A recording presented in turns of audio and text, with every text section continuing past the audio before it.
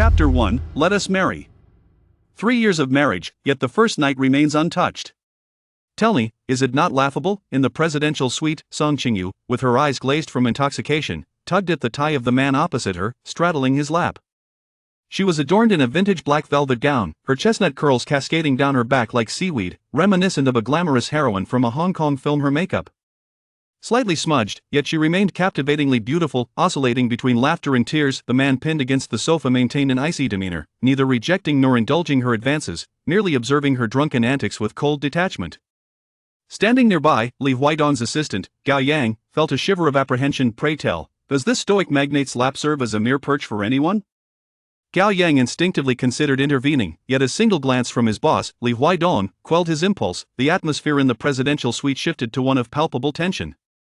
Qingyu, oblivious to Gao Yang's presence, leaned against Li Huaidong's shoulder, continuing her lament. My ex-husband claimed that women who have traversed the entertainment industry are too tainted, fearing that sharing a bed with me might lead to illness. How can he think so of me? I entered the industry at 18, each step taken with diligence, never trading my body for favors I truly never have. Ex-husband? A flicker of interest softened Li Huaidong's otherwise frosty gaze. Divorced, of course. My ex-husband cheated during our marriage, seeking solace in the arms of his former lover. He is devoid of morals, yet I am a woman of principles. Had I not divorced, would I have dared to share a room with you? She drunkenly pointed at her purse. The fresh divorce papers lie within. If you have any doubts, feel free to verify before we proceed to bed. Gao Yang was rendered speechless. What does this mean? Does the boss know this woman? What does it imply? Is she indeed suggesting she intends to sleep with his boss? Should he remain or make a hasty exit? Caught in his turmoil, he observed Li Huaidong gesture toward him, his long fingers indicating the door. Understood, he was being dismissed. Gao Yang hurriedly exited, ensuring to close the door gently behind him. Now, only Li Huaidong and Qingyu remained in the presidential suite. Li Huaidong adjusted the tie that Qingyu had asked you, his deep-set eyes locking onto hers. You wish to share a bed with me? Isn't your job to accompany others to bed? At this moment, Qingyu's mind was clouded, yet she recalled her friend Shang Xingnai's earlier proposal at the bar to book a presidential suite and find her a vivacious young man to celebrate her divorce. Initially, she thought Shang Xingnai was jesting, but to her surprise, she had indeed arranged it. To her astonishment, her friend's taste was impeccable. The man before her boasted chiseled features, a model-like visage, and an impressive physique. Even through his shirt, she could feel the contours of his muscular form when she leaned against him. Moreover, he carried himself with an air of sophistication, dressed impeccably in a suit, embodying the archetype of a dominant CEO. Reflecting on her ex-husband, Lu Yanchuan, she had once deemed him the best-dressed man in a suit. However, compared to the man before her, he seemed utterly lacking. My job is to accompany you to bed? Li Huaidong smirked. And how much did you pay for my company? I do not know. My friend covered the costs, claiming it was to celebrate my divorce. Having spoken extensively, Qingyu felt parched. She reached for a glass on the side table to quench her thirst but fell short. Li Huaidong extended his hand, retrieving the glass and bringing it to her lips. She tilted her head back like a fawn, drinking eagerly, and upon finishing, licked her lips, a blend of innocence and allure. Thank you. You are remarkably considerate. She nestled deeper into his embrace, her soft body brushing against him, igniting the primal urges within him. Li Huaidong, fighting against his instincts, ultimately surrendered to his desires. Indeed, if he could refrain from acting on his impulses at this moment, he would not be a man. He stood, lifting Qingyu effortlessly and placing her upon the bed, shedding his tie before leaning over her. Qingyu, those who bravely conclude one chapter shall be rewarded with a new beginning. Your friend is correct. This evening deserves a proper celebration. With that, Li Huaidong captured her lips in a fervent kiss, his dominance overwhelming, providing her no time to react as his tongue breached her defenses, entwining and devouring. A night of unrelenting passion. When Qingyu awakened, her limbs ached as if they had been disassembled. The wild escapade from the previous night felt like a euphoric haze, momentarily allowing her to forget her failed marriage and the humiliation inflicted by her ex-husband, Lu Yanchuan. Yet, as the alcohol and pleasure ebbed, the painful reality of her situation crystallized. Indeed, escapism through indulgence bore little fruit. The sound of water cascading from the bathroom signaled the presence of a tall silhouette behind the frosted glass door. One must concede, Shang Xingnai had truly found her an exceptional partner. The experience had far surpassed her expectations. She had anticipated that her first time would be fraught with discomfort, yet this man had soothed her fears with tenderness and patience, granting her the euphoric sensations. Described in romantic novels. If she were to assign a score, she would wholeheartedly bestow a perfect rating. Last night had been undeniably wonderful, yet as dawn broke and her sobriety returned, the thought of facing the man with whom she had shared such intimacy filled her with a sense of embarrassment. Thus, Song Qingyu resolved to slip away quietly while the man bathed. Avoiding any confrontation, she cautiously lifted the covers, donned her dress, grabbed her purse, and stealthily approached the door.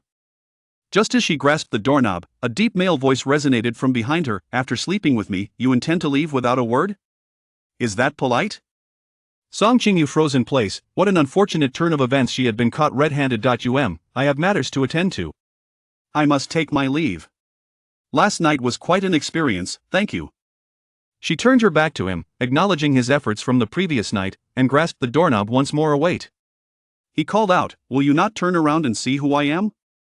Our connection was but for one night. There is no need for further acquaintance. With that, Song Qingyu opened the door. As she cracked it open, the man swiftly approached, his long arm reaching out to slam the door shut with a resounding thud.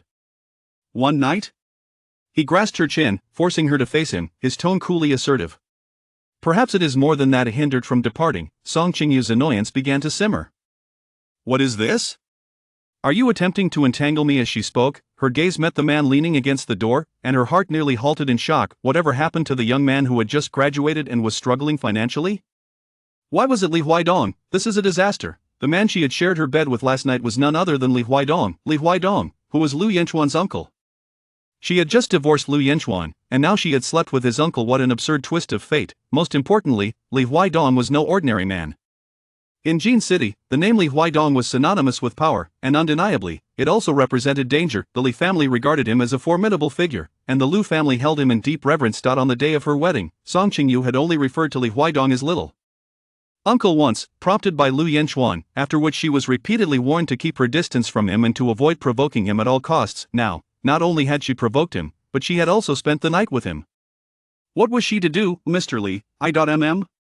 Li Huaidong's displeasure was evident as he drew closer to Song Qingyu. Fresh from a shower, he wore only a towel around his waist, droplets of water glistening on his sun-kissed skin, accentuating the muscular contours of his upper body in a most enticing manner. Song Qingyu lowered her gaze, too shy to look around. Why are you looking down?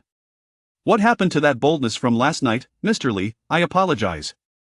I was drunk. I must have entered the wrong room. I'm sorry, it was my fault for offending you. Offending? Li Huaidong grasped her hand, guiding her fingers across his chiseled chest and slowly down to the enticing blind, revealing a patch of skin marred with scratches. Miss Song, would you call this mere offense? As she beheld the evidence of her own actions etched upon his skin, her face flushed with disbelief. Goodness, how could alcohol lead to such folly? She regretted her decision to drown her sorrows over a divorce. I'm truly sorry, I lost control due to intoxication. Such significant marks merely warrant an apology? I cannot accept that, Li Huaidong stated. Significant marks? They had already scabbed over. Moreover, she couldn't be solely responsible for these scratches. Had he not been so acrobatic last night, she would not have left her mark on him.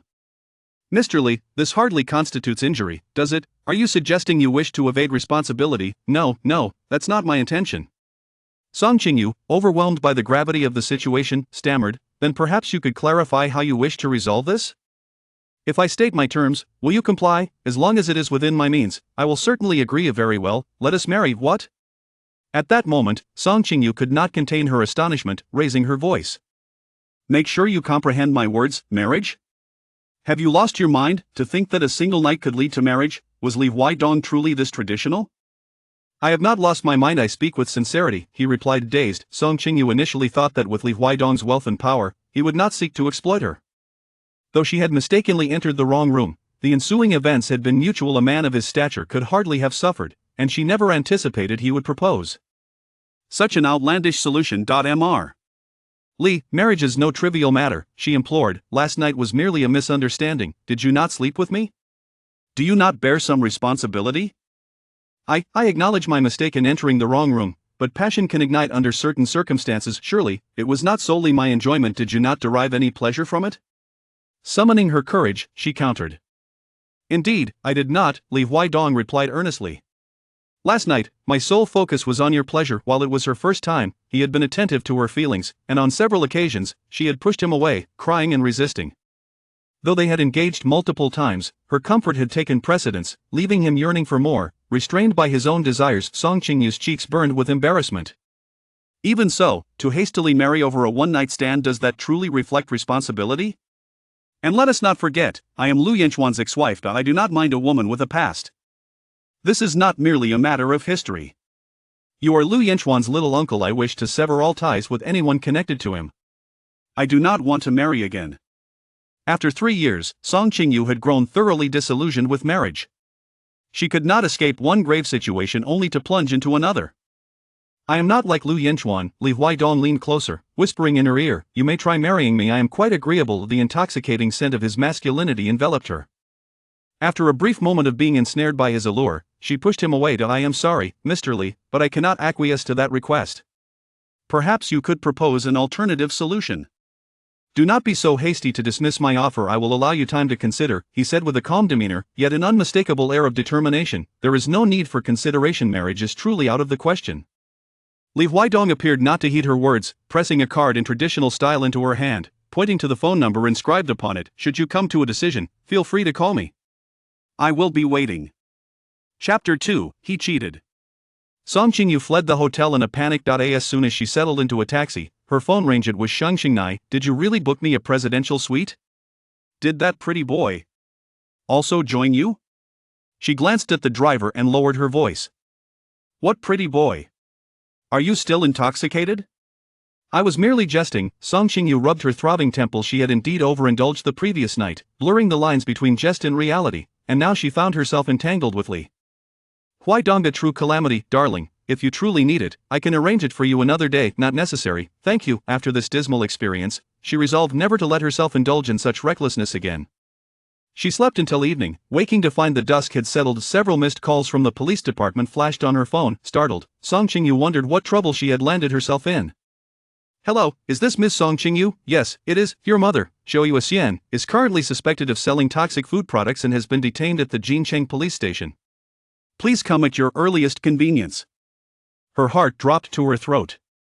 "All right, I will be there immediately." She hung up and hurried to the police station. Upon arrival, she encountered her mother, who bore handcuffs and an exhausted expression. Without first explaining the situation, she asked, "Qingqing, have you divorced Yanchuan?" "Yes." "Were you not always getting along well?" What prompted the sudden divorce? Having spent 3 years in the Lu household, Song Qingyu had only shared good news with her mother, who believed her life was idyllic save for their lack of children. "Is it because Yanchuan believes you cannot conceive, that?" "No, that's not the issue." Song Qingyu took a deep breath, deciding there was no need for further concealment. "Lu Yanchuan cheated on me. I saw him in bed with another woman." "Does this have anything to do with your divorce?" "Yes. The restaurant I rented is part of the Lu family's property. This morning, I received a call from them insisting I vacate the premises. They are no longer renting it to me, and relocating is no simple task. I refused, and this afternoon, someone reported my restaurant for unlawfully using poppy to attract customers." "Poppy? Did you use it?" "Of course not. Throughout these years of operating my restaurant, I have only used the finest ingredients, emphasizing honest business practices. Yet, the police found poppy husks in my kitchen." "Have you been framed?" "It is undoubtedly a scheme devised by the Lu family to force me to vacate. Your mother-in-law, Li Shanglan, has long harbored a disdain for me. Previously, she was restrained by the late Mr. Lu, but with his departure and your divorce, how could she possibly allow me to continue renting the Lu family's commercial property?" Zhou Yuxian lamented, her face etched with worry. "Qingqing, the closure of this restaurant is trivial. The gravest concern is that I have recently forged a partnership with Huajing Foods and commenced production of a batch of marinated delicacies, which have already garnered a flurry of online orders. If news of food poisoning escalates, customers will undoubtedly request refunds, and Huajing will hold me accountable. The compensation would be far beyond my capacity to bear." Though Zhou Yuxian, Song Qingyu's mother, had little formal education, she was the epitome of a strong woman. After the passing of Song Qingyu's father, who sacrificed himself to save the late Mr. Lu, Zhou Yuxian utilized the burial funds provided by the Lu family to embark on her entrepreneurial journey, establishing the Yuxian restaurant. Over the years, the establishment flourished, and her ancillary businesses multiplied. E-commerce was a recent venture she had undertaken. "What shall we do now? Since the Lu family has taken action, they will certainly not allow the police to gather incriminating evidence easily. Furthermore, given the Lu family's influence in Jincheng, even if the police possess evidence, they may hesitate to act against them. Qingqing, the only recourse we have is for you to appeal to Yanchuan and plead for leniency from the Lu family, allowing us, a trio of orphans and widows, a chance at survival." I understand this may place you in a difficult position, but I am at my wit's end. You and Yanchuan have been childhood friends and share 3 years of marital bonds. I believe that if you speak up, he will not be so heartless as to drive us to despair. Chapter 3. The shifting tide. Qingyu truly wished to sever all ties with Lu Yanchuan. However, the misfortune that befell her mother was a consequence of her actions. Now, her mother not only faced the threat of imprisonment but also a staggering financial burden, compelling her to intervene. Upon leaving the police station, she promptly dialed her ex-husband, Lu Yanchuan. The call was answered by Xiaowaning, Lu Yanchuan's former girlfriend and a cherished friend from childhood. Old Master Lu discerned Qingyu's affections for Lu Yanchuan and took the initiative to facilitate their union, unexpectedly finding Lu Yanchuan in agreement. Thus, Lu Yanchuan wed Qingyu. For 3 years, however, the marriage was fraught. Lu Yanchuan disapproved of her public presence in the entertainment industry. Consequently, Qingyu relinquished offers from esteemed directors and abandoned her burgeoning career to dutifully serve as a full-time wife in the Lu household. She devoted herself to caring for her ailing grandfather-in-law and attending to her in-laws, yet all her sacrifices culminated in Lu Yanchuan's infidelity. It was on that faithful day that Qingyu's heart turned to stone, resolutely deciding to pursue a divorce. Qingyu, you are already divorced. Why do you still cling to Yanchuan? Xiaowaning's voice dripped with sarcasm over the phone. Is watching our performance not enough to stir your heart? Have you come to regret your decision? What about Lu Yanchuan? Please hand the phone to him, I must speak with him. Yanchuan? He is currently indulging in alcohol. If you wish to find him, he is at Nightshade Bar, room 306, Xiaowaning concluded before abruptly ending the call. Qingyu had no choice but to take a taxi to the Nightshade Bar. Yanchuan, after 3 years of marriage, have you truly never touched Qingyu? Just as Qingyu arrived at the door of the private room, she overheard voices from within. No, we have been sleeping in separate rooms for 3 years. Why is that? Women who have mingled in the entertainment industry are too tainted, I fear contracting a disease. Laughter erupted within the room. A candid voice remarked. There's no need to generalize, there are those in the entertainment circle who maintain their integrity. She is indeed tainted, I am certain. Lu Yanchuan's definitive words struck Qingyu's heart like a bullet, leaving her disoriented with pain. The man she once loved, her former husband, so shamelessly defamed her in front of this gathering. How can you be so certain? Suddenly, Xiaowaning swung open the slightly ajar door, exposing the trembling and infuriated Qingyu to the crowd.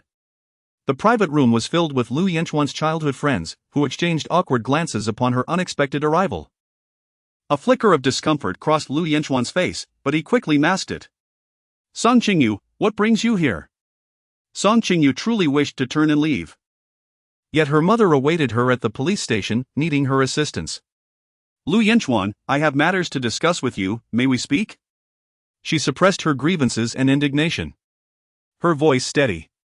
If you have something to say, do so here. We are divorced now, and it would not please Ning for us to meet privately. Lu Yanchuan tightened his grip around Ning's slender waist. Isn't that right, Ning? 3 years of marriage, and you have not so much as touched her, indicating she holds little allure for you. Ning nestled closer to Lu Yanchuan. Yanchuan, I trust you, but I truly dislike her seeking you out alone. Did you hear that, Qingyu? Ning disapproves, speak your mind here. In response, Qingyu directly inquired, has something happened at my mother's restaurant? Did you orchestrate it? Are you admitting it? What if I am? Lu Yanchuan replied dismissively. Qingyu, you expressed a desire for divorce. When you uttered the word divorce, you should have understood that your family would no longer receive any benefits from the Lu family. My mother rents a shop from the Lu family and pays the rent regularly, how is that a benefit? Do you believe that a shop from the Lu family can be simply rented with money? The tone of Lu Yanchuan was haughty. Your mother knows very well how her small restaurant has achieved such scale. Those patrons come not merely for the food, but largely out of respect for the Lu family. We will vacate the premises, just grant us a little time. Please, show mercy to my mother, Qingyu softened her tone. The location is prime. I intend to gift it to Ning for her studio. There is no time to dawdle while you deliberate on relocating, this method is the swiftest. Qingyu's heart felt as though it had been struck by a bullet. Lu Yanchuan had schemed to ensnare her mother, merely to ingratiate himself with Xia Weining. Lu Yanchuan. Our grievances have nothing to do with my mother, she is innocent. If you wish for me to spare her, so be it. Lu Yanchuan lifted a glass of wine and poured it onto the black marble floor. Clean it up immediately, and I shall let her go. Yanchuan. Some believed Lu Yanchuan had gone too far and tried to intervene. However, he silenced them with a gesture. Anyone who dares to plead for Song Qingyu today shall no longer be my friend. The room fell into an immediate hush. Qingqing. Do it quickly, Xia Weining smiled brightly at Song Qingyu. Saving your aunt is of utmost importance. She is of advanced age and suffers from high blood pressure. Should she be sentenced to 3 to 5 years, enduring the hardships of prison life, her survival upon release would be uncertain. You have always been filial. You cannot allow your mother to perish behind bars. Song Qingyu realized that Xia Weining was deliberately provoking her. She chose to disregard Xia Weining and continued to confront Lu Yanchuan. Lu Yanchuan, I fail to comprehend why you insist on tormenting me. Is divorce not your desire? I have already made space for the one you love. What more could you possibly want? Because only I can initiate the divorce, Song Qingyu, you are unworthy. Lu Yanchuan replied with impatience, enough of this chatter, either submit quickly or leave at once. Song Qingyu realized that given Lu Yanchuan's demeanor, it was utterly impossible to seek her mother's survival from him. How naive she had been to expect humanity from a man engaged in infidelity. She should never have approached him. Lu Yanchuan, once we were bound as husband and wife, I had no desire to sever ties, but your actions have gone too far. First, you conspired against my mother, and today, in front of so many witnesses, you tarnish my reputation. You are nothing short of a monster. As Song Qingyu's words fell, she seized a pitcher of chilled beer from the table and, taking advantage of Lu Yanchuan and Xia Weining's momentary distraction, abruptly splashed it upon them. I, Song Qingyu, stand with integrity. It is you, the disloyal couple, who are truly filthy. Go cleanse yourselves. Ah! Xia Weining shrieked as she was drenched, while Lu Yanchuan's shirt became instantly soaked. The individuals in the private room were taken aback, frozen in place.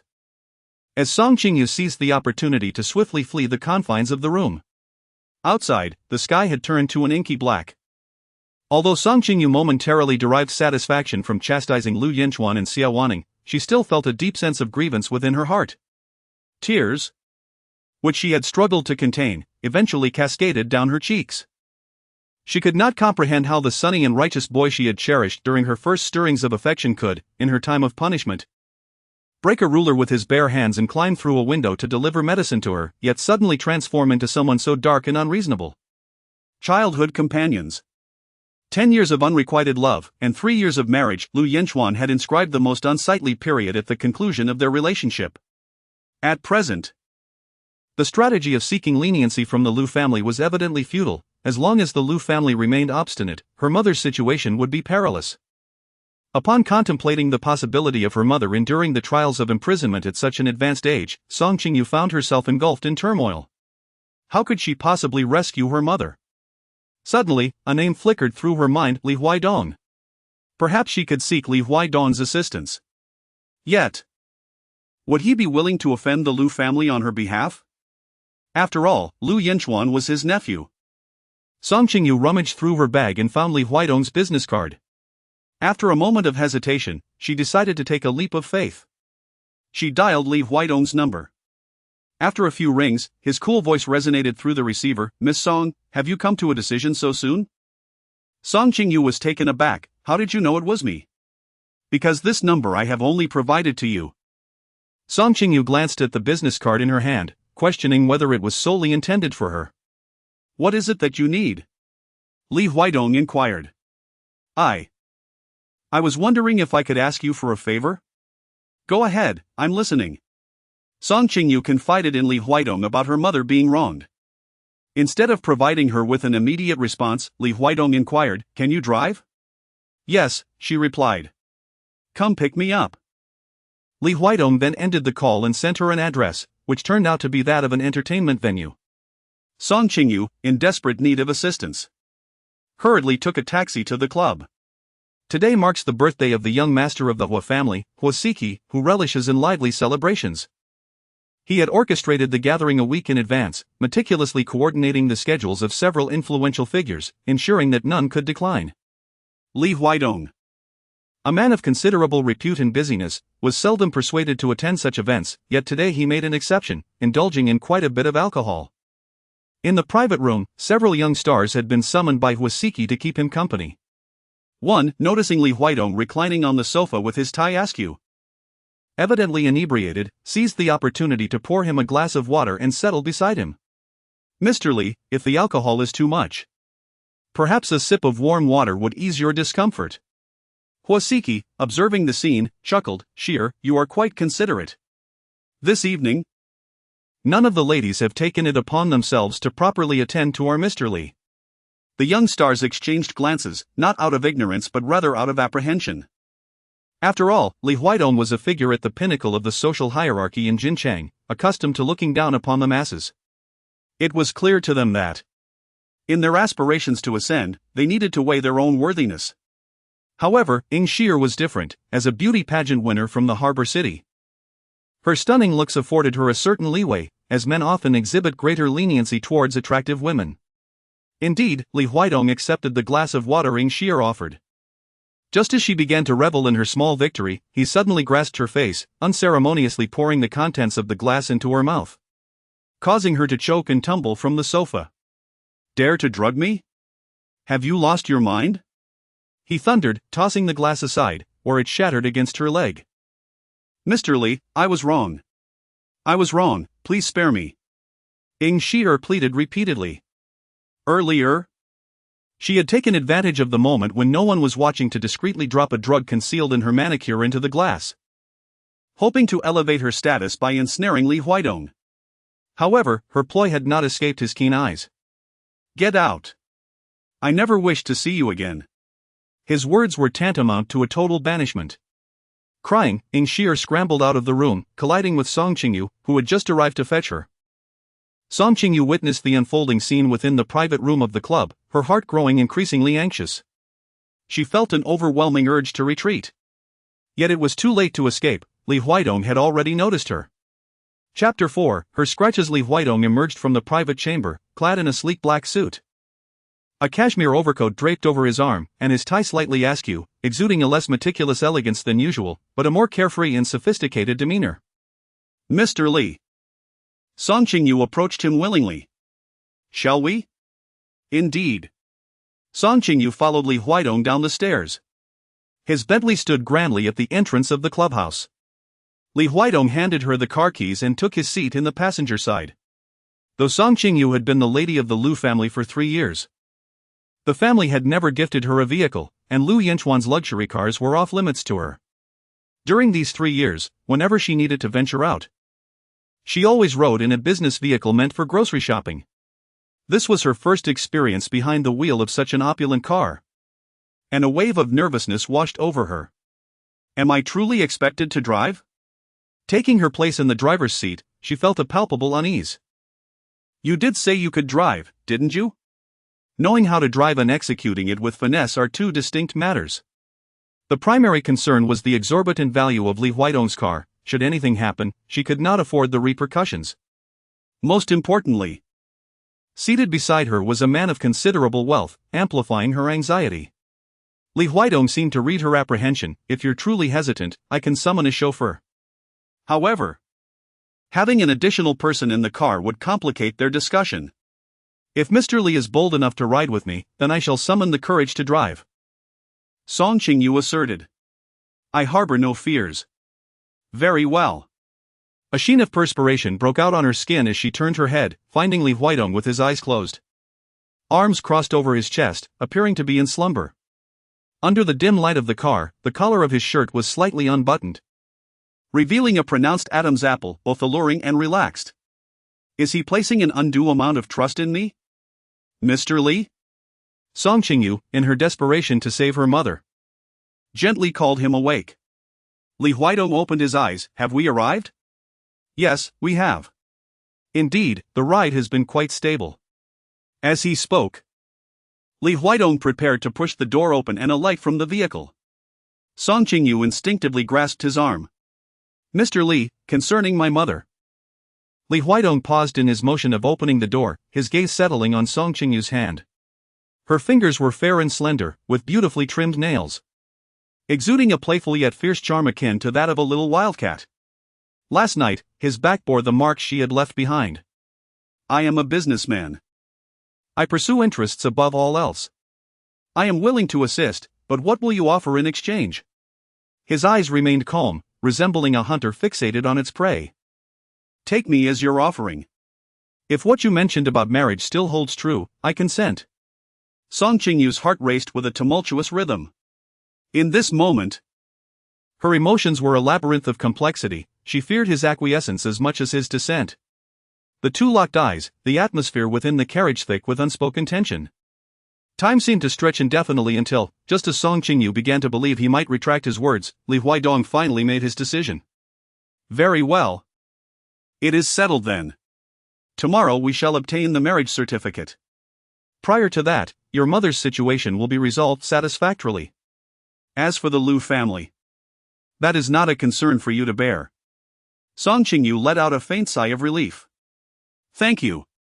The car had already reached her doorstep. And such gratitude was merely verbal? Li Huidong leaned closer to her.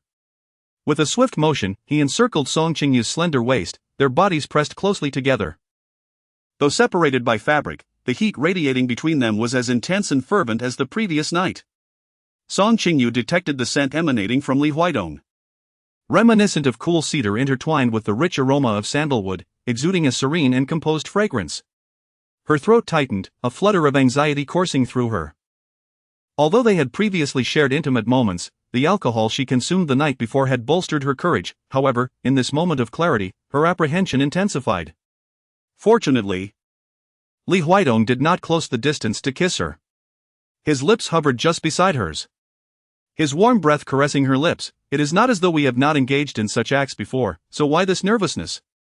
Rest assured. I shall not approach you again until the time is right. We have ample days ahead of us. At the entrance of the bar, Lu Yanchuan sat in his Lamborghini, enveloped in smoke, as images of Song Qingyu dousing him with beer flickered through his mind. Throughout their 3-year marriage, Song Qingyu had been as compliant as a marionette. But today she appeared vibrantly alive. Xia Wanning entered the car and, noticing Lu Yanchuan lost in thought, leaned against his shoulder. Yanchuan, what occupies your mind? Do you truly intend to imprison Song Qingyu's mother? Let her see how she begs me, he replied. You still hope she will plead with you, don't you? Are you reluctant to sever ties with her? Xia Wanning nestled in Lu Yanchuan's embrace, observing a fleeting glimpse of uncertainty in his eyes. I trust you. It is my fault for choosing to study abroad 3 years ago. It is all in the past, there is no need to revisit it. Tomorrow, I will take you to see the shop I am gifting you. Mentioning the shop brought a smile back to Xia Wanning's face. All right. Thanks to Li Huidong's intervention. The following day, her mother, Zhou Yuxian, was released. Yesterday, I was taken away by the police. The staff witnessed the incident. And now the atmosphere in the store must be tense. I must go and reassure everyone. Song Qingyu, unable to resist her mother, had no choice but to accompany her to the shop. Zhou Yuxian's tavern was situated on Haifeng Street. Xia Wanning, what brings you here? As soon as Zhou Yuxian spotted Xia Wanning, her temper flared instantly. Xia Wanning was taken aback. Wasn't this old woman supposed to be in custody? How could she have emerged so swiftly? Auntie, it's been a while. Why are you so irate? Song Qingyu's father was once a chef for the Lu family, while Xia Wanning's father served as their chauffeur. During that time, both families resided in the staff quarters of the Lu estate and maintained a cordial relationship. When Xia Wanning was very young, her mother abandoned her, leaving her to live with her father. Zhou Yuxian took pity on her and frequently brought her food and drink. It was Zhou Yuxian who accompanied Xia Wanning to purchase sanitary pads when she first menstruated. Aunt, your words are rather harsh, Xia Wanning replied, feeling wronged.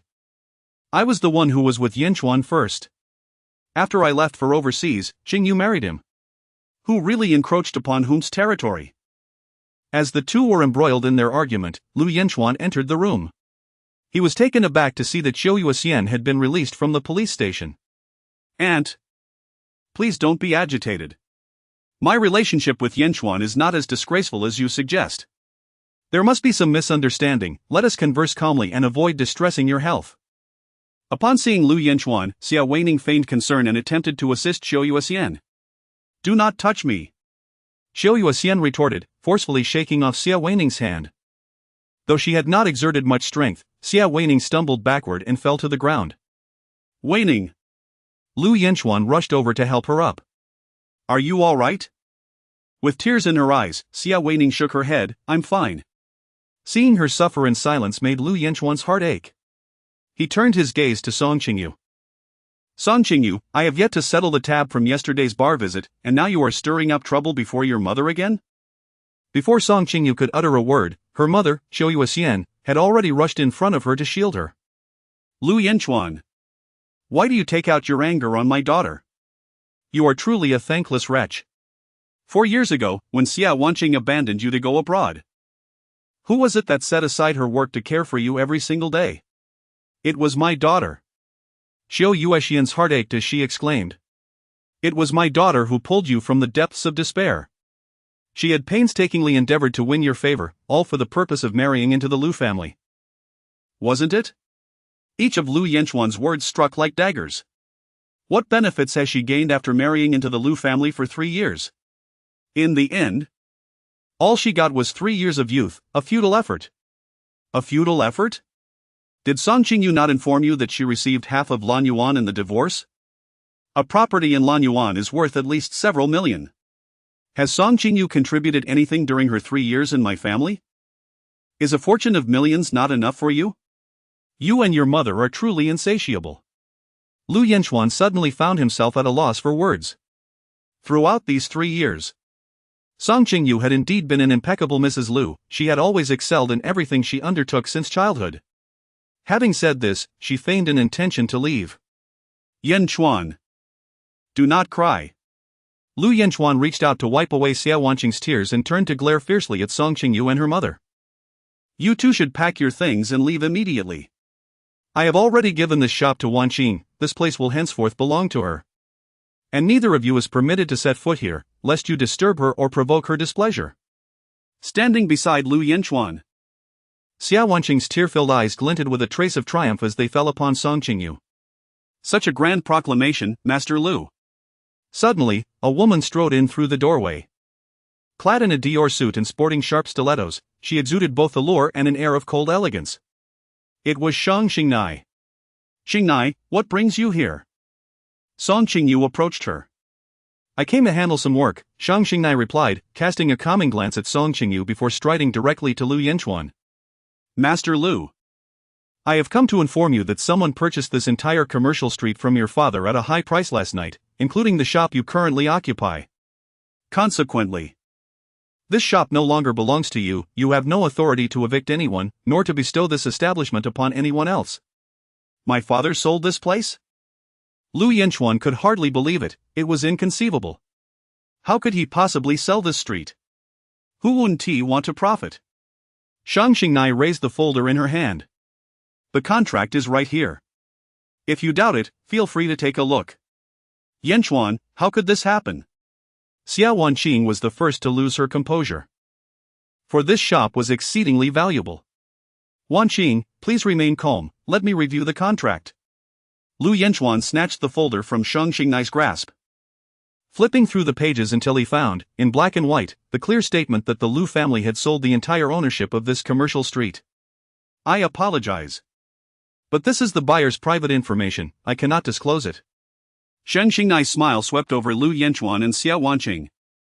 I merely came to say that you two should refrain from being overly arrogant on someone else's territory, it is quite embarrassing. Lu Yanchuan, feeling cornered, wore an expression of displeasure. Song Qingyu seized the mop from the corner and waved it at Lu Yanchuan and Xia Wanling. Get out of the way. You're hindering our business. Song Qingyu. What madness has overtaken you? Lu Yanchuan exclaimed, shielding Xia Wanling behind him. He pointed an accusing finger at Song Qingyu. Your mother was just arrested yesterday and released today, and coincidentally, this commercial street has been purchased by someone. Have you aligned yourself with some wealthy benefactor? Song Qingyu's heart trembled. What nonsense are you spouting? Leave at once. She thrust the mop directly against Lu Yanchuan's trousers. Forget it, Yanchuan, she's lost her mind. Let's go. Xia Weining grasped Lu Yanchuan's hand and hurriedly led him away. Xiao Yuxian, noticing Lu Yanchuan's departure, quickly seized Shang Xingnai. Xingnai, who purchased all the shops on Haifeng Street. Chapter 5, Wedding Night. I'm not quite sure. Today, our leader sent me here, Shang Xingnai replied, glancing at Xiao Yuxian. The buyer assured that you need not relocate your establishment, and the rent will remain unchanged. Your restaurant can continue operating here. Is that true? Xiao Yuxian exclaimed joyfully, clasping her hands in gratitude towards the heavens. Who is this benefactor? I am immensely grateful. A benefactor, indeed? Song Qingyu did not believe in any deities. She suspected that it was highly likely that Li Huaidong was the one pulling the strings behind the scenes. However, she had not solicited his assistance regarding the matter of the tavern. His help was indeed comprehensive and all-encompassing. As soon as the name Li Huaidong flashed through Song Qingyu's mind, her phone rang. It was none other than Li Huaidong calling. She quietly moved to the window and answered the call. Mr. Li, has the matter been resolved? Song Qingyu was momentarily taken aback. Li Huaidong did not mention your mother, but instead referred to her directly, which made the statement resonate with an awkward sense of forced acknowledgement. It's all taken care of. Now, let's go and obtain the certificate. Are you outside? Yes. Song Qingyu tiptoed to glance out the window. Beneath the sycamore tree across the street, a black Bentley gleamed in the light. Wait a moment, I will be right out. Taking advantage of her mother and Shang Xingnai's engrossing conversation, Song Qingyu excused herself under the pretext of attending to an urgent matter and departed from the restaurant ahead of them. She swiftly crossed the street and approached the vehicle, pulling open the door to enter. Li Huaidong, clad in a crisp white shirt today, sported a neatly styled side parting, exuding an aura of cold elegance and striking handsomeness. Reminiscent of a refined and unpretentious senior from a university campus, embodying a blend of maturity and youthful charm. Song Qingyu prided herself on having encountered countless handsome men in the entertainment industry, yet each time she laid eyes on Li Huaidong, she couldn't help but marvel at the divine artistry of creation. Mr. Li, thank you for saving my mother. You were the one who purchased this commercial street, weren't you? Yes. Thank you. We're about to obtain our marriage certificate, so there's no need to keep expressing gratitude. Song Qingyu's expression betrayed her hesitation upon hearing about the marriage certificate. Mr. Li, there are certain matters I wish to clarify before we proceed with the certificate, she stated. Please, go ahead. Firstly, after our marriage, I do not intend to be a full-time housewife. I aspire to continue my career in the performing arts. After 3 years of marriage into the Lu family, Song Qingyu, constrained by Lu Yanchuan's aversion to her public appearances, relinquished her career in the entertainment industry to dedicate herself as a full-time housewife. During these 3 years, she resembled a bird with clipped wings, gradually losing her spirit and freedom within the confines of the Lu household. The absence of employment led to a lack of financial independence, which in turn stripped her of confidence and voice. Although she bore the title of the Lu family matriarch, her existence was less dignified than that of the household staff. Thus, as she entered this new marriage, she resolved not to repeat her past mistakes. Of course, Li Huaidong readily agreed, affirming that she was free to pursue any endeavors she desired. Really? She asked. Indeed, he replied. I do not require my wife to earn a substantial income, but I wholeheartedly support her in realizing her true potential. Song Qingyu felt a pang of emotion in her eyes. Li Huaidong had indeed experienced 6 more years of life than Lu Yanchuan, and the disparity in their perspectives was unmistakable. Thank you, Mr. Li. Moreover, I hope you would agree to one more thing. Could we possibly refrain from announcing our marriage for the time being? A secret marriage? Yes. The reason is twofold. Firstly, my profession is rather unique, and I prefer to keep my private life away from the public eye. Secondly, having just divorced Lu Yanchuan and then marrying you. If we were to make this public, it would undoubtedly invite unwarranted gossip, which would be detrimental to both of us. Li Huaidong remained silent for a few seconds before nodding in agreement. As you wish. Song Qingyu had not anticipated that despite Li Huidong's seemingly aloof and unapproachable demeanor, he was, in fact, quite agreeable. A weight lifted from her heart, and her tone became noticeably lighter. "Mr. Li, I have conveyed all my requests, now. Why don't you share what you desire?" Li Huidong met her gaze and replied, "First, do not refer to me as Mr. Li any longer." "Then what should I call you?" she inquired. "By my name or husband?" "Husband." Song Qingyu inexplicably recalled the time when she and Lu Yanchuan had just tied the knot. At that moment, she had a strong desire to address each other as husband and wife, yet Lu Yanchuan outright rejected her, finding her affectionately clingy. Song Qingyu gently licked her lips, neither affirming nor denying, merely inquiring, "Is there a third?" "The third, to move in with me. And all the duties of a husband and wife must be fulfilled without exception." "Ha? Ha, what?" Li Huidong's hand caressed her cheek, "Qing. We are genuinely married with a certificate. This is not child's play, nor is it a performance, do you understand?" Song Qingyu felt a tingling sensation all over her body at the sound of him calling her Qing. Although her family and friends often addressed her with the same name, when it escaped Li Huidong's lips, it felt as if it were electrified. Noticing her dazed expression, Li Huidong furrowed his brow and inquired, "What is it? Do you have any objections?" While other matters seemed trivial, what truly mattered was the incident that transpired the night she was inebriated. That was something that could not be overlooked.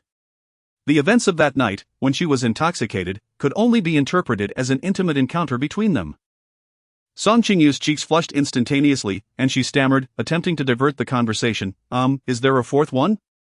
"There is none," replied Li Huidong, tilting her chin to ensure she met his gaze. "Remember, the last point is crucial and frequently tested." "Frequently?"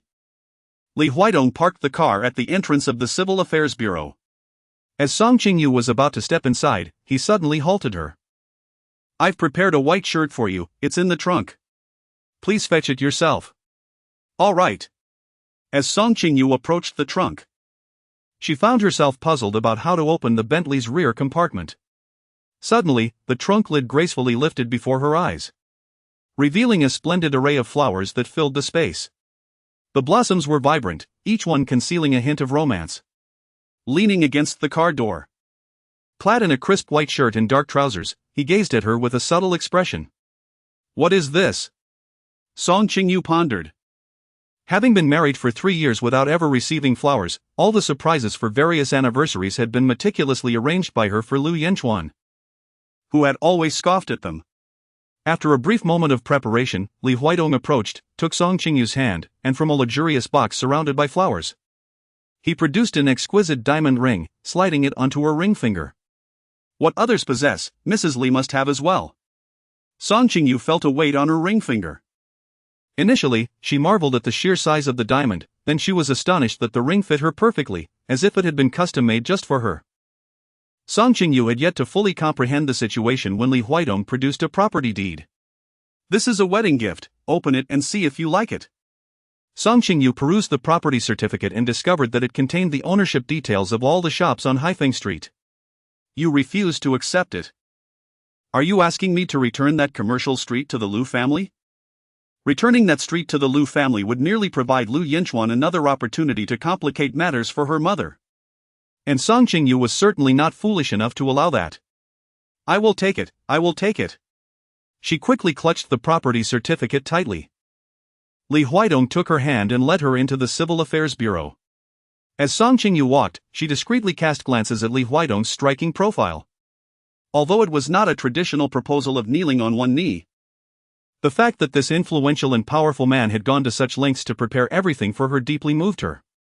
Prior to their visit, Li Huidong had made arrangements for a green channel at the Civil Affairs Bureau, and together they quietly obtained their marriage certificate. Upon exiting the bureau, Li Huidong drove her to the villa in Taoyuan. "From now on, this will be our home," he declared. Song Qingyu entered the villa's courtyard. Later, she contemplated planting a pomegranate tree in the garden of Lan Yuan, but Lu Yanchuan forbade it, stating that to plant a fruit tree in a villa worth tens of millions was to diminish its value. Song Qingyu followed Li Huidong into the grand hall. The hall was adorned with vibrant red double happiness characters, a simple embellishment that suddenly made Song Qingyu acutely aware of the reality of her remarriage. Greetings, young mistress. I am the steward of Taoyuan, my surname is Kong. Steward Kong was a man nearing 50, and as he gazed at Song Qingyu, his eyes concealed an unmistakable smile and a sense of satisfaction. I have watched the young master grow, and today, as he weds, I am more delighted than anyone else. Should you require anything in the future, do not hesitate to seek my assistance. Wonderful. Kong Shu's smile deepened, clearly genuine in his happiness. As they conversed, a man in a black suit entered from outside. It was Qingyu, Li Huaidong's personal bodyguard. Mr. Li, Mr. Luo has been waiting. Qingyu whispered in Li Huaidong's ear. Li Huaidong nodded and turned to Song Qingyu, saying, I must fly to New York shortly. I will have Qingyu and Steward Kong assist you with the move. If you need anything, just let them know. You have a business trip today? Song Qingyu assumed that since they had just registered their marriage today, he would at least take the opportunity to become more acquainted with her at home. Li Huaidong exchanged a knowing glance with Qingyu and Uncle Kong, prompting the two to exit the hall. Once they had departed, Li Huaidong stepped forward and wrapped his arms around Song Qingyu's waist. What are you doing? Song Qingyu stammered, flustered. Are you disappointed that I have to go on a business trip? He asked. That's not what I meant, she retorted. Then what was that expression just now? It's just that I've only just arrived here. I'm not very familiar with them yet, and today marks the first day of our marriage registration. Being here alone feels rather strange. Song Qingyu. There is no need for that. She did not mean it in that way. Li Huaidong is away on a business trip, yet he has entrusted Qingyu to her care. Qingyu remains by her side, his demeanor reserved and taciturn, exuding an aura that discourages familiarity. Nevertheless, he possesses considerable strength, adeptly handling the luggage with remarkable efficiency as he navigates the stairs. After Song Qingyu relocated everything to Taoyuan, she placed Lan Yuan up for sale. Lan Yuan was a wedding gift from the late Master Lu to her and Lu Yanchuan. During their divorce, her former mother-in-law, Li Shanglun, initially intended for her to leave empty-handed.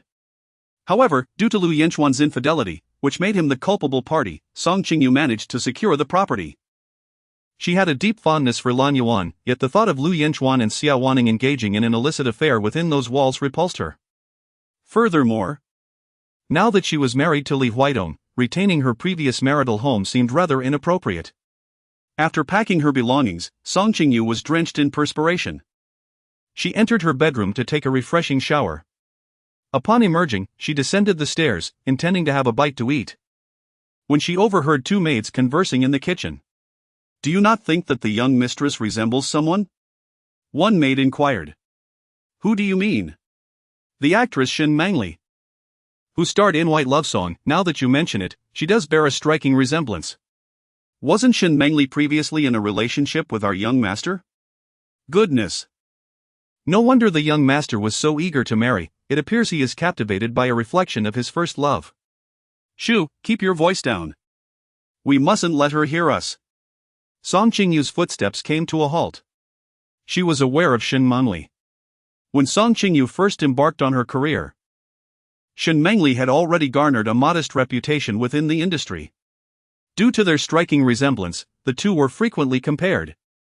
And various marketing entities even dubbed Song Qingyu as Little Shin Mangli, much to the chagrin of Shin Mangli's fans, who felt that Song Qingyu was merely riding on Shin Mangli's coattails. However, after Song Qingyu won accolades for her performance in the film Shadow, her stature rose, eclipsing that of Shin Mangli, which finally silenced the latter's fans. It was revealed that Shin Mangli was the first love and cherished memory of Li Huaidong. No wonder Li Huaidong was so insistent on marrying her following an unexpected one-night affair. It was because her visage bore an uncanny resemblance to that of his beloved. Song Qingyu felt a pang of bitterness in her heart. Her ex-husband, Lu Yanchuan, had a first love, a radiant memory, and so did Li Huaidong. Why was it so unfortunate that each of her husbands cherished a first love? Upon returning to her bedroom, she could not resist the urge to open a webpage to search for news about Shin Mangli.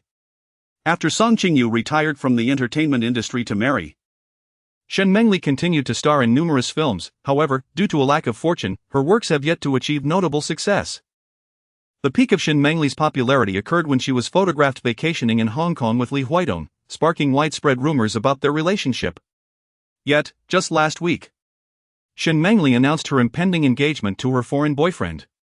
Coincidentally, the date of her engagement coincided with the day Li Huidong had an affair with Song Qingyu. Could it be that Li Huidong's relationship with her and his insistence on marrying her is a form of revenge against Shin Mengli?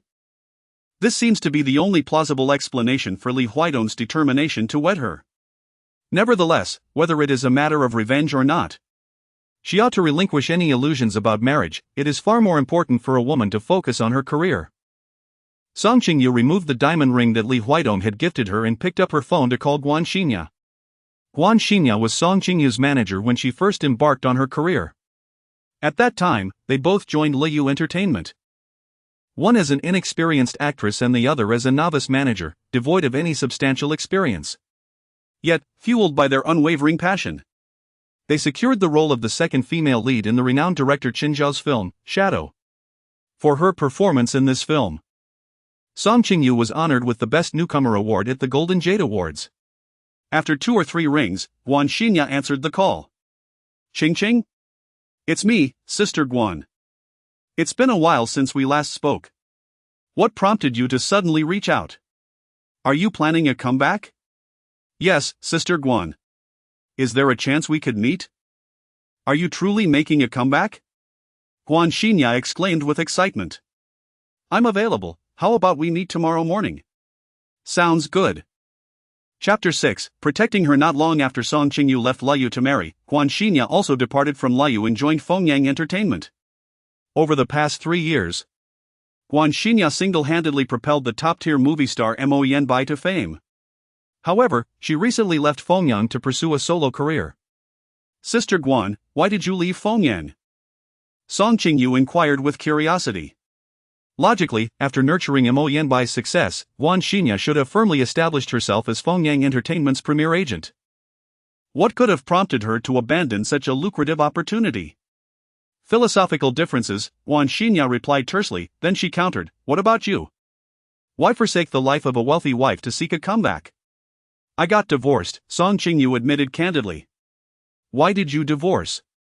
Lu Yanchuan cheated, she answered. Look at that. I told you so. Guan Xinye exclaimed, striking the table in frustration. When you were about to retire to marry, I repeatedly warned you that Lu Yanchuan was not a virtuous man. Yet, you, lost in the throes of love, insisted on marrying him. Now look.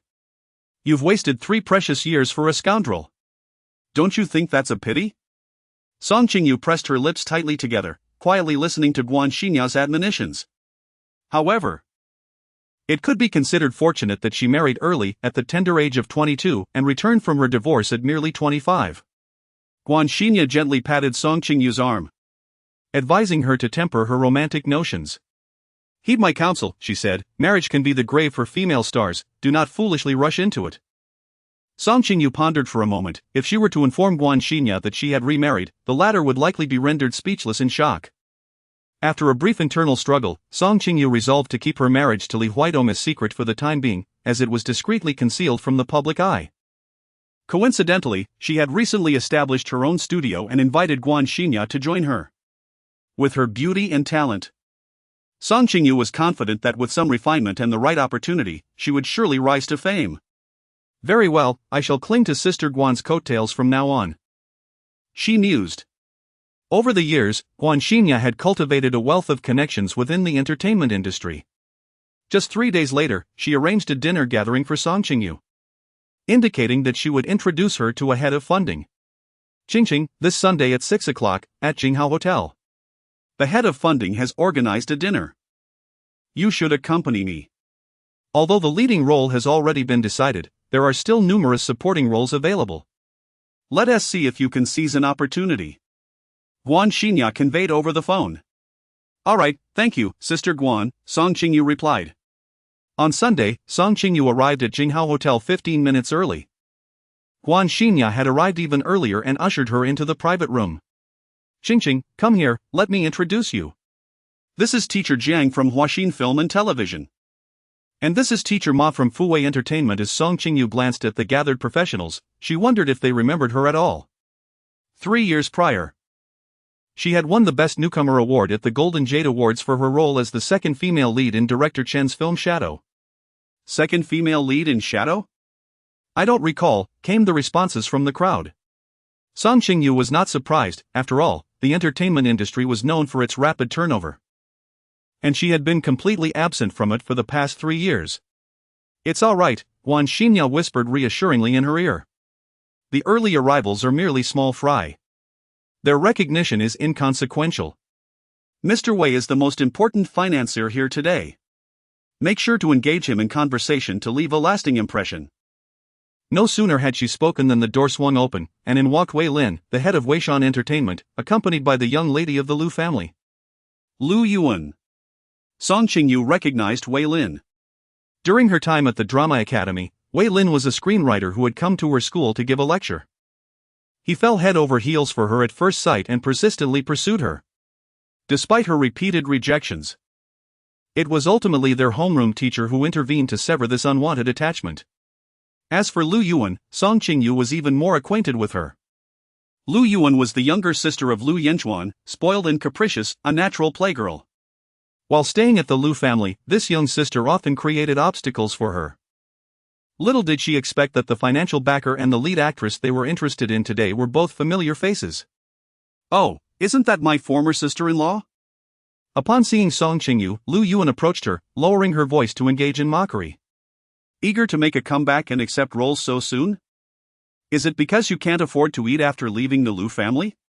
Song Qingyu smiled and said, Indeed. I have been compelled to take on roles to make ends meet. What brings you, Miss Lu, to the world of acting? Is the Lu family facing bankruptcy? Lu Yuan glared at her. You.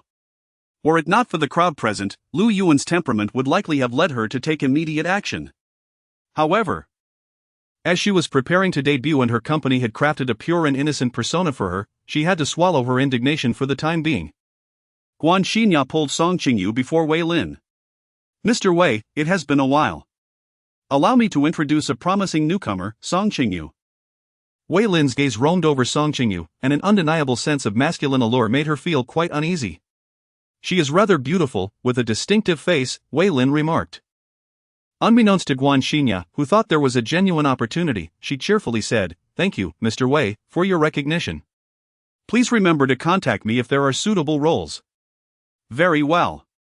As everyone took their seats and dined while conversing, Song Qingyu learned that Wei Lin was already married and was now the son-in-law of the Fei family.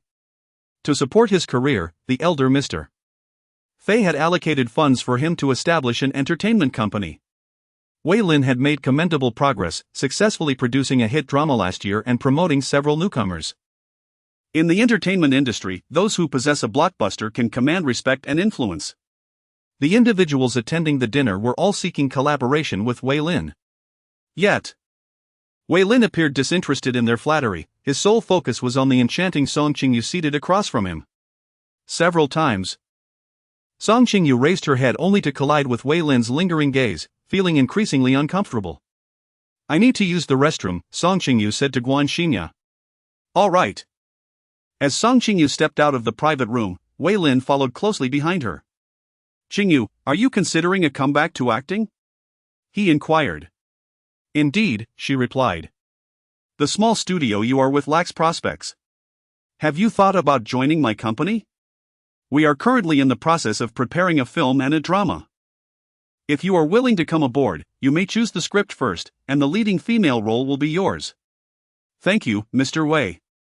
But I believe that opportunities do not simply fall from the sky. I doubt that you would offer me such a chance without reason. Wei Lin smiled softly. You are truly astute. Allow me to be candid, although my pursuit of you years ago ended inconclusively, I have harbored feelings for you all along. Be with me, and I assure you that you will never lack for resources in the entertainment industry. Song Qingyu gazed at the wedding ring adorning Wei Lin's ring finger, feeling a wave of revulsion wash over her. How could a married man approach her so brazenly to discuss the prospect of being his mistress? It seems that men only exhibit propriety when they are firmly anchored to their commitments. My apologies, Mr. Wei, but I have no interest in becoming a kept woman. Song Qingyu rejected Wei Lin and attempted to walk away, only to be obstructed by him. Song Qingyu, I heard from Yuan that you divorced young Master Lu. What dignity do you possess before me, a discarded woman cast aside by the Lu family? Wei Lin, with a face full of disdain, leaned closer to Song Qingyu. I am willing to offer you an opportunity. You ought to kneel and express your gratitude while clinging to my leg. Spare me your games of feigned resistance. I am no longer the man I once was, and I lack the time and patience to indulge you. Each of his words was laced with resentment over Song Qingyu's past rejection of him. Having reached a point of no return, Song Qingyu shed her pretense. Wei Lin. You were once a screenwriter, yet do you truly understand the meaning of playing hard to get? Listen closely, I, Song Qingyu, am not engaging in any such games. I simply find you unworthy. Even if you wield an abundance of resources, I still hold you in contempt. Vile creature, worn-out shoe, how dare you show such insolence? Wei Lin grasped Song Qingyu by the neck, forcefully pushing her against the wall, leaning down to kiss her. Song Qingyu shook her head vigorously, employing both her hands and feet in a futile struggle. However, her meager strength was utterly insignificant against the towering and stout Wei Lin. Just as he was about to lean in for a kiss, an unexpected hand emerged from behind, gripping Wei Lin's jacket and forcefully hurling him away. Wei Lin collided with the wall on the opposite side of the corridor, falling to the ground with a thud. Song Qingyu's cheeks flushed crimson due to a brief lack of oxygen. She clutched her neck and looked up to first see Qingyu, as he stepped aside. She finally discerned Li Huidong standing at the end of the corridor, dressed in a sharply tailored light-colored suit. Li Huidong exuded an air of aristocratic composure tinged with a hint of coldness. He approached, casting a discerning glance at Song Qingyu to confirm her well-being before striding directly towards Wei Lin. Wei Lin, having been violently thrown by Qingyu, lay on the ground, moaning incessantly in pain. Li Huidong loomed over him, his gaze fixed with an imposing authority. Which hand was it that gripped Miss Song's neck? His polished shoe slowly pressed down on Wei Lin's left hand. Was it this one? Ah! Wei Lin screamed in agony, writhing on the ground like a desiccated fish. Li Huidong's shoe then moved to crush Wei Lin's right hand. Or this one? Have you lost your mind? Do you know who I am? Wei Lin's neck bulged with strain as he shouted hoarsely, if anything happens to my hands today, you will regret it for the rest of your life. Li Huidong showed little interest in his identity, intensifying the pressure of his foot with a decisive stomp. Ah! Wei Lin nearly lost his sanity from the pain. I am Wei Lin of Weishan Entertainment. Fei Shan of the Fei Group is my father-in-law. Offending me is tantamount to offending the Fei Group. He revealed his connections. Yet Li Huidong remained unfazed. Are your ears deaf? It's the Fei Group. Wei Lin emphasized in desperation, that is a renowned name. Li Huidong turned to Qingyu beside him, asking, why are you standing there in a daze? You should be taking notes, Weishan Entertainment and the Fei Group. Qingyu, with a grave expression, gazed at Li Huidong, uncertain of his employer's intentions, until Li Huidong added, make sure to remember every detail, leave no one unaccounted for. Yes, Mr. Li, Mr. Li? Wei Lin's eyelids twitched nervously. Which Mr. Li? Also note this, make it clear to your father-in-law. Li Huidong's shoe pressed firmly against Wei Lin's neck. Remember well, I am Li Huidong. Li Huidong? Wei Lin trembled, suddenly realizing the gravity of the situation he had instigated. Mr. Li, I was wrong. I was wrong. Spare me. I shall never dare again. Wei Lin's cries became even more pitiful and frantic. Fully aware that if his actions led to repercussions for his father-in-law's company, he would surely face dire consequences. The commotion in the corridor drew the attention of those in the private room. Guan Xinya was the first to rush out, her eyes widening in shock upon seeing Song Qingyu's reddened neck. Qingqing, are you all right? Song Qingyu shook her head. Lu Yuan also stepped out. She initially intended to assist Wei Lin, but upon seeing Li Huidong, her steps faltered. Uncle? Wei Lin, spotting Lu Yuan, seemed to find a beacon of hope and cried out, Miss Lu, save me. Please help me. Lu Yuan had always harbored trepidation towards the Li family's uncle. Yet she had no choice, she needed Wei Lin for her debut leading role. Summoning her courage, she approached Li Huidong and inquired, Uncle, may I borrow a moment of your time? Speak freely here. Well. Lu Yuan glanced around, lowering her voice as she addressed Li Huidong. You might not be aware, but Song Qingyu has divorced my brother. She now has no ties to the Lu family. So there is no need for you to protect her as if she were family. Lu Yuan naively assumed that Li Huidong's intervention on behalf of Song Qingyu was out of respect for the Lu family. Li Huidong cast a sidelong glance at Lu Yuan. Then at Wei Lin. Are you two involved? Yes, indeed, Mr. Li. Wei Lin, eager to align himself with Lu Yuan, quickly confessed. It was Miss Lu who informed me that Song Qingyu has divorced the young Master Lu, so I could treat her however I wish. Otherwise, I wouldn't dare touch anyone from the Lu family. Please, spare me. Li Huidong released his foot from Wei Lin, subtly confirming with Lu Yuan. Did he say this? Seeing Li Huidong relent, Lu Yuan felt reassured that he was on her side. Yes, uncle. From the moment we met, Song Qingyu has been hostile towards me. It was I who asked Mr. Wei to deal with that shameless woman. Is this how the Lu family raises you? The glint in Li Huidong's eyes turned icy as an arrow. A sense of foreboding washed over Lu Yuan. Uncle. Miss Song, please call the police. Li Huidong turned to face Song Qingyu and coldly stated, one incited another to commit rape, while the other attempted rape. I am a witness. A collective gasp echoed among those present, as it seemed no one had anticipated Li Huidong's dramatic betrayal of kinship. Uncle. Mr. Li. Both Lu Yuan and Wei Lin were in utter dismay. Jieguan, please help me call the police, Song Qingyu urged. Understood. Chapter 7, His kiss was passionate. Lu Yuan and Wei Lin were taken to the police station. As a victim, Song Qingyu also arrived at the police station to provide her statement. After completing her testimony and stepping outside, she noticed Li Huidong seated in the lobby, where the deputy chief was pouring him tea. Qingqing, you ought to express your gratitude to Mr. Li for his noble act of testifying on your behalf. Guan Xinya gently reminded her. In order to conceal the nature of her relationship with Li Huidong, Song Qingyu approached him and offered a slight bow. Thank you, Mr.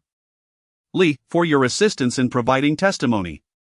Indeed, it was thanks to Mr. Li that we found ourselves in this fortunate circumstance today. Guan Xinya was overwhelmed with gratitude. Her previous impression of Li Huidong had been that of a cold, formidable figure in financial news. But she had now discovered that he possessed a heart of unwavering justice. After today, her admiration for him had surged immensely. Li Huidong, ever aware of the implications of their concealed marriage, merely nodded in acknowledgement, not sparing Song Qingyu a second glance. Guan Xinya, brimming with excitement, was about to say more when Song Qingyu hurriedly pulled her out of the police station. As they stepped outside, they noticed a sleek black Maybach come to a halt, from which Lu Yanchuan and his mother, Li Shanglan, alighted. You wretched woman, how dare you slander Aranan? Li Shanglan erupted, her words laced with fury upon seeing Song Qingyu. I am not slandering anyone, I possess evidence and witnesses, Song Qingyu replied defiantly. What evidence and witnesses? It's all utter nonsense. Who knows if you have not enticed a man for your own gain and then turned around to accuse him of assault? Li Shanglan retorted. If you wish to know the truth, why not ascend to the heavens and ask? 3 years into her marriage with the Lu family, Song Qingyu had endured 3 years of oppression from her mother-in-law, Li Shanglan. Li harbored a disdainful view towards Song, perceiving her merely as the daughter of a servant and believing that she had unreasonably elevated herself by marrying Lu Yanchuan. In the past, Song had respected her as an elder, accepting Li's harsh criticisms with grace. However, now that she was divorced, the distinction of elder and junior held no meaning for her. Li Shanglan was nothing more than an aging, rabid dog in her eyes. You dare to curse me to death? Li Shanglan clutched her chest, gasping, Yanchuan she's turned against me. Lu Yanchuan, already displeased that his sister Lu Yuan had been detained due to Song Qingyu, felt his anger escalate upon witnessing his mother's distress. In a fit of rage, he raised his hand to strike Song. Just as his palm was about to make contact with her face, a commanding voice rang out from behind, Stop! It was Li Huidong who had intervened. Yanchuan, are you planning to fight at the police station? Do you wish to accompany your sister inside? Upon seeing Li Huidong, Lu Yanchuan's hand immediately fell. Uncle? What brings you here? Mr. Li was the witness to today's act of bravery. Guan Xingya cast a sidelong glance at Lu Yanchuan, noting the stark contrast between family members, some with integrity and others lacking moral character. Huaidong, you are a witness? Li Shanglan exclaimed in astonishment. Yes. How could you side with her? Huaidong, I am certainly pleased with your actions. But Yuan is still young. Her youth is precisely why she requires discipline. If she continues on this path for a few more years, how will you manage her then? Li Shanglan struggled to contain her frustration. Yes, you are right, it is indeed time for her to be guided. Since the elder sister agrees. Let Yuan reflect properly inside. You need not trouble yourself with hiring a lawyer, some lessons are best learned through experience. Guan Xingya looked at Song Qingyu with a gleam in her eyes, clearly indicating that denying a lawyer was rather harsh. Very well, I leave it to your discretion. Li Shanglan clenched her fists, her teeth grinding in silent resignation. Mother, Yuan can't bear this. Lu Yanchuan expressed his concern for his sister. Be silent. Li Shanglan hissed under her breath, a few days of hardship for Yuan is worth it if it secures your bright future. Li Huaidong departed. Guan Xingya hurriedly ushered Song Qingyu into the car. Qingqing, I'm so sorry.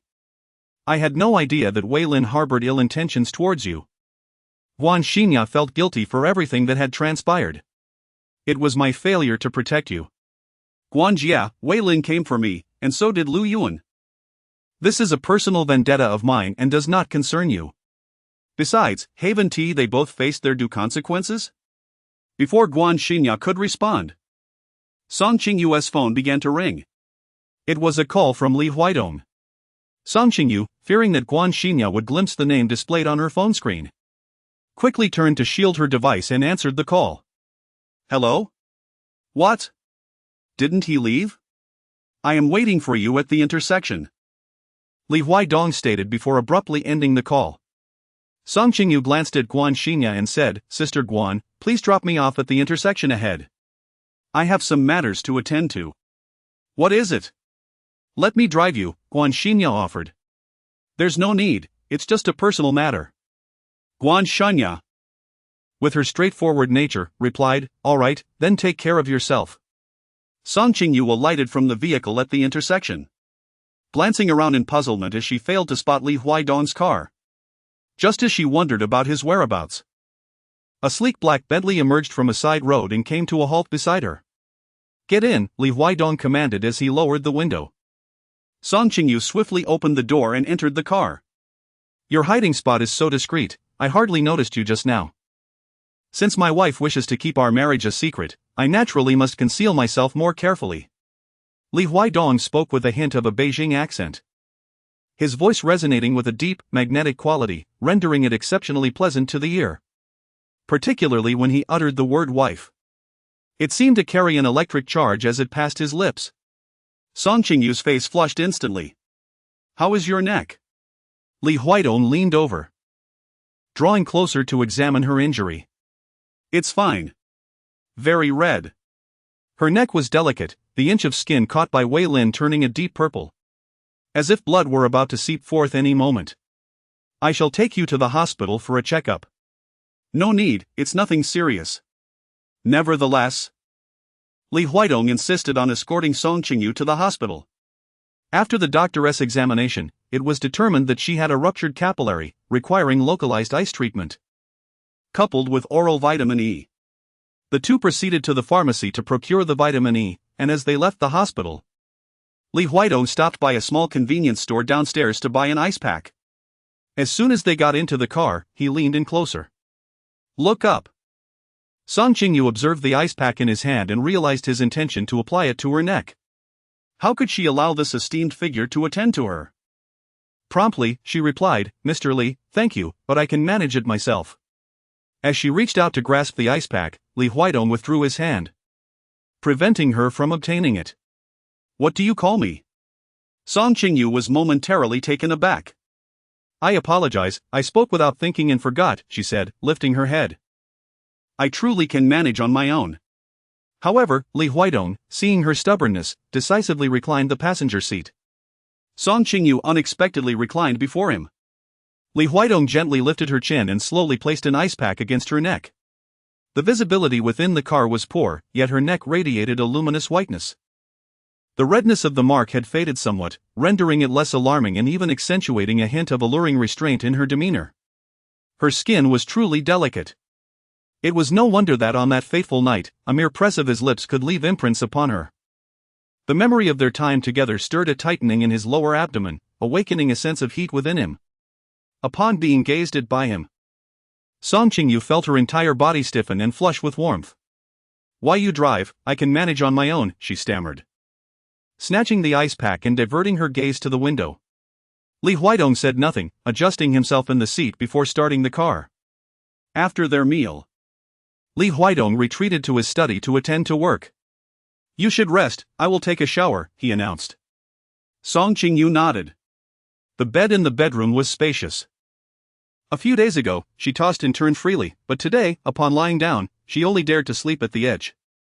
After Li Huidong emerged from the shower, a solitary wall lamp illuminated the room, casting a soft glow. A small mound had formed at the edge of the bed. "Is she asleep?" Li Huidong approached the bedside.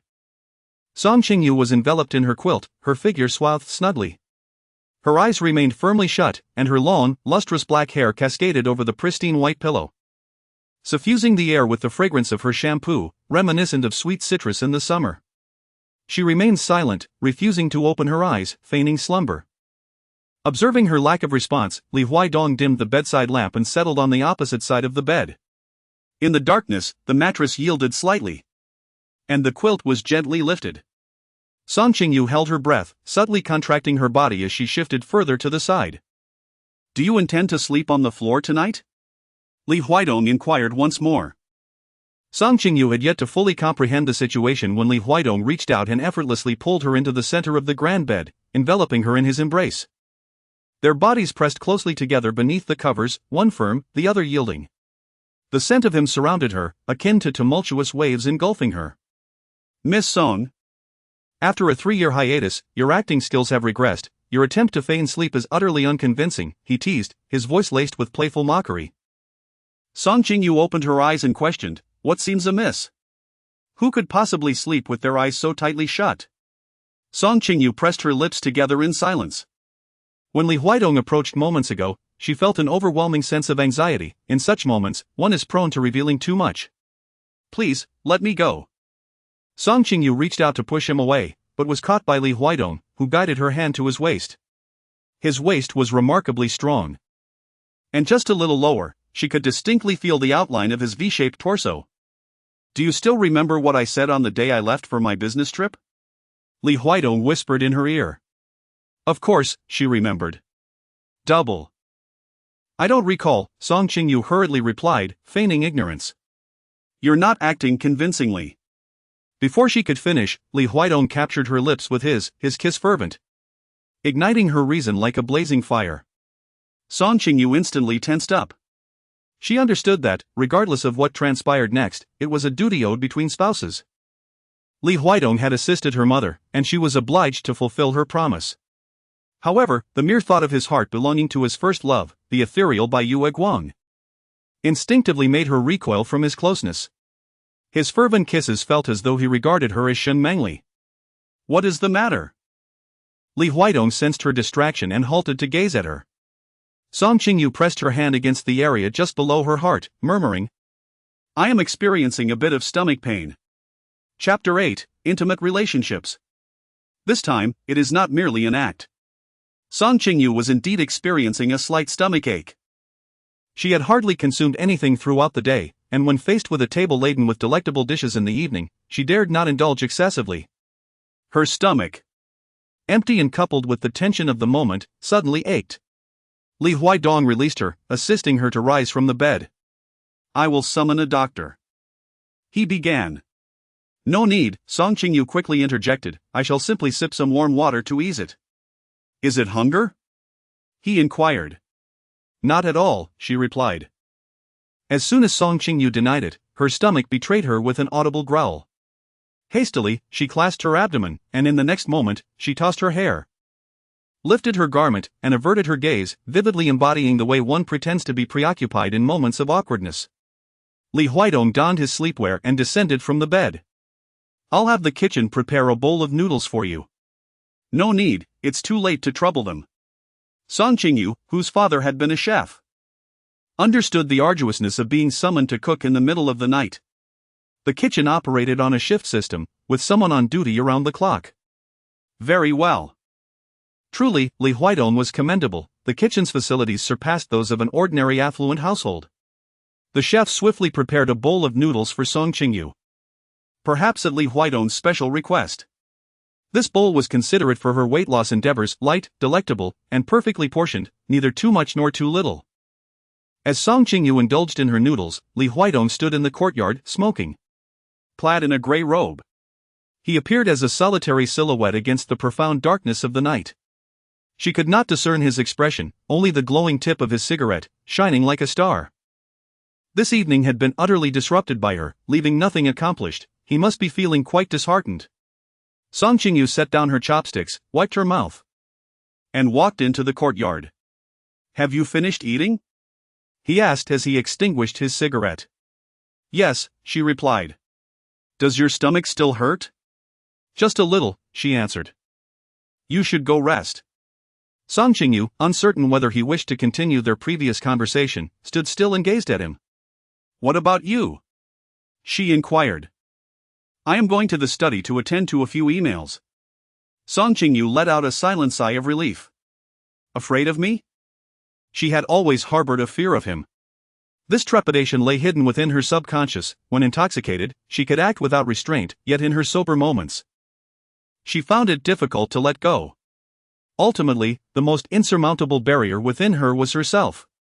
I'm sorry to have dampened your spirits, Song Qingyu remarked.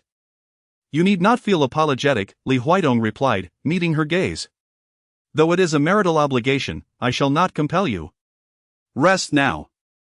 Song Qingyu felt a warmth in her heart. Thank you, she said, then withdrew her hand from Li Huidong's grasp and swiftly ascended the stairs. Li Huidong remained in place, watching her silhouette disappear, and lit another cigarette. The butler, Uncle Kong, approached and draped a coat over Li Huidong's shoulders. Young master, you mustn't catch a chill. What has transpired during my business trip? Are you referring to the young mistress? Indeed. Uncle Kong, unaware of the conversation that had taken place between the maid and the cook in the kitchen, pondered for a moment before replying, nothing much. Li Huidong fell silent. Young master, shall I inquire about the young mistress's sentiments? No need. They had only recently acquired their marriage license. Perhaps he had been too hasty. He should allow her more time to adjust to her role as Mrs. Li. In the following week, Li Huidong was exceedingly busy and remained elusive. Song Qingyu was quite occupied, engrossed in socializing with Guan Xingya and meeting potential investors. However, each endeavor ended in futility.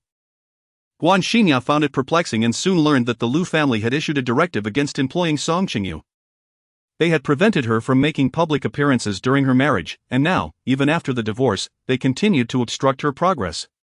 The malice of the Lu family was indeed minuscule, akin to a pinhole. Guan Xingya was infuriated. They are determined to take revenge on me, Song Qingyu lamented.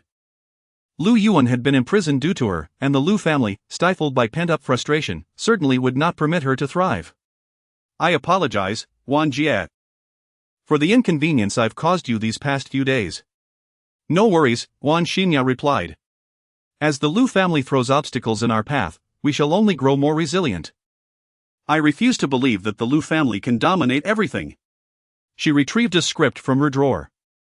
Are you familiar with director Fan Jiang? He is currently preparing a historical mystery drama. The lead role has already been cast, but the character of the second female lead is equally compelling.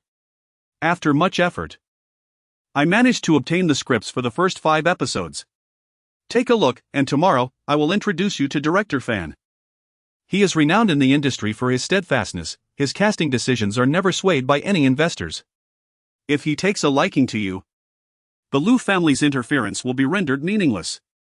Song Qingyu had long admired director Fan Jiang, and upon hearing of the opportunity to collaborate with him, she felt a renewed sense of hope. The following day, she accompanied Guan Xingya to visit Fan Zhang's studio. Upon their arrival, they discovered that they were not the only contenders for the role of the second female lead. Shen Mengli was also in the running. This was Song Qingyu's first encounter with Shen Mengli, and the moment she recalled that Shen Mengli was Li Huidong's first love and cherished memory, she couldn't help but steal an extra glance at her. Both Shen Mengli and Song Qingyu possessed the classic oval face, with slight resemblances in their brows and eyes, making them appear somewhat alike from certain angles. However, when viewed head-on, their distinct facial features were quite easy to differentiate. "Qingqing, this is Teacher Shen," Guan Xinye introduced. Song Qingyu understood the essence of concern, recognizing that Shen Mengli, as a senior in the entertainment industry, deserved the proper respect. "Hello, Teacher Shen," Song Qingyu greeted her. Shen Mengli glanced at her and inquired, "Are you Song Qingyu?" "Yes," came the reply. Suddenly, Shen Mengli chuckled and, with a flick of her wrist, splashed the tea from her cup onto Song Qingyu's face. The tea was not hot, but it startled Song Qingyu, prompting her to take a step back. Shen Mengli's manager, Coco Yang, displayed formidable assertiveness. "Oh, I thought there was someone competing with our Mengli for a role, but it turns out to be a mere imitation resembling her." Back when she debuted, she was leeching off Mengli's popularity, and now she dares to vie for roles with the original. "How shameless! Who has been leeching off your fame?" Qingqing retorted. "Since my debut, I have treaded every step with diligence, achieving success through my own efforts. It was unknown then who bribed the marketing accounts to incite fans to disparage me. If anyone is shameless, it is undoubtedly you." Hearing the commotion, Fan Zhang's assistant rushed in to mediate. "Ladies, please calm down. Director Fan is on his way, and he despises conflicts among artists. If he learns of your quarrel, neither Teacher Shen nor Teacher Song will stand a chance at securing the role of the second female lead today." "We are not quarreling or fighting," Shen Mengli stated coolly. "I accidentally spilled tea on Teacher Song, my apologies, Teacher Song." Guan Xinye wished to continue the argument but was halted by Song Qingyu. "Sister Guan, the role is of utmost importance. Song Qingyu is currently being ostracized by the Lu family, deprived of job opportunities. When she finally encounters the principal director Fan, she hopes not to be added to his blacklist due to this situation. Indeed, the significance of roles cannot be overlooked, let us remember this matter." Fan Zhang interviewed both Song Qingyu and Shen Mengli together. Song Qingyu, having been splashed with tea by Shen Mengli, found herself presenting her unadorned visage for the interview. Unexpectedly, her natural beauty endeared her to Fan Zhang. Sensing her disadvantage, Shen Mengli suddenly interjected, "Director Fan, I have heard that you share a deep friendship with Huidong?" Fan Zhang turned his gaze toward Shen Mengli, inquiring, "Miss Shen, are you acquainted with Huidong?" Shen Mengli smiled shyly and replied, "Indeed. We are well acquainted and often meet. During our last dinner together, he spoke highly of you, Director Fan, praising the brilliance of your productions." Song Qingyu pondered that the relationship between Shen Mengli and Li Huidong was indeed extraordinary. Yet, considering that Li Huidong harbored feelings for Shen Mengli, one unmarried and the other unwed, why did he not directly marry Shen Mengli at the outset? Instead, he took such a convoluted route to wed her. A woman who bore merely a slight resemblance and was a divorcee. Although Fan Zhang was a close friend of Li Huidong, he disliked the notion of allowing their friendship to sway his judgment in casting decisions. No, absolutely not. Song Qingyu and Shen Mengli were both unfamiliar with horseback riding. Therefore, I shall grant you a week's time to learn this skill. After a week, we shall assess your efforts and determine who shall play the role of the second female lead. Such an outcome appears quite reasonable, at least Song Qingyu found it acceptable, though Shen Mengli and her agent departed visibly displeased. These two delusional individuals believe that merely distancing themselves from Li Zong guarantees them the role. How amusing. Qingqing, this time, it's not merely about proving a point, you must strive to surpass Shen Mengli. Indeed, I shall endeavor wholeheartedly. Not for any other reason, but for the sake of that cup of tea splashed upon her face, she must be defeated. The following day, Song Qingyu reached out to an equestrian instructor at the Qiushan Club to commence her horseback riding lessons. The Qiushan Equestrian Center was vast, and upon entering, Song Qingyu found herself momentarily disoriented. Just as she was about to call her instructor, she suddenly spotted Li Huidong and his friends riding on the grasslands of the arena. Clad in professional equestrian attire, black top and white trousers, he exuded an air of elegance and nobility. Today, he was astride a magnificent chestnut stallion. Galloping ahead with remarkable speed, under the sunlight, both the horse and rider were strikingly captivating. Song Qingyu was unaware of how many households he had outside. Nor did it concern her, for her title as his wife was rather insubstantial. Miss Song. Greetings. Coach Xiao Jiang approached her on horseback, enthusiastically waving. Hello, Coach Jiang. Upon hearing Song Qingyu's voice, Li Huaidong turned to look in her direction. Song Qingyu pretended not to see him and strode away. Miss Song, follow me. The novice riding training ground is behind us. Coach Xiao Jiang dismounted and led the way for her. All right. Song Qingyu followed her coach as they walked towards the novice riding arena when her phone rang. It was a call from Li Huaidong. Coach Jiang. Please hold on for a moment, I need to take this call. All right. Song Qingyu stepped aside and answered Li Huaidong's call. Hello? Did you see me just now? Li Huaidong inquired. No, she replied. Li Huaidong chuckled softly. You didn't even ask where I was before denying it? You can't even manage a lie. Song Qingyu persisted stubbornly. So, where are you? Right behind you, he replied. He strode forward, reminiscent of a knight emerging from the silver screen. Mr. Li. Coach Xiao Jiang greeted as he spotted Li Huaidong and hurried over. You go ahead and attend to your matters, Li Huaidong instructed Xiao Jiang. What about Miss Song? I will handle it. Very well, Coach Xiao Jiang acquiesced before departing promptly. Wait, Coach Jiang, don't leave. Song Qingyu called out anxiously. Her voice echoing as she addressed his retreating figure. If you go, who will teach me how to ride? I'm pressed for time. I will teach you. Li Huaidong said in a low voice. You will teach me? Song Qingyu stammered, but I need to learn to ride within a week. Are you questioning my skills? The man bristled at the insinuation, for no man relishes having his abilities, especially in equestrianism, doubted. No, that's not what I meant, Song Qingyu hurriedly clarified. What I meant was, I need to practice at the riding school every day for the next week, and you seem too busy to spare any time. That depends on for whom I am making time. A fleeting thought crossed Song Qingyu's mind. Did he truly wish to take the time for her? Let us go. Li Huaidong tilted his head towards her, leading her to change clothes. Not allowing her any chance to refuse, he guided her ahead. The changing room was located at the back of the club. Having never ridden a horse before, Song Qingyu was at a loss regarding how to select equestrian attire. And Li Huaidong assisted her throughout the process. Strangely enough, the jacket, trousers, and riding boots he chose seemed to be tailored specifically for her, fitting her perfectly. Is your eye a measuring tool? She jested after putting on the outfit. Does it fit well? Li Huaidong scrutinized her for a moment. The black blazer paired with a white collared shirt hugged her figure, while the white riding pants accentuated her slender legs. And the black boots lent her an air of cool confidence. It fits perfectly. How did you know my size? The wedding ring Li Huaidong had prepared for her fit flawlessly, and today's equestrian attire was no exception. It felt as though Li Huaidong possessed a deeper understanding of her body's measurements than she did. I measured it. When did you take my measurements? How was I unaware of this? Song Qingyu instinctively inquired. Li Huaidong gazed at her with a profound look. Song Qingyu suddenly understood. His implication was that they had been intimate, hence he was aware of her measurements. Indeed, that night, his hands had traversed every contour of her body. And his lips had caressed every inch of her skin, leaving imprints even in the depths she herself could not reach. What was there that he did not know?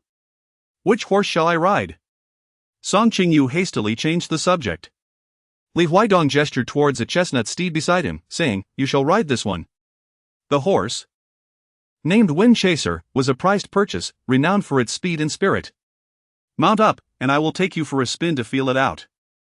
Li Huaidong gently supported Song Qingyu's waist, assisting her as she stepped into the stirrup and mounted the horse's back, soon following suit himself. They rode together, their bodies fitting closely. Li Huaidong's embrace was warm. Each muscle in front of her felt like heated iron, hard and scorching, his warmth seeping through the thin fabric of her clothes, igniting a fire that spread throughout her being. Chapter 9, A Kiss on Her Neck. Do not move. His arms tightened around her, his breath in gentle kisses brushing against her neck, teasing her like a feather.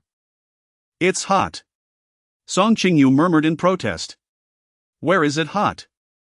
Li Huaidong's hand rested over her heart. Here. Song Qingyu blushed as she pushed away Li Huaidong's hand. If you cannot teach me how to ride properly, I shall seek another instructor. Li Huaidong smirked slightly. Steady now. With that, he grasped the reins firmly. Giddy up. The horse took off at a gallop. As Song Qingyu felt a sudden jolt, the distant mountains and rivers began to recede, transforming the scene before her into a moving painting. The wind gradually dispersed the heat enveloping her, and she had initially thought she would be frightened during her first horseback ride. However, with Li Huaidong's arms safeguarding her on either side, she felt an overwhelming sense of security. By now, Song Qingyu had already begun to relish the joy of riding. When did you learn to ride? She inquired of Li Huaidong. At 15. No wonder you ride so well now. Li Huaidong reined in the horse, dismounted, and declared, Now I will teach you. All right. First, grasp the reins, holding one in each hand. Let your ring finger pass through, wrapping around from between your little finger, forming a fist. With your thumb gently pressing on the center of your fist. Song Qingyu followed Li Huaidong's instructions, yet her gestures remained somewhat imprecise. He grasped her hand, patiently correcting her. Shall we attempt a lap? He proposed. Very well. Li Huaidong attached the reins to Chasing Wind's bit, guiding the horse in a circular motion around him as the center. I will manage the speed, you simply relax and maintain the posture I taught you earlier. Understood. Riding alone and riding with a partner evoke entirely different sensations. Initially, Song Qingyu felt a bit uneasy. She took a deep breath to relax and focused her mind, soon finding her rhythm as the tension gradually dissipated. Very well done. Li Huaidong praised. Do you believe I can master this within a week? Song Qingyu inquired. Considering your current performance, it is certainly attainable, he replied. With Li Huaidong's encouragement, Song Qingyu's confidence surged. Why don't you let go? I will give it a try myself, she declared. Li Huaidong glanced at her and asked, Do you dare? I do. She replied boldly. Very well. Li Huaidong released his grip on the horse and stepped aside. Song Qingyu took the reins into her own hands, carefully following the posture that Li Huaidong had taught her. She gently squeezed the horse's belly, and Chasing Wind, ever accommodating, swished its tail and began to walk slowly. Look! I can ride on my own. Song Qingyu exclaimed cheerfully, waving at Li Huaidong. He responded with a thumbs up, and in the sunlight, he appeared to radiate a glow of his own. In a moment of distraction, Song Qingyu lost her balance and tumbled from the horse. Ah!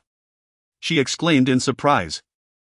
Li Huaidong swiftly rushed over to catch her. Although he succeeded, the impact was so forceful that he was knocked down by her, and they both fell to the ground.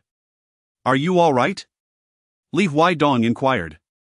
I'm fine, and you? Are you okay? The cushioning effect of his embrace spared her from injury, yet he had become her human cushion. My back aches a little, he replied. Did you get hurt? Let me check. Just hold me a little longer, and the pain will subside. Song Qingyu was uncertain whether he had genuinely fallen or was merely teasing her. Momentarily, she dared not move, remaining nestled in his embrace. The sunlight bathed the scene, while the air was thick with an ambiguous tension. Song Qingyu could sense that his body seemed even warmer than it had been earlier on horseback.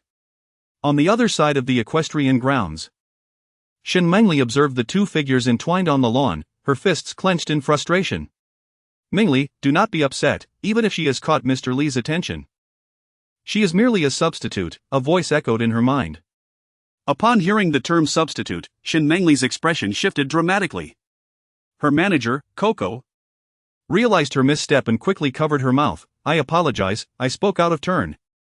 Coco, I no longer wish to play the role of the second female lead. All I desire is for that wretched Song Qingyu to perish. Will you assist me? In the ensuing week, Li Huaidong indeed dedicated time each day to instruct Song Qingyu in the art of horseback riding. Whenever he was otherwise occupied, Coach Xiao Jiang would accompany her for training. Song Qingyu was diligent and hardworking in her studies, spending every day from dawn till dusk at the horse racing grounds. Coach Xiao Zhang jokingly remarks, with such fervent dedication. One might think you're preparing for a battlefield rather than an audition. Coincidentally, the character of the second female lead in the play is indeed a spirited and valiant female general, renowned for her prowess in battle. A week later, Fan Jiang arrives at Qiushan Racecourse with the team's makeup artists and stylists for the audition. Song Qingyu and Shen Mengli donned identical costumes and adorned themselves with the same makeup. Who shall go first? Shen Mengli inquired. Director Fan, I'm feeling a bit unwell. May I suggest that teacher Song go ahead? Fan Jiang turned to Song Qingyu. Would you mind going first? Song Qingyu had long been well prepared, for her. Whether it was early or late made no difference. Very well, let us commence. Song Qingyu took a deep breath. Upon hearing the director's command of action, she swiftly stepped onto the stirrup, mounted the horse, and prepared to gallop forward. With a resounding neigh, the steed, named Chasing Wind, commenced a wild dash towards the east. Song Qingyu sat upon the horse's back, enduring a tumultuous swaying. Chasing Wind!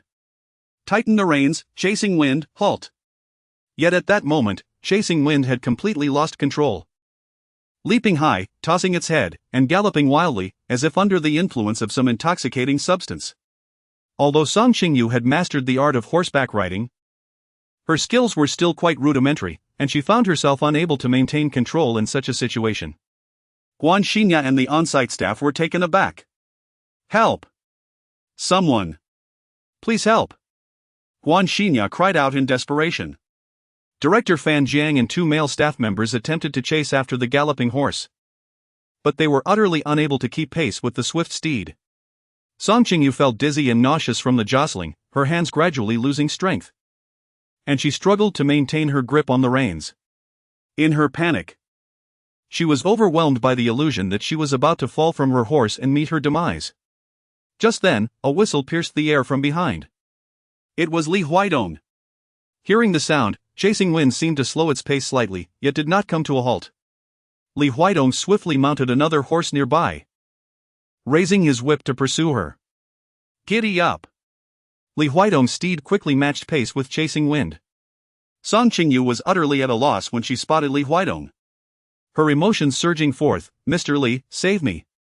Chasing Wind, it doesn't know what's wrong. Do not be afraid, hold on tight. I am coming. Li Huaidong declared, as he deftly released his feet from the stirrups, leveraging his strength to leap onto the back of Chasing Wind. He firmly embraced Song Qingyu from behind. Song Qingyu, initially trembling with fear, found herself suddenly calm upon sensing the steady and powerful heartbeat of Li Huaidong. For reasons unknown, she felt an inexplicable trust that as long as Li Huaidong was present, she would be safe. Zhui Feng. Halt! Li Huaidong bent down and gently patted the body of Zhui Feng. The restless horse gradually became more tranquil. Seizing the reins with determination, Li Huaidong pulled firmly. And after a few struggles, Zhui Feng finally came to a stop. Are you all right? Li Huaidong inquired. Song Qingyu shook her head, expressing that all was well. Having just endured a calamitous experience, she felt utterly drained, leaning languidly against Li Huaidong's embrace, who silently comforted her with a gentle hold around her slender waist. After a moment, he assisted her in dismounting. Concerned, yet and the crew hastened towards them as the horse came to a halt.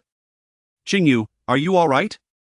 Fan Jiang, perspiring profusely, exclaimed. In all his years of filming, he had never encountered such a situation. I'm fine, Director Fan. Quickly, let us get Qingyu some rest. Ye promptly urged, guiding Song Qingyu to a nearby tent. Huaidong, I am immensely grateful for your timely intervention. Had you not saved Qingyu, we might have faced a grave crisis before even filming commenced. Thank you. You are my savior. Director Fan, you flatter me, Huaidong replied modestly. However, the horse's sudden fright must indicate an underlying issue that requires thorough investigation. Indeed, you are right, this matter must be scrutinized, Fan concurred. As they conversed, Chasing Wind, held by a crew member, suddenly sneezed. Huaidong approached the horse, reaching out to touch its nose, only to find traces of chili powder lingering upon it. That explains it. Chasing Wind is a well-trained horse and would not lose control without reason, unless it encountered some form of noxious stimulus, Huaidong deduced. Chili powder? But our crew has no chili powder, Director Fan remarked, scanning the nearby crew members. Did anyone bring chili powder today? No, several staff members shook their heads. We all came straight from breakfast, why would we bring chili powder? Their earnest expressions suggested sincerity, casting a momentary hush over the scene. Earlier that day, while changing clothes with Shen Mingli, her manager Coco Yangfei had mentioned a mix-up with their costumes, leading to an unintentional exchange. Song Qingyu lowered her head and cast a glance at her attire. Today, her costume was black, and at first glance, it seemed unremarkable. However, upon closer inspection, one would notice a ring of brown, powdery substance adorning the hem of her skirt. Song Qingyu adjusted her skirt, bringing her fingers to her nose, where an overwhelming spiciness assaulted her senses. Indeed, there was chili powder on her attire. Director Fan, there is chili powder on my skirt, she announced as she rose to her feet. What? Someone has sprinkled chili powder on my skirt. When I mounted the horse earlier, the skirt swayed and released the chili powder, startling the horse with its pungent scent. Fan Zhang, taken aback, approached Song Qingyu, crouching down to feel her skirt, confirming the presence of chili powder. Who did this? Fan Jiang exclaimed in fury. Who dared to sprinkle chili powder on Qingyu's skirt? The surrounding staff exchanged glances, none willing to confess. Meanwhile, Shen Mingli and her manager sat calmly to the side, feigning indifference. Song Qingyu strode directly toward Shen Mingli's agent, Teacher Coco. Did you swap my costume with Teacher Shen's? What do you mean by that? Coco's brow furrowed at once. Are you implying that I sprinkled chili powder on your skirt? I merely inquired whether you had exchanged my costume. Why are you so quick to deny it? I haven't. Coco exclaimed, her agitation palpable. Why would I do such a thing? I have no motive whatsoever. We are both competing for the same role today, and you are Shen's agent, that reason suffices, retorted Song Qingyu. Do not harbor such malicious thoughts, Song Qingyu. Shen Mingli, who had remained silent until now, stood up and raised her voice. Unlike you, who has no projects, Teacher Coco would not stoop so low as to commit such an unscrupulous act on my behalf. However, aside from your agent, no one else has touched that costume on set. It was hanging there, and the entire makeup team had access to it. Anyone could be suspected. Of course, it might also be that you lack the skill to ride, fearing the director's dismissal, and thus resorted to sprinkling chili powder to shift the blame onto someone else. Song Qingyu found herself momentarily speechless. The absence of evidence indeed posed the greatest dilemma. Observing her silence, Shen Mingli's eyes glimmered with a hint of triumph. She approached Li Huidong and, in a petulant tone, said, Huidong, this is your territory. You must adjudicate this matter. My agent cannot be wrongfully accused so carelessly. So, this racetrack belongs to Li Huidong? It was no wonder that Coach Xiao Jiang addressed him as presidently and complied with his every command. It turns out he was the proprietor. What is Shen Mingli's true relationship with Li Huidong that she possesses such intimate knowledge of his enterprises? The clothing was tampered with in the dressing room, thus, we shall review the surveillance footage. As Li Huidong spoke, he signaled to the racetrack staff. Understood, President Li. They replied, immediately darting toward the office. Is there surveillance in the dressing room? Agent Coco's heart raced with unease. How could there possibly be cameras in the dressing room? That would be an invasion of privacy. What are you so anxious about? Song Qingyu coldly regarded the agent. He hasn't specified which surveillance to check. Li Huidong smiled gently, his stance assertive yet inexplicably charming. Shen Mingli quickly ushered Coco to a nearby chair, gesturing for her to remain silent. After a brief interval, a staff member approached Li Huidong, whispering something in his ear, to which he nodded in acknowledgement. All eyes in the vicinity were fixed upon Li Huidong, awaiting a resolution. He stepped before Shen Mingli's agent, Coco, looking down upon her and commanding, handed over. What? Chili powder. I did not. Do you prefer I call the police now? Or would you rather surrender it willingly? Coco's complexion paled drastically. Chapter 10, Do not fear, I am here.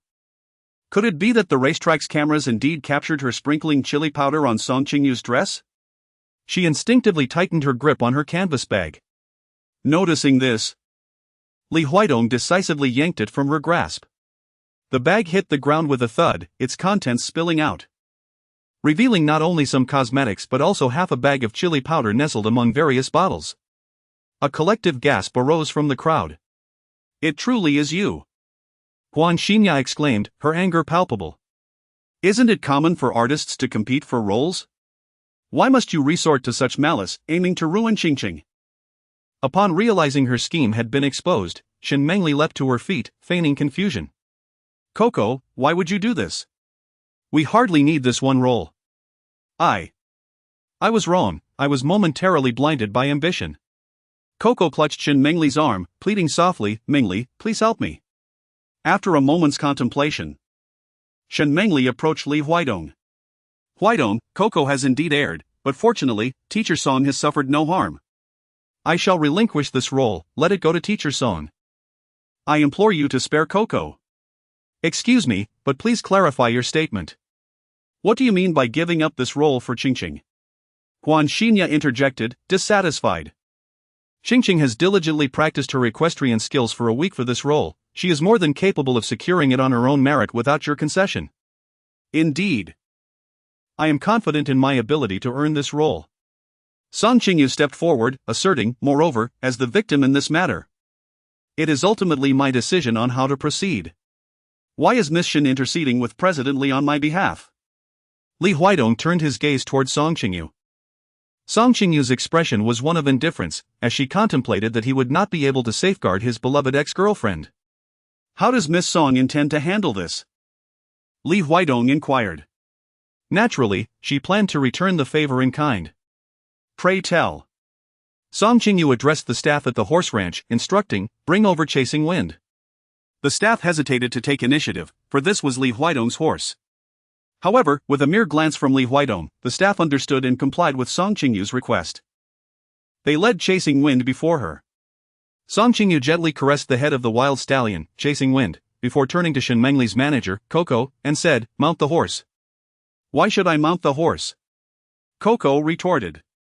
"If you refuse to mount, I shall call the authorities," Song Qingyu replied assertively. Coco, bewildered by Song Qingyu's intentions, sought assistance from Shen Mengli. Leaning close, Shen Mengli whispered, "It's better to ride than to face the police. Haven't you learned to ride before? Quickly, get on." Reluctantly, Coco climbed onto the horse's back, trembling. "Chasing Wind, let us go," Song Qingyu murmured into the stallion's ear. Chasing Wind was a fierce and untamed creature, known for its aversion to strangers, recognizing only Li Huidong.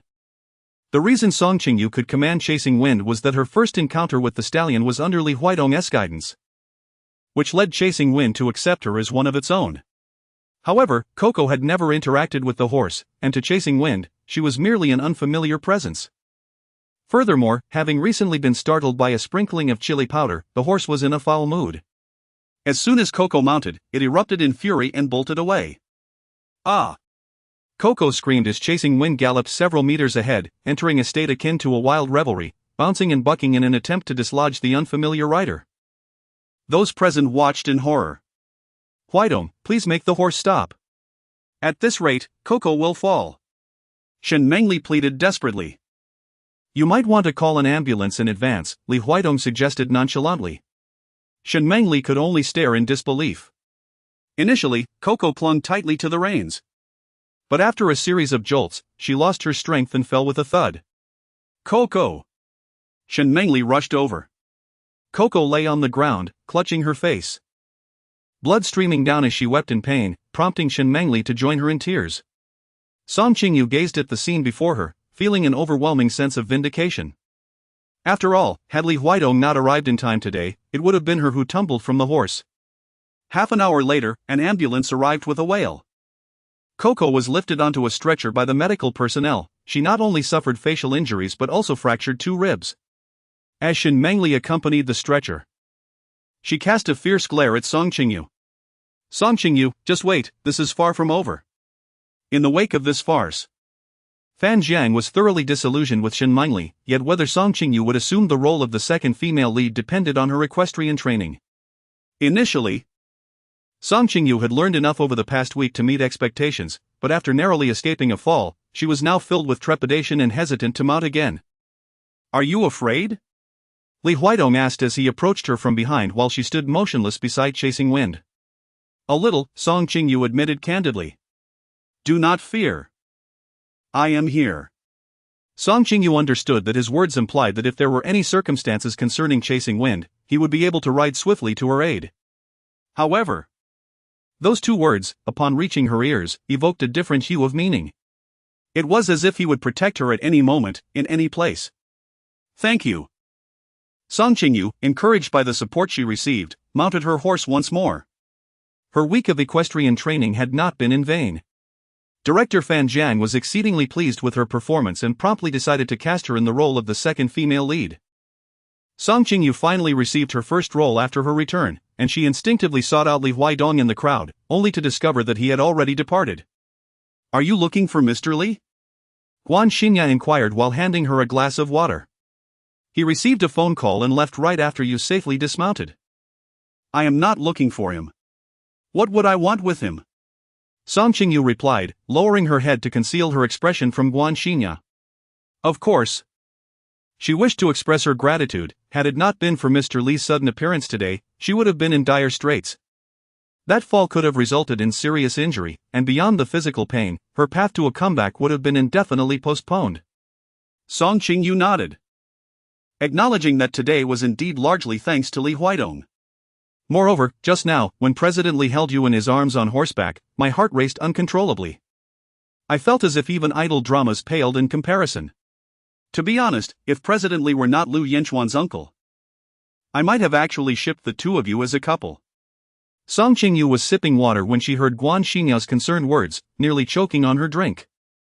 If Guan Xingya were to discover that she and Li Huidong had already registered their marriage, one could only wonder what her reaction would be. What's wrong? Guan Xingya gently patted her back. Take your time drinking. It's nothing, Song Qingyu replied. Last time, it was President Li who came to my rescue during Lu Yuan's incident. We should invite him to dinner someday to express our gratitude. He's so busy, he may not have the time, Song Qingyu remarked. True, Guan Xingya quickly abandoned that thought. After all, such a prominent CEO was not someone they could casually arrange to meet. The two sat in silence for a moment. And just when Song Qingyu thought the subject had passed, Guan Xingya spoke again. However, today President Li chose to assist you rather than protect Shen Mengli's agent. Which caught me by surprise. Sister Guan, do you know something? Song Qingyu inquired, following the thread of Guan Xingya's conversation. Is there some special relationship between President Li and that Shen Menli? I'm not certain of the specifics, but a couple of years ago, their rumors were quite rampant. It is said that wherever Shen Mengli went, she would boast about her close ties with President Li, leveraging his name to secure numerous resources. When we met Director Fan the other day, didn't she also try to use President Li's name to gain his favor? However, it seems today that President Li's attitude toward Shen Mengli is rather indifferent. He appears quite cold towards her, contrary to the rumors of their supposed closeness. Song Qingyu remained silent. Was Li Huidong's cold demeanor toward Shen Mengli a manifestation of jealousy, stemming from her impending engagement to another man?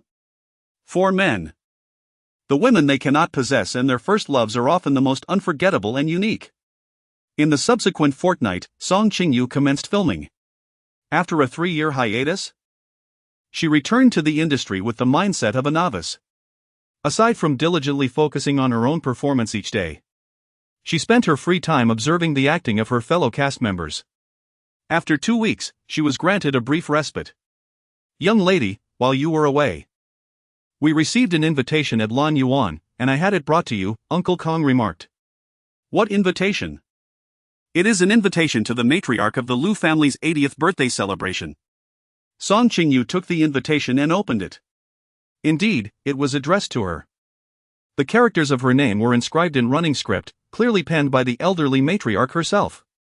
The young master instructed her to call him upon receiving the invitation. When would be convenient for you to make the call? Uncle Kong smiled and replied, for the young mistress, it is naturally convenient at any time. Song Qingyu felt that Kong Shu had somewhat overestimated her. As a mere substitute, she possessed no such privilege. Have you seen the invitation from the Lu family? Yes, I have. Are you planning to attend? may I go? Li Huidong, noticing her cautious tone, could tell that she intended to participate in the birthday banquet of old lady Lu, yet was apprehensive about his approval. If you wish to go, then go. Make your own decision, Li Huidong replied. Song Qingyu detected a hint of dissatisfaction in his voice and hastily clarified, my visit to the Lu family bears no ulterior motives. I merely wish to see my grandmother. Due to her father's occupation, Song Qingyu had practically grown up within the Lu household. Both Old Master Lu and Old Madame Lu had always treated her with exceptional kindness, especially after her father tragically lost his life while saving Old Master Lu. The elderly couple felt a profound sense of indebtedness towards her, wishing to bestow upon her all that they possessed. To her, they were akin to her biological grandparents. Following Old Master Lu's passing, Old Madame Lu's health had deteriorated, and Song Qingyu had been concerned for her well-being. However, given her divorce from Lu Yanchuan, she felt unable to visit the Lu residence freely, missing the opportunity to pay her respects. It seemed that the old lady longed for her company as well, which prompted her to personally pen an invitation for delivery to Lan Yuan. Are you not worried about the challenges posed by the Lu family? They are not known for their kindness, he remarked. As long as grandmother is alive, they dare not act against me. Li Huidong, feeling a surge of frustration, thought to himself that she remained too naive. Very well, go ahead. I shall arrange for a gift. No need to trouble yourself. I can manage it on my own. Are you treating me like an outsider? His tone grew increasingly displeased. His intention to assist her with the gift was well-meaning, and Song Qingyu found no justification to continue opposing him on this matter. Consequently, she softened her voice and replied, then I shall entrust it to you. The following day marked Old Madame Lu's 80th birthday, celebrated with a grand banquet at the Guamao Grand Hotel. Li Huidong arranged for a vehicle to escort Song Qingyu to the hotel entrance. The occasion of Old Madame Lu's milestone birthday was a significant event for the Lu family, attracting numerous entrepreneurs from Jincheng eager to forge connections, resulting in a long queue of well-wishers presenting their gifts at the entrance. Song Qingyu initially intended to enter directly, but upon reaching the doorway, she encountered Li Shanglan and Lu Yanchuan, with the exquisitely dressed Xiao Wanning following closely behind. Song Qingyu, what brings you here? Li Shanglan's gaze fell upon Song Qingyu, conjuring thoughts of her precious daughter, Lu Yuan, who remained imprisoned. Seething with a mix of old grievances and new resentments, she exclaimed, you have already divorced our Yanchuan. How dare you show your face here? Are you attempting to use the Lu family as occasion to attract men? Song Qingyu directly tossed aside the invitation personally penned by Old Madame Lu, declaring, I have no desire to attend, however, my grandmother sent someone with this invitation, and I came solely to avoid disappointing her. Li Shanglan glanced at the invitation and recognized the old lady's handwriting, exclaiming in exasperation, the old matriarch is truly losing her wits. To summon a cast-off woman like you on such a joyous occasion is nothing short of ill fortune. Song Qingyu feigned ignorance, simply inquiring, may I enter to see my grandmother? Wait a moment. Lu Yanchuan scrutinized Song Qingyu, remarking, your grandmother personally penned an invitation for you to attend the birthday banquet, treating you as one of her own. How can you be so shameless as to arrive empty-handed to celebrate? Indeed. Li Shanglan interjected, the daughter of a servant lacks proper etiquette and decorum. She gestured towards the guests at the entrance who were registering their gifts, look at them, which of today's attendees has not prepared a gift? Who says I haven't prepared anything? I merely wish to present my gift to grandmother personally, Song Qingyu retorted. Li Shanglan scoffed. Are you afraid that your gift is too meager to be revealed in such a crowded setting? Madame Lu, do you imply that if a gift lacks substantial value, one is unworthy of entering? Song Qingyu seized the opportunity amidst the crowd, raising her voice. Is the Lu family hosting this birthday celebration merely to collect lavish gifts? All eyes turned towards them, and Li Shanglan, feeling cornered, managed a strained smile. How could you say such a thing? Every guest here today is esteemed. The Lu family, with its vast resources, could hardly be concerned with these gifts. However, as a matter of reciprocity, to facilitate the Lu family's future record-keeping of favors, all gifts from guests must be registered here today. Miss Song, I trust you will cooperate. Now that you mention it, Madame Lu, I comprehend your intentions. Song Qingyu extracted a square brocade box from her bag and handed it to the staff member responsible for registering gifts. As soon as the staff member opened the box, a gasp erupted from the crowd. It's the jade green Terra necklace. This is an exquisite piece of jade. Witness the dazzling hue of the smallest beads, which have reached the imperial green level. It is said that there exists only one such item in the entire Jin city. Li Shanglan frowned, instinctively glancing towards Xia Weining, who stood behind Lu Yanchuan. Having heard that the jade green Terra was unique to Jin city, Li Shanglan was captivated by it. So how could another identical piece suddenly appear? Chapter 11, Embracing her waist. Qingqing, this necklace must be a counterfeit. Xia Weining interjected hastily. Indeed. This jade green Terra necklace is worth no less than 10 million. Having left the Lu family with no financial resources, how could you possibly afford such an extravagant necklace? Lu Yanchuan chimed in. Song Qingyu was taken aback. She never anticipated that the congratulatory gift prepared by Li Huidong would be worth over 10 million. Aside from the house in Lanyuan, her entire being was worth less than this exquisite jade necklace.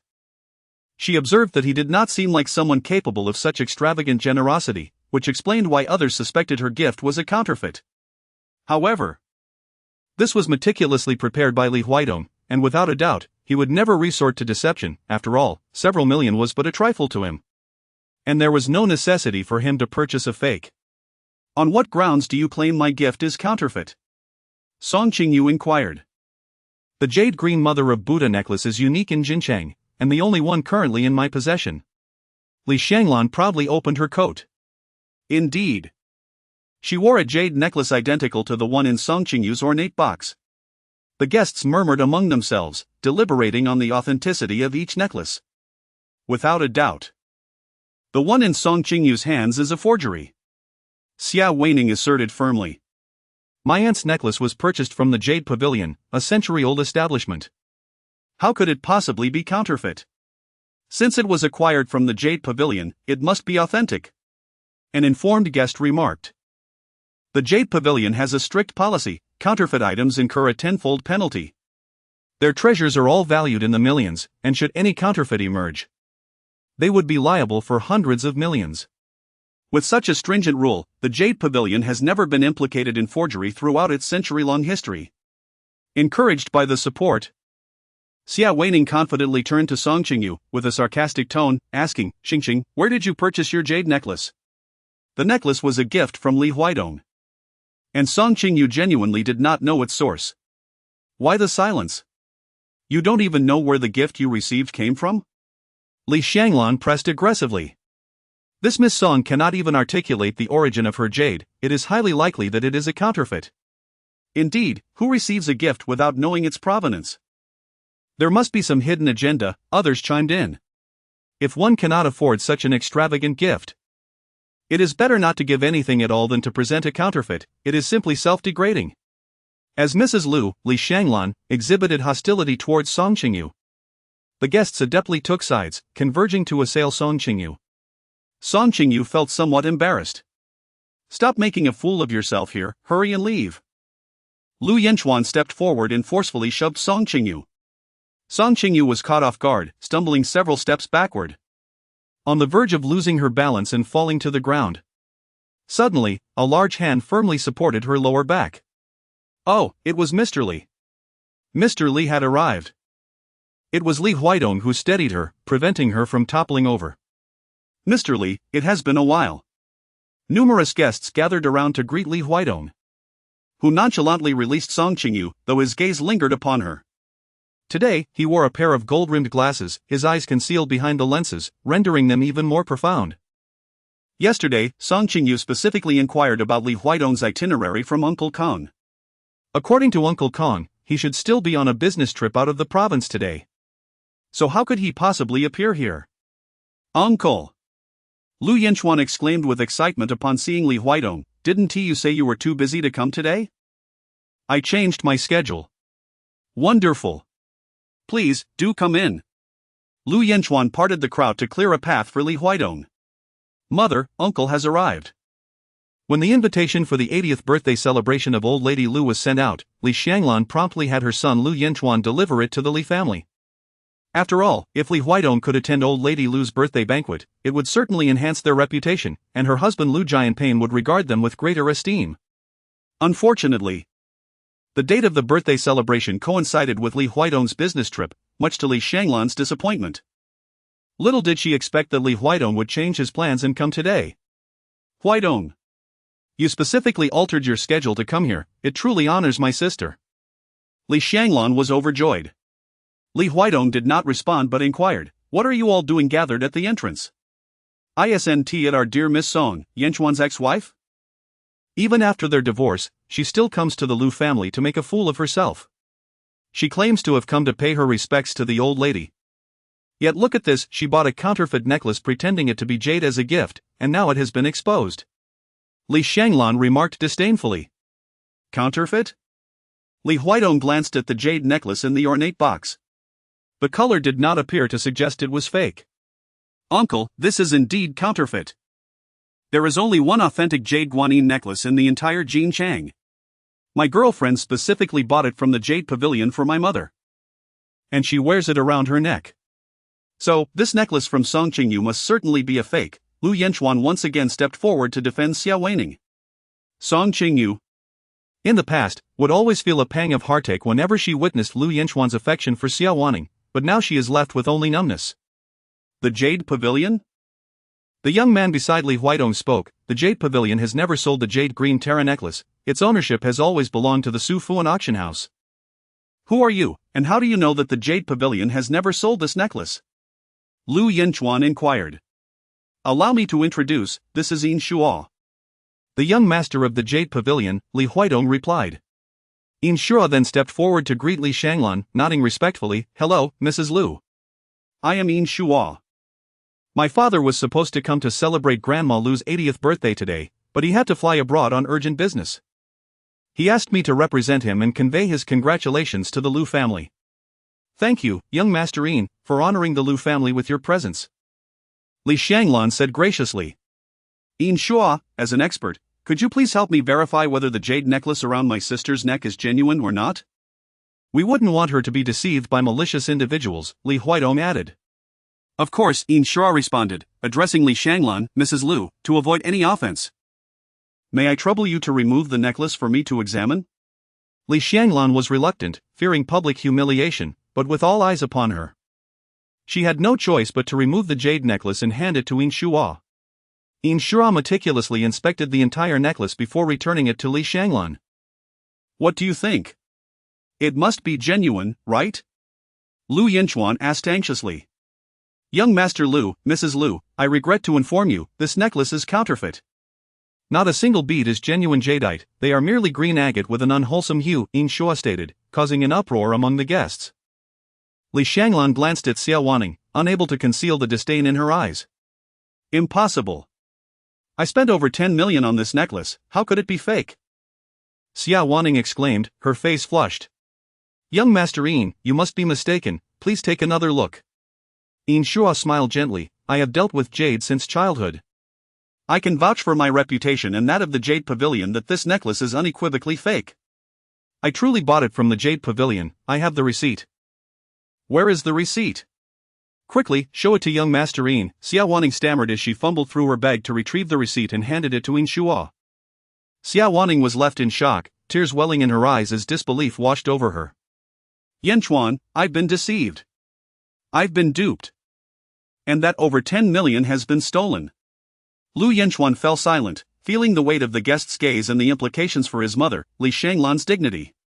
He could only think how foolish Xia Weining was, being swindled out of such a large sum and bringing shame to her mother. Li Shanglan was infuriated. Her blood pressure rising, she had never thought highly of Xia Weining. And the only reason she wore the necklace gifted by her was due to its uniqueness in the city. Little did she expect such a public embarrassment. After all the commotion, it turned out that the jade necklace gifted by Miss Xia was fake, while the one gifted by Miss Song was genuine. We truly misjudged Miss Song, someone in the crowd remarked apologetically. Xia Weining, unwilling to accept defeat, choked on her words and demanded, if my necklace is fake, does that mean Song Qingyu's must be real? Li Huidong glanced at Yin Shuo, who, sensing the unspoken request, turned to Song Qingyu, Miss Song. May I examine your jade green Terra necklace? Certainly, she replied. Song Qingyu presented the exquisite brocade box to Yanchuan. Yanchuan meticulously examined the necklace once more, also scrutinizing the brocade box that contained it. The jade green Terra necklace was indeed authentic, with each bead crafted from the finest glass variety, rare and precious. Moreover, the box housing this necklace was exclusive to the Su Fuan auction house, its outer fabric woven from shimmering brocade, intricately featuring Su Fuan's silver logo. A design that ordinary merchants could scarcely replicate. The box itself was of considerable value. Yanshua's detailed introduction clearly indicated his profound understanding of the necklace and its provenance. Guests at the event raised their thumbs in approval towards Yanshua, while their glances at Xia Wanning grew increasingly meaningful. Xia Wanning felt a mix of embarrassment and anger, yet was unable to express it. Indeed, this was a counterfeit she had purchased. The funds that Lu Yanchuan had intended for her gifts were instead used to settle her various debts accumulated during her extravagant shopping sprees abroad. She had commissioned a replica identical to the jade green Terra necklace, believing it to be a flawless scheme, only to find herself unfortunate enough to encounter Song Qingyu and her gift. That accursed Song Qingyu was truly her nemesis. As Song Qingyu witnessed the crisis averted, she let out a sigh of relief. "Thank you, Yin Xiao, for restoring my reputation." While expressing her gratitude, her gaze naturally swept over Li Huidong, silently conveying her thanks to him as well. She understood that Yin Shua, being the esteemed young master of the Emerald Pavilion, would not have dared to confront the Lu family in front of such a crowd without the endorsement of Li Huidong. "Miss Song, you are too modest," Yin Shua replied with a smile. Song Qingyu approached Li Shanglan and Lu Yanchuan, holding her congratulatory gift, and looked up at them with determination. "May I now enter to wish Grandma a happy birthday?" Li Shanglan was seething with anger, nearly on the verge of internal injury. Yet she had to maintain the dignity of Mrs. Lu in front of the guests and Li Huidong. She extended her hand, gesturing for Song Qingyu to proceed. After Song Qingyu entered, Li Huidong also stepped through the grand door with Yin Shua, causing the curious guests to swiftly disperse. "Yanchuan, Auntie, please listen to me." Xia Weining sobbed, feigning innocence. "I truly was deceived. It is entirely my fault for being so naive and trusting the swindler." "Silence." Li Shanglan hurled the necklace in her hand at Xia Weining. "Take your counterfeit and leave at once." "Auntie." Xia Weining's tears streamed down her face as she clutched Lu Yanchuan's wrist. "Yanchuan, please persuade Auntie for me." "I truly did not intend for this to happen." Aware of her own culpability, Xia Weining chose not to utter further words and departed the hotel in tears. Once Xia Weining had left, Lu Yanchuan turned and gently took hold of Li Shanglan's arm, attempting to console her. "Mother, do not be angry with Weining, it is merely a necklace. I will buy you a far more exquisite one another day." "Is this merely a matter of a necklace?" Li Shanglan glared fiercely at him. "Because of Xia Weining?" "I wore a valueless fake in front of so many guests today, losing face entirely. Tomorrow, the entire circle of elite women in Jinchang will know of my embarrassment. How can I face anyone again?" "Lu Yanchuan, I demand that you end your relationship with Xia Weining immediately. Otherwise, do not consider me your mother." "Mother?" Breaking up is unnecessary. Weining did not act with malice. Regardless of her intentions, you cannot be with her. I have gone to great lengths to remove a servant's daughter from your life, only for you to seek another? Are you intent on surrounding yourself with such lowly company? Your father already looks down upon you. If you were to marry a woman of no professional merit, how could you possibly compete with that illegitimate son, Lu Shiyuan?" "Mother, I truly love Weining. She saved me when we were children. She has always held a special place in my heart." "Spare me your tales of pure love. Those who achieve greatness are not bound by romantic entanglements." Li Shanglan issued her final ultimatum: "You must break up with her today. I will arrange a blind date for you next week." Chapter 12, The Reality of Marriage Upon Entering. Song Qingyu made her way directly to the hotel lounge in search of old lady Lu, only to be informed that she was asleep. "Very well, I shall wait outside." "Please notify me immediately when grandmother awakens," Song Qingyu said. "Yes, Miss Song," came the reply. Song Qingyu stood in the corridor of the lounge, waiting patiently, for she had no desire to descend and engage with the members of the Lu family. The tranquility of the second floor was quite agreeable. She had barely stood there for a moment when she heard someone approaching from the opposite side of the corridor. Song Qingyu looked up and found Li Huaidong. The cold light in the corridor accentuated his tall figure. Why don't you go inside? Li Huaidong paused beside Song Qingyu. Grandmother is asleep. The nanny mentioned that she has been having difficulty falling asleep lately, so when she does manage to sleep, I want her to rest a bit longer. I do not wish to disturb her. Li Huaidong nodded silently. The two stood side by side in the serene quietude, a stark contrast to the lively social scene below, where glasses clinked in a world of ambition and indulgence. Weren't you on a business trip in another province today? What brings you here so suddenly? Song Qingyu inquired. I was concerned about you being mistreated, so I came to check on you, he replied nonchalantly. Song Qingyu's face flushed as she thought to herself how astute Li Huaidong truly was.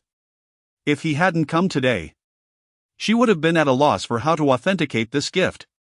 Unable to prove her own claims, the false would transform into the true, while the genuine would be deemed falsehood, leaving her not only wronged but also the subject of ridicule from the crowd downstairs. Thank you for helping me once again. But the gift you selected for me is rather extravagant, I cannot afford such opulence. Expressing gratitude while broaching the matter of money, Li Huaidong grasped her wrist firmly, drawing her close against his chest. Qingqing, is it that our lack of marital intimacy since our wedding has caused you to forget the nature of our relationship? With glasses perched on his nose, the light cast stark shadows across his brow and nose, rendering his gaze and demeanor somewhat austere. Yet, the heat of his chest rose and fell, stirring an involuntary flutter within her. I have not forgotten, Song Qingyu replied. Then who am I to you? A cough echoed from the lounge, suggesting that the elderly lady had awakened. Song Qingyu felt a shiver run down her spine, fearful that the elderly lady might emerge and witness the intimate scene between her and Li Huaidong. Let go of me. Do not act this way, she pleaded, struggling while casting anxious glances towards the lounge. Hurry, let go. Grandmother will be out soon. Yet, Li Huaidong seemed oblivious to her urgency, holding her shoulder firmly. Who just arrived? Came the elderly lady's voice from within. It is Miss Song. Qingqing has come, help me to see her. Yes, madam, replied the caretaker. Footsteps approaching the door. Husband, please, release me. Li Huaidong leaned down, his lips brushing against her ear as he whispered. You sound delightful when you call me that, from now on, let it be so. With that, he relinquished his hold and brushed past her, striding swiftly towards the hotel balcony, leaving Song Qingyu alone in the corridor, as if he had never been there. The door to the lounge creaked open, and the caretaker assisted the elderly lady out. Qingqing. Song Qingyu was still lost in the warmth of the word husband, her cheeks flushed, taking several moments to regain her composure before calling out, Grandma. Oh dear. My darling, why is your face so red? Are you feeling warm? The elderly lady cast a disapproving glance at the nanny beside her. Ame, how unthoughtful of you. You should have woken me when Qingqing arrived. Leaving her to stand at the door like this is quite tiresome. It's all right, Grandma. I chose to wait here myself, Song Qingyu replied. Very well. Come in and have some tea to rest. All right. Song Qingyu followed the elderly matriarch into the lounge, where the maid poured her a cup of tea. The grandmother sat beside her, grasping her hand and scrutinizing her from head to toe. Grandmother, I have been doing quite well, she replied. Do not deceive me. For I can see you have lost weight, the matriarch remarked. Indeed, I have shed a few pounds because I have returned to acting. The production team has certain expectations regarding the appearance of the actors, so I am managing my weight, Song Qingyu explained. You have returned to acting? Alas. It is all that scoundrel Yanchuan's fault for letting you down, otherwise, why should you endure such hardship? The elderly lady furrowed her brow. Since you left the Lu family, I have been worried about you every single day. Grandmother, you need not fret. I am now able to engage in activities I truly enjoy, and I find it quite fulfilling, she reassured. My dear girl, you are simply too strong-willed. Bearing everything on your own. How can a man develop a protective instinct if you do not allow it? Look at that Xiaowaning, always weeping and acting coy. Yanchuan falls for her charms. Take grandmother's advice, learn to soften your approach and indulge in a bit of sweet vulnerability. Song Qingyu remains silent. In the past, she truly cared about Lu Yanchuan's preferences. Throughout their 3-year marriage, she tailored her every habit and lifestyle to cater to him. Yet, in the end, it was evident that he did not love her, he simply did not. Now, she has come to understand that flattery cannot elicit love. And she no longer wishes to diminish herself for the sake of a man. Presently, her only desire is to be true to herself. At that moment, the elderly lady was conversing with Song Qingyu when someone from downstairs announced that the birthday banquet was about to commence, requesting the lady to come down. Qingqing, accompany me downstairs, she urged. Grandma, I want to go down. I came solely to see you, and as long as I know you're well, I can rest easy. That one tea do, you must come with me, or I shall not go either, the elderly lady suddenly pouted like a child. Grandma, I know what you're thinking. Although you and Yanchuan are divorced and no longer my granddaughter-in-law, you will always be the cherished granddaughter of both me and the old man. Today is my birthday banquet. How could I let you leave on an empty stomach? Come, let us go downstairs together. No one dares to speak ill of you. Song Qingyu could not resist the insistence of the elder matriarch and thus followed her downstairs. The gathering below was teeming with guests, the majority of whom were unfamiliar with Song Qingyu. This was largely due to the fact that her wedding to Lu Yanchuan had been a modest affair, attended only by a select few relatives. Furthermore, since their marriage, Lu Yanchuan had seldom included her in social events, on several significant occasions. He preferred to bring along his secretary rather than her. Over the past 3 years, she had been virtually invisible within Lu Yanchuan's social circle. At this moment, she suddenly grasped the advantages of her invisibility. At least today, she would not attract too much attention. As Song Qingyu descended the stairs, she beheld Li Huidong encircled by a throng from the Lu family. Engaging him in conversation was Lu Yanchuan's father, Lu Jianpain, with the illegitimate son Lu Shiwan, whom he had groomed as his successor, standing behind him. Lu Shiwan possessed a strikingly handsome visage, initially presenting as a man exuding the brightness of spring, however.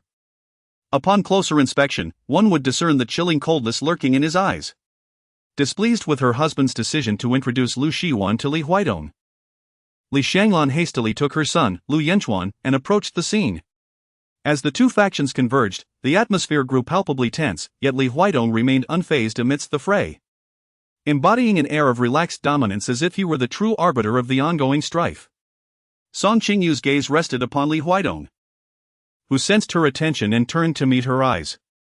Within his profound gaze lay a hint of amusement, causing Song Qingyu to recall the term husband she had just uttered, igniting a fresh warmth upon her cheeks. Grandmother Lu followed Song Qingyu's line of sight, mistakenly believing she was fixated on Lu Yanchuan, which only deepened her discomfort. Qingqing, come, let grandmother properly teach Lu Yanchuan a lesson for you. A sudden jolt surged through Song Qingyu's heart, and before she could intervene, the elderly matriarch had already grasped her hand and briskly made her way towards Lu Yanchuan and his companions. Mother, why are you dragging her around? She has already divorced Yanchuan. Li Shanglan expressed her discontent over her mother-in-law's closeness with Song Qingyu. Silence, it is none of your concern, the old lady sharply retorted. Li Shanglan, taken aback by the reprimand, cast a look of distress towards her husband, Lu Jianpain, who remained oblivious, not even sparing her a glance. Yanchuan, I heard that you brought Xia Wanning to my birthday banquet today. I certainly did not invite that vixen. What are your intentions in bringing her here? To irritate this old woman? Grandmother, I assure you that my intention is not to provoke you. Wanning expressed a desire to visit you, and observing her sincerity, I decided to bring her along. Sincerity? What kind of sincere person would show up to meet their parents with 2 fakes? That was a misunderstanding, he replied. The matter of the fakes aside, it is not the gifts that concern me, but Yanchuan, do not forget how Xia Wanning abandoned you to go abroad 4 years ago. Back then, after you failed with the initial investment your father provided, she promptly declared a breakup and left. During your darkest times, it was Qingqing who remained by your side to care for you. After your marriage, she forsook everything to maintain your household. In the last 2 years before your grandfather's passing, she brought him laughter and alleviated his suffering. Qingqing has made immense contributions to our Lu family. How can you betray her so callously? Lu Yanchuan found himself at a loss for words under the weight of the old lady's admonition. Qingyu has always harbored love for you, otherwise, she could not have endured the grievances of these past 3 years. The matriarch gently patted Lu Yanchuan's shoulder. Today, with your parents and your uncle present, let everyone witness this. You must quickly apologize to Qingyu and sever ties with that woman, Xiaowaning. Then, find the time to remarry her. I am eagerly awaiting the day I can hold my great-grandson. Li Huaidong cast a cold glance at Song Qingyu. Song Qingyu's head was heavy with the misunderstanding of the elder lady, for she had never expressed her desire to remarry. Just as she was about to clarify, Lu Yanchuan, feeling disgruntled, recalled how his mother, Li Shanglan, insisted on him breaking up and going on blind dates, while his grandmother pressured him into a divorce and remarriage. He was overwhelmed with grievances. Is it not within my right to make decisions regarding my own marriage? I will absolutely not remarry. With that declaration, Lu Yanchuan strode away.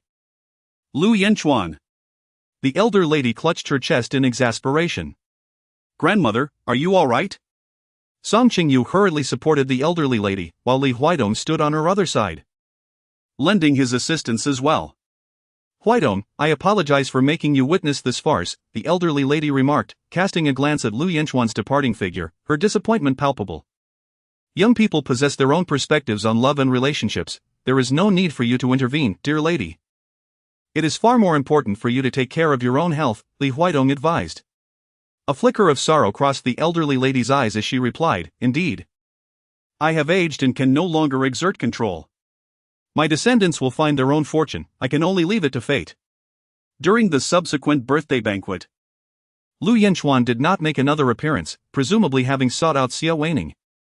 His lack of fortitude provided Lu Jianpain with ample justification to introduce Lu Shiwan to the guests. While Li Shanglan seethed with frustration, her lips nearly twisting in displeasure. Song Qingyu found herself in an unfortunate predicament.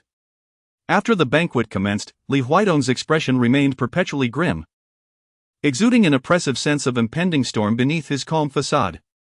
Once the birthday celebration concluded, Song Qingyu lingered with the elderly matriarch for a while before finally taking her leave. As she stepped out of the hotel, she noticed a Rolls-Royce parked at the entrance, its window partially lowered. Li Huaidong sat in the back seat, evidently waiting for her. The driver, upon spotting Song Qingyu's emergence, alighted to open the door for her. Song Qingyu entered the car. Why haven't you left? She inquired, seeking conversation. Li Huaidong remained silent, merely instructing the driver, drive. Yes, Mr. Li. The Rolls-Royce glided away from the hotel at a leisurely pace. The interior was enveloped in silence as Song Qingyu discreetly glanced at Li Huaidong. He sat upright, turning his gaze towards the window, where the glass reflected a visage devoid of emotion. He appeared to be in a state of irritation. Upon exiting the vehicle, Li Huaidong strode directly into the house and ascended to the second floor. Song Qingyu followed him upstairs. Her curiosity piqued as she longed to inquire about the source of his irritation.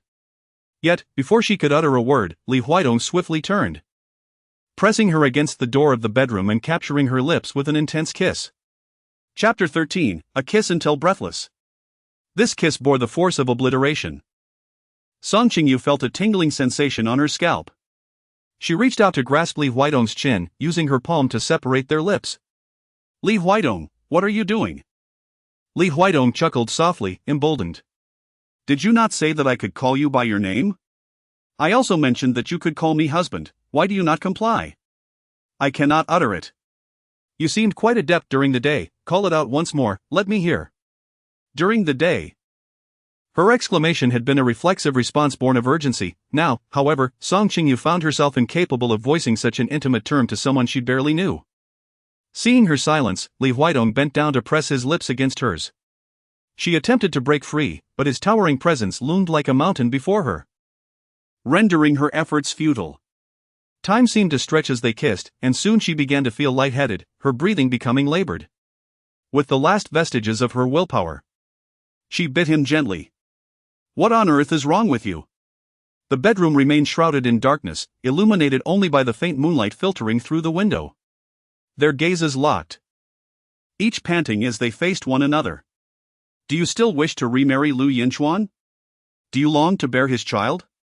Li Huaidong pressed closer, his firm body pinning her down, leaving her struggling to withstand the intensity of the moment. As Song Qingyu reflected on the words spoken by Elder Lu during her confrontation with Lu Yanchuan, it became evident that Li Huaidong had misunderstood the situation. He must have thought that she had instigated Elder Lu to speak on her behalf. Please do not take it the wrong way. What my grandmother expressed to Lu Yanchuan was entirely her own sentiment. She holds traditional views, so do not dwell on it. Having chosen to divorce, I have never contemplated reconciliation, let alone the idea of having children. Upon hearing her declaration, the fire that had ignited within Li Huaidong was suddenly extinguished, and his gaze softened considerably. Xingqing, he murmured as he lifted her onto the dressing table, parting her legs to draw closer, encircling her slender waist. His voice took on a sultry tone. Would you consider bearing a child for me? Song Qingyu is currently devoted to her career, instinctively resisting the idea of having children. I don't want that. Why not? Our marriage lacks love as its foundation. Such a union is ill-suited for raising children. Song Qingyu calmly articulated. If a father does not love the mother enough, and the mother does not love the father sufficiently, then a child born into such a household will not find happiness. We entered into marriage hastily. We cannot afford to be equally reckless in bringing a child into this world, as it would be unfair to the child. Li Huaidong fell silent, seemingly lost in thought. A flicker of pain crossed his features, and then he buried his face in the crook of her neck, inhaling deeply as if drawing strength from her. The warmth radiating from him enveloped her, and she sensed a thin layer of sweat forming on her back. Yet she could not push him away. She remained ensnared in his embrace, gazing vacantly at the shadows of the trees outside, much like a trapped beast. At last, the prolonged minute came to an end. Li Huaidong released her, resting his forehead against her damp one, letting out a soft sigh. I have said nothing. You should rest now. With that, he turned and walked away. Seated at her vanity, Song Qingyu gazed at his silhouette, more tranquil than the moonlight, and could not help but inquire, aren't you going to sleep in the room? Since she had previously rebuffed him, he seldom spent the night in the bedroom. Li Huaidong halted at her voice, turning to look at her. What? Are you willing to share a bed with me? I have never prevented you from sleeping in the bedroom, Song Qingyu whispered. You know that when I refer to sleeping, it is not in the same context as you imply, Li Huaidong replied, and without further hesitation, he exited the room. Despite having accomplished nothing together, Song Qingyu felt as though she had emerged from a tumultuous battle, utterly fatigued. Her legs felt weak as she descended from the vanity. After taking a shower, she found herself unable to sleep, tossing and turning in bed. Images of Li Huaidong burying his face in her neck and inhaling deeply flashed through her mind. Was it merely a figment of her imagination? In that moment, she sensed a hint of vulnerability in this seemingly invincible man. As time ticked by, Song Qingyu remained restless. Rising from her bed, she decided to step out into the courtyard for some fresh air. Upon opening the door, she noticed the lights illuminating the hall below.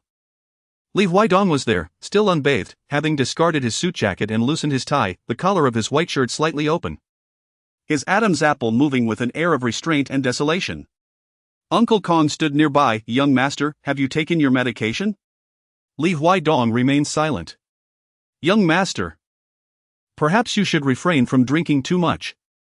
Shall I call Dr. Bai to come over? No need, Li Huaidong replied curtly. Uncle Kong offered a few more words of advice before being dismissed to rest. Song Qingyu hesitated for a few seconds before finally approaching Li Huaidong. Why are you still awake? Li Huaidong inquired. I can't sleep, Song Qingyu replied as she took a seat across from him. And you? Are you unable to sleep as well? Yes. I just heard Uncle Kong mention that you should take your medicine. Are you feeling unwell? It's nothing, merely insomnia. Li Huaidong replied nonchalantly, and Song Qingyu chose not to press further. Suddenly, the hall fell into a profound silence, and the courtyard lights extinguished as scheduled. The night deepened. He remained seated while she stood, his gaze resting upon her chest. After taking a bath, Song Qingyu remained in her pajamas, feeling somewhat exposed without any undergarments. Concerned about her convenience, she draped a coat over herself before heading downstairs. However, under his gaze at that moment, she still felt a lack of security. Aren't you tired yet? She inquired. Song Qingyu was compelled to lower her head as his hand pressed gently against the back of her neck. With a subtle force, he took advantage of her bowed posture to kiss her once more. This kiss was in stark contrast to the tempestuous one from earlier. It was tender and lingering, as if she had transformed into a piece of candy to be savored slowly. From this kiss, Song Qingyu sensed an inexplicable reliance, as if Li Huaidong needed her healing touch. "Young master!" came the call from outside, breaking the moment. Song Qingyu, resembling a startled rabbit, abruptly sprang from Li Huaidong's embrace. She had no time to smooth out the wrinkled coat he had tousled and hurriedly ascended the stairs. "Uncle Kong, did I not instruct you to retire for the night?" Uncle Kong, unaware of the disturbance he had just caused, cheerfully replied while holding a jar of wild honey. "My wife's family has sent over some wild honey. I recall doctor by mentioning that when one struggles to sleep, a bit of honey water could be beneficial. I shall prepare some for you now." "I do not require honey water at the moment." "Then, what does the young master desire?" "I shall fetch it for you." "I need a glass of ice water." "Uncle Kong. Ice water? What on earth is the need for ice water at this late hour?" Song Qingyu found herself plagued by insomnia. "Perhaps." No, there are no maybes." In the ensuing days, the narrative primarily revolved around the male and female leads, while Song Qingyu's scenes remained somewhat fragmented. Nevertheless, in her quest for knowledge, she chose to remain with the production team. On that Saturday, she received a call from her dear friend, Shang Xingnai. "Xingqing, this world has turned upside down," Shang Xingnai exclaimed as soon as the call connected. "What is wrong? What happened?" "My father and my stepmother have arranged a blind date for me, and guess who it is?" "Who? Is it Andy Lau or Daniel Wu?" "Sister. You truly have a knack for this, you guessed one character correctly." Song Qingyu was utterly bewildered. "Who on earth are you talking about? Stop keeping me in suspense." "Lu Yanchuan." "What?" Song Qingyu could hardly believe her ears. "Have they lost their minds?" "Of course, they have. I assure you, this is undoubtedly the scheme of my stepmother." Shang Xingnai was the daughter of the Shangshi group, with family assets exceeding billions. However, after completing her master's degree and joining a law firm, she distanced herself from the Shang family due to the irreconcilable differences with her stepmother, Hu Feng. Hu Feng epitomized the duplicitous, wicked stepmother, presenting one facade to Shang Xingnai and an entirely different one to her father. Over the past 20 years, Shang Xingnai had endured enough of her stepmother and half-sister's machinations, prompting her to move out as soon as she became financially independent. Yet, who could have anticipated that even after leaving the Shang family, Hu Feng would not relent, insisting that she go on a blind date with a scoundrel in his second marriage. "You absolutely must not go," Song Qingyu exclaimed. "Lu Yanchuan is currently being suppressed by Lu Xiwan, and Li Shanglan likely desires to forge a connection between you and Lu Yanchuan due to the Shangshi group's influence. Your stepmother, on the other hand, is clearly trying to push you into a pit of fire. I share your sentiments. When I received the call yesterday, I was furious. However, after contemplating it through the night, I have come to terms with it. Xingqing, since Lu Yanchuan has wronged you, I have longed to teach him a lesson. This blind date presents a splendid opportunity. You must be joking. I do not want you to get entangled with a scoundrel on my behalf. Fear not. He is unaware that I am the heiress of the Shang family. Once he discovers my identity, he will think twice before crossing me." Shang Xingnai, filled with excitement at the prospect of pranking the scoundrel, declared, "Tomorrow evening at the Baihao Grand Hotel, Xingqing, you simply must join me to witness the spectacle." Song Qingyu was utterly disinterested in witnessing Lu Yanchuan being pranked. However, she could not resist the enthusiasm of Shang Xingnai. After much persuasion from Shang Xingnai, she reluctantly made her way to the Baihao Grand Hotel. Lu Yanchuan suffered from night blindness, and Shang Xingnai devised a plan to turn off all the lights in the restaurant as soon as he entered, employing a few actors dressed as ghosts to frighten him, all while capturing his terrified reactions on video. The ingenuity of such a scheme left Song Qingyu in awe, and she gave Shang Xingnai a thumbs up. "Shoo! He is almost here, let us hide behind this screen and watch him make a fool of himself," she whispered. The restaurant door swung open, and someone stepped inside. In an instant, all the lights extinguished, plunging the room into darkness. The actors, dressed as specters, seized the moment and glided toward the newcomer. A blood-curdling scream pierced the silence. Shang Qingnai chuckled softly in Song Qingyu's ear. It worked. Song Qingyu felt something was amiss. The anguished cries did not seem to belong to Lu Yanchuan. Ah! Ah! Two more cries followed, each distinct from the last. Shang Qingnai also sensed the oddity and hurriedly switched on the light. The sudden illumination fell upon the man at the doorway. He was tall and poised, exuding an air of elegance and refinement, yet, when he cast a sidelong glance, his eyes revealed an indifferent coldness and a hint of darkness. The three actors portraying ghosts lay sprawled at his feet, clutching their arms and wailing in pain. Who is he? Shang Qingnai did not recognize the newcomer. But Song Qingyu did. He was Lu Shiwan, the half-brother of Lu Yanchuan. Wait. Wasn't it agreed that she would be on a blind date with Lu Yanchuan? Why was his brother here instead? Song Qingyu felt a shiver run down her spine, and Shang Qingnai was unaware, nor could she fathom the circumstances. Miss Shang. Lu Shiwan gazed at her with a look that carried profound implications. Was today's blind date rather unconventional? My apologies, I didn't mean to frighten you. Shang Qingnai quickly approached to apologize. I thought Lu Yanchuan was coming. I intended to set my sights on him. A fleeting smile seemed to flicker across Lu Shiwan's otherwise cold visage. Regrettably, he is not coming. Why not? Shang Qingnai inquired, suspecting that he was perhaps unable to attend due to that vixen, Xia Wanling. Uncertain. Then why are you here? To engage in a blind date with you. My apologies. It was my desire to meet Miss Shang. Upon uttering these words, the atmosphere in the room inexplicably grew intimate. Shang Qingnai scrutinized Lu Shiwan. Clad in a tailored black suit, a crisp white shirt, and a Windsor knot tie, he appeared earnest about this rendezvous. In contrast, she had deliberately donned an all-black ensemble, intending to indulge in a playful disguise, rendering her appearance rather peculiar. Well, perhaps we should discuss this another day. Shang Qingnai was reluctant to attend the date dressed thusly. She tugged at Song Qingyu, attempting to leave, but was halted by Lu Shiwan's firm grasp. Miss Shang, it may not be me next time. What do you mean? Today is a rare opportunity, let us converse. Song Qingyu discerned that Lu Shiwan had specifically come to meet Shang Qingnai today. They must have important matters to discuss, making her presence somewhat superfluous. Qingnai, I shall step outside and wait for you. Please, continue your conversation. Upon finishing her words, Song Qingyu made a swift exit. The actors donned in ghostly costumes in the restaurant, noticing her departure, hastily followed suit. What do you wish to say? Speak your mind.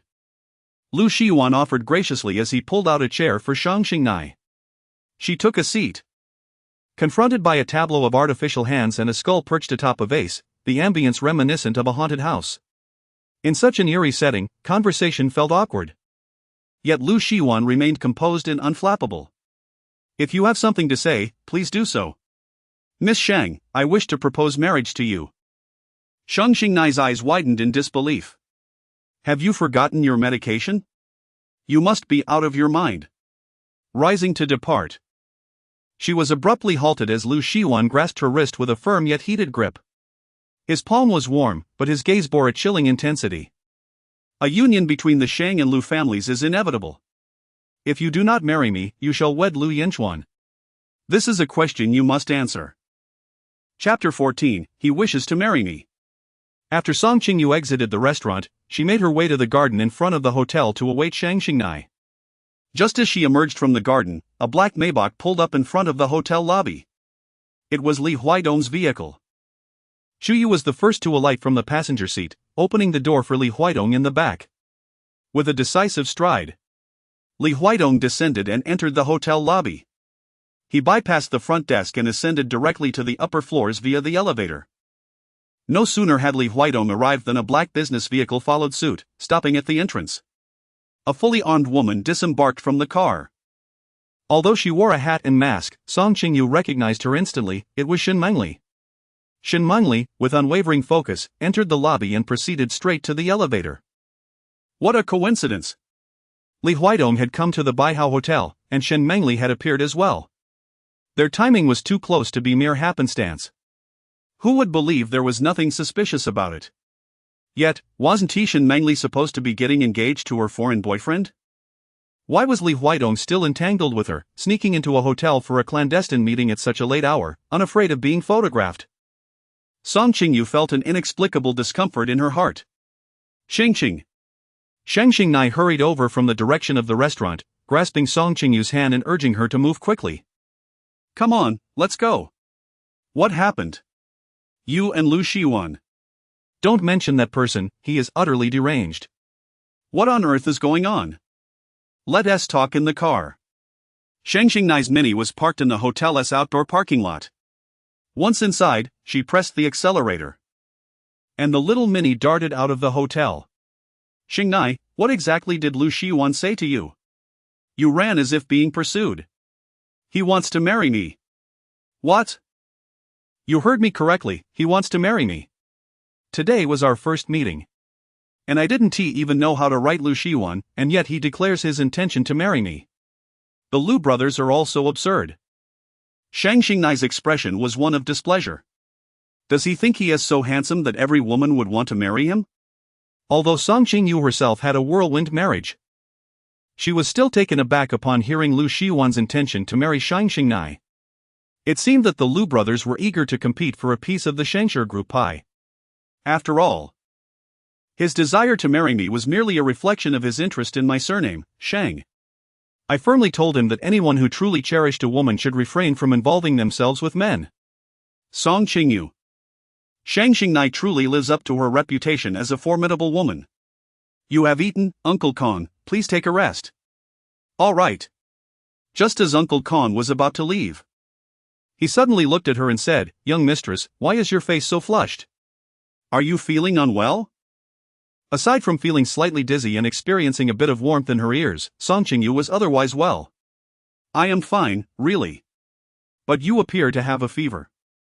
Uncle Kong retrieved the medical kit, and upon measuring her temperature, it indeed registered at 38 degrees. Madam, you truly have a fever. I shall call a doctor. No need for that, it is likely just a chill. A single dose of antipyretic will suffice. Song Qingyu located a fever-reducing pill in the medical kit and swallowed it with some water. Uncle Kong, it's nothing serious, I just need to sweat it out. You should get some rest. But I assure you, I am perfectly fine. Perhaps I should call the young master? Do not disturb him, Song Qingyu said with a hint of petulance. Uncle Kong hesitated before departing. Song Qingyu reclined on the sofa, intending to rest for a moment, but unexpectedly succumbed to slumber. In her dreams, she revisited her childhood, where her father played frisbee with her on the lawn. As the frisbee soared into the air, she tilted her head back and caught sight of a pair of eyes observing her from the second floor of the Lu residence. Startled, she nearly lost her balance. But fortunately, her father caught her just in time. Father! Song Qingyu awoke with a start, her hand instinctively grasping something. Upon opening her eyes, she beheld Uncle Kong standing beside her, holding a cooling patch. Young mistress, I was worried about you. I just took your temperature again, and you still have a fever. Please apply this cooling patch, the doctor is on the way. Song Qingyu nodded slightly. After a while, the doctor arrived, conducted an examination, prescribed medication, and advised her to drink plenty of water. Song Qingyu obediently drank a large cup of warm water, and indeed, shortly thereafter, she broke into a sweat and her fever subsided. Unfortunately, she was scheduled to perform a water scene with the male and female leads today. In November, the temperatures had already dropped, and having just recovered from a fever the night before, it was not the ideal time for her to enter the water. However, with so many crew members already prepared and both leads poised to dive in, she felt it would be inappropriate to decline, so she steeled herself and went ahead. The moment she plunged into the water, a chilling sensation pierced through her bones. Yet, according to the script, she was required to remain submerged at least 10 seconds longer than the two leads.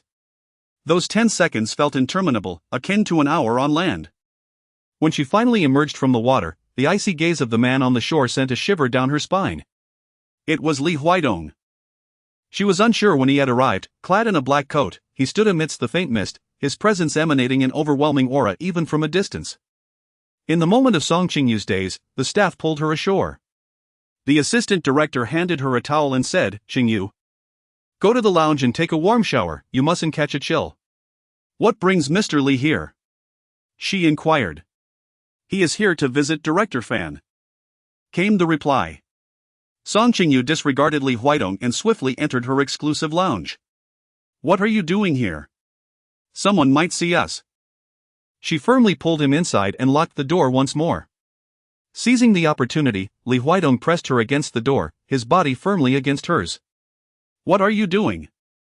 Song Qingyu recalled his night at the Baihao Hotel with Shin Mengli, feeling a tight knot of discomfort in her heart. "Song Qingyu, after just recovering from a fever. Why would you still choose to film a water scene? Is your health not more important than your remuneration?" It seemed to be the first time he called her by her full name, his voice laced with evident anger. She too was emotionally charged. Indeed, remuneration is crucial. A woman must accumulate wealth to face the tempests of life with confidence. Men in marriage are unreliable. Are you pointing fingers at me? I've told you. I am not like Lu Yanchuan. All men are the same. Li Huidong silently regarded her, and after a moment, reached a conclusion. "Are you angry?" "No. Not at all. I didn't know you were unwell. Had I known. Even if you had known, it wouldn't have changed anything." Song Qingyu pushed Li Huidong away, distancing herself. "Why can't it start from today? Why not from yesterday?" "Yesterday?" Li Huidong discerned her implication. "Do you have doubts about my whereabouts yesterday?" "It's not doubt. I merely wish to know where you went last night." "Last night, I met with a business partner. Our discussion ran late, so I stayed at the hotel." Song Qingyu pressed her lips tightly together, murmuring to herself about the absurdity of needing to meet a business partner at a hotel. It felt deceitful. The two were locked in a standoff when a knock echoed through the breakroom door. "Teacher Song, are you there?" It was a staff member from the production team. "Teacher Shin Mengli has come to visit and wishes to apologize for the unpleasantness during the last audition." "What a coincidence!" Li Huidong had just arrived to visit the set, and Shin Mengli followed closely behind. Were these two somehow bound by an inseparable connection? It seemed wherever he was, she would be there too. "Teacher Song? You go ahead. I'll join you shortly." "All right." "Oh, Teacher Shin is here." Footsteps could be heard approaching from outside. Song Qingyu felt a surge of anxiety. Despite being Li Huidong's wife, she inexplicably sensed an impending urgency of being caught in the act. "Miss Song, are you there? This is Shin Mengli." Shin Mengli knocked on the door. Song Qingyu gestured towards the direction of the restroom, softly whispering in his ear, "You should go there and hide for a while." Li Huidong remained still, not moving. Song Qingyu was aware that it was rather absurd to send this prominent figure to hide in the restroom. Nevertheless, with the crew members still present outside, she wished to avoid anyone witnessing Li Huidong in her lounge. "Hurry up," she urged, giving him another gentle push. It was only then that Li Huidong, maintaining his composure, stepped into the restroom. "Ms. Song?" Shin Mengli pressed on. Song Qingyu forcefully opened the door to the lounge. Standing at the threshold was Shin Mengli, wearing a facade of a disingenuous smile. "You two continue your conversation, I shall attend to other matters," remarked a member of the production team. "Thank you for your assistance," Shin Mengli replied with feigned politeness. "Not at all," the staff member responded before departing. Only Song Qingyu and Shin Mengli remained at the entrance of the lounge. As Song Qingyu stepped outside, she casually closed the door behind her. "Teacher Song, I cannot help but feel increasingly remorseful about the incident involving my agent. I have come today specifically to express my apologies," Shin Mengli said, presenting a box of rose tea. "This is rose tea, known for its beautifying properties. I hope you will accept it, Teacher Song." Song Qingyu was not swayed by Shin Mengli's overtures. She vividly recalled the day when Shin Mengli had threatened her as she was being taken away in an ambulance, declaring that their conflict was far from over. Now, with this sudden display of contrition, it was evident that there were ulterior motives at play. "There are no others present. You need not put on a facade," Song Qingyu remarked coolly. At these words, Shin Mengli ceased her pretense, casually tossing the gift box onto the ground. "I saw you last night at the Baihao Hotel," Shen Mengli stated, fixing her gaze on Song Qingyu. You were with Huaidong, weren't you? What a pity. For he was with me the entire evening. Song Qingyu furrowed her brows slightly. So what?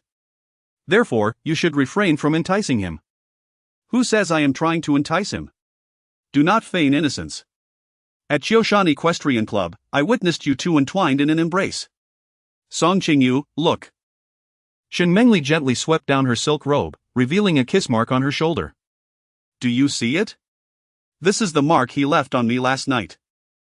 You surely are unaware that in bed, Huaidong can be both a fierce wolf, exuding dominance, and at other times, like a child, delighting in playful antics. Suddenly, Song Qingyu was seized by a wave of nausea, a hint of queasiness rising within her.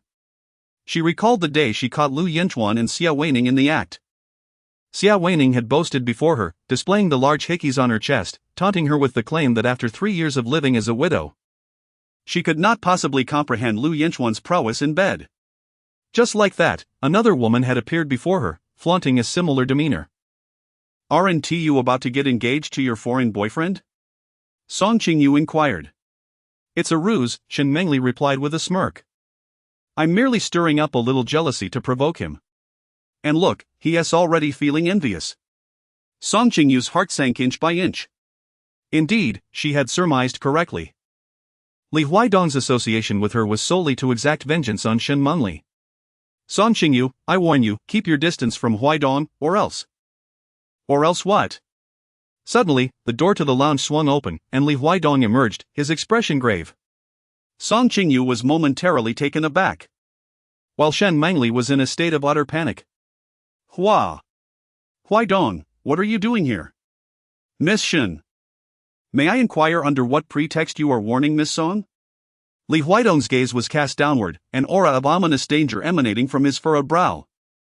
Song Qingyu felt as though he resembled a volcano on the verge of eruption, his very presence radiating an intense heat. Shen Mengli swallowed hard, rendered speechless. Furthermore, you assert that we were together last night?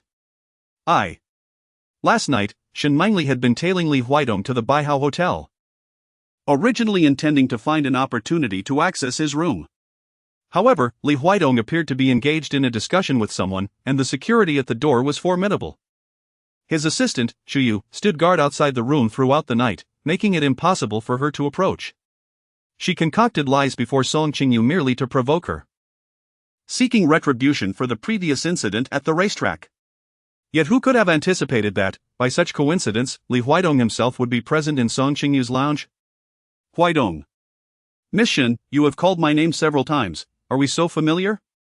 A fleeting moment of embarrassment washed over Shen Mengli, and she could not bear to meet his gaze, lowering her head in apology. Mr. Li, I apologize, my words were thoughtless. Leave. The single word from Li Huaidong sent Shen Mengli fleeing in terror. Song Qingyu stood in place, utterly perplexed. The brief exchange between Li Huaidong and Shen Mengli had been laden with meaning, leaving her momentarily unable to process the implications. So, you and her last night. Song Qingyu secretly marveled at Shen Mengli's remarkable acting skills. She could vividly recount events that had never transpired. So, what is your relationship with her? There is none. Is that truly the case? Song Qingyu harbored doubts, recalling the media's past reports of their rumored affair. Li Huaidong glanced up at her. Did you search for me? The rumors about him and Shen Mengli were at least 2 years old. It was unlikely she would have stumbled upon them unless she had intentionally sought the information. This indicated that she had begun to care about his affairs. I did not, Song Qingyu quickly denied. Then how do you know? I heard it somewhere. False. Li Huaidong outright refuted her claim. Though he offered no further elaboration, Song Qingyu felt a sense of relief wash over her, as if the persistent rain had finally given way to sunshine. Li Huaidong noticed the subtle shift in her expression. So, is this why you are upset with me? Did you think I was with another woman last night? She felt exposed, her heart racing. Of course not. Li Huaidong chuckled, leaning closer to her. One moment you seem like a wolf, and the next like a child. Am I truly like that in bed, Song Qingyu's cheeks were flushed with warmth. I had forgotten. Song Qingyu. Chapter 15, The young mistress has disappeared. In the afternoon, Song Qingyu had no filming scheduled. What happened? Li Huaidong hurriedly approached to support her. She felt somewhat dizzy. Her body was burning with fever, and her eyes shimmered with a glistening sheen, clearly indicating that she had spiked a fever once again. Without hesitation, Li Huaidong lifted her effortlessly and carried her into the living room. Uncle Kong. Call for a doctor. Yes, young master. The doctor arrived promptly and, upon measuring her temperature, found it had reached 39 degrees. Uncle Kong, anxious and pacing, exclaimed. Did she not just recover from her fever last night? How could it suddenly rise so high after filming outdoors all morning? Could she have caught a chill? Uncle Kong pressed for answers. Uncle Kong, please prepare a pot of hot water for her, Li Huaidong interjected to alleviate the tension. Oh, certainly. Uncle Kong hurried off to the kitchen, momentarily forgetting to continue his inquiries. Song Qingyu let out a faint sigh of relief. You still know how to keep secrets? Li Huaidong replied with a hint of annoyance, I support your pursuit of a career, but not at the expense of your well-being. The crew is set to change locations this afternoon. If that water scene is not filmed, it will delay the entire schedule and logistics of the production. I simply do not wish for everyone to be hindered because of my individual concerns. I understand, but it cannot happen again, he asserted. His tone authoritative yet laced with a touch of gentleness. Song Qingyu's heart felt increasingly buoyant as she hazily nodded in agreement. The doctor administered an intravenous drip to her. You should rest for a while, Li Huaidong suggested. The courtyard, typically illuminated as brightly as day, was shrouded in darkness, leaving only a solitary lamplit in the living room. Li Huaidong sat in the armchair opposite her, his head bowed as he attended to work on his computer. The glow from the screen cast shadows across his features, accentuating the depth of his facial contours. What time is it? Song Qingyu inquired.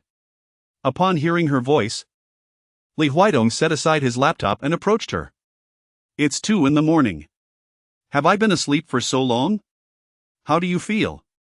Not bad. She rose from the sofa, the fever had subsided, yet her limbs remained weak, leaving her devoid of strength. Have you been here the whole time? You could have gone to sleep, you know.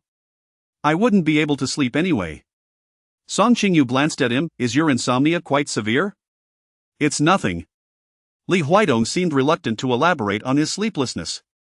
He seated himself beside her, reaching out to gently touch her forehead. Are you hungry? Just a bit. She had hardly eaten throughout the day, lacking in appetite during her fever, and now that it had subsided, her stomach felt rather empty. There's porridge in the kitchen. Li Huaidong rose and made his way to the kitchen. The lights in the living room illuminated one by one with his footsteps, casting a warm glow upon his silhouette. The clay pot in the kitchen was still bubbling with steam, containing a delightful seafood and vegetable porridge, embellished with abalone, clams, and shrimp. Li Huaidong deftly extracted the shrimp, peeling off the shells for her. Throughout her life, apart from her father, no man had ever treated her with such tenderness and meticulous care, causing Song Qingyu's heart to flutter once more. Please, enjoy. He pushed the porridge towards her, the handle of the spoon oriented in her direction. Thank you. Song Qingyu found no particular flavor in her mouth, yet she believed it to be the most exquisite porridge she had ever tasted. Song Qingyu took a 2-day respite at home due to a fever. When Song Qingyu came across the news, she couldn't help but feel it was an extraordinary coincidence. Just after Shen Mengli had manipulated Li Huaidong to create trouble before her, she suddenly faced a complete downfall. Could it be that Li Huaidong was the unseen hand behind Shen Mengli's tax evasion scandal? Song Qingyu was sitting on the sofa, lost in thought, when she noticed Li Huaidong descending from the second floor. He appeared to be preparing for an important event today, dressed in a formal black suit with a Windsor knot, looking more refined than usual. Do you have time to dine out together tonight? Li Huaidong approached her after coming down the stairs. Song Qingyu pondered. What is this? A date? Well, I am at home resting anyway. She feigned calmness as she replied. All right, then let Qingyu come to pick you up later. Okay. After Li Huaidong finished speaking, he departed. Uncle Kong entered from the garden and, observing Li Huaidong's retreating figure, inquired, Young mistress, do you know what day it is today? What day is it, Uncle Kong? Today is the young master's birthday. So today is Li Huaidong's birthday. This is not merely a casual outing for a meal. She must prepare a birthday gift. How sudden. Song Qingyu's mind was a blank, uncertain of what gift to present. Uncle Kong, what does he enjoy? Uncle Kong smiled. Are you perhaps considering a birthday gift for the young master? Indeed, today marked his birthday, and now that she was aware, it would be remiss not to prepare something. In truth, the young master lacked for nothing. What mattered most was the thought behind the gift. I believe that regardless of what you choose, he will surely appreciate it. Uncle Kang's words were plentiful yet offered no tangible insights, though he was correct in one regard: Li Huaidong truly wanted for nothing. Song Qingyu began to suffer from a headache, pondering what gift would be suitable for Li Huaidong. Kong Shu, I shall not be dining at home this noon. Are you venturing out? Yes, I plan to stroll outside, hoping to find a delightful gift. Song Qingyu ascended the stairs to wash her hair and apply her makeup in preparation for her outing. Young mistress, allow Xiao Lu to escort you, suggested Uncle Kong, who had arranged for a driver for Song Qingyu. Very well. Upon arriving at the mall's underground parking, Xiao Lu alighted and opened the car door for her. Young mistress, shall I accompany you upstairs, or would you prefer I wait here for you? Please wait for me here, she replied. It was not a major shopping trip, and she did not require assistance with carrying items. Understood. Song Qingyu took the elevator to the upper-level mall. It was a weekday, and the shopping center was relatively quiet, with several luxury boutiques particularly desolate. After perusing the shops, she still could not find a gift that pleased her. Ultimately, her footsteps came to a halt in front of the Dunhill store. The previous evening, she had seen Li Huaidong standing in the courtyard smoking when his lighter fell and shattered. It appeared to be from this brand. She was uncertain of his preferences.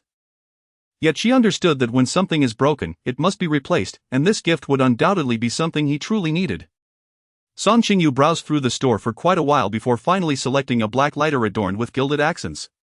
Given that Li Huaidong's wardrobe predominantly consists of black attire, she surmised that he must have a penchant for the color. The gilded trim enhanced the lighter, imbuing it with an air of sophistication. The price was also reasonable, comfortably within her budget. Madam, would you like assistance with a greeting card for the gift box? No, thank you. I shall write it myself. Very well. Allow me to fetch you a pen.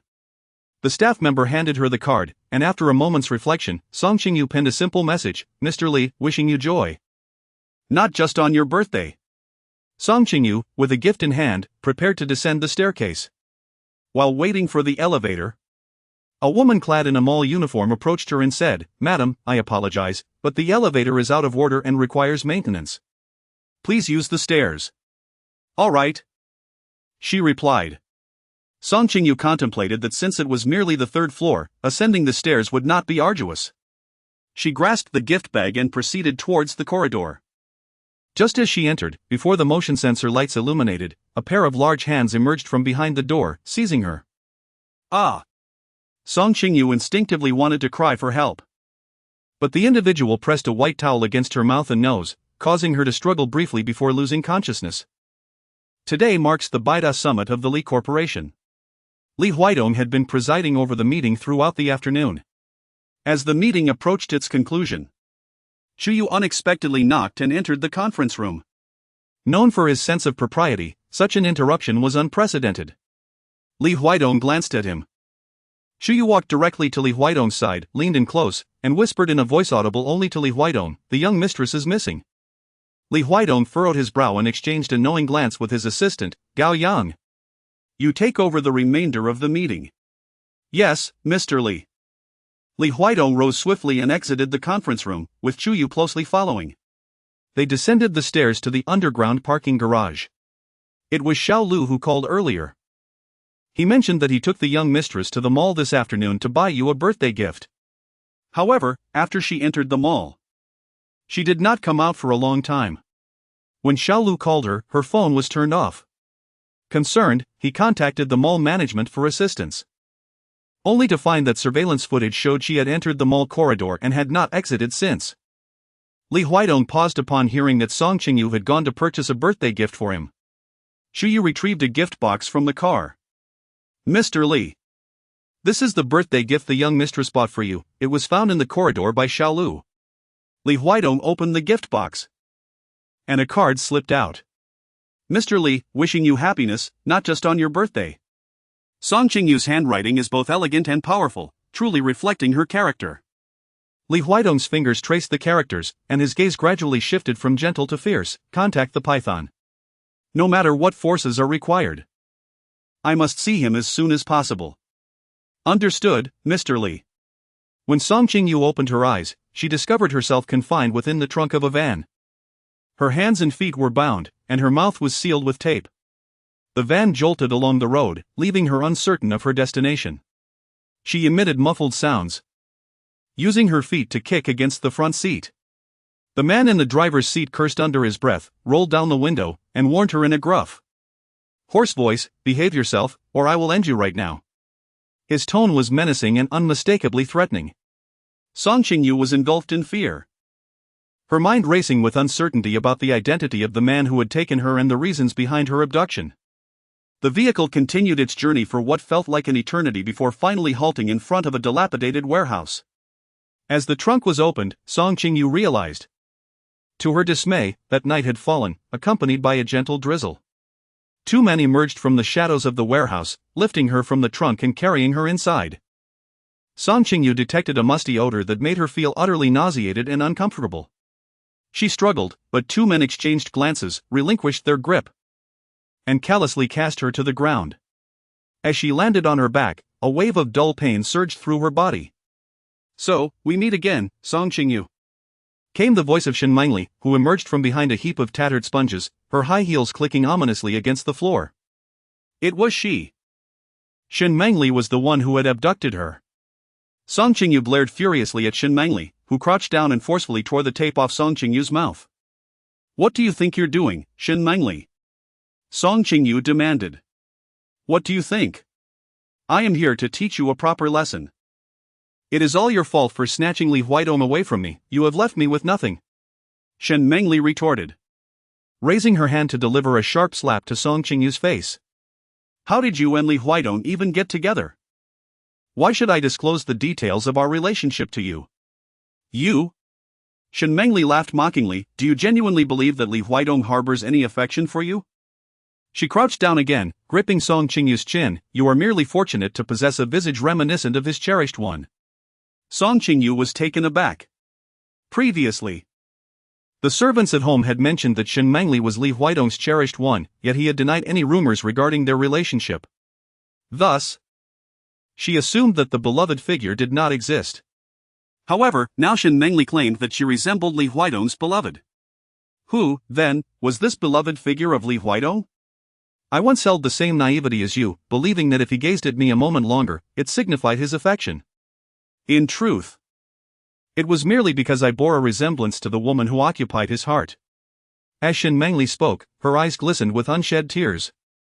She reminisced about 2 years ago, at the banquet in Victoria Harbor, where Shen Mengli was harassed by a wealthy businessman, only to be rescued by Li Huidong.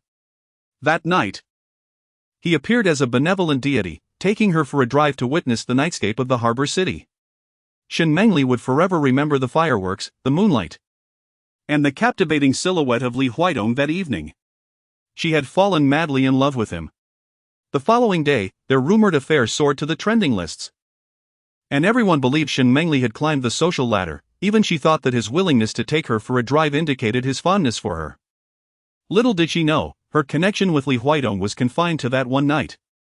Despite multiple attempts to confess her feelings, he consistently rejected her. After much inquiry, even bribing the household staff, she discovered that Li Huidong harbored a beloved figure in his heart, one who bore a striking resemblance to her. Thus, his act of saving her, taking her for a drive, and his fleeting glances were not born from affection, but rather from the echo of his past love. Yet, despite this revelation, Shen Mengli could not relinquish her feelings for Li Huidong. This love gradually morphed into an obsession. She vowed to win his heart at any cost. She believed that her resemblance to Li Huidong's beloved was her opportunity. However, the unexpected arrival of Song Qingyu, a woman who resembled his beloved even more closely, shattered her hopes. The moment she witnessed Li Huaidong embracing Song Qingyu at the racetrack, she felt as though her world had collapsed. What was more unbearable was Li Huaidong's repeated affection towards Song Qingyu. She realized that the recent scandal regarding the studio's tax evasion stemmed from her visit to the set to confront Song Qingyu. And that Li Huaidong's actions were a result of his feelings for Song Qingyu. In Li Huaidong's study hung a portrait of a woman. I had seen the image. And it bore a resemblance to me, yet more so to you. Shen Mengli scoffed, asserting that your current allure to Li Huaidong was solely due to your face. Tell me, if your visage were to be marred, would he still hold affection for you? Chapter 16, The Birthday Kiss. What do you mean? Song Qingyu felt an ominous premonition. Do not fret, you shall soon comprehend my intent. Shen Mengli signaled to the man behind her, who promptly handed her a sharp fruit knife. What are you planning to do? Shen Mengli smiled without responding. She swiftly raised the knife, pressing its cold blade against Song Qingyu's face, causing her to shudder. Shen Mengli, have you lost your mind? If you harm me, you will face imprisonment. My flight departs at 11 o'clock tonight. Which do you believe will reach its destination faster, my flight, or you being discovered in this desolate place? Shen Mengli had meticulously crafted her escape plan. She had no intention of remaining in the country after binding Song Qingyu. Even if you flee abroad, Li Huaidong will find you. Are you threatening me with Li Huaidong? Shen Mengli, in a fit of rage, brandished the knife. Which side of your face should I mar first? The left or the right? What shape do you prefer? A stab or a cross? No, please spare me. Song Qingyu pleaded, aware that her career depended on her appearance. If my face is ruined, my career will be irrevocably destroyed.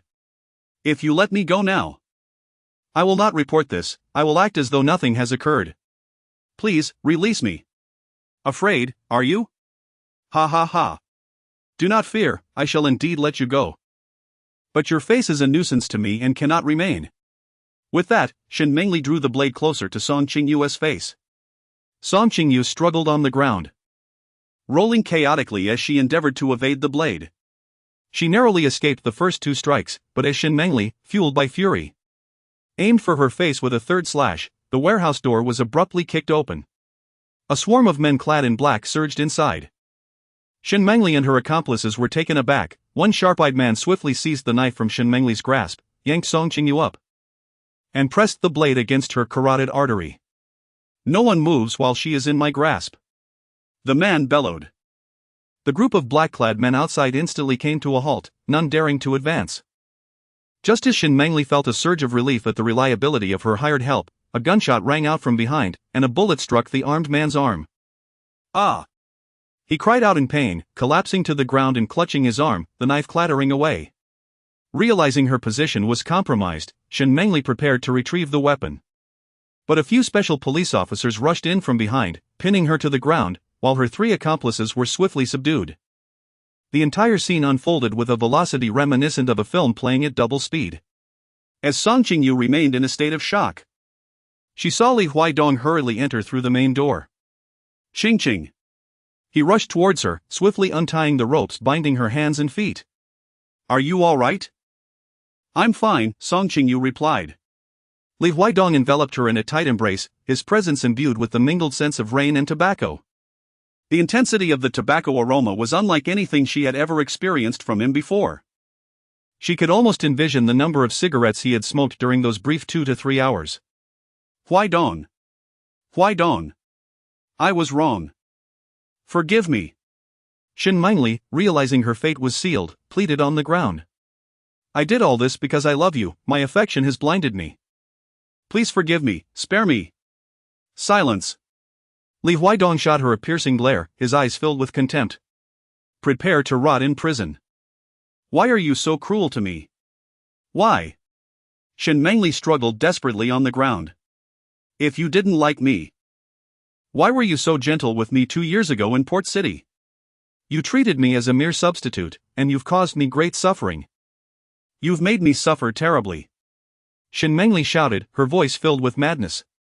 Shen Mengli, if I hadn't saved you that night 2 years ago, you would have long been a captive of another. Over the past 2 years, you've exploited my name for work, yet I have not held it against you. I have shown you enough leniency and offered you opportunities, but you repeatedly crossed the line. Now, all of this is the consequence of your own actions." With that, Li Huaidong lifted Song Qingyu and strode towards the exit. Huaidong! Huaidong! Shen Mengli looked at Li Huaidong's retreating figure. Cradling Song Qingyu, her pleas unheeded. Suddenly, she erupted into laughter, her voice echoing with madness. "Song Qingyu, do not revel in your triumph, you will be the next me." Ha ha ha ha. As Song Qingyu turned her head from Li Huaidong's embrace, she beheld Shen Mengli sprawled on the ground. Her hair disheveled and her demeanor frenzied like a demon. A pang of anguish struck her heart. Li Huaidong covered her eyes, imploring, "Do not look. You are certainly not destined to be like her." Song Qingyu was taken to the hospital for a comprehensive examination. Fortunately, aside from some minor abrasions on her back, there were no significant injuries. Song Qingyu suddenly recalled, "Oh dear, today is your birthday, and we have no time to celebrate." Li Huaidong, who had never been accustomed to celebrating his birthday, retrieved the lighter that Song Qingyu had gifted him from the pocket of his suit trousers, remarking, "I have already received the birthday present." The black and gold lighter fit perfectly in his hand. "Did you find it?" "Yes." "That's wonderful. I thought I had lost it." After Song Qingyu was abducted in the corridor, her lighter fell to the ground. She thought someone else would pick it up. Fortunately, after some twists and turns, it ended up in Li Huaidong's possession. "Do you like it?" As long as you like it, that's good. By the way, could I borrow the lighter?" Song Qingyu took the lighter from his hand, flicked a flame, and presented it before Li Huaidong. With 5 minutes remaining until midnight, the wish was still valid. He should make a wish quickly. In the dim glow of the flame, her gaze was pure and sincere. Li Huaidong's Adam's apple bobbed slightly as he reached out to extinguish the flame, subsequently enveloping Song Qingyu's hand within his palm and pulling her towards him. Song Qingyu was caught off guard as he embraced her, lowering his head to kiss her. This kiss was devoid of fervor, embodying instead a tender caution born from the joy of reunion. Song Qingyu instinctively closed her eyes as he caressed her, parting her lips. In the moment their tongues met, the grand hall's floor clock suddenly chimed with a resounding duong. She shuddered, retreating from his kiss, and lifted her gaze to meet his. It was 12 o'clock. She had not had the time to make a wish. But she had. When had she made it? "At the moment I kissed you." Song Qingyu's gaze began to wander, unable to meet his eyes. In truth, at that moment, there were myriad questions swirling in her mind, such as the painting referred to by Shen Mengli, or whether he truly held a fondness for someone akin to a white moonlight. However, she understood that once she posed these inquiries, the delicate equilibrium between herself and Li Huaidong might falter, and she might not be able to bear the answers. Thus, she chose to bury her head in the sand, reassuring herself that perhaps the so-called painting and white moonlight were mere fabrications of Shen Mengli. "Well, we had originally agreed to dine together. Let us postpone it to tomorrow and consider it a belated birthday celebration for you." "All right." The following day, Song Qingyu and Li Huaidong arranged to meet at Moon, a restaurant renowned as the most elegant Michelin 3-star establishment in the city. Before stepping out, Song Qingyu deliberately washed her hair, applied makeup, and donned a newly purchased dress. Unfortunately, upon arriving at Moon, she unexpectedly encountered her ex-husband, Lu Yanchuan. As soon as he spotted her, he approached and blocked her path. "Are you here at Moon to dine as well?" he inquired. "Of course, I'm at a restaurant to eat. Am I supposed to swim instead?" Song Qingyu retorted with irritation. "But this place is quite expensive. Now that you're divorced and no longer receiving financial support from the Lu family, how can you afford to indulge here?" Lu Yanchuan sneered at her. "I found it peculiar when you gifted such an extravagant necklace for my grandmother's birthday." Song Qingyu, have you truly struck up a relationship with some wealthy individual? We are already divorced. I am not obligated to report to you whom I choose to be with. After Song Qingyu finished speaking, she turned to leave. Lu Yanchuan swiftly reached out to stop her. Although he had no intention of remarrying Song Qingyu, the mere thought of her swiftly finding another suitor left him feeling rather uneasy. "Step aside. Who exactly have you entangled yourself with? What is the matter with you?" Song Qingyu forcefully pushed away Lu Yanchuan's arm, only to have him grasp her wrist in return. "What are you doing? Let go of me!" she exclaimed. "It's your father. You." As the two continued to struggle, Xiao Wanning approached. "Yanchuan." Xiao Wanning's gaze fell upon the scene of Lu Yanchuan and Song Qingyu entangled. And her expression shifted instantaneously. "What are you two doing?" Taking advantage of the situation, Song Qingyu exclaimed, "Xiao Wanning, take care of your man. Don't let him run rampant with desire." Upon hearing this, Xiao Wanning's expression grew increasingly uncontrollable. Lu Yanchuan quickly released Song Qingyu's hand and approached Xiao Wanning. In a fit of anger, Xiao Wanning dashed out of the restaurant. Lu Yanchuan immediately pursued her, embracing her at the door. "Wanning, please listen to me. It is not as you perceive." Xiao Wanning, fiddling with the bell around her wrist, felt an indescribable frustration. She never anticipated that Song Qingyu would possess such influence. 3 years of marriage without consummation, yet she had subtly secured a place in Lu Yanchuan's heart. However, Lu Yanchuan was rather oblivious. Still engulfed in his anger over Song Qingyu's proactive suggestion of divorce, oblivious to his own feelings. She absolutely could not allow Lu Yanchuan to awaken to the truth. "Yanchuan, I suddenly do not wish to dine here anymore. Let us take the food back to my home." Xiao Wanning's hand slipped into Lu Yanchuan's suit, sensuously caressing his body as she leaned closer to whisper in his ear, "At my place, you can not only dine but also indulge in me." "You are not angry with me? Angry about what? I know your feelings for me are genuine." She rubbed against Lu Yanchuan, "Your body responds only to me." After 3 years abroad without making a name for herself, Xiao Wanning now solely aimed to secure Lu Yanchuan as her long-term benefactor, aspiring to marry into the Lu family and enjoy a life of luxury. However, Lu Yanchuan still harbored feelings for Song Qingyu, and his mother, Li Shanglan, disapproved of her, constantly arranging blind dates with wealthy heiresses for him. She was truly besieged on all sides. Xiao Wanning understood that the quickest way to marry Lu Yanchuan would be to conceive his child. Once that rice was cooked, the Lu family would have no choice but to accept it. Indeed, Xiao Wanning's allure stirred a response from Lu Yanchuan. He wrapped his arms around her waist, playfully brushing her nose. "Little enchantress, your desires are quite insatiable. Just last night I indulged you, and already in broad daylight, you seek more." Xiao Wanning shook the bell in her hand, gently rubbing against Lu Yanchuan's arm. "So, do you want it or not?" "Yes, let us go now." Xiao Wanning lowered her head, giggling shyly.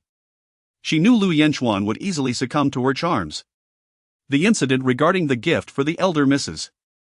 Lu's 80th birthday had already instilled resentment in her toward Song Qingyu, and witnessing Lu Yanchuan's lingering connection with her today only intensified her anger. Xiao Wanning thought that only with Song Qingyu's disappearance could she bask in the security of Lu Yanchuan's affections. She needed to devise a clever scheme to make Song Qingyu pay the price while simultaneously making their relationship known, thus applying pressure on the Lu family. Song Qingyu entered the designated private room and beheld Li Huaidong standing before the floor-to-ceiling window. He faced the vibrant, multicolored neon lights of the city, his silhouette exuding an air of sternness. "Come here," Li Huaidong spoke, his voice deep as he gazed at her reflection in the glass. Song Qingyu sensed that his aura was somewhat off. Indeed, as she drew closer, she was pinned against the floor-to-ceiling window by Li Huaidong. "Is Lu Yanchuan still pestering you?" His obsidian eyes locked onto hers. Song Qingyu suddenly realized that when Li Huaidong approached, he must have witnessed the scene of her and Lu Yanchuan entangled together. "No," she replied. "It was merely a chance encounter. I am uncertain what prompted him to behave so oddly." Li Huaidong gazed at her, and without warning, he pulled her into a tight embrace. Song Qingyu's delicate and supple form nestled perfectly within the contours of his embrace. "Qing, Li Huaidong murmured softly, leaning closer to her ear, "I do not wish to see you entangled with Lu Yanchuan any longer. You belong to me." His voice was deep and husky. Song Qingyu suddenly experienced a peculiar illusion, as if Li Huaidong was profoundly afraid of losing her. Ever since he rescued her from the warehouse last night, she sensed a flicker of concern emanating from him. Why the silence? Li Huaidong gently caressed her face, lifting her chin with his hand. Song Qingyu was compelled to lift her face, gazing into his eyes. "Mr. Li, you can rest assured.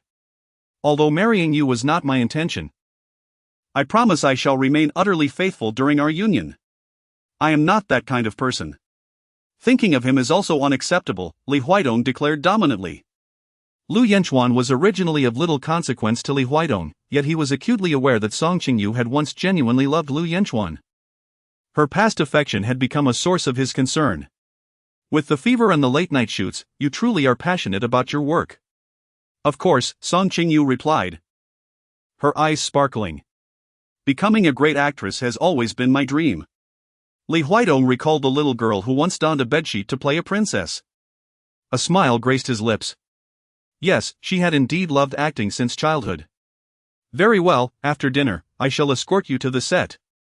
The night shoot dragged on until the early hours, and once it concluded, she was utterly exhausted. She succumbed to slumber on a reclining chair in the rest area. However, after merely 1 or 2 hours of sleep, her agent Guan Xingya called with concern. Qingqing, there has been an incident. What kind of incident, Sister Guan? Some negative rumors about you have surfaced online. What rumors? Guan Xingya hesitated before revealing, someone has spread scandalous tales about you.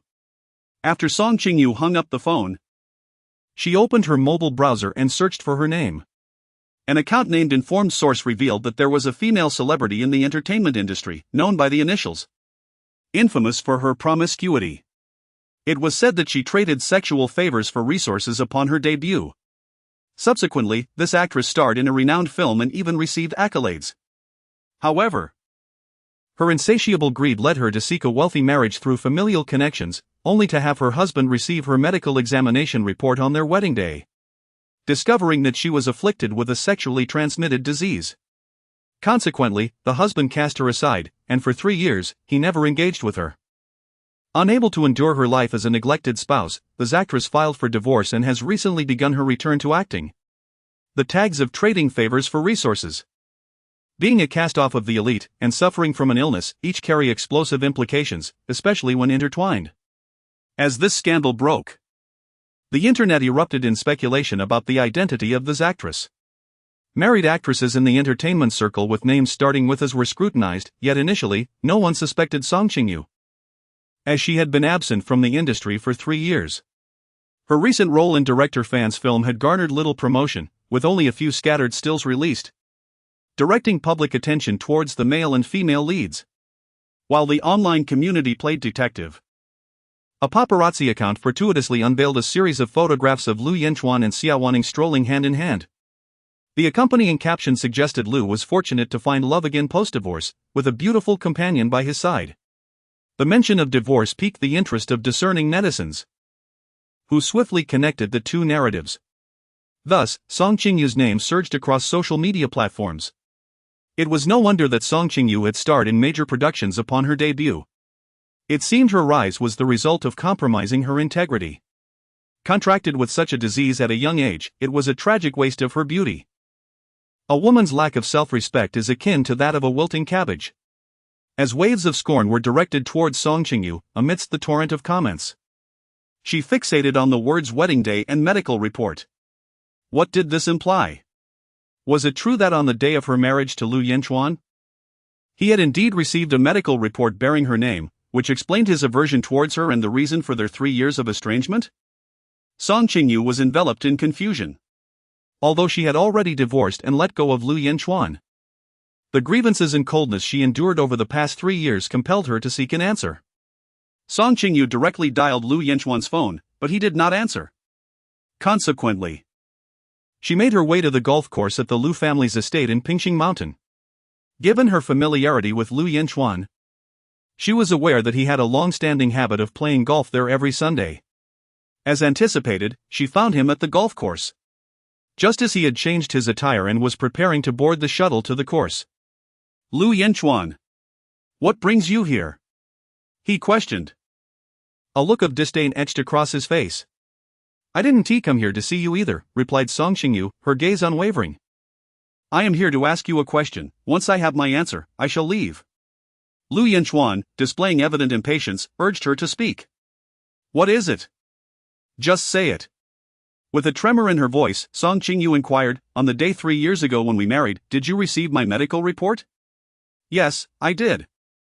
So what? He retorted. It's been 3 years, why are you asking about this now? What illness are you referring to? Stepping closer to Lu Yanchuan, she fixed him with a piercing gaze, demanding, what did that report say about my condition? Her eyes shone with clarity and intensity, causing Lu Yanchuan to feel a chill run down his spine. He forcefully pushed her away, exclaiming, aren't you aware of your own ailments? Song Qingyu gazed at Lu Yanchuan's disdainful expression, contemplating the countless days and nights of turmoil she endured since their marriage, and suddenly burst into laughter. Lu Yanchuan, do you remember? When I first arrived at the Lu family, I was merely 5 years old, and we spent our days playing ball on the lawn in the backyard. We grew up together, even attending the same high school. I thought that even if you did not harbor affection for me, we would at least remain friends. Yet, it seems that friendship was merely a figment of my imagination. If you detest me so much, why did you not refuse when grandfather insisted you marry me? Lu Yanchuan fell silent. When he wed Song Qingyu, it was partly due to his inability to defy his grandfather's wishes, and partly because his grandfather promised to invest in the company he was eager to establish, to prove himself to his father, Lu Yanchuan. Since you did not reject the marriage, since you chose to marry me, why do you not trust me? Is a fleeting medical report bearing my name sufficient for you to condemn me to a life sentence in your heart? Why have you never sought to uncover the truth? Why? Tears cascaded down Song Qingyu's cheeks. After 3 years of marriage, she had endured countless grievances and injustices. Yet, even on the day she discovered Lu Yanchuan's infidelity, at the very moment she proposed divorce, she remained composed. She had never shed tears in front of Lu Yanchuan, but now, her emotions unraveled completely. Upon witnessing Song Qingyu's tears, Lu Yanchuan felt a sharp pang in his heart, and an overwhelming sense of restlessness enveloped him. The last time he experienced such agitation was on the day of their divorce. He was bewildered by his own feelings. This uncontrollable sensation left him feeling profoundly insecure. Stop pretending to be pitiful and weeping before me.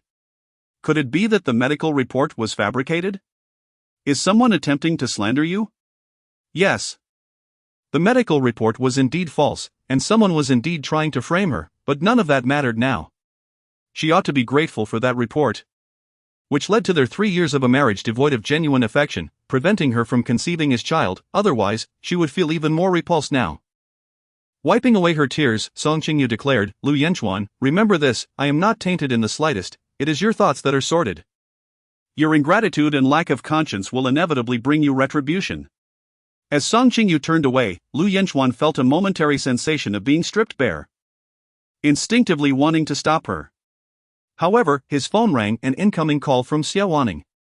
After a brief hesitation, he dismissed the call, yet he did not pursue Song Qingyu. Song Qingyu departed from the golf course. The distant parallel mountain lay in the northern suburbs, making it difficult to hail a taxi. After walking for quite some time without success, her already gloomy mood was further dampened as the heavens decided to conjure a melancholic atmosphere, and as she trudged along, it began to rain.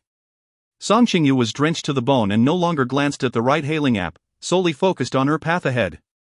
Suddenly, a horn sounded behind her, and upon turning, she discovered a Maybach had pulled up alongside her. It was Li Huidong's car. The Maybach came to a halt at the side of the road, and Li Huidong alighted with an umbrella, approaching her to shield her from the rain. Song Qingyu had just wept, her eyes still tinged with red. Fearing he might notice, she lowered her head and said, "What a coincidence." "Not at all. I specifically came to find you." Li Huidong had arrived here to play golf with the Lu family, having reached the course ahead of Lu Yanchuan, while Lu Yanchuan arrived fashionably late. Lu Yanchuan reprimanded Lu Yanchuan for his lack of punctuality, to which Lu Yanchuan replied that he had been detained by Song Qingyu's sudden visit. Lu Yanchuan scolded Lu Yanchuan for being entangled in matters concerning women, seeking assistance. Lu Yanchuan glanced at Li Huidong, who then inquired, "Where is she now?" Lu Yanchuan responded that she had just left. Considering the difficulty of hailing a taxi in this area, and with the onset of rain, he decided to postpone the game to search for her. He ushered her into the car. Once inside, the warmth enveloped them, and as he opened the door, a refreshing and subtle fragrance wafted in, instantly calming Song Qingyu's tumultuous heart. Li Huidong discerned the redness around her eyes, a clear sign of recent tears shed for Lu Yanchuan, which stirred a sense of displeasure within him. However, he refrained from probing further. Once in the vehicle, he removed his jacket and offered it to her. Song Qingyu was completely soaked. Fearing she might soil his clothes, she shook her head and said, "No need, I'm not cold anyway."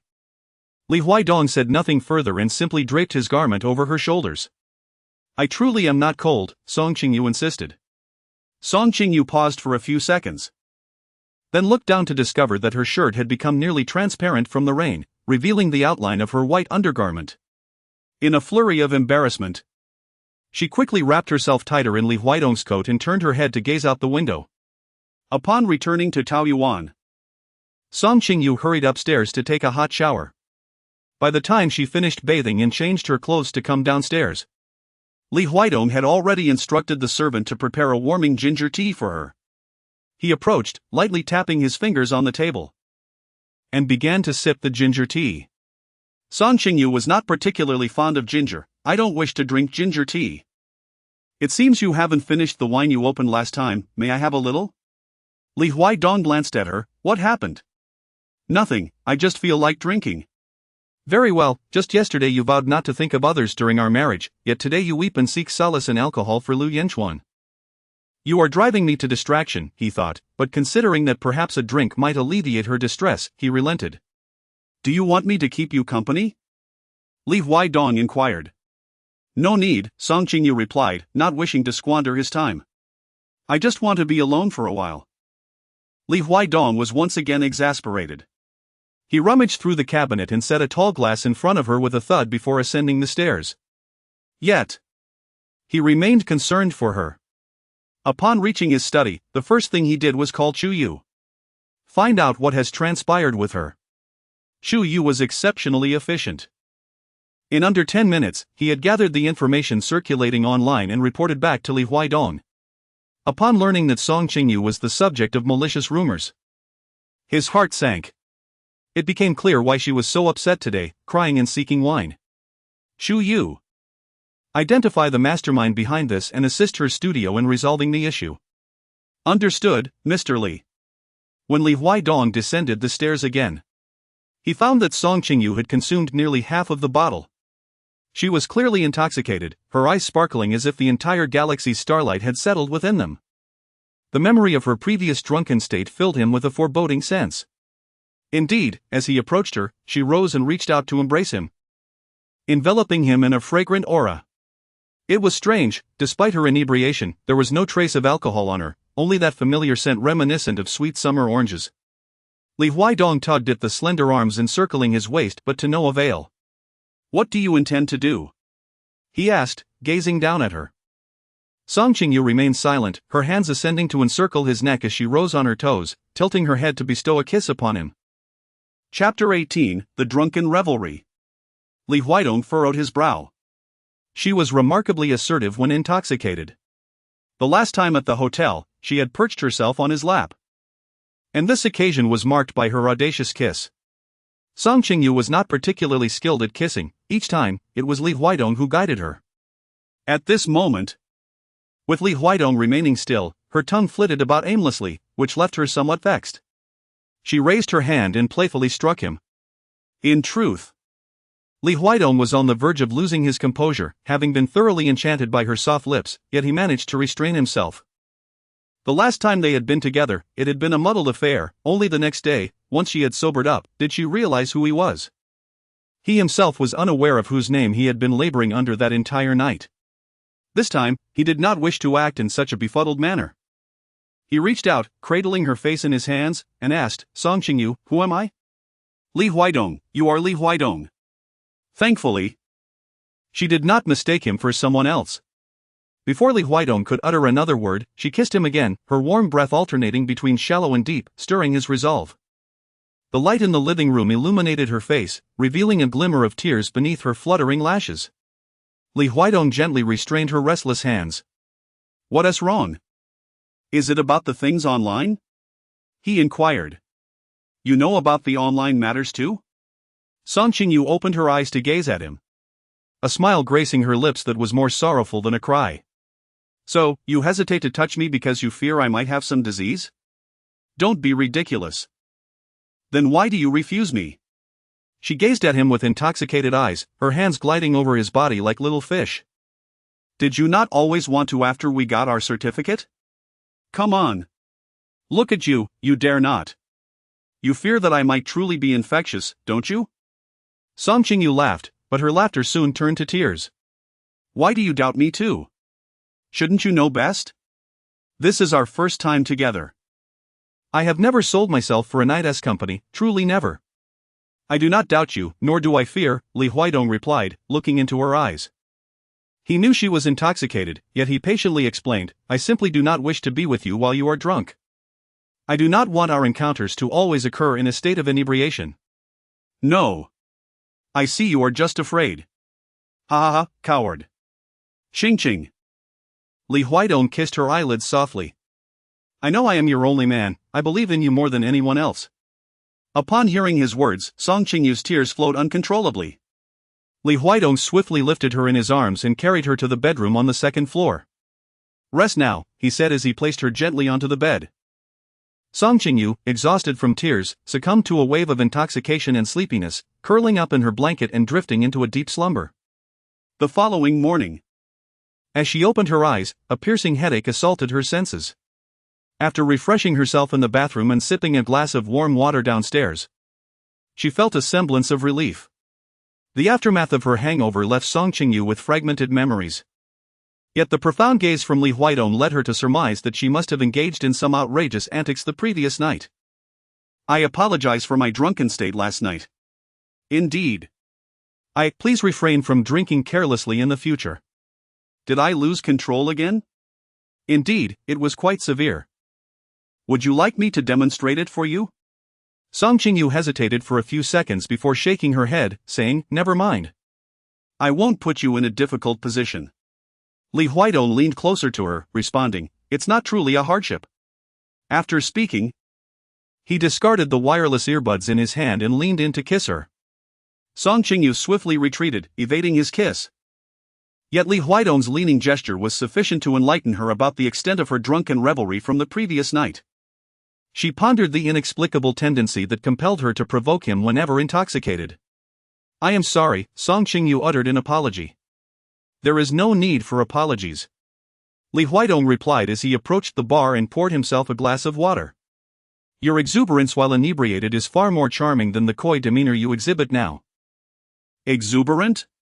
Song Qingyu had never before heard someone describe her in such a manner. You are right, I truly must refrain from drinking casually in the future, she reflected earnestly. Did you go to the golf course yesterday to find Lu Yanchuan? Asked Li Huaidong. Yes. What was your purpose in seeking him out? Song Qingyu vaguely detected a hint of jealousy in his words, yet upon reflection, she deemed it improbable that Li Huaidong would harbor such feelings for her. A question lingered in her mind, compelling her to seek clarification from him. Have you clarified it? She inquired. Yes, I have, came the reply. Will you still reach out to him in the future? Song Qingyu perceived a more intense jealousy in those words. She glanced at Li Huaidong, who had just finished his run. The black quick-dry attire clung to his physique, beads of sweat glistening on his neck, exuding an undeniable aura of masculinity.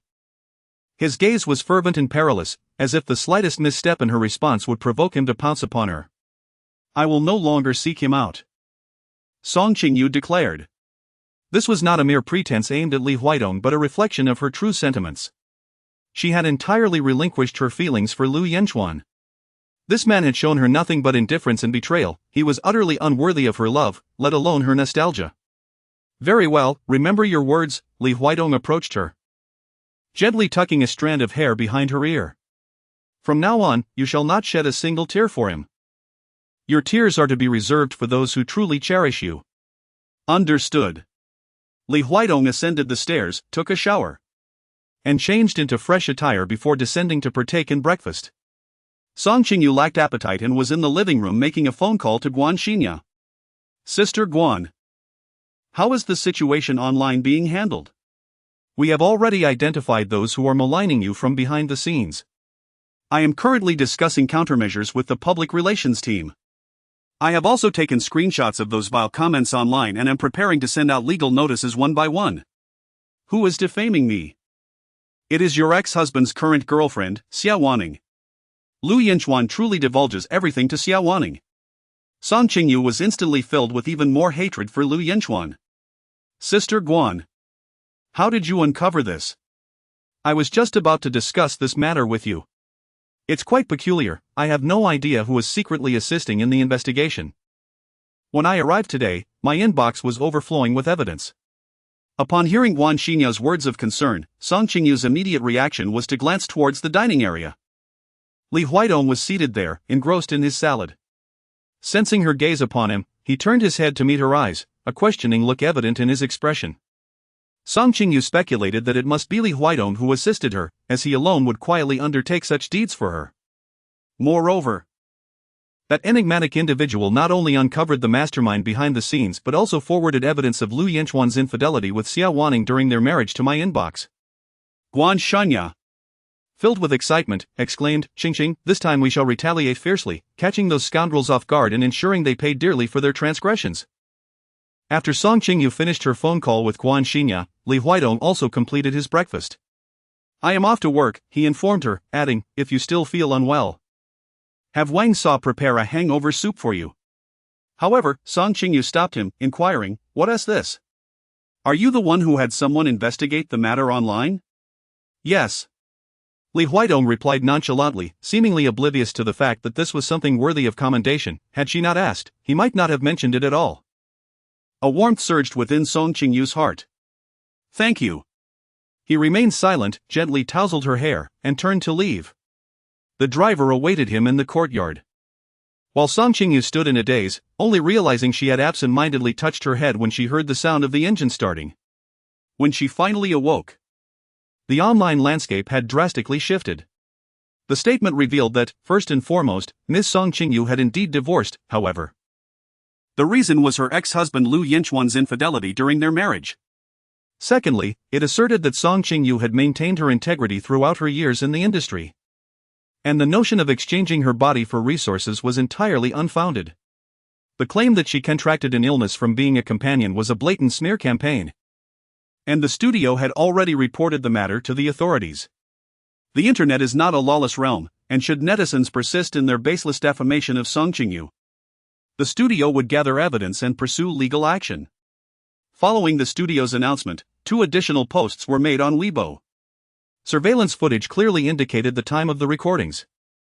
And the studio conveniently juxtaposed this with a screenshot of the timestamp on Song Qingyu's divorce certificate, allowing onlookers to clearly discern that Lu Yanchuan's affair with Xia Waning occurred prior to his divorce from Song Qingyu, thus presenting irrefutable evidence of his infidelity.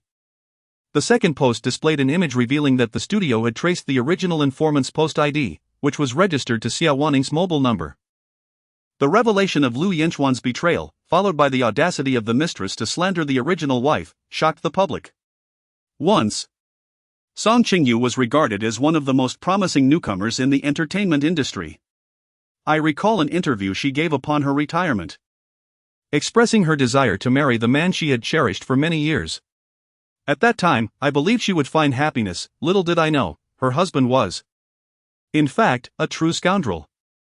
With Song Qingyu's beauty, how could Lu Yanchuan stray? He must either be blind or of unsound mind. Let us support this magnificent woman in her endeavors. Scoundrels shall surely face retribution.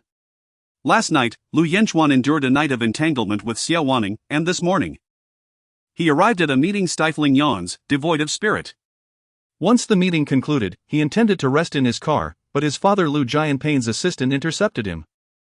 "Young Master Lu, Mr. Lu requests your presence in his office." "What is it about?" The assistant hesitated. "You'll find out once you arrive." With no choice, Lu Yanchuan suppressed his fatigue and proceeded to his father's office. Upon entering, he found Lu Xiyuan seated on the sofa, clad in a black suit. His demeanor as dark as the leather couch. "Dad, what do you need me for?" Lu Yanchuan approached his father's desk. "Are you unaware of the consequences of your own actions?" Lu Jianping seized a tablet from the desk and hurled it at Lu Yanchuan. "Dad, the tablet landed on the plush carpet without breaking. How do you have this video?" "I don't, it was leaked online." Lu Jianping's fury was palpable. as the rampant rumors regarding Lu Yanchuan's infidelity threatened the Lu family's reputation. You need not come to the company tomorrow. What do you mean? Why should I not come? From now on, all operations at Lu Corporation will be entrusted to Shiwan. You will bide your time overseas until this calms down. You want me to go abroad? Lu Yanchuan was incensed. Have you lost your mind? I am your biological son. In ancient times, I would be the legitimate heir. While Lu Shiwan is merely an illegitimate child born of a scandalous affair. How can you consider bequeathing the family business to him? If I had known this, my mother should have eliminated him back then. Lu Shiwan remained composed, his handsome face obscured in shadow, his gaze inscrutable. Silence. You're nothing but a useless fool. Had it not been for your marriage to Qingyu, I would have long since sent you abroad. Instead, you've married yet remained reckless, creating chaos that jeopardizes the company. If you continue to be so ungrateful, you can forget about any overseas business. Am I the one being reckless, or is it you? Haven't you heard the saying, when the upper beam is not straight, the lower beam will be crooked? Lu Jianpain struck Lu Yanchuan across the face. You strike me? Fine. Go ahead. Just don't regret it. Lu Yanchuan retorted, storming out in fury. Seeing Lu Yanchuan leave, Lu Shiwan rose to pour a glass of water for Lu Jianpain. Dad, don't be angry, brother isn't as terrible as you say. You defend him after he spoke to you like that? Shiwan, you truly are the kindest. Lu Shiwan turned away, a cold smile curving his lips. Chapter 19, Embracing the process. After leaving the company, Lu Yanchuan opened his phone and discovered the unfolding situation online. It turned out that Xia Wanning had tarnished Song Qingyu's reputation, sparking this entire debacle. Infuriated, he rushed to Xia Wanning's residence. Xia Wanning, having exhausted herself the previous night, was still asleep and entirely unaware of the tempest brewing online. Bursting into the room, Lu Yanchuan's entrance startled Xia Wanning awake. Yanchuan, what brings you here at this hour? Xia Wanning reached out to embrace Lu Yanchuan, playfully nuzzling against him. Are you here for more? Lu Yanchuan forcefully pushed her away. Did you slander Song Qingyu online? Xia Wanning was taken aback, her eyes welling with tears. So you came here in a huff for Song Qingyu? I knew it. You appear carefree. Yet you cannot let her go. If you adore her so much, why not remarry her? How could I possibly be unable to let her go? Look at what's happening. Lu Yanchuan thrust his phone, displaying the viral video in front of her. We could have gone our separate ways post-divorce, yet you instigated this. And now she is making a scene about my infidelity, damaging my reputation and that of Lu Corporation. My father is threatening to expel me from the company. Xia Wanning had merely intended to intimidate Song Qingyu, never anticipating the situation would escalate to such proportions, even implicating Lu Yanchuan. Yanchuan, I'm sorry. I only wanted to teach her a lesson for clinging to you. I never imagined it would spiral out of control. She wrapped her arms around Lu Yanchuan from behind. Please don't be angry, I didn't mean to. Lu Yanchuan shrugged off her embrace and stepped to the window, lighting a cigarette. As the smoke dwindled, a thought struck him. Wanning, how did you know I received Song Qingyu's medical report on our wedding day? This was a secret Lu Yanchuan had never disclosed. The report having long been incinerated. Yet the informant online spoke with unwavering confidence, as if they had witnessed it firsthand. Xia Wanning's gaze instinctively averted. Lu Yanchuan furrowed his brow and quickly approached her. Did you send someone to deliver that report? No, Yanchuan. I advise you to speak the truth. Lu Yanchuan glared at her. Was it you? Realizing she could not conceal the truth, Xia Wanning wept and nodded. Yes, it was me. But Yanchuan, I was afraid of losing you. I feared that if you were with Song Qingyu, you would forget about me. I didn't want you to marry her or even touch her. I want you to belong solely to me. Yanchuan, do you know how much I love you? Even though I've been abroad these past few years, my heart has always been with you, always. As she spoke, she rhythmically pounded her chest, the bells on her wrist chiming softly. Lu Yanchuan's mind was a cacophony of confusion. The health report was a fabrication. For 3 years, he had misjudged Song Qingyu. No wonder she had wept so sorrowfully at the golf course yesterday. A wave of regret washed over him. He wanted to blame Xia Weining. But when he glanced at the bell on her wrist, he found it impossible to harbor resentment. After all, Xia Weining had saved him. Her actions were born out of profound love.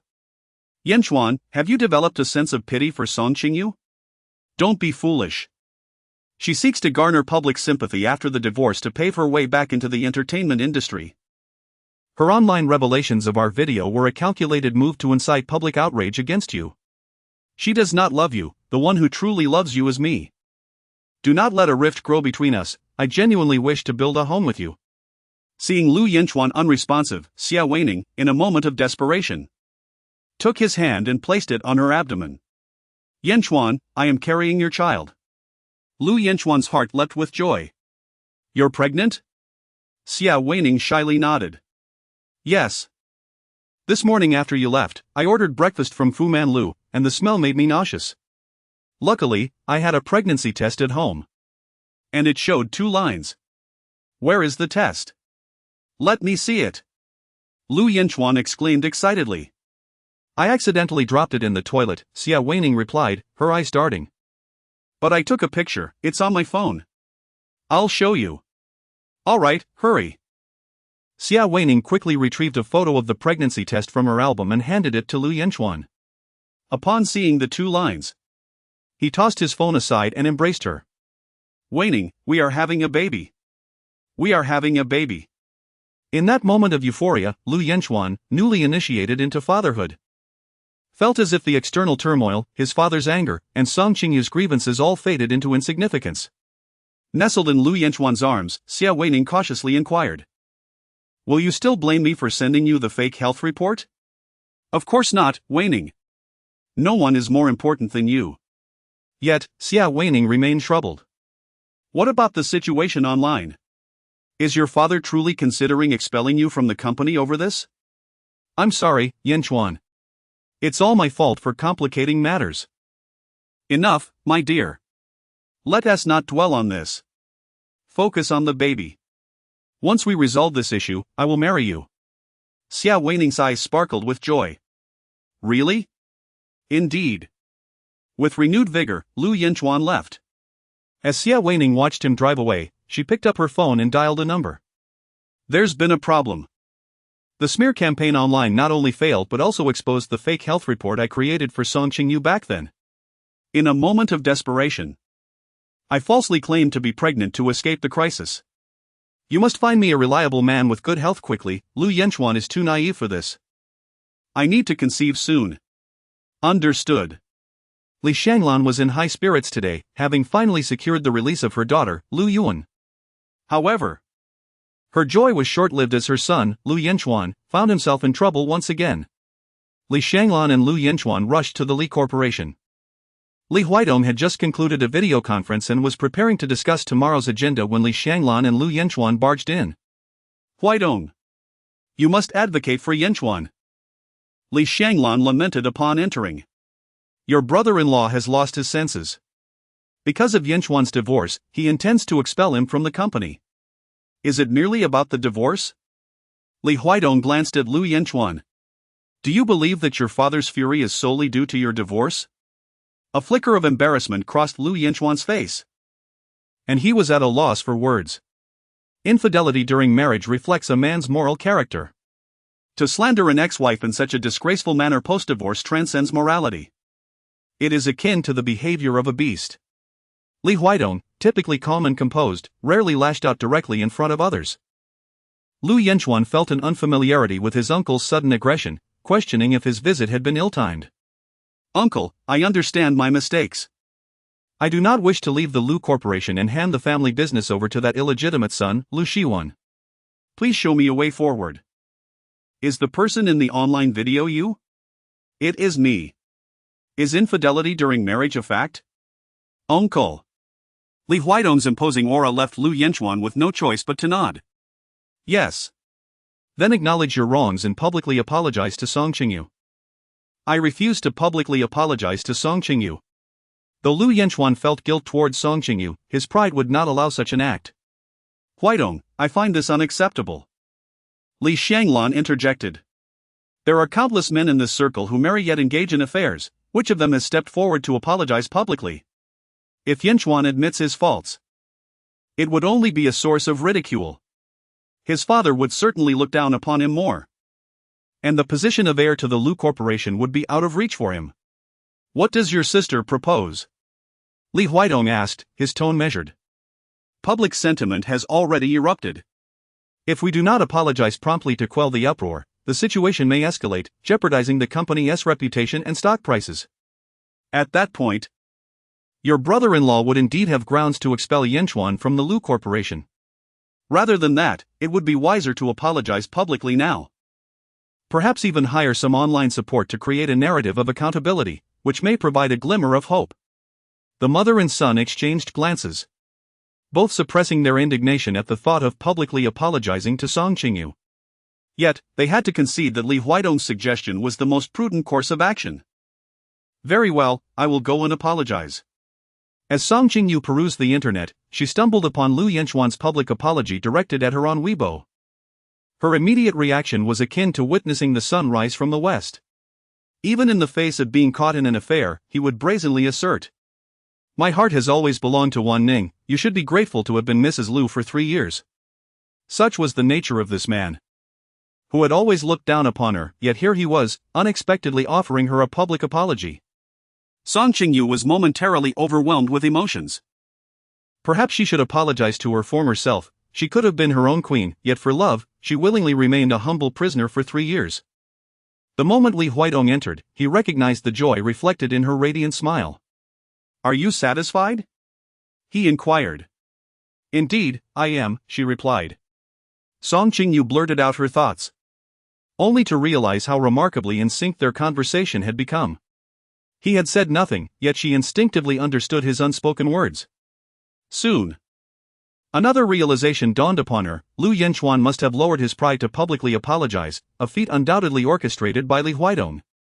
After all, how could he possibly know what pleased her the moment he stepped through the door? Li Huaidong had aided her countless times. Merely expressing gratitude seemed insufficient to convey her appreciation. Yet, beyond her thanks, what could she offer him? He lacked for nothing. It appeared that all she could give was herself. Lost in thought, Li Huaidong noticed her distraction and waved his hand in front of her. "What's on your mind?" "Nothing much. Let's prepare for dinner." "All right." The dinner at Taoyuan consisted of home-style dishes, with a weekly menu that varied, yet each day featured several of Qingyu's favorites. This evening's offerings included stir-fried lotus pond vegetables, scallion braised taro, sauce-glazed king oyster mushrooms, tomato beef brisket, lotus duck, pan-seared cod, and a rib soup. Qingyu's mind was preoccupied with various thoughts, rendering her appetite quite diminished. Li Huaidong noticed her lack of engagement with the food and placed a slice of lotus root into her bowl, inquiring gently, "Is the dish unappetizing?" "Not at all," she replied. "Then why are you not eating?" he pressed. "I am simply not particularly hungry," she explained. "How about some soup?" he offered, ladling a bowl for her. Moreover, his prowess in intimacy was commendable. He was not solely focused on his own pleasure, but rather demonstrated a profound respect for a woman's sensations, ensuring that she could genuinely relish the experience.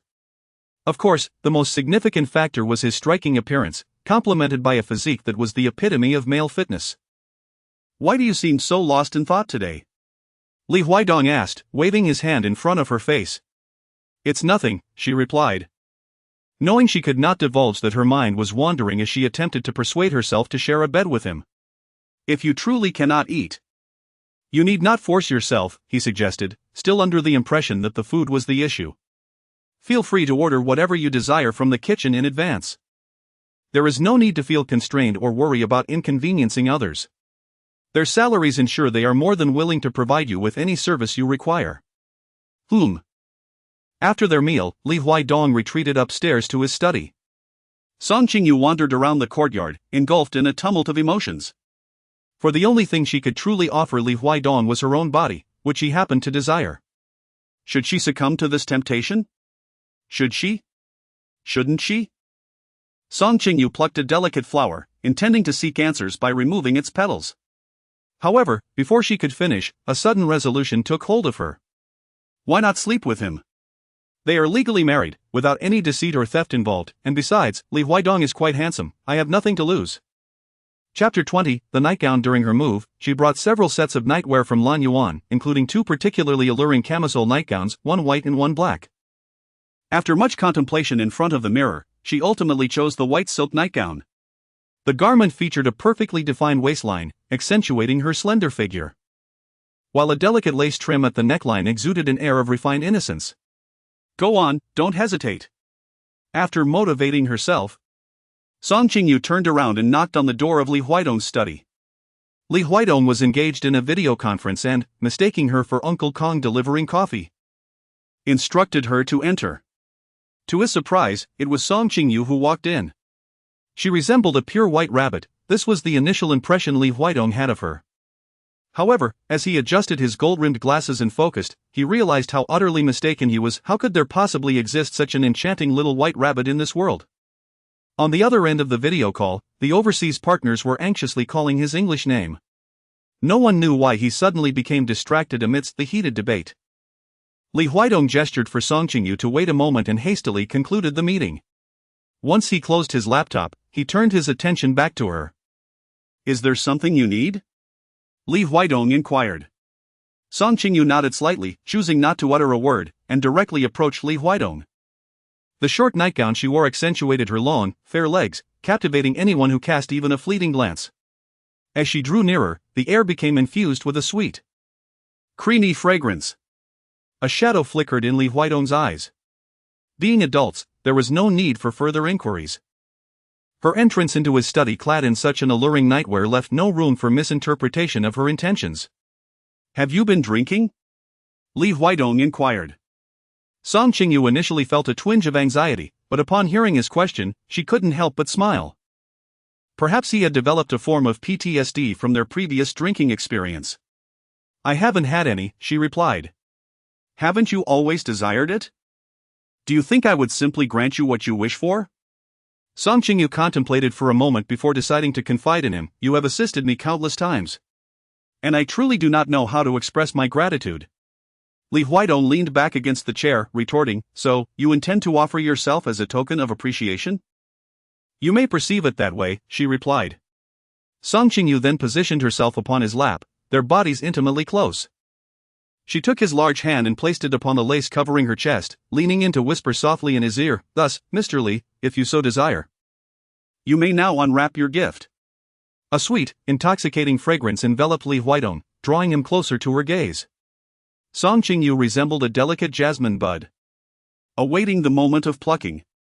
Prior to her appearance in that alluring camisole dress within his study, he had never fathomed that white could possess such an intoxicating allure. Now, with the slightest exertion of his hand, he could effortlessly tear away her nightgown, seeking to savor the innermost fragrance of this blossoming jasmine.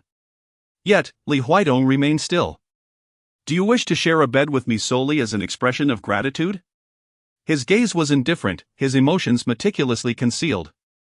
As though her boldness in dressing so provocatively and positioning herself in his embrace elicited not a flicker of interest within him. Yes, but also no. Speak your mind. You have enumerated my numerous virtues, as if merely to convince yourself, Li Huaidong discerned with piercing clarity. Song Qingyu denied, No. Do you know what expression you had when you just sat on my lap? What expression? An expression as if you were facing death without fear. Those who understood knew she was teasing him, while those who did not would have thought she was ready to sacrifice herself. You misunderstood, Song Qingyu remarked. Song Qingyu clung to Li Huaidong's neck, gently shifting her hips forward to rub against his thigh. Mr. Li, are you truly in the mood to revisit old grievances in our current position? Heaven knows the resolve she summoned to take this step. She genuinely feared that if Li Huaidong did not kiss her soon, her fleeting courage would vanish. Thus, she tilted her head and leaned in to kiss him. Li Huaidong turned his head away, cradling her face with his hands, and asked once more, Do you wish to share a bed with me merely to express your gratitude? Song Qingyu gazed at him in bewilderment, uncertain of the answer he sought. Li Huaidong, noticing her prolonged silence, gently supported her waist and pushed her back a slight distance from his lap.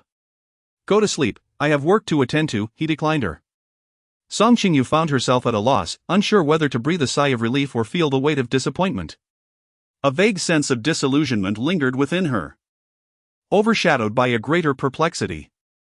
Despite his earlier displays of desire, the moment she consented, he suddenly withdrew. The heart of a man is as elusive as a needle in the depths of the ocean. Li Huidong, hearing the resounding thud of the study door closing, leaned heavily against the back of his chair. He was not a paragon of virtue like Lu Xiaohui. How could he remain unmoved when she was so tenderly close? Yet, the realization that her willingness to engage intimately stemmed solely from gratitude for his past deeds left him somewhat unsettled. He wished for her to take that step, not merely out of obligation but from genuine affection for him. However, she did not. He could easily overlook her reservations and proceed, yet deep down, he hesitated to pressure her. Now that they were married, with a future stretching long ahead, he had ample time to wait for her willing heart. Knock, knock. The door to the study was rapped upon once more. Li Huidong assumed it was Song Qingyu returning, and he instinctively straightened his posture. Truth be told, he was uncertain whether he could restrain himself if she were to appear again.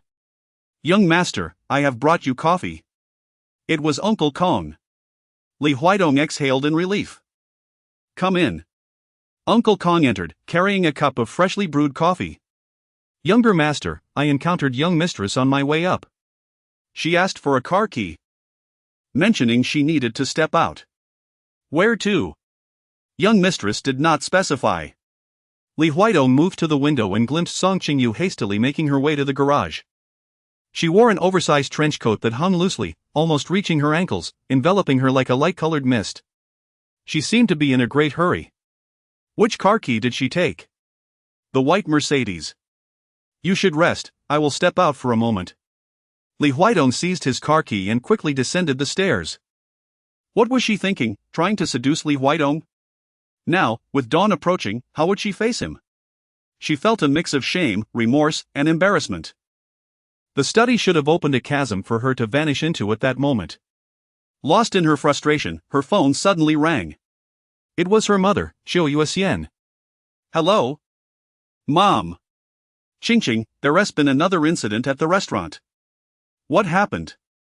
Her mother sighed softly on the other end. A customer caused a scene while having a late-night snack. And the tables and chairs in the hall were damaged. I was injured as well. You were hurt? Song Qingyu's heart raced. Is it serious? My foot was struck, resulting in a hairline fracture. The doctor says I need surgery. Send me the hospital's address, I will come immediately. Song Qingyu hastily donned a loose-fitting overcoat and slipped into a pair of flats before rushing downstairs. Given the hour, hailing a taxi proved to be quite difficult. So she inquired with Uncle Kong for the keys to the Mercedes. Previously, Li Huidong had mentioned that she could freely use any vehicle from the garage and could request the keys from Uncle Kong whenever needed. Although she had never operated any of the cars from the garage before, today she managed quite well with one.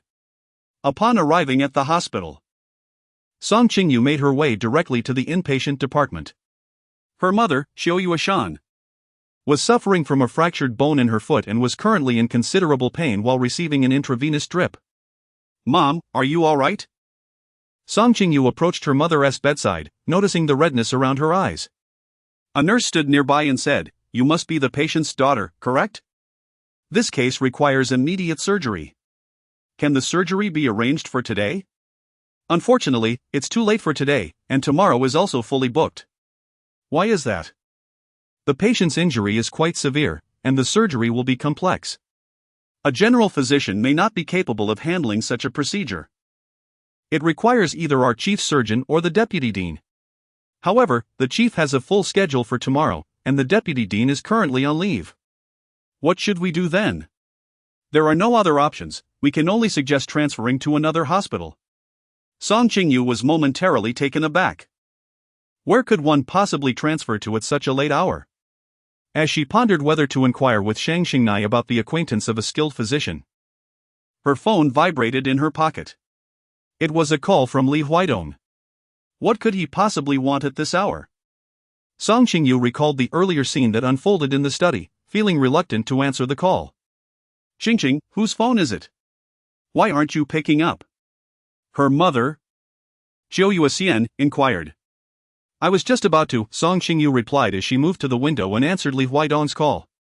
What is it? She asked. There is no need to transfer to another hospital. I have arranged for the vice president to come over for the surgery tonight, Li Huaidong informed her. How does he know?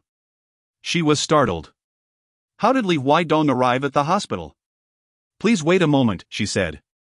Song Qingyu clutched her phone tightly, fearful of her mother's discovery, and feigned a phone call as she gracefully exited the hospital room. Li Huaidong stood in the corridor. Clad in a smoky gray cardigan and black trousers, his attire unchanged from the study, exuding an air of simplicity and leisure that only enhanced his refined demeanor. Nurses passing by cast glances in his direction.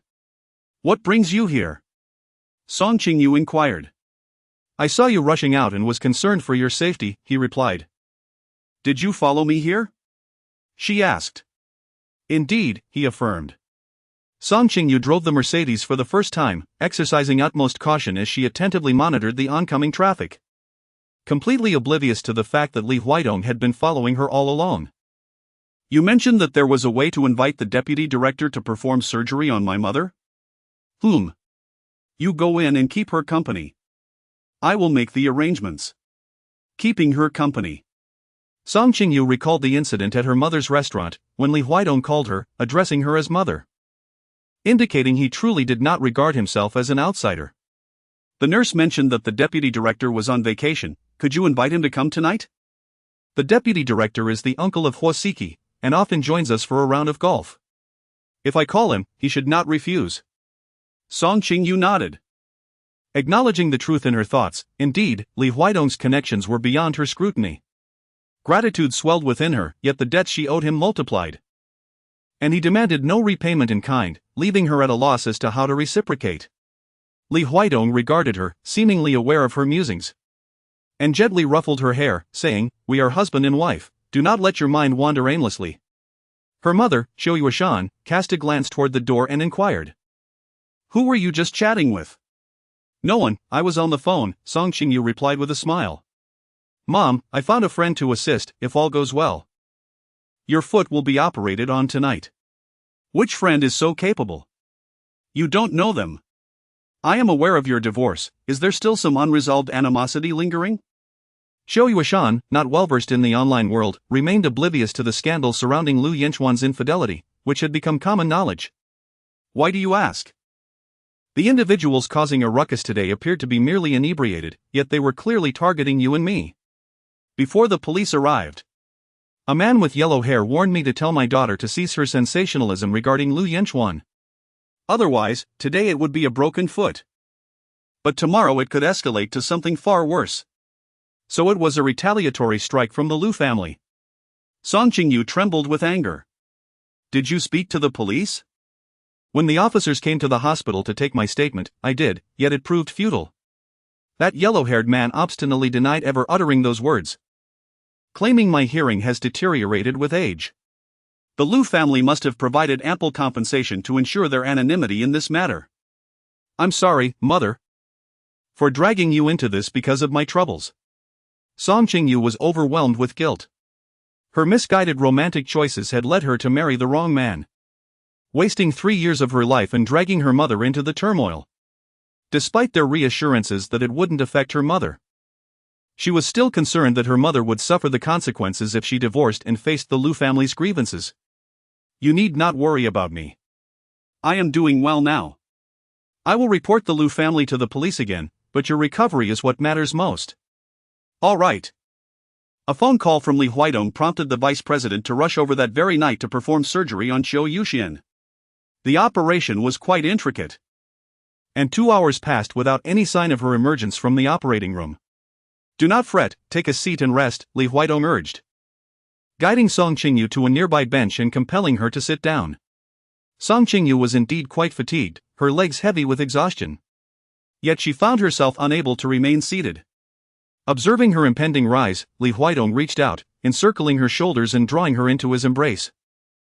"Rest your eyes for a moment, I shall awaken you when we arrive." "I cannot fall asleep," she protested.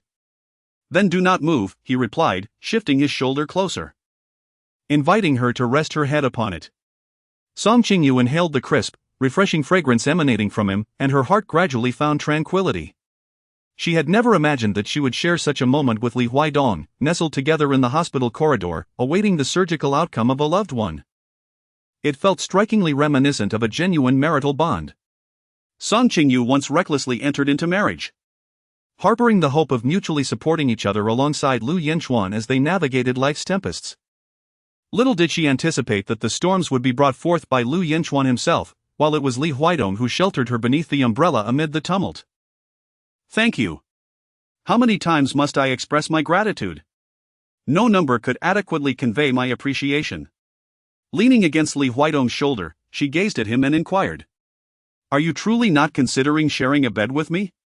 Her soft hair brushed against his neck, eliciting a subtle, tantalizing sensation. Li Huaidong cast a sidelong glance at her. "Are you certain you wish to discuss this here?" "Not addressing it leaves me unsettled," she replied. "Then speak your mind. Don't be so stubborn, I am your husband. And it is my duty to do anything for you." She possessed an uncanny ability to precisely strike at Li Huaidong's sensitive spots with every word. His frustration with her left him with a throbbing headache. Song Qingyu endeavored to discern the veracity of his words from his expression. Yet Li Huaidong was never one to easily reveal his emotions. "Is it true?" she inquired. "Indeed," he replied. Song Qingyu remained silent. And one could only hope for the best. After sitting for another 15 minutes, the surgery finally concluded. The deputy director emerged from the operating room. He had not performed surgery at night for over a decade. Had it been anyone else, they would have been impossible to summon on such short notice. Yet Li Huaidong was different. Over the past few years, he had provided substantial financial support to the hospital. And nearly all of the latest medical equipment had been purchased with his funds.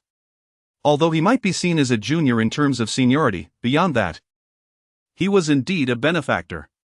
"Deputy Director, how did the surgery go?" Li Huaidong inquired. "Thank you, I sincerely apologize for disturbing your rest tonight." "All is well." It was a hard-earned effort. As the mother and daughter entered the hospital room, they were greeted by two caretakers in their 40s, awaiting their arrival. "Qingqing, did you arrange this?" Song Qingyu had not arranged for a caregiver, yet she instinctively knew that it must have been arranged by Li Huaidong. Who was it that spread rumors about Li Huaidong being ruthless and cold-blooded? She had never encountered such a meticulous and thoughtful man. Indeed, one caregiver would suffice. Why, then? Were there two hired? Xiao Yuxian felt a twinge of regret over the expenditure. Song Qingyu also felt a pang of sympathy for money. Yet who could blame Li Huaidong for his extravagant wealth? "Given your inconvenience, it is indeed more suitable for the two of us." "Very well, you should rest as well. Do not dwell too much on it, your foot will gradually heal." "Indeed." Song Qingyu obtained the contact information of two caregivers before leaving the hospital room. As the night deepened, the only person still awake was the on-duty nurse, while the rest had succumbed to slumber. Li Huaidong awaited her presence, in the long, unadorned corridor. He stood alone, not glancing at his phone but instead engrossed in a health manual beside his seat. The hospital's cold white lights illuminated the scene, yet to Song Qingyu, it radiated an unexpected warmth. "Let's go," she approached him. "You can ride in my car," he replied. "What about the one I drove here?" she inquired. "I will have someone pick it up tomorrow." Song Qingyu nodded slightly. She was indeed too fatigued to muster the energy to move. Song Qingyu glanced at the clock. It was already 2:30 in the morning. Should she proceed? She felt a deep sense of hesitation. Sleep, perhaps. Li Huaidong raised his hand to extinguish the light on his side and turned onto his side. Yet, she could not forget, nor would she ever be able to forget. Song Qingyu slipped beneath the thin blanket, embracing Li Huaidong from behind. Beneath the blanket, his robust physique noticeably stiffened.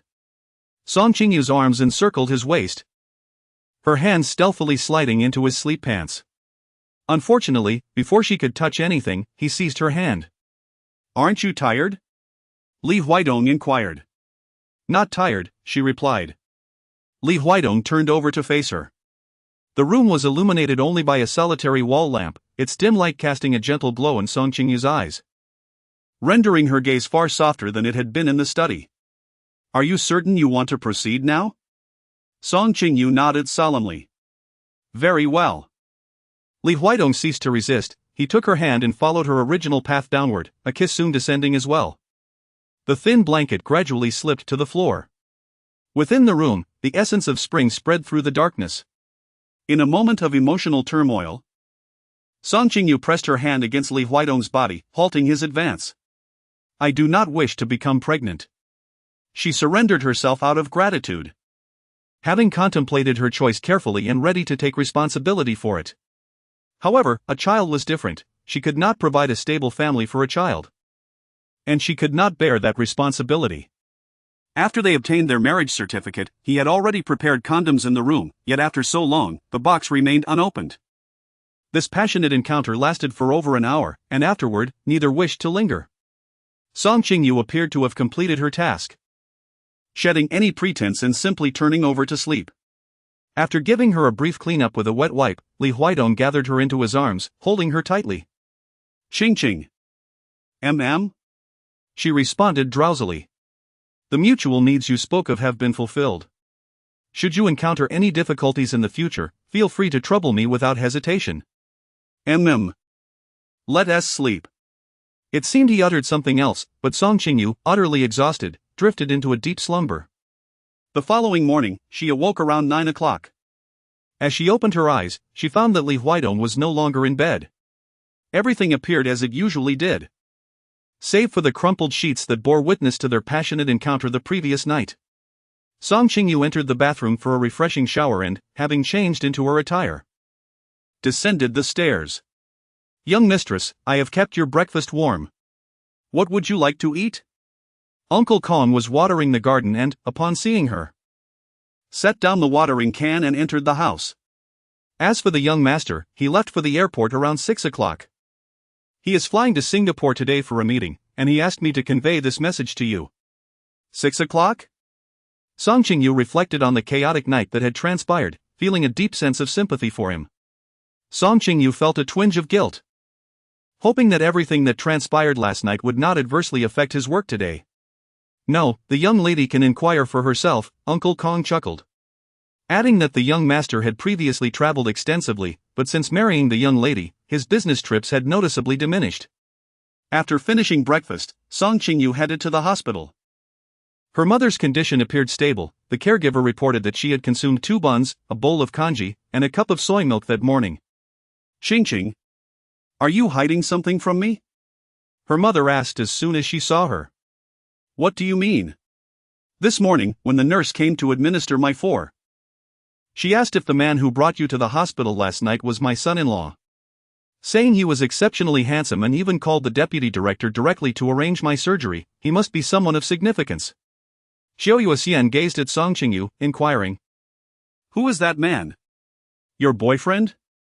Chapter 22, Pregnant Song Qingyu was taken aback. Mother, what are you thinking? Certainly not.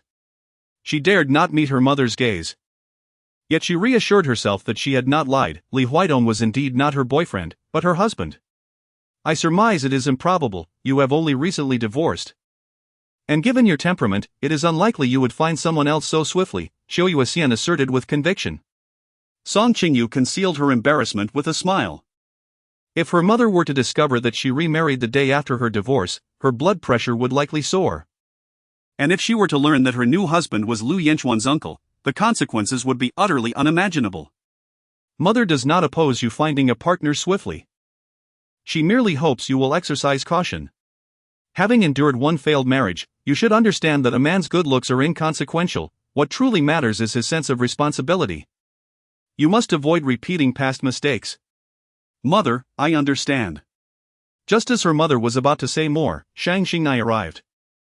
One hand carrying a fruit basket and the other cradling a bouquet of flowers, a quintessential hospital visit. Xingnai, how did you know my mother was hospitalized? Song Qingyu inquired. I saw it on Auntie's Moments, Shang Xingnai replied. Auntie Chiu was admitted to the hospital last night and announced the temporary closure of the restaurant. Auntie, are you feeling all right? Shang Xingnai approached the bedside and handed a red envelope to Qiu Yuxian. I'm fine, dear. Just seeing you makes me very happy. I cannot accept this envelope. Auntie, it's just a small token of my affection. If you refuse, it implies that you do not consider me to be Qingqing's best friend. Alright, Auntie will accept it. Thank you, Xingnai. Qingqing, take Xingnai out for a nice meal at noon, it's on me. Sure. After Xingnai chatted with Qiu Yuxian for a little while, the two left the hospital room. As they descended the stairs, they spotted Lu Yanchuan and Xia Wanqing emerging from the obstetrics and gynecology building across the street. Xia Wanqing also noticed them. What a small world, how unfortunate. Xingnai remarked, attempting to pull Song Qingyu away from the pair of scoundrel and shameless woman. However, Xia Wanqing chose to approach them while linking arms with Lu Yanchuan. Qingqing, I heard Auntie injured her foot and is hospitalized. How is she? Is she doing well? Xia Wanqing feigned concern. The mere mention of the topic ignited Song Qingyu's anger. She shoved Xia Wanqing aside and strode up to Lu Yanchuan, pointing an accusatory finger at him. Lu Yanchuan. If your family dares to harm my loved ones again, I will ensure that we both face ruin. In truth, the plan to threaten Qiu Yuxian at her restaurant was orchestrated by Li Shanglan, a fact Lu Yanchuan had only just learned. Song Qingyu, perhaps you should take a look in the mirror. You, a divorced woman with nothing to your name, how dare you threaten Yanchuan? Xia Wanqing sneered at Song Qingyu. Do not think that Yanchuan's public apology was sincere, it was merely a performance to quell public opinion. If you wish for your family to remain safe, I advise you to stop exploiting your divorce for attention. Have I said anything about my divorce until now? If I intended to garner attention, I would not have waited until today. Song Qingyu glared at Xia Wanqing. Instead of advising me, perhaps you should reflect on your own malice and refrain from further scheming against me. Had it not been for you, Xia Wanqing, Lu Yanchuan's disgrace would not be known throughout the city. Exactly. Xingnai chimed in. How dare you suggest that Qingqing look in the mirror? The one who truly needs to reflect is you, with your deceitful heart and shameless face. You, a woman who shamelessly pursues another's husband, will always be labeled a mistress. Even if Lu Yanchuan were to marry you, you will live your life under the shadow of being a mistress. Xia Wanqing had intended to provoke Song Qingyu. But the fire turned upon herself, and she immediately clutched her abdomen, exclaiming, Yanchuan, my stomach hurts terribly. Lu Yanchuan, alarmed, rushed to support Xia Wanqing. What suddenly caused this discomfort? You were fine just moments ago. Perhaps the baby is reacting to the presence of someone they do not wish to see, Xia Wanqing cooed, tenderly caressing her belly. The baby is clever and knows that these people are troubling mommy. Song Qingyu was momentarily taken aback. Was Xia Weining pregnant? Xia Weining's expression shifted, but she quickly regained her composure. Who the child belonged to was, of course, most evident to Yanchuan. After all, unlike certain individuals who had been married for 3 years without receiving Yanchuan's affection, it was entirely normal for Yanchuan, who was so vigorous in bed, to have a child. Wasn't he that right, Yanchuan? Lu Yanchuan felt a surge of pride and elation upon hearing Xia Weining publicly proclaim his prowess in bed. He wrapped one arm tightly around Xia Weining while gently caressing her belly, saying, Let us go, Weining. No need to discuss so much with them. Indeed. Neither of those two women might even have a satisfying intimate life. What could they possibly understand? Xia Weining raised an eyebrow at Song Qingyu and Xingnai with a smug expression before turning to link her arm with Lu Yanchuan and gracefully departing. What a lunatic. Having an intimate life is such a big deal. Xingnai angrily shadowboxed the retreating figures of the scoundrel and the shameless woman. Forget it, Song Qingyu said, pulling Xingnai back. There's no need to get worked up over them. Xingnai looked at Song Qingyu. I don't mind, are you okay? She knew that Song Qingyu had longed for a child with Lu Yanchuan over the past 3 years, which had been a deep-seated concern for her. I'm fine, Song Qingyu replied with a smile. I have let it go. Really? Indeed. Once, she had felt profound insecurity due to Lu Yanchuan's reluctance to touch her. But now, having tasted something far superior, she had moved on. Who would reminisce about a plate of spoiled leftovers after experiencing delicacies? To her, Lu Yanchuan was merely that plate of leftovers. If Xia Weining enjoyed it, then let her indulge to her heart's content. Back in the car, Xia Weining, while caressing her belly, began to playfully coax Lu Yanchuan. Yanchuan, we already have a baby. When do you plan to marry me? In truth, Xia Weining was not yet pregnant. The ultrasound report she had presented was purchased at a high price from the doctor at the clinic. However, she had recently engaged a robust man to help her conceive, and she was confident that she would soon be expecting. This matter requires discussion with my mother, Lu Yanchuan replied, aware that he was a mama's boy. Without his mother's approval, he was reluctant to make promises to Xia Weining. Is your mother opposed to our marriage? No, Weining, my mother. I know she looks down on me. Xia Weining tightened her grip on the ultrasound report. Take me to see her. I will speak with her myself. Weining. Take me, or I will terminate this pregnancy. Weining. Let us talk this through. Don't bring the child into this. This is our baby. If you don't want to give our child a home, then the child will suffer in this world. I never said I wouldn't provide a home, I just need time to convince my mother. I will talk to your mother. Trust me. I have my ways to persuade her. Lu Yanchuan, unable to resist Xia Weining, reluctantly took her to the Lu residence. Mom, Weining is pregnant. Please don't upset her, Lu Yanchuan instructed Li Shanglan before turning to leave. What? You're pregnant? Li Shanglan frowned. Yes. Xia Weining presented the early pregnancy ultrasound to Li Shanglan. Auntie, I came today to seek your blessing for my union with Yanchuan. We truly love each other. And now with a child on the way, I hope you will allow us to be together for the sake of the baby. Are you trying to use the child as leverage? Li Shanglan scoffed. Such tactics are common in wealthy families. Do you think having a child will guarantee you a place in the Lu family? You underestimate the Lu family, Xia Weining replied. I understand, Auntie, that you wish to find Yanchuan a suitable match, but consider the current situation. Our affair has caused quite a stir online. Do you think any noblewoman would want to marry a man who has strayed while married? This is all you're doing. Regardless of who is at fault. The situation has unfolded, and the consequences are already set. I advise you to not cling to past grievances but to accept me and the child cheerfully. Who knows? I might give birth to a son, which could bring joy to uncle and grandma. Li Shanglan pondered this. Lu Jianpain had already begun arranging blind dates for Lu Shiwan with the daughters of the Shang family. If Lu Shiwan were to father the Lu family's first grandson, Lu Yanchuan would lose his competitive edge. Furthermore, she had heard rumors that old Master Lu had left behind a hidden will. If that will pertain to the child, Lu Yanchuan must ensure he fathered a child before Lu Shiwan. Auntie, I beg you to agree to my marriage with Yanchuan.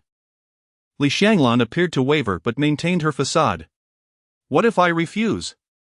If you refuse, I will terminate the pregnancy and publicly lament online that Lu Yanchuan not only strayed while married but also abandoned me.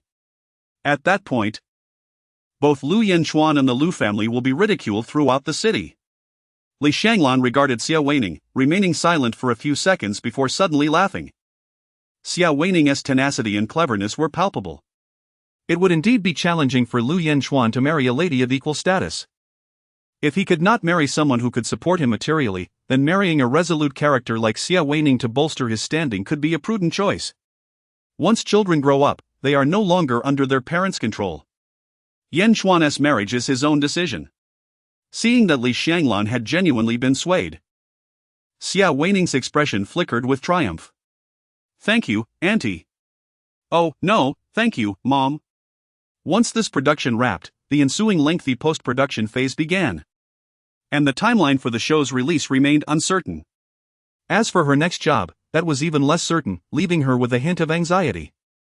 Guan Shanya, having navigated the entertainment industry for many years, was accustomed to witnessing the plight of lesser-known artists facing dry spells and had cultivated a remarkably tranquil mindset. Qingyu, don't fret.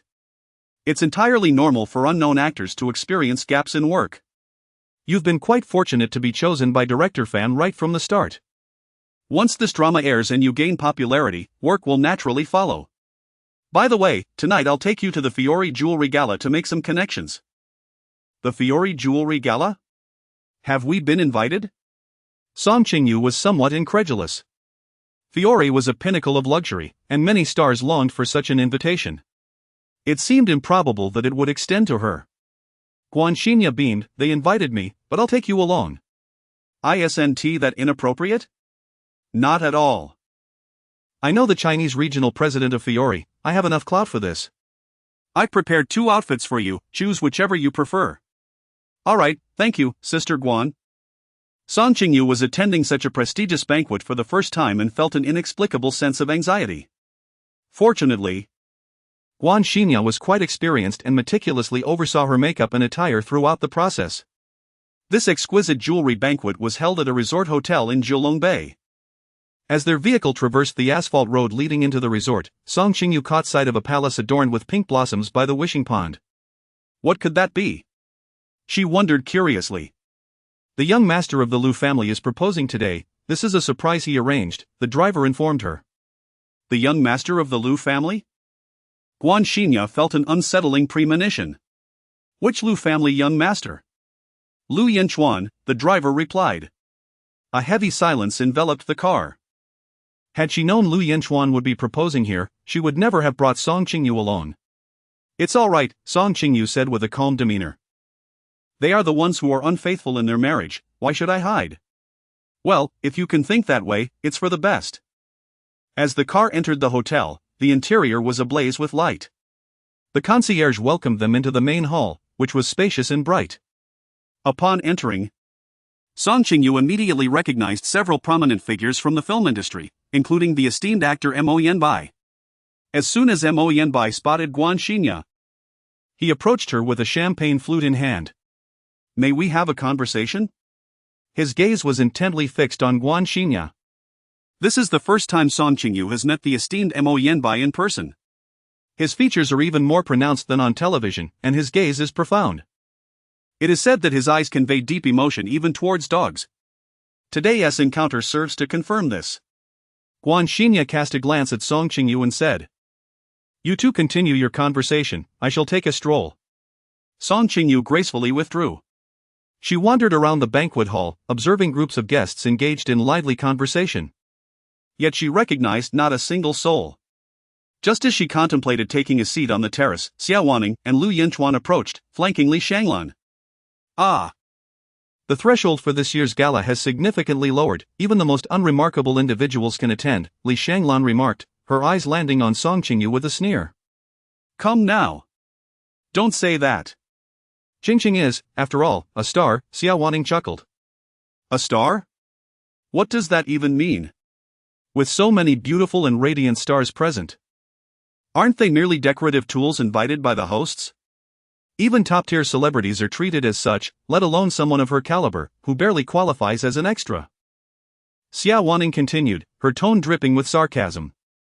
Your words hold some truth. Ultimately, the hosts prioritize affluent matriarchs like you, who possess substantial purchasing power. Xia Waning's excessive flattery made Song Qingyu feel quite nauseated. Desiring to disengage, she turned to leave, but Xia Waning intercepted her. Qingqing, at the end of tonight's gala, the hosts will auction the Joey Star Amethyst necklace. Yanchuan intends to bid for it and propose to me. As friends, would you like to witness the most joyous moment of my life? Xia Waning inquired. Are you certain it is the happiest moment of your life? Song Qingyu replied with a faint smile. As someone who has experienced such moments, I caution you, what you perceive as happiness may very well be the prelude to a descent into a living hell. Xia Waning momentarily faltered, yet quickly masked her discomfort with a smile. What grounds do you have to offer me advice as someone who has been through it? You have never been cherished by a man, and for 3 years, you failed to warm Yanchuan's heart. I, on the other hand, have been loved deeply by him for 3 years, and now I carry his child. Who knows how blissful our future may be? Let us speak of happiness when it arrives, do not uncork the champagne too early. You are simply envious. Xia Waning retorted, her expression brimming with superiority. You cannot bear to admit that I am currently happier than you. Trash? How dare you call my son trash? Li Shanglan exclaimed. her anger escalating as she raised her handbag, preparing to hurl it at Song Qingyu. Stop! A cold, steady male voice cut through the tension, halting Li Shanglan's movement. Li Huidong, clad in a black corduroy suit, exuded an air of vintage sophistication and gentlemanly charm, accentuated by his emerald cufflinks, a striking detail. He appeared even more dashing than the last time they met, a mere half-month prior. Upon seeing him, Song Qingyu was inevitably reminded of the night before his business trip. Who could have imagined that the elegantly refined man before her would possess such a feral side once he shed his suit? Madame Lu. Your demeanor just now suggested you were about to strike someone, Hoseki remarked with a hint of playful sarcasm. The last time I witnessed a woman in action was during my previous visit to a mountain village for charity, where I observed a local matron arguing with her neighbor over a sheep. It's quite remarkable to encounter a similar spectacle today. His words were a blatant mockery of Li Shanglan, portraying her as a rustic woman of the wild. Li Shanglan's face turned ashen, yet she dared not provoke Hoseki. Renowned in their circle for his audacious and reckless nature, his tongue could easily cut through the strongest of figures. You have misjudged me, young Master Ho. Why would I stoop to striking a woman of such lowly origins? To do so would tarnish my hands, Li Huidong interjected, positioning himself in front of Song Qingyu under the pretense of engaging in casual conversation. I heard Lu Yanchuan is proposing today? Xia Wanning felt a flicker of excitement at Li Huidong's inquiry. If she were to marry Lu Yanchuan, then this esteemed figure would become her uncle-in-law. Such a grand affair, which noble lady is he courting? Li Huidong inquired, his curiosity piqued. Both Lu Yanchuan and Li Shanglan's expressions stiffened in unison. Xia Wanning was no distinguished lady, like Song Qingyu, she was merely the daughter of a servant from the Lu household. Indeed. Her son was marrying what he deemed a woman of lowly status. Uncle, the one I wish to marry is Wanning, Lu Yanchuan declared, pulling Xia Wanning closer. Uncle, allow me to introduce you, this is Xia Wanning. Wanning, this is my uncle, Li Huidong. Hello, uncle. I have long admired your esteemed reputation, Xia Wanning sweetly flattered. I have heard of Miss Xia's name as well, Li Huidong replied. Really? When? Xia Wanning could hardly believe that the illustrious Li Huidong was acquainted with her. Just a couple of days ago, online. Those recent days online had indeed revealed her scandalous affair with Lu Yanchuan during their marriage. Xia Wanning's smile faltered. And both Lu Yanchuan and Li Shanglan turned crimson. Why could this matter not be left in the past? It seemed that the young masteress' proposal was indeed for the woman embroiled in that scandal. It was somewhat amusing that Lu Yanchuan had lost face for her. Yet it appeared they would ultimately find happiness together. Hoseki added another jab, further souring the expressions of Lu Yanchuan and his companions. Seizing the opportunity while Li Huidong and Hoseki were distracted, Song Qingyu quietly slipped away. She had no idea where Guan Xingya had gone. After searching high and low, she found no trace of her, nor of the inkstone Bai. In the vast banquet hall, devoid of companionship, Song Qingyu felt at a loss for what to do. Thus, she made her way to the lounge area on the terrace. The rain from earlier in the day had left the railing damp, and in order to avoid soiling her gown, she leaned against it, gazing out at the distant lawn. Unfortunately, the only view visible from this terrace was the sight of Lu Yanchuan's proposal. Is it beautiful? Came the voice of Li Huidong from behind her. Song Qingyu turned her head, and he had already approached her side. A unique scent of tobacco wafted through the air, filling her nostrils. Whether it is beautiful or not has nothing to do with me, she remarked. In comparison, my proposal that day seemed rather shabby, he said with a hint of self-mockery. Song Qingyu raised her gaze towards him, and for a fleeting moment, she seemed to discern a sense of indebtedness in Li Huidong's tone. Suddenly, a rather untimely thought crossed her mind. Love is often accompanied by a feeling of obligation. Does Li Huidong love her? No, he certainly does not. She must have misheard him. Allow me to share a secret with you. Song Qingyu approached Li Huidong with measured steps. Li Huidong inclined his head and leaned in to listen as she spoke. I suffer from a severe case of awkwardness. If someone were to orchestrate such an elaborate setting and publicly declare their love with sentimental words, I would not feel elated, only embarrassed.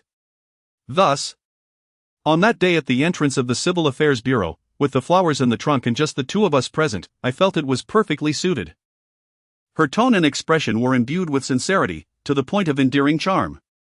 Unable to resist, Li Huidong lowered his head and bestowed a gentle kiss upon her crimson lips. Song Qingyu immediately took a step back, anxiously glancing towards the banquet hall. "What are you doing? Out here, someone might see us." "So your intention is to remain unseen, is it?" Li Huidong, broad-shouldered and long-legged, positioned his tall frame in front of her, effectively shielding her from any view of the terrace from the banquet hall. Moreover, the hazy night enveloped them in a natural veil, enhancing the ambiguity of their situation. "Don't." Song Qingyu had yet to refuse when he sealed her lips with a kiss. This kiss was akin to a dreamlike enchantment, as she instinctively closed her eyes. She confessed that during the brief separation of a little over half a month, she had recalled that night more than once, reminiscing about the fervent surrender beneath him.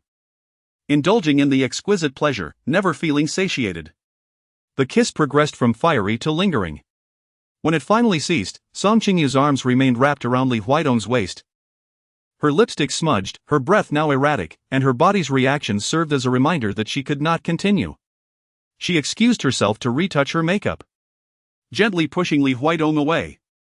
He stepped over to the nearby landscape light, tilting his head to light a cigarette. With her pale complexion devoid of lipstick, she could easily portray the image of an innocent flower, yet, when adorned with lipstick, she instantly transformed into a captivating vision, her beauty radiating in alluring intensity. Song Qingyu caught a glimpse of Li Huidong observing her as she applied her makeup in the mirror. She subtly shifted her posture to evade his gaze. At that moment, Li Huidong's phone rang. It was a call from Huasiki. Huasiki informed him that the auction for the Joey Star was about to commence and urged him to enter. After ending the call, Li Huidong approached Song Qingyu, wrapping his arm around her waist, and gently inquired, "Do you desire the Joey Star?" Song Qingyu hails from an ordinary working-class family, possessing an innate simplicity and a low desire for material possessions. She fails to comprehend the significance of wealthy individuals spending millions on a single gem. In her perspective, wouldn't it be more prudent to save that money for purchasing a car or a home? Moreover, the coveted star of Zhaoyi is not something that can be acquired with mere thousands or millions. She neither has the means to attain it nor dares to express her desire for it. "I do not want it," she replies. Li Huidong gently grasps her chin and tilts her face upward. "Be honest, do you truly want it or not? There is no need to spare me the expense. Your husband is quite affluent." Song Qingyu pressed her lips together in contemplation. She recalled how Xiao Wanning had just arrogantly boasted that Lu Yanchuan would propose to her after acquiring the Joey Star. While she had no interest in the Joey Star itself, she found the prospect of infuriating Xiao Wanning quite enticing. The organizers had already placed the Joey Star on display, a purple gem that sparkled magnificently under the lights. Many wealthy ladies and young heiresses were eager to participate, each desiring to claim the Joey Star as their own. Xiao Wanning sat in the front row alongside the Lu family, having subconsciously convinced herself that the necklace was already hers, thanks to Lu Yanchuan's promise to propose to her with it that evening. The more others coveted the gem, the more smug she became. She envisioned herself adorned with the necklace, receiving Lu Yanchuan's proposal amidst a captivated audience, thus ascending to the ranks of high society and achieving a true leap in social class. "Ladies and gentlemen, there is only one Joey Star in the realm of Penglai. And this Joey Star is the highlight of our Fear Jewelry Night. Let us anticipate who shall claim the Joey Star. We shall commence the bidding now, starting at 60 million. Bids began to trickle in. 65 million. 66 million. 67 million. The price steadily climbed. Lu Yanchuan raised his paddle decisively, 80 million. His bid instantly escalated the price by 20 million. 100 million. Came a voice shortly after. Lu Yanchuan frowned, glancing at the man who had called out the bid. Clad in an ordinary black suit, the man bore a nondescript face, not belonging to their affluent circle, appearing to be bidding on behalf of his employer. 115 million. 110 million.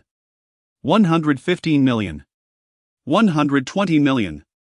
The bids continued to soar, though the attendees were predominantly wealthy.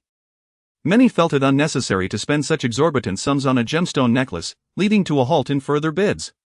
Ultimately, only Lu Yanchuan and the man in black remained in contention. 150 million. 160 million. Lu Yanchuan clenched his fists in frustration. His budget was capped at 150 million, and he had initially thought that 100 million would suffice to secure the Joey star. Little did he anticipate this unexpected contender relentlessly pushing the price higher, forcing him to surpass his budget. Wanning, perhaps. No. Xia Wanning interjected, sensing Lu Yanchuan's hesitation. She tightened her grip on his arm. Yanchuan, you promised to win the Joey star for my proposal. The venue outside is prepared, and I have already announced it. If you fail to acquire the Joey star, we shall become the laughingstock of others. But it's over budget. You are the young master of the Lu family. A few extra million should be trivial for you. Xia Wanning caressed her abdomen. Yanchuan, our baby is watching too, you cannot let us down. Seeing the anticipation in Xia Wanning's eyes, Lu Yanchuan gritted his teeth. 165 million. The man in black seemed to have lost patience with the incremental bidding. Raising his paddle decisively, 200 million. Chapter 24, Kiss Her. Everyone in attendance was taken aback, including Song Qingyu. Although she had expressed her desire for the necklace, she never expected its final price to soar to such an outrageous sum. What could she do? While Li Huidong was willing to gift 200 million, she dared not accept such a lavish offering. Song Qingyu glanced towards the front row, where Li Huidong sat with an air of calm detachment, seemingly unaffected by the proceedings. She promptly sent him a message: this necklace is exceedingly expensive. Do not bid any further, it is not worth it. Song Qingyu was utterly speechless. Another person who found himself at a loss for words was Lu Yanchuan. He truly dared not raise his bid any further. Should he increase his offer and the other party withdraw, he would be left as the foolish one, and, crucially, he could not afford the additional 200 million. Wan Ning, I apologize, but 200 million is simply exorbitant. This star of Joey is not worth such a price. I shall not place a bid. Lu Yanchuan wrapped his arm around her shoulder. You truly understand, Wan Ning. Xia Wan Ning silently pouted. The star of Joey had nearly become hers, and she could not fathom who was so ruthless as to compete with her. It infuriated her. Ultimately, the star of Joey was acquired by a gentleman clad in a black suit. No one knew his identity. Nor did they understand who had commissioned him to spend 200 million on this necklace. Only Song Qingyu was aware that he was affiliated with Li Huidong. With the star of Joey taken away, the evening's banquet drew to a close. Guan Xingya also seemed to have vanished, not making an appearance until the very end of the event. Song Qingyu could no longer contain herself and decided to call her. However, the phone rang on and on without anyone answering. Song Qingyu felt a tinge of concern and dialed twice in quick succession. Finally, on the third attempt, Guan Xingya answered the call. Qingqing, I apologize. I was caught up in some personal matters and couldn't break free for the time being. I will have my driver come to pick you up shortly. Guan Xingya's voice sounded off, as though she had recently wept. Sister Guan, are you all right? Your sudden disappearance has made me worry about your well-being. I'm fine. We can discuss it in person another day. All right. Song Qingyu stepped out of the banquet hall. At the entrance, luxurious cars departed one after another. Song Qingyu was patiently awaiting the arrival of the driver arranged by Guan Xingya. However, Li Huidong's vehicle came to a halt right in front of her. Get in. The driver my agent arranged is on his way. Call him and tell him to follow my car. Several business vehicles were queued in the parking lot, preparing to pick up passengers at the entrance. Concerned that Li Huidong's car might attract unwanted attention, Song Qingyu hurriedly entered the vehicle. Once inside, she promptly called the driver to request an early dismissal. Li Huidong's car slowly exited the hotel. The exquisite necklace, encased in a luxurious Fio jewelry box, caught his eye as he opened the box and prepared to place the necklace around Song Qingyu's neck. Song Qingyu instinctively recoiled. What? Li Huidong gazed at her. Wasn't it what you desired? Now it belongs to you. It's just too extravagant. I cannot dare to wear it. Li Huidong chuckled, ambitious. He leaned forward, encircling her shoulders, and personally adorned Song Qingyu with the necklace. At that very moment, the vehicle passed by the lawn where Lu Yanchuan was proposing. Although the star of the evening, Lu Yanchuan, regrettably did not capture the moment, the proposal ceremony proceeded as planned, given the opulent setting he had arranged. The lawn was surrounded by numerous guests, all friends specially invited by Lu Yanchuan and Xiaowaning. "Stop the car," Li Huidong instructed the driver. The vehicle came to a halt on the asphalt road. Song Qingyu gazed at Li Huidong, perplexed as to why he had chosen to stop here. "Go ahead," he urged gently, his large hand resting on the small of her back as he nudged her forward. "Xiaowaning has invited you to witness her proposal, after all. Since she has extended the invitation, you ought to show her some courtesy. Go on, I will wait for you here." It turned out that Li Huidong had overheard the brash words Xiaowaning had spoken to her earlier in the banquet hall. The reason he had spent a considerable sum to acquire the title of Joey Star was to provide her with support. Song Qingyu felt a warmth swell in her eyes. This man consistently surprised her with unexpected gestures of kindness. Furthermore, he seemed to possess an uncanny ability to read her thoughts, anticipating her every desire. Very well. Since he had already purchased the necklace, this 200 million must be spent wisely. Song Qingyu took out a mirror from her bag to check her makeup. Then confidently pushed the door open and stepped out of the car. As her high heels touched the ground, she lifted her skirt and strode towards the proposal scene of Lu Yanchuan and Xiaowaning, where a crowd had gathered, forming layers of onlookers. Song Qingyu parted the crowd and made her way to the position closest to the stage. Surrounding her were friends of Lu Yanchuan who recognized her, whispering in astonishment. Indeed, it was rather unusual for her to appear at the scene where her ex-husband was proposing to his mistress. The murmurs of the crowd did not faze Song Qingyu. Her gaze remained fixed on Lu Yanchuan and Xiaowaning.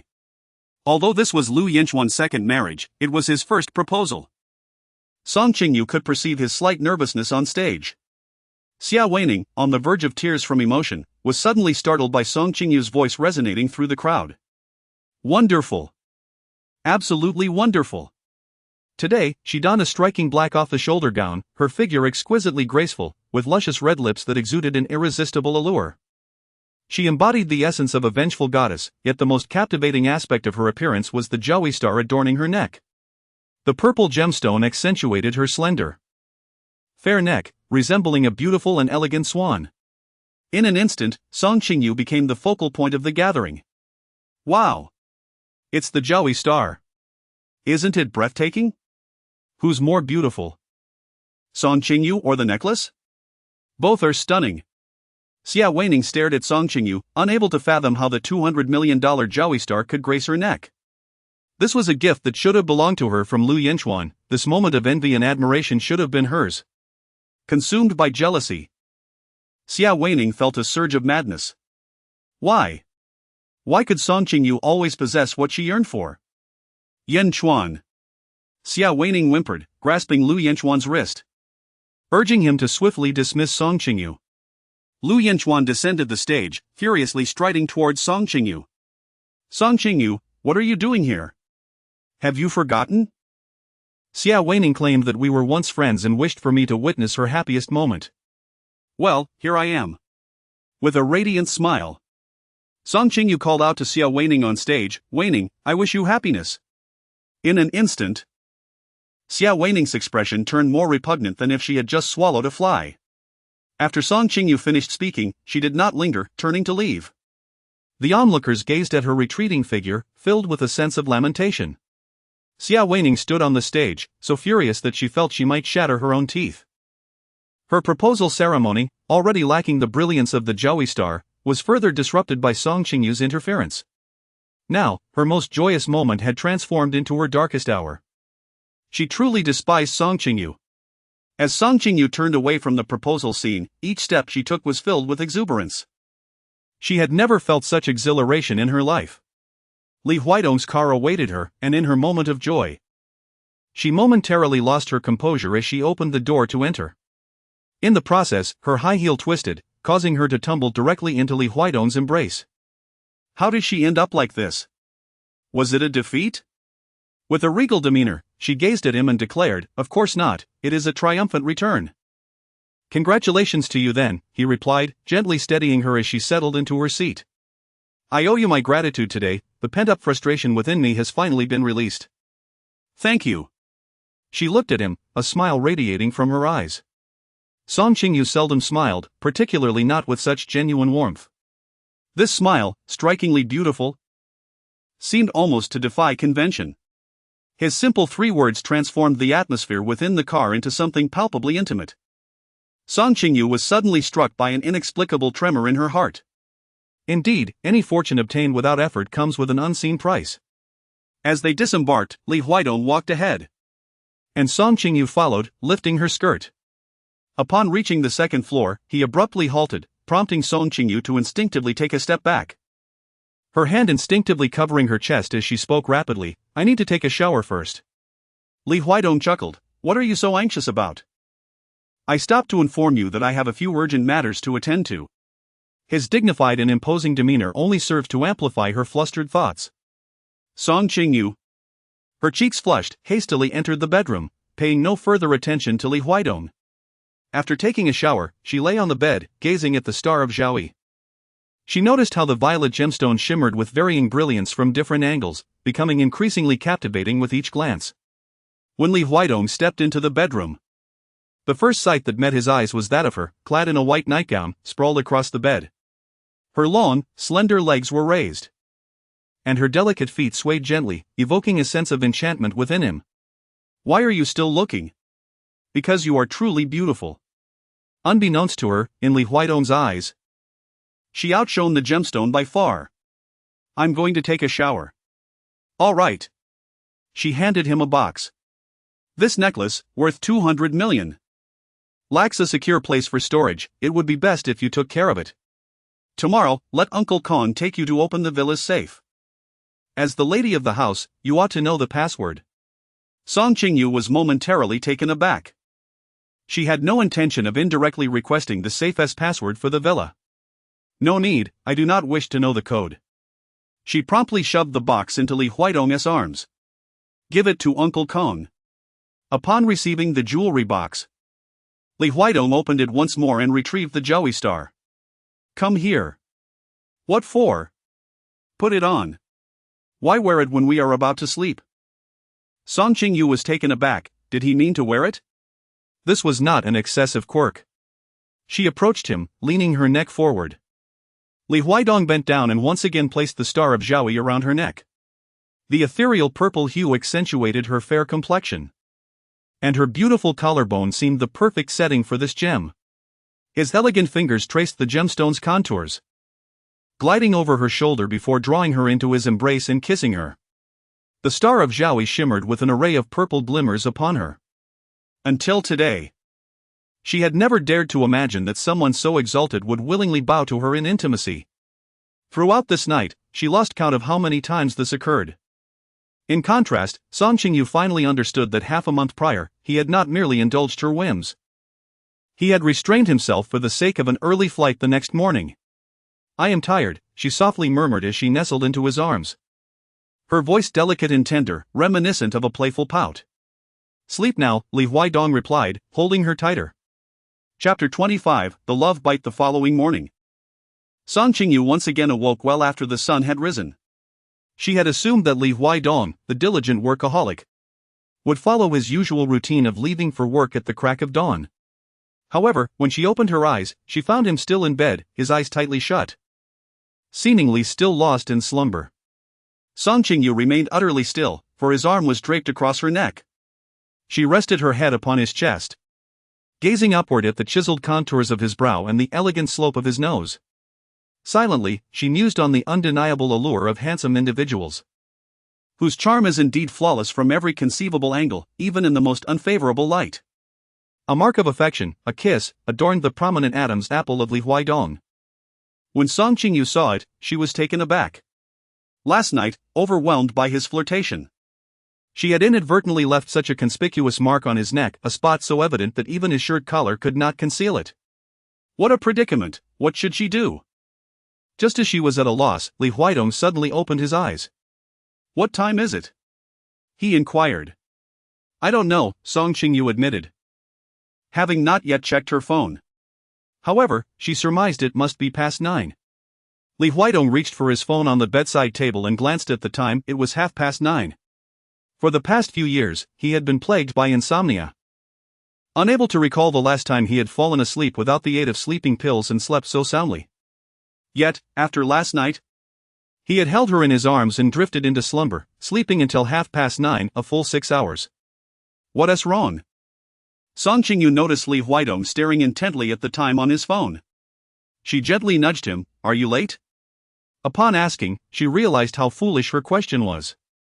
After all, he was the boss and surely had no worries about tardiness. "I have a day off today," he replied. "Why were you staring at me just now?" Song Qingyu hesitated before confessing, "You have a mark on your neck." Li Huaidong extended a finger to probe his neck. "Is it that obvious?" he asked. "A little." "How will you take responsibility for me?" he teased. "At worst, when you leave, I'll apply concealer for you." "That's a good idea."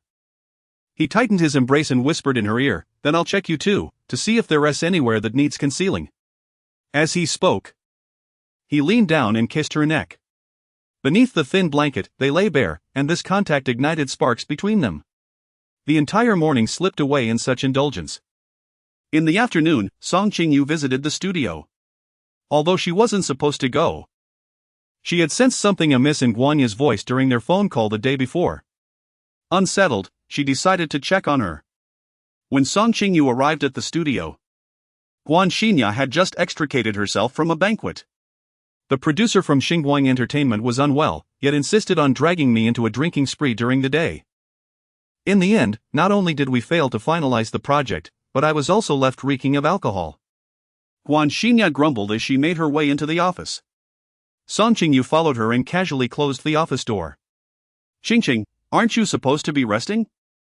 Why are you here today?" Guan Xinya inquired. "I was worried about you, so I came to check in." "I'm fine." Guan Xinya's attention remained fixed on her computer, her fingers flying across the keyboard. "Unfolds by. Don't mention him." Guan Xinya abruptly interrupted Song Qingyu, her tone firm, though her eyes were unmistakably reddened. Song Qingyu circled around the desk and gently embraced Guan Xinya's shoulders. Guan Xinya, a renowned figure in the entertainment industry, was known for her strong will and tenacity. It was rare for her to shed tears over trivial matters. "Sister Guan, I can sense that something is troubling you. You can confide in me, sometimes. Voicing your feelings can bring relief." Guan Xinya remained silent, yet tears streamed down her cheeks. "Sister Guan, even if you don't speak, I can surmise the truth. Are you and Mo Yanbai involved romantically?" Song Qingyu inquired directly. The entertainment industry is a tight-knit circle where secrets are seldom kept. Rumors had circulated since Guan Xinya ventured out on her own after leaving Fengyang Entertainment. Some claimed that Guan Xinya and Mo Yanbai had been in a relationship for quite some time, as Fengyang had strict regulations prohibiting romantic involvement between agents and stars. To protect Mo Yanbai, she had chosen to resign. Others suggested that their relationship had soured, leading to her departure from Fengyang. "We were once together. But now we are parting ways," Guan Xinya confessed. "Why?" Song Qingyu pressed. "What other reason could there be?" "He has ascended to greater heights," Guan Xinya replied. Guan Xinya and Mo Yanbai had known each other during their humble beginnings.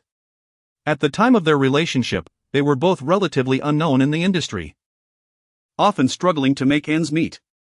They shared a cramped basement, subsisting on steamed buns and instant noodle soup, stretching every penny as far as it would go. Yet, some individuals are destined to share hardships but are unable to enjoy the same fortunes. Mo Yanbai was one of those individuals. Who has he become involved with? Luo Tian. Guan Xinya answered. To be frank, Luo Tian is quite average in every aspect, her singing and dancing skills, as well as her appearance. Do not surpass those of her fellow contestants, yet she somehow clinched first place. Could it be that Mo Yanbai is attracted to Luo Tian's background? Song Qingyu asked.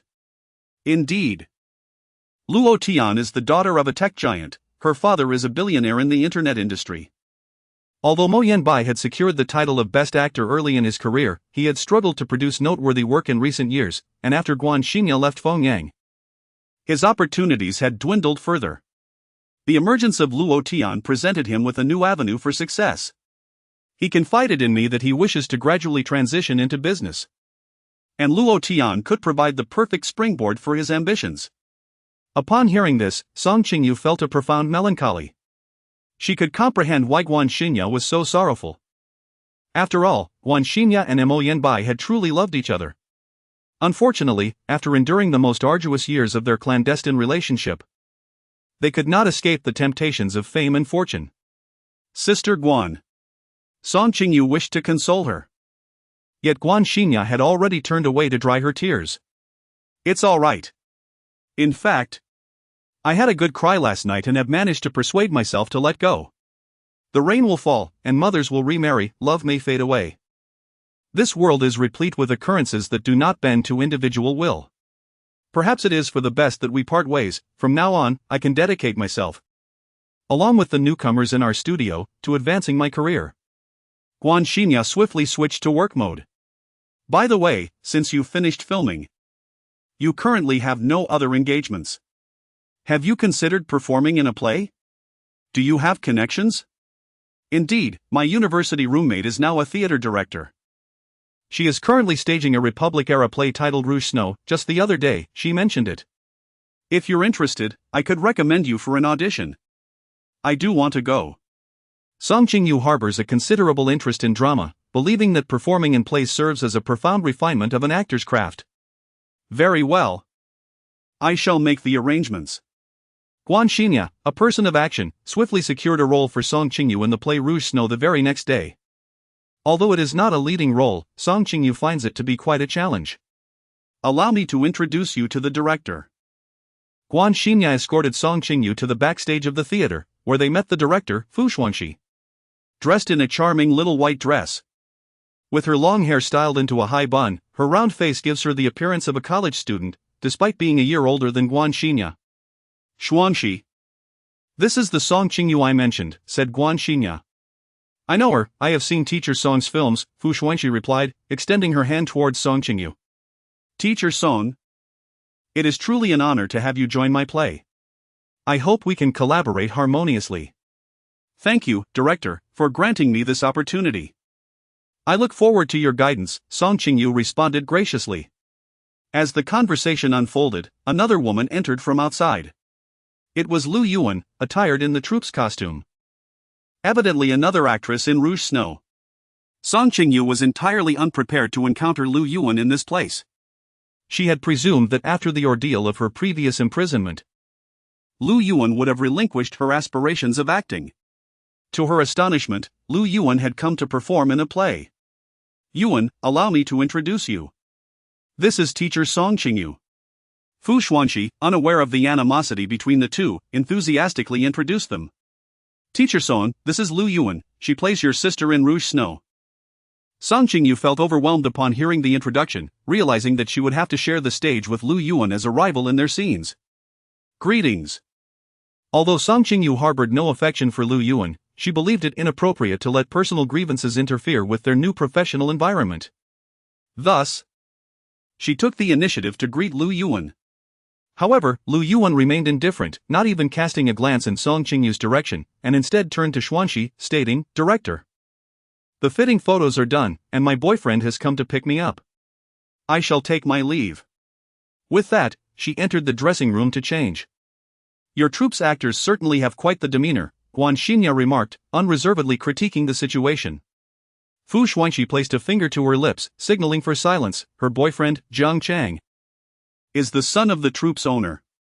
This venue belongs to him, and no one in the entire troupe dares to offend her.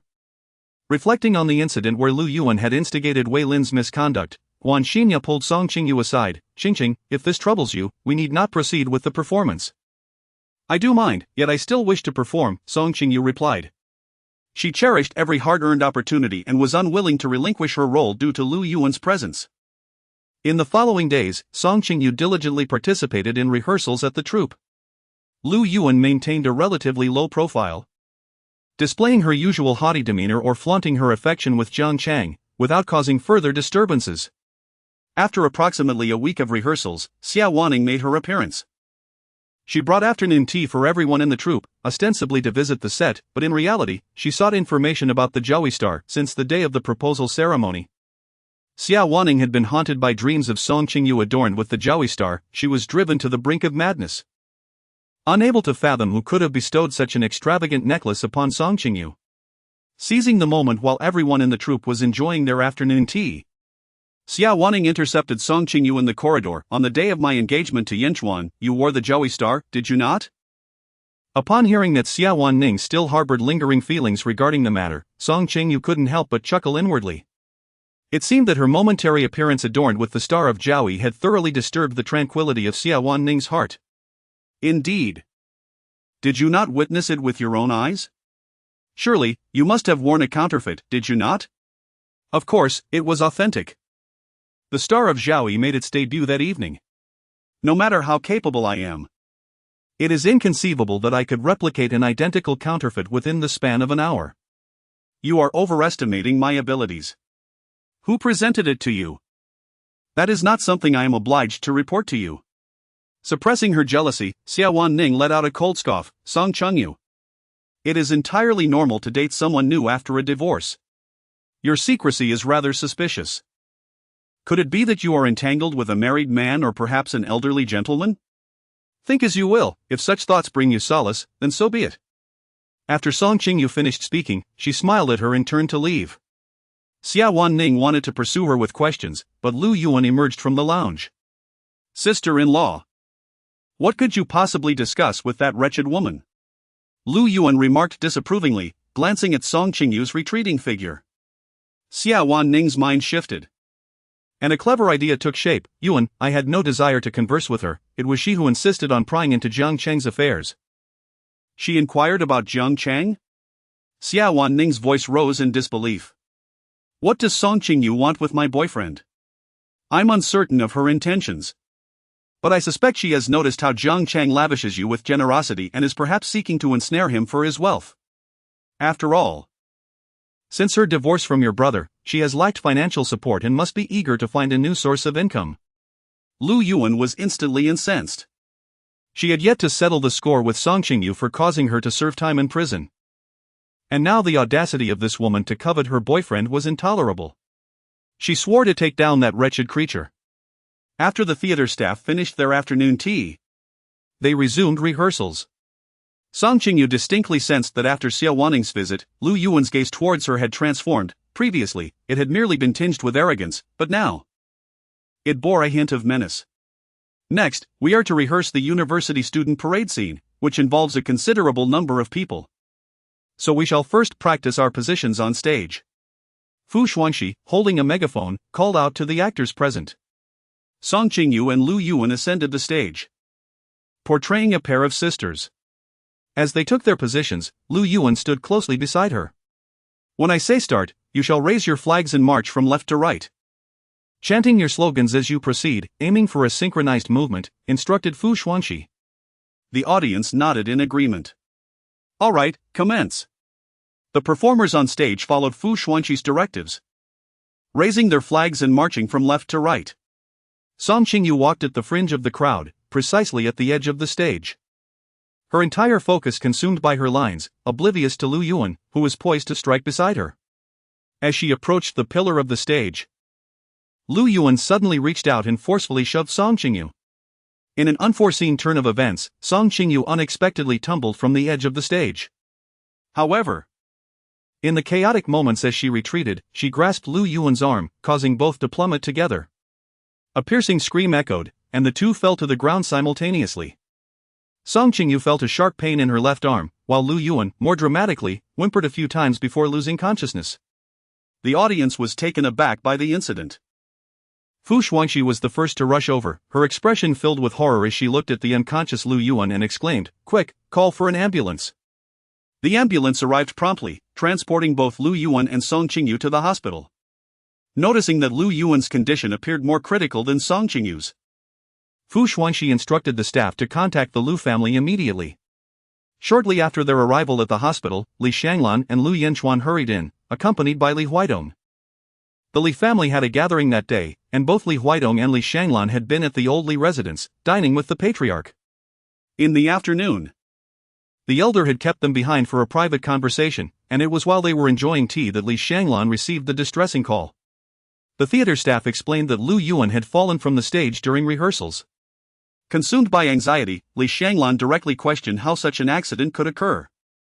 The staff stammered for a while, and ultimately, pressed by her urgency, revealed, actually, Lu Yuan pushed another actress from the same troupe, and in turn, was pulled off the stage by her. Preposterous. Why would RNN push anyone? Li Shanglan demanded. What is the name of the actress who dragged in and down? The actress is named Song Qingyu. Upon hearing this name, Li Huaidong could no longer remain seated. Citing concern for Lu Yuan, he followed Li Shanglan to the hospital. Chapter 26, Assisting her with bathing. Song Qingyu underwent a comprehensive medical examination, which ultimately revealed a fracture in her left arm. Lu Yuan fared even worse. Not only did she suffer fractures in her limbs, but she also sustained a mild concussion. Li Shanglan created quite a scene at the hospital, demanding that Song Qingyu and the theater troupe bear full responsibility for compensating Lu Yuan's losses. Fu Xuanxi, feeling helpless, replied, Madam Lu. Numerous actors witnessed that it was Miss Lu who first reached out to push. Our entire troupe is currently at a standstill, and you still seek to hold us accountable. We, too, feel aggrieved. You feel aggrieved? Let me enlighten you. Annen's boyfriend, Jiang Chang, is the son of your theater's owner. With a mere word from him, all of you could find yourselves unemployed. Taking advantage of the commotion in the corridor, Li Huaidong slipped into Song Qingyu's hospital room. If you wish to cry, then cry, he said, approaching her bedside. Yet, she held back her tears, maintaining her defiance. Is there anywhere else that feels uncomfortable? He inquired. No, everything has been checked, she replied. Li Huaidong scrutinized her for a moment. Song Qingyu was still clad in her theatrical costume, a delicate blue student cheapao from the Republic era.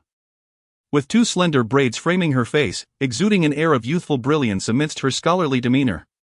She appeared so innocent, yet inexplicably stirred attention within him. What prompted you to take up acting? Li Huaidong inquired. The previous production wrapped up, and I haven't secured any other work. I can't just sit at home idly. Can I? Idly? Her choice of words was quite amusing. You wouldn't understand, lacking work and income can be quite distressing. Even resting at home becomes an uneasy affair. It is far better to seek out opportunities. Acting in a play could also refine my skills. What are you anxious about? Am I unable to support you? I have no desire for your support. I wish to work and earn my own living. Li Huaidong chuckled softly, somewhat incredulously. Well, now you find yourself with a broken arm, you can comfortably remain at home and do nothing. Song Qingyu always felt that he bore a hint of schadenfreude. Are you here to see me, or to mock me? Song Qingyu nodded and, noticing his intent to leave, immediately grasped his arm. What is it? Li Huaidong glanced at her hand clutching his suit jacket. Today, Lu Yuan provoked me first. I have no desire to escalate matters and jeopardize the theater. I have refrained from reporting the incident thus far. Please ensure the Lu family does not create further disturbances for the director outside. Otherwise, I care not who Lu Yuan's boyfriend is, I will not hesitate to sever ties. Song Qingyu declared indignantly. Li Huaidong observed her righteous fury and took hold of her hand. Indeed, the little cat has learned to scratch. However, the notion of mutual destruction is too extreme. With me by your side, whether you are the fish or the net, I shall ensure your victory is secured. As Song Qingyu gazed upon Li Huaidong's gentle yet resolute expression, her heart suddenly stirred with intensity. It was over, she sensed she was on the brink of surrendering. Since you have said that, I must report this to the authorities, Song Qingyu declared. Report it. But what if Lu Yuan's arrest puts Jiang Chang in a difficult position with the theater? I will ensure protection. Song Qingyu looked at Li Huaidong with a hint of disbelief. Is Lu Yuan truly your biological niece? How can a niece ever outweigh the significance of a wife? Song Qingyu hesitated no longer and promptly called the police. On the opposite side of the corridor, Li Shanglan remained aggressive, and Fu Xuanxi, encountering such an unreasonable woman for the first time, felt on the verge of tears, utterly at a loss until the police arrived. Which one of you is Lu Yuan? Li Shanglan panicked. My Yuan has not yet awakened. What do you intend to do? Someone reported that Lu Yuan is suspected of intentionally causing harm to another's life. What intentional harm? Arenin is far more seriously injured than that Song Qingyu. She has lost consciousness and has yet to awaken. If you are to arrest someone, it should be Song Qingyu. Teacher Song did not harm anyone. Fu Xuanxi had reached her limit with Li Shanglan's unreasonable and distorted claims. Everyone in our theater witnessed it. It was Lu Yuan who pushed Teacher Song off the stage. I can provide the theater's surveillance footage. Indeed, we all saw it. I saw it too. Lu Yuan, accustomed to her boyfriend Zhang Chang, the son of the theater owner, treating everyone with disdain, found herself utterly alone in this critical moment. With ample witnesses and evidence. Once Lu Yuan regains consciousness, we shall proceed with her detention. Li Shanglan was struck with disbelief, nearly collapsing into Lu Yanchuan's embrace. She clutched his arm. Yanchuan, quickly think of a way to save your sister.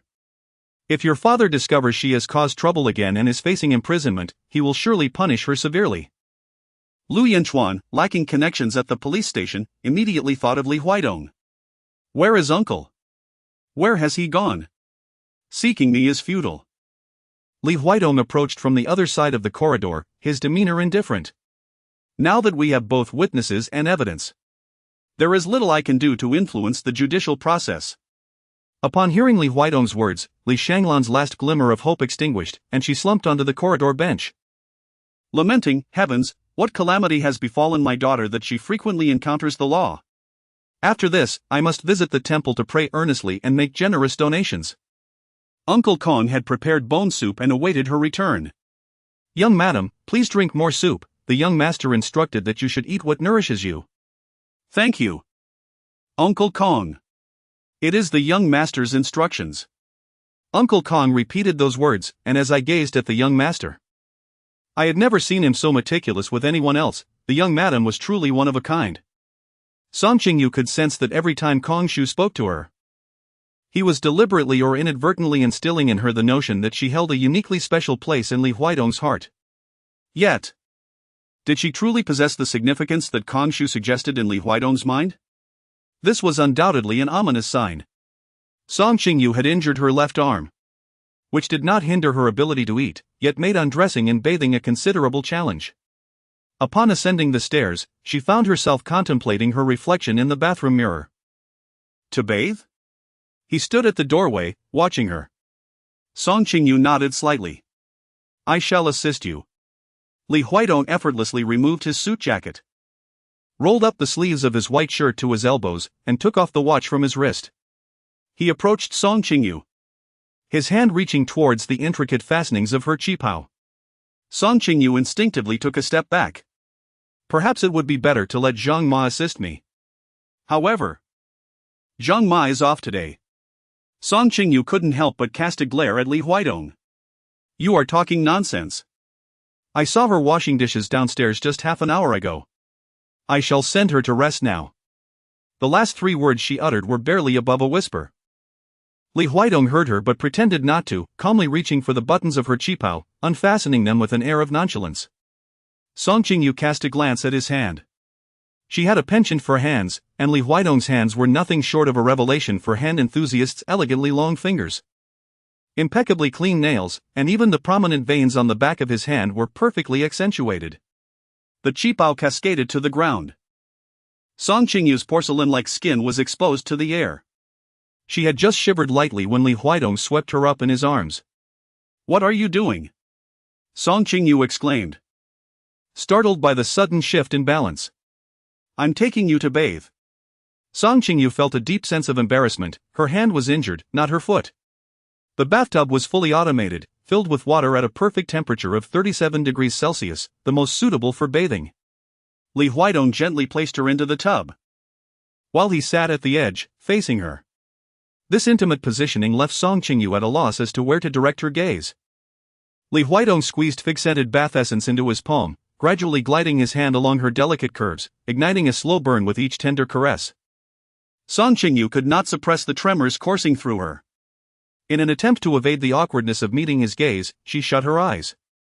Yet, with the visual world obscured, her other senses heightened. The coarse texture of Li Huaidong's palm was suddenly magnified.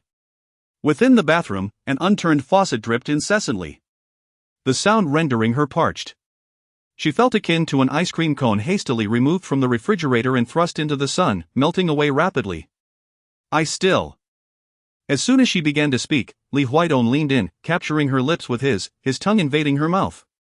Song Qingyu found herself partially submerged in the water. And with a kiss from him, she felt a wave of dizziness wash over her. Her right hand clutched tightly onto Li Huidong's arm, nearly pulling him into the bathtub as well. The atmosphere in the bathroom was charged with an undercurrent of emotion. Ultimately, due to her injured hand, he managed to restrain himself, limiting their interaction to that single kiss. After their bath, he draped a robe around her shoulders and gently washed her hair while she reclined.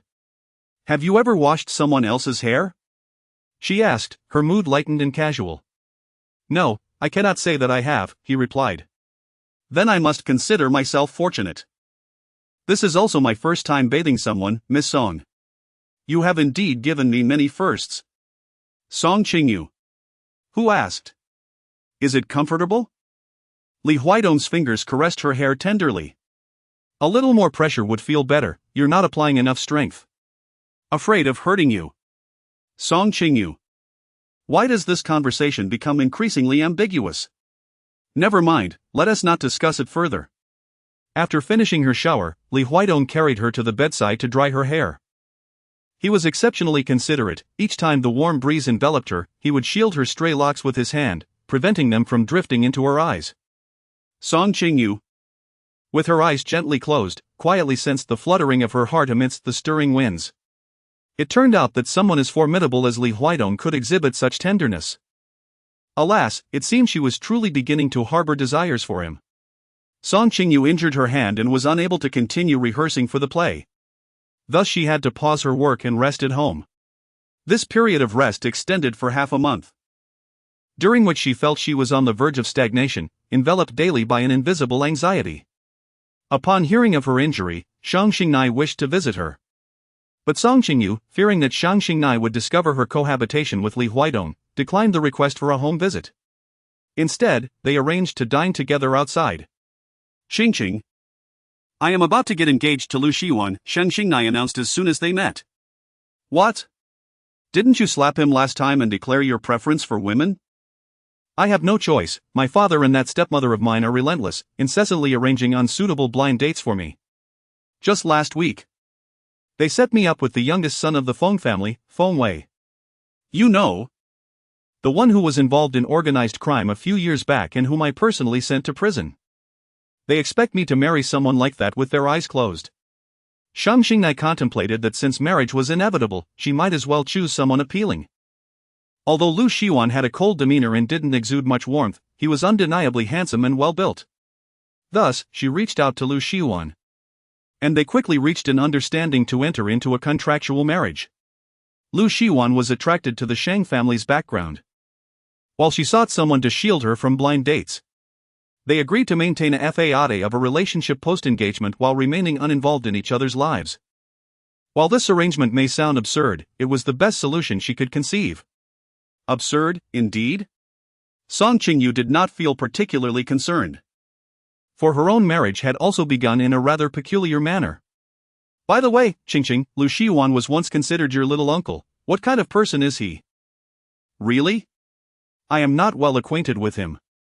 The fact that Lu Yanchuan rose from the status of an illegitimate child to his current esteemed position undoubtedly speaks volumes about his capabilities. However, Xingnai, a man of such depth of character is likely to possess a profound cunning. You must exercise utmost caution in your dealings with him. Rest assured, my dear sister, I am no novice. I will not find myself at a disadvantage." "Indeed." Song Qingyu, filled with joy, hurriedly entered the door. Ever since her hand was injured, she had been bored at home every day, eagerly awaiting Li Huidong's return from work. "Why are you home so early today?" "I'm taking you somewhere." "Where?" "You'll know when we get there." As soon as Song Qingyu entered, she promptly followed Li Huidong out the door. The car traveled northward, ultimately halting before a splendid manor in Weihai. Li Huidong led Song Qingyu inside. The manor was enchanting, adorned with pavilions and towers, all in a contemporary Chinese architectural style. He finally brought her to a pavilion where two men, both over 50, were engrossed in a game of chess. One of them, a portly man with a bushy beard and curly hair, was the renowned director Zhang Zhongji. The other, dressed in a simple long robe, initially appeared unassuming. Yet the string of carved nuts he toyed with was worth millions. The gentleman on the left was director Zhang Zhongji, while the one on the right was producer Chu Shan. Li Huaidong introduced them to Song Qingyu. Chu Shan? So he is Chu Shan, she thought. Chu Shan was the most illustrious producer in the entertainment industry. Every drama he supervised became a resounding success, and it was commonly said that anything bearing his name was of exquisite quality. Recently, director Zhang and producer Chu were preparing a new project in need of a leading lady, and I have brought you to meet them, as there might be an opportunity for you to be selected. Song Qingyu felt a wave of emotion and expressed her gratitude, saying, "Thank you." There was no need for formality. She noticed that he seemed rather bored at home, so she sought to engage him in some activities. Zhang Zhongji and Chu Shan, in truth, were not in need of any leading lady. At their level within the entertainment industry, it was hardly a challenge to find a suitable actress. Their visit was merely to honor Li Huadong's recommendation and to meet the individual he had suggested. Prior to their arrival, they held little hope and had even discussed strategies to politely decline any offer from Li Huadong while playing chess. However, upon encountering Song Qingyu, all their reservations vanished. The entertainment circle is replete with beauties of various styles, from strikingly bold to delicately subtle, yet a visage as pure and radiant as Song Qingyu's is indeed a rarity. Her appearance today was rather impromptu, devoid of makeup. Yet this lack of adornment revealed the natural beauty Zhang Zhongji had long sought, lips naturally tinted a delicate red and brows untouched yet strikingly lush. Song Qingyu is not merely a superficial actress, she possesses unique insights into the craft of acting and the principles that underpin an actor's vocation. Her eloquence and demeanor have garnered the admiration of both Zhang Zhongji and Chu Shan. The trio, upon their meeting, felt an instant rapport, engaging in lively conversation. Ultimately, Zhang Zhongji and Chu Shan, no longer beating around the bush, openly declared their intention to entrust the role of the female lead in their new film, Hibiscus Mountain, to Song Qingyu. Coincidentally, with her hand injured and recuperating at home, she can devote herself to studying the script. Li Huaidong, in a bold move, directly requested the script from the director, saying, "Director Zhang, please send it to her email later." "Thank you, Director Zhang, and thank you, Teacher Chu." "No need for thanks. We owe it all to Huaidong," replied Chu Shan, glancing at Li Huaidong.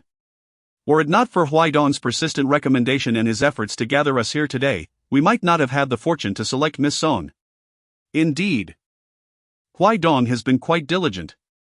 Song Qingyu gazed at Li Huaidong, who calmly sipped his tea, his eyes fixed on the chess match between Director Zhang and Elder Chu, embodying tranquility and understated brilliance. Upon exiting the estate, Song Qingyu eagerly dialed Guan Xinye to share this splendid news. Guan Xinye, in disbelief, sought confirmation repeatedly. "You mean Zhang Zhongji and Chu Shan? Is it truly Zhang Zhongji and Chu Shan?" "Indeed, it is, Sister Guan, absolutely true." Song Qingyu glanced at Li Huaidong, who was sitting beside her, and whispered ambiguously, "A friend." No sooner had she spoken than Li Huaidong snatched her phone away and abruptly ended the call. "A friend?" Li Huaidong tightened his grip around Song Qingyu's waist, pulling her into his embrace. "What kind of friend am I to you, Song Qingyu cast a glance at the driving Chuyu, her eyes signaling him that there were others in Li Huaidong's car, urging him to refrain from any reckless behavior. To her surprise, Chuyu seemed to grasp her unspoken message, promptly raising the partition. "Madam Li, I am merely facilitating connections for you, you do not express your gratitude." "Yet you are swift to sever ties," he said, leaning in to rest his forehead against hers, his lips brushing lightly against the tip of her nose. "Tell me, are you not a tad ungrateful?" "I never said I wouldn't thank you," Song Qingyu admitted, aware of her own culpability, fearing that he might genuinely become upset. She wrapped her arms around his neck and boldly settled onto his lap, planting a kiss on him. "Is this a suitable way to express my gratitude?" Chapter 27. The allure of spring. Her initiative caused Li Huaidong to adopt a more reserved demeanor. He leaned back slightly, maintaining a distance of half a fist's length, neither affirming nor denying her gesture, simply gazing at her in silence. His eyes held a hint of scrutiny, as if he found her unusual behavior today rather perplexing. I wish to express my gratitude, but if Mr. Li refuses to accept it, then so be it. Who allowed you to dismiss it so easily? Their lips and teeth mingled with the sweet taste of tea, a lingering flavor from the shared pot they had enjoyed together in the pavilion of the manor. Song Qingyu's breath gradually grew heavier. She genuinely feared that Qingyu, seated in the driver's seat, might hear the commotion from the back. However, the car was remarkably private. With the partition raised, the front and rear became entirely distinct realms. They kissed for an extended duration until the vehicle came to a halt at the entrance of Taoyuan. As Li Huaidong exited, he instructed Qingyu, "You may leave for the day." With that, he grasped Song Qingyu's wrist and led her inside. It was mealtime. And Uncle Kong stood at the door, beaming as he awaited their arrival. "Young master, dinner is ready. Shall we eat now?" "No," Li Huaidong replied. "What about the young mistress?" "She will not eat either." Uncle Kong nodded in understanding, only to witness Li Huaidong guiding Song Qingyu upstairs. The two assented in silence. An unsettling atmosphere enveloping them. Had they quarreled? Upon reaching their room, the first action Li Huaidong took was to lift her, pinning her against the wall as he kissed her fervently. My hand," Song Qingyu reminded him. "I am aware, I will be careful." The shirt and tie in front of him had become wrinkled from her touch, prompting him to remove his clothing and carry her to the bedside. Song Qingyu felt that the intimacy shared today was more profound than at any previous time, perhaps due to the fluttering of her heart, transforming their mutual desires into something imbued with deeper significance. The two only concluded their evening into the night. Dinner had seamlessly morphed into a late-night snack. Uncle Kong had been anxiously waiting downstairs, fearing that their differences might be irreconcilable, contemplating acting as a mediator once they descended. However, it was evident that his concerns were unfounded. Upon their arrival downstairs, both appeared to be in excellent spirits, particularly Li Huaidong, who, despite being a gentleman untouched by menial tasks, had even taken the initiative to peel a plate of shrimp for Song Qingyu. Uncle Kong could then retire to rest with peace of mind. The following day, the assistant of director Zhang Zhongji sent the script and contract to Song Qingyu's email. Song Qingyu yearned for a tranquil and comfortable setting to peruse her script. Thus, she sent a message to Li Huaidong inquiring, "Mr. Li, may I borrow your study?" "Thank you. What kind of gratitude is this today?" Song Qingyu felt a rush of warmth as she gazed at the screen. It was difficult for her to fathom the expression on Li Huaidong's face when he composed that message at the company. His employees could hardly imagine that their cold and aloof boss transformed into someone entirely different in the intimacy of his bedroom. She stepped into Li Huaidong's study. The last time she had entered this space was on the night her mother had encountered misfortune. When she donned what she believed to be the most alluring white silk nightgown, driven by ulterior motives as she ventured into his domain. Overwhelmed by her own intentions, she had not taken the time to observe the layout of the study. Today, however, she discovered that his study was remarkably spacious. With two towering bookshelves that reached from floor to ceiling, laden with an extensive array of books, resembling a miniature library. Song Qingyu printed 2 copies of the script and bound them into a booklet. To make proper annotations, she sought a marker but was uncertain whether President Li's study contained such an item. Hesitant to rummage through his drawers indiscriminately, she decided to descend and seek out Uncle Kong, whose storeroom resembled a treasure trove, brimming with all manner of items. However, as she pushed the leather chair back, she inadvertently collided with a cabinet behind her. The cabinet door, not securely closed, yielded to the impact, causing several sheets of paper to cascade down. As Song Qingyu bent down to retrieve the fallen painting, a chill enveloped her, as if she had plunged into an icy abyss. At long last, she beheld the portrait that Shen Mengli had described as Li Huaidong's moonlight. The woman depicted bore an uncanny resemblance to her, with similar brows, eyes, nose, and even the curve of her smile. Yet, she was unequivocally certain that this woman was not herself. For beneath her eyes lay a tear mole that she did not possess. Despite the delicate similarities, she was not the one. She was not the person who resided in Li Huaidong's heart. Even if he temporarily assuaged his longing through her presence, she could never replace his ethereal muse. It dawned on her that Shen Mengli's words held truth. She was destined to become the next iteration of that woman. Song Qingyu found her recent state of despair quite laughable. Li Huidong merely sought solace in her appearance, yet she mistakenly interpreted his affection for another as love directed towards herself. Fortunately, she encountered a painting today that struck her like a cold slap, awakening her completely. She truly should not have forgotten the pain after the wound healed. She had suffered enough from the anguish of being a mere moonlight. Upon entering, Li Huidong spotted Song Qingyu asleep on the living room carpet, leaning against the sofa. A thin blanket draped over her, with a vividly colored script beside her. How did she fall asleep here? He inquired of Uncle Kong. The young mistress has been reading the script all afternoon, she must be exhausted. Did she not go to the study? She did. But said your chair was uncomfortable and came back down. The leather chair in his study was ergonomically designed by a professional, allowing him to work through the night without discomfort. How could she find it uncomfortable? How long has she been asleep? Just over half an hour. Li Huidong removed his suit jacket and handed it to Uncle Kong, then approached her and gently lifted her in his arms. Despite his carefulness, the sudden shift startled Song Qingyu awake. She opened her eyes, and perhaps still in a haze of sleep, regarded him with a somewhat indifferent gaze. What are you doing? I can walk on my own. Li Huidong felt a sense of confusion, something about her today seemed off. He followed her into the hallway, embracing her, and leaned down to kiss her lips, but she turned her head away. The atmosphere was delicate. Can I discuss something with you? Song Qingyu interjected before he could speak. Go on. Li Huidong was taken aback. He had not anticipated such a serious tone from her, as if she were negotiating her freedom with a tyrant. Of course. When do you intend to go? Now. Now. She nodded, entering the room and emerging from the wardrobe with 2 packed suitcases, clearly prepared. Very well. He now understood her need for this discussion. He indeed harbored an irrational desire to keep her from leaving. I'll drive you. No need. Driver Lin finishes work and happens to be passing by my mother's neighborhood. I've already arranged for him to give me a ride.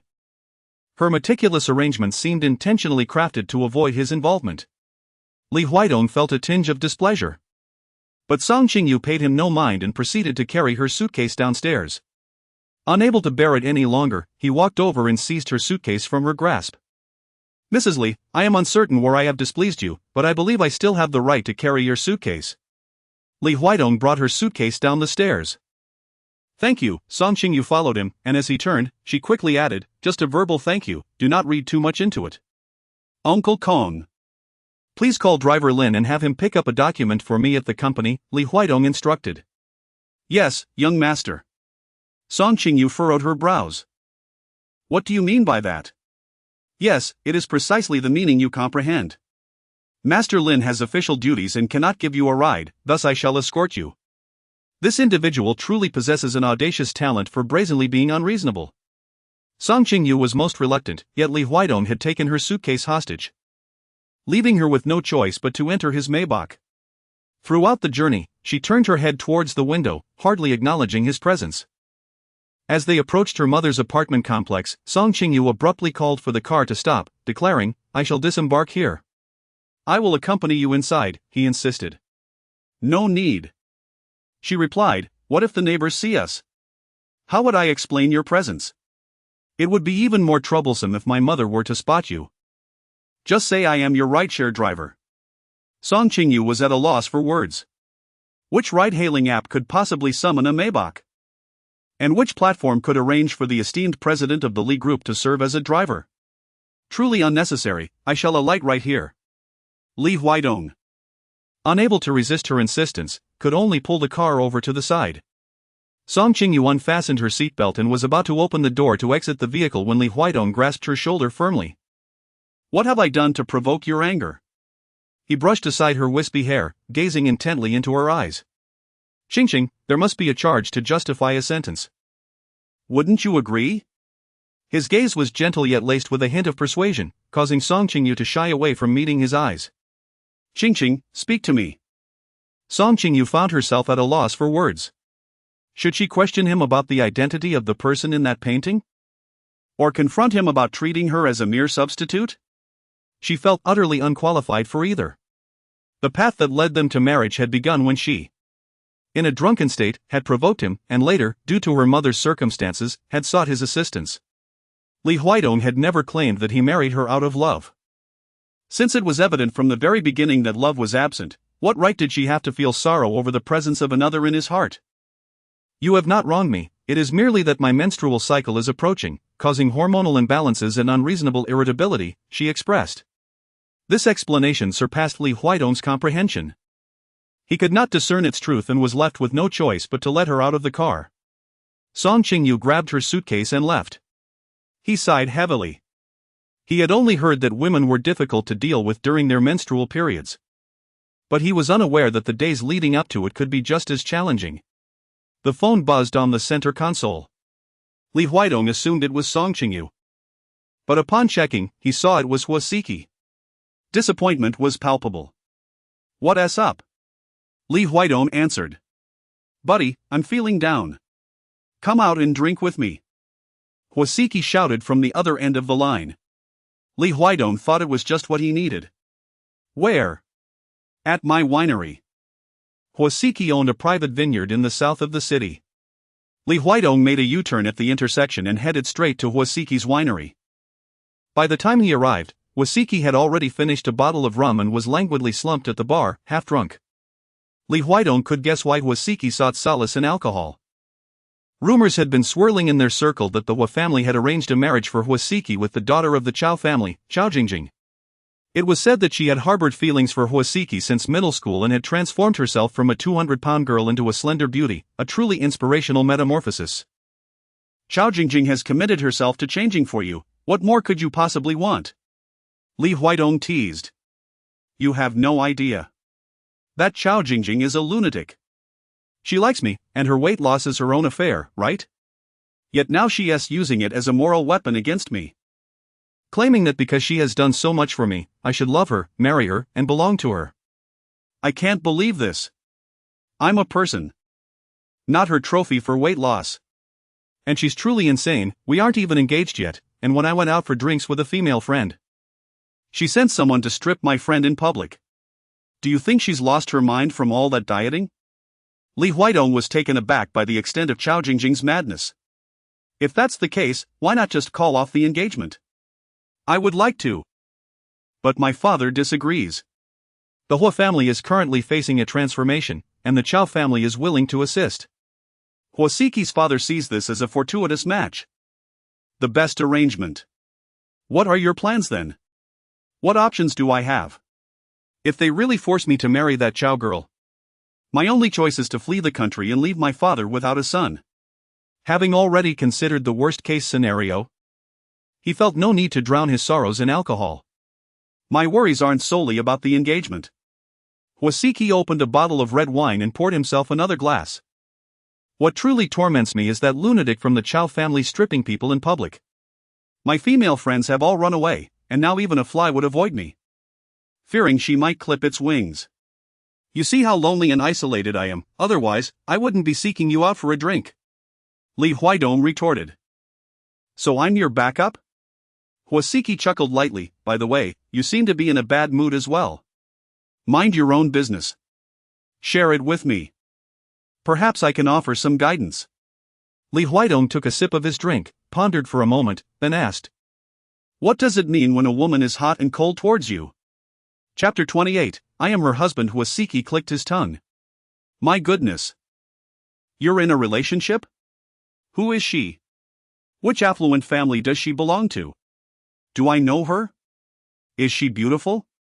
When did this happen?" Li Huidong frowned.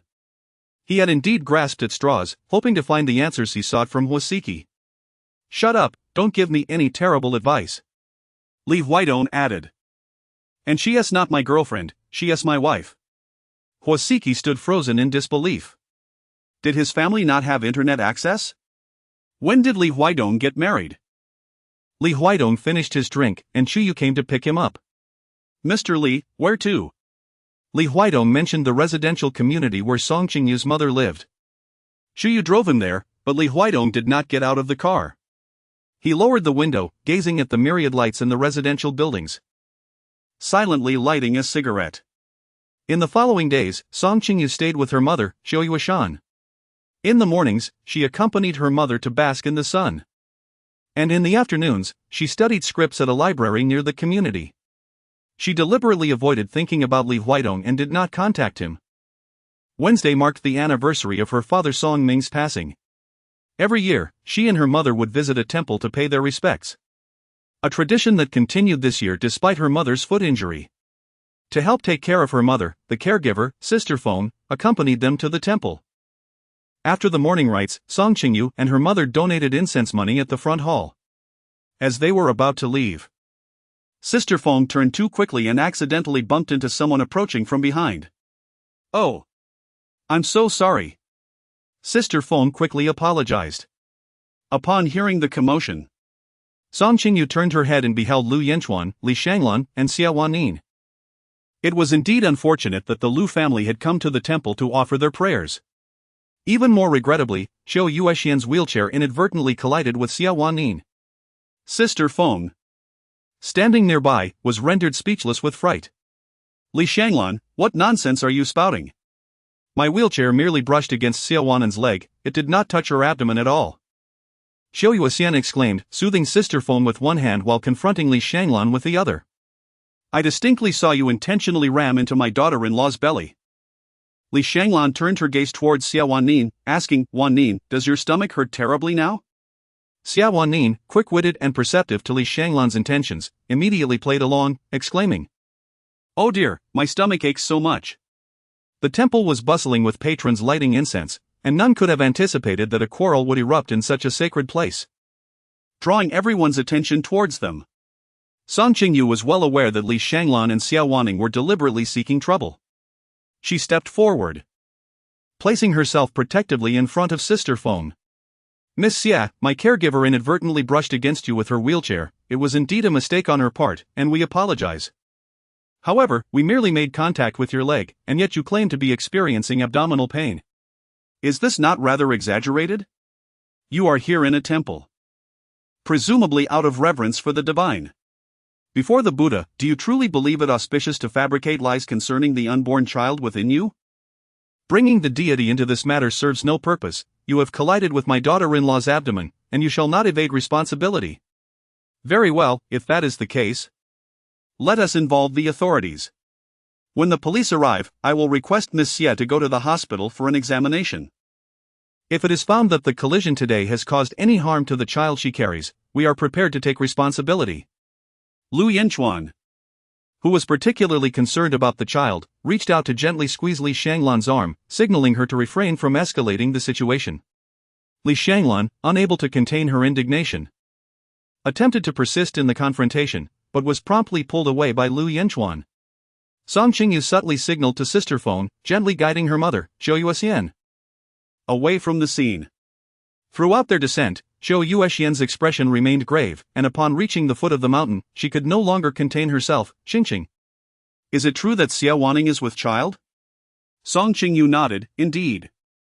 You have been married to the Lu family for 3 years without bearing a child. Yet Xia Wanning has conceived so swiftly, it seems profoundly unjust." "Mother, what is so unfair about it? It is perhaps better not to conceive at all. Having a child will not alter the reality of my marriage with Lu Yanchuan. If he is to stray, he will stray regardless. 3 years of suffering is preferable to a lifetime of anguish. Have you moved on?" Zhou Yuexian's greatest concern was whether her daughter could truly let go of the scoundrel. Lu Yanchuan, "Mother, rest assured, I have long since moved on. Her heart is now filled with thoughts of another man. Regrettably, that man is not a suitable match either."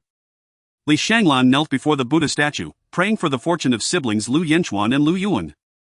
She wished for Lu Yanchuan to break free from the shadow of that illegitimate child, Lu Xiwan, and to ascend to greatness, while hoping that Lu Yuan would no longer suffer misfortunes and legal troubles. Xia Wanning also took a moment to pray for herself, beseeching the deity to grant her a child soon. Given the timeline, she would soon need to display her pregnancy. If her belly remains silent, how could she explain herself to the Lu family?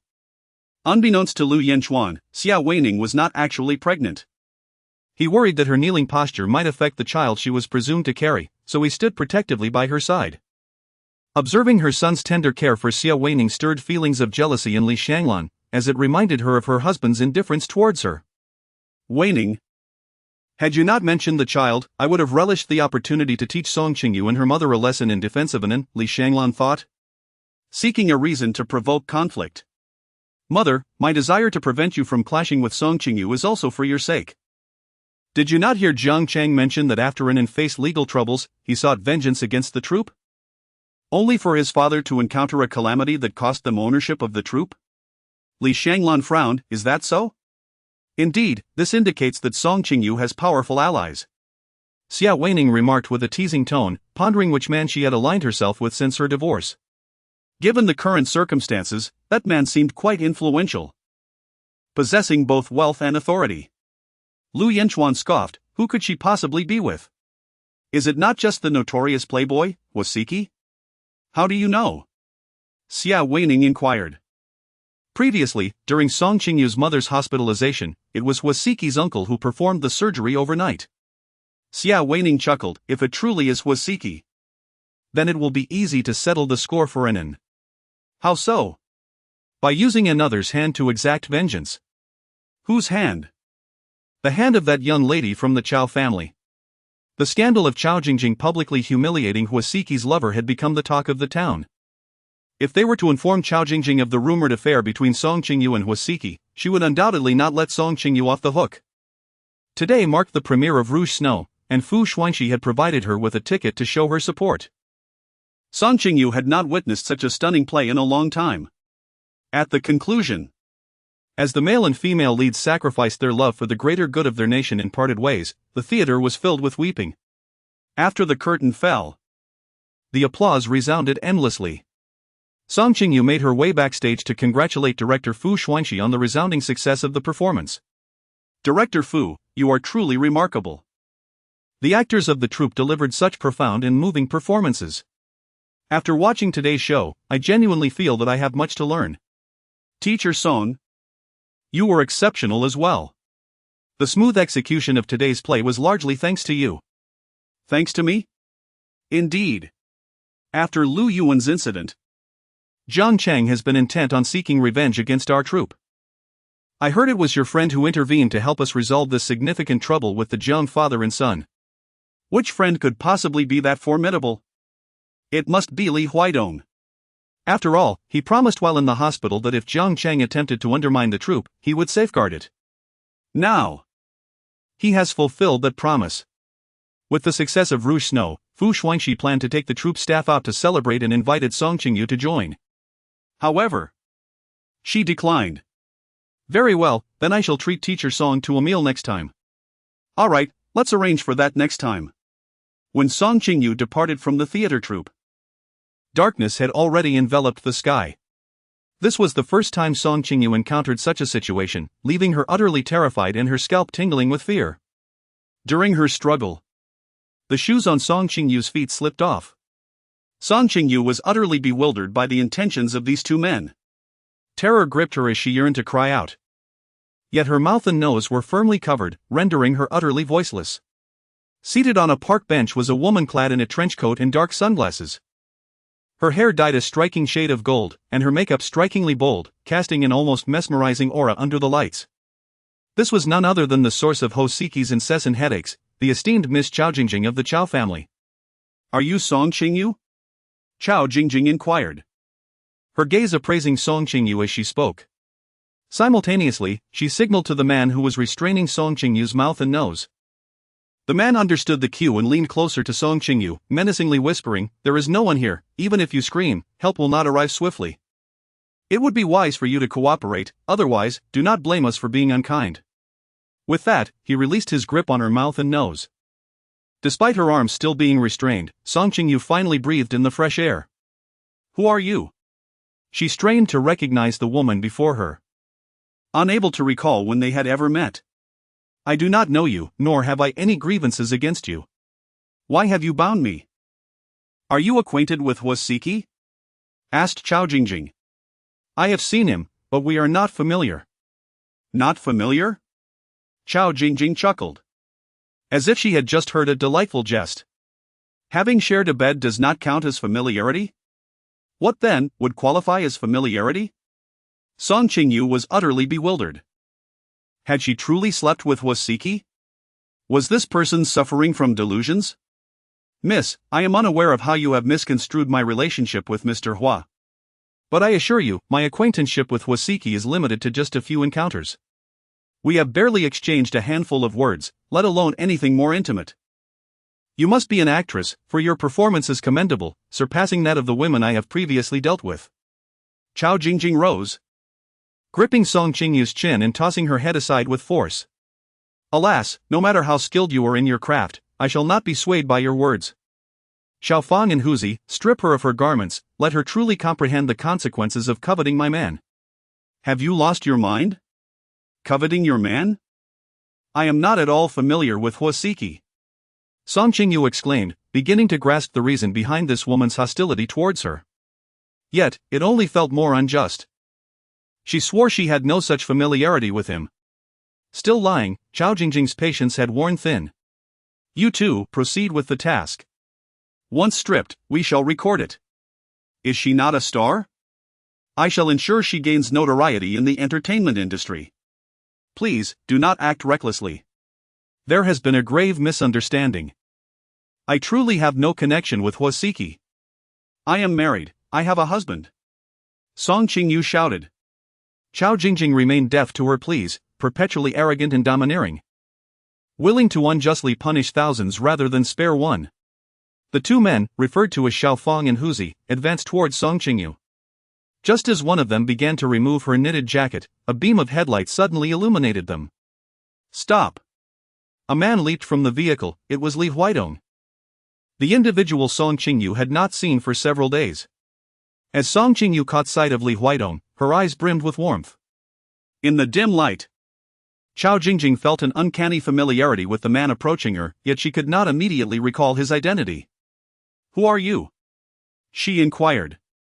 I am her husband. Li Huidong's expression was icy as he strode towards the man who had just yanked off Song Qingyu's coat, delivering a powerful punch to his face. The man collapsed to the ground. Observing the unfolding chaos, another man attempted to retaliate, but he was no match for Li Huidong, who swiftly sent him flying with a decisive kick. This was the first time Song Qingyu witnessed Li Huidong in combat. This man, always exuding an air of nobility and superiority, typically surrounded by bodyguards, seemed untouched by the mundane troubles of the world. Yet now, he was fighting on her behalf.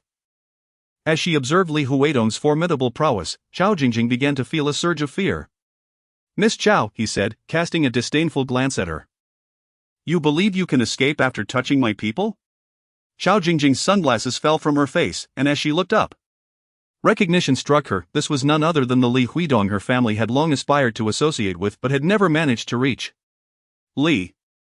Mr. Li? The voice of Miss Chao trembled with an unusual fear. Ignoring her, Li Huidong strode to Song Qingyu's side and effortlessly lifted her into his arms. Song Qingyu had been engulfed in overwhelming fear until she was lifted by Li Huidong, only to realize that both of her shoes had fallen off, leaving her barefoot with her soles sore and scraped. Are you all right? Li Huidong assessed her condition with concern. Song Qingyu shook her head. Li Huidong held her as they walked towards the car. Song Qingyu gazed at Chao Jingjing, who lay sprawled on the ground, and inquired. What shall we do about her? Do not concern yourself with her, she cannot escape. First, we must attend to the injury on your foot. As Song Qingyu entered the vehicle, she noticed her own shoes placed on the passenger seat. It dawned on her that he had discovered her shoes, which led him to realize she had encountered an incident. Li Huidong maneuvered the car out of the residential complex, where a pharmacy awaited just outside. He alighted from the vehicle to procure iodine and adhesive bandages. Extend your foot, he instructed gently as he opened the rear door for her. Her wound required immediate cleansing. From the trunk, Li Huidong retrieved a bottle of mineral water, twisting off the cap, with one hand cradling her ankle and the other pouring water delicately over her foot. He lifted his gaze to meet hers, softly assuring, just bear with it a moment longer, it will soon be over. Song Qingyu gazed at him as he crouched before her, his demeanor cautious and tender, a stark contrast to the earlier confrontation. Before her, he exuded an inexplicable gentleness, a quality that was utterly captivating. The emotions she had painstakingly sorted out over the past few days began to unravel once more. Li Huidong disinfected her injured foot with iodine and applied a bandage before reaching for her shoe, intending to assist her in putting it on. I'll do it myself. Song Qingyu swiftly interjected, snatching her shoe from his grasp and donning it herself. Indeed, no sooner had she spoken than her mother, Zhou Yuxian, called. Mom! I'm a bit delayed on the road, but I'm almost at the community now. You should go to bed. Alright, I will rest then. There's red bean soup on the table, you can have it yourself. Aha! I haven't. I haven't mentioned this to my mom yet. Then pack your things in the morning and give me a call, I'll come to pick you up. It felt less like a discussion and more like a proclamation. Very well. Song Qingyu was genuinely apprehensive that he might visit her home directly and frighten her mother. After descending the stairs, he promptly dialed Hosiki's number. Hosiki had just had a heated argument with his father regarding the marriage of the Chao family and was feeling quite irritable. Upon receiving Li Huidong's call, he answered listlessly, "What is it?" "You need to accompany me to the Chao family." "What for?" "To annul your engagement." Hosiki was overjoyed. "Are you willing to help me?" "It's not specifically for you, it just happens to coincide." At the Chao residence, Chao's mother noticed something was amiss as soon as she saw her daughter. "Jingjing, what's wrong?" "Mom, please book me a plane ticket, anywhere. I need to leave the country as soon as possible." "What happened?" "I've gotten myself into trouble." "What kind of trouble could possibly warrant such urgency?" Chao's mother remained unperturbed. "Dear, I've told you countless times, in Rongqing, even if you cause the sky to collapse, your father can cover for you. Oh, by the way, your engagement with the young master of the Ho family is already a done deal." "Really?" "Yes, old Ho visited our home today and finalized the betrothal gifts." "The 16th of next month is an auspicious date. Your father and your uncle Ho are planning to hold the engagement banquet then." Chao Jingjing felt a rush of excitement. But recalling the events of that night, she couldn't shake her fear. "Mom, where is Dad?" "In the study." "Please call him over, I need to discuss something with him." "What could possibly scare you so much?" "Just go." Alright, I'll fetch your father." Chao's mother dismissed her daughter's fears. "When did you become so timid?" "Old Chao." "Old Chao." She called for Chao Jingjing's father. "Jingjing, what is it?" "Whatever it is, your father is here to support you." Chao Tian, Chao Jingjing's father, had risen from the gambling den in his youth, exuding an audacious demeanor. It was this very trait that had nurtured Chao Jingjing's brazen personality, where she would confront anyone she deemed unsatisfactory. "Dad, I kidnapped Li Huidong's wife." "Li Huidong's wife? When did he get married?" "I haven't heard anything about it." "But Li Huidong said she is his wife." "Did you actually meet Li Huidong in person?" "Yes, he came to rescue his wife."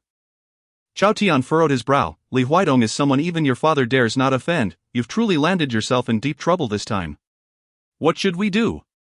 "Old Chao, you must protect our daughter." Chao's mother, noticing her husband's grave expression, sensed the gravity of the situation. "All right." Chao's mother hastily helped Chao Jingjing pack her bags. But just as they finished half the packing, the butler rushed upstairs to report, "Sir, Mr. Li and young Master Ho have arrived, accompanied by a large group." "Mr. Li has come in person?" Chao Tian anxiously slapped his thigh. It seemed there was no escaping this matter. "Jingjing, come downstairs with me. When we meet them, sincerely apologize." "Understood? Got it." The Chao family hurried downstairs. In the living room, Li Huidong and Hosiki stood side by side, with Li Huidong emanating an icy aura that could be felt even from the hallway. "Mr. Li, your presence graces our humble abode." Chao Tian approached to shake hands. "What brings you here?" Li Huidong did not take Chao Tian's hand. With a mere glance, the bodyguards at the entrance rushed in and subdued Chao Jingjing. "Dad! Dad, help me!" Upon witnessing Li Huidong's swift action, Chao Tian's temper flared, and he stood protectively in front of Chao Jingjing. "Mr. Li, I only have this one daughter. If you wish to harm her, you must first seek my consent." "Then may I ask, do you consent, Mr. Chao?" "Of course not." "My daughter can indeed be a bit headstrong, and today she inadvertently offended your wife. I apologize on her behalf." If you have any demands, please voice them. But you cannot harm her, absolutely not. Absolutely not. Li Huidong echoed Chao Tian's words, pausing for a moment before softly laughing. Mr. Chao, I understand your desire to protect your daughter. However, the matter you wish to shield her from today extends beyond merely her mistreatment of my wife. The Chao family's involvement in money laundering through gambling. Chao Tian was taken aback. How could Li Huidong possibly know about the money laundering? This was a matter that could threaten the very lifeblood of the Chao family business. A slight misstep could lead to the downfall of the entire Chao family. Not to mention his own incarceration. Chao Tian's demeanor softened immediately. Mr. Li, please spare me. My daughter is indeed a disappointment. You may discipline her as you see fit. Dad. Chao Jingjing was taken aback by her father's swift surrender. Dad, I am your daughter. How can you submit like this? Indeed, old Chao. Jingjing is our only child. Chao's mother chimed in. If anything happens to her, I wouldn't want to live anymore. Both of you, be quiet. You know nothing. How dare you argue after offending Mr. Li? Chao Tian bowed and scraped before Li Huidong. Mr. Li, please tell me how to resolve this issue. And I will fully cooperate. Li Huidong glanced at Hosiki, signaling him to speak. With Li Huidong's backing, Hosiki felt emboldened. Firstly, the engagement between the Ho and Chao families is hereby annulled and must not be mentioned again.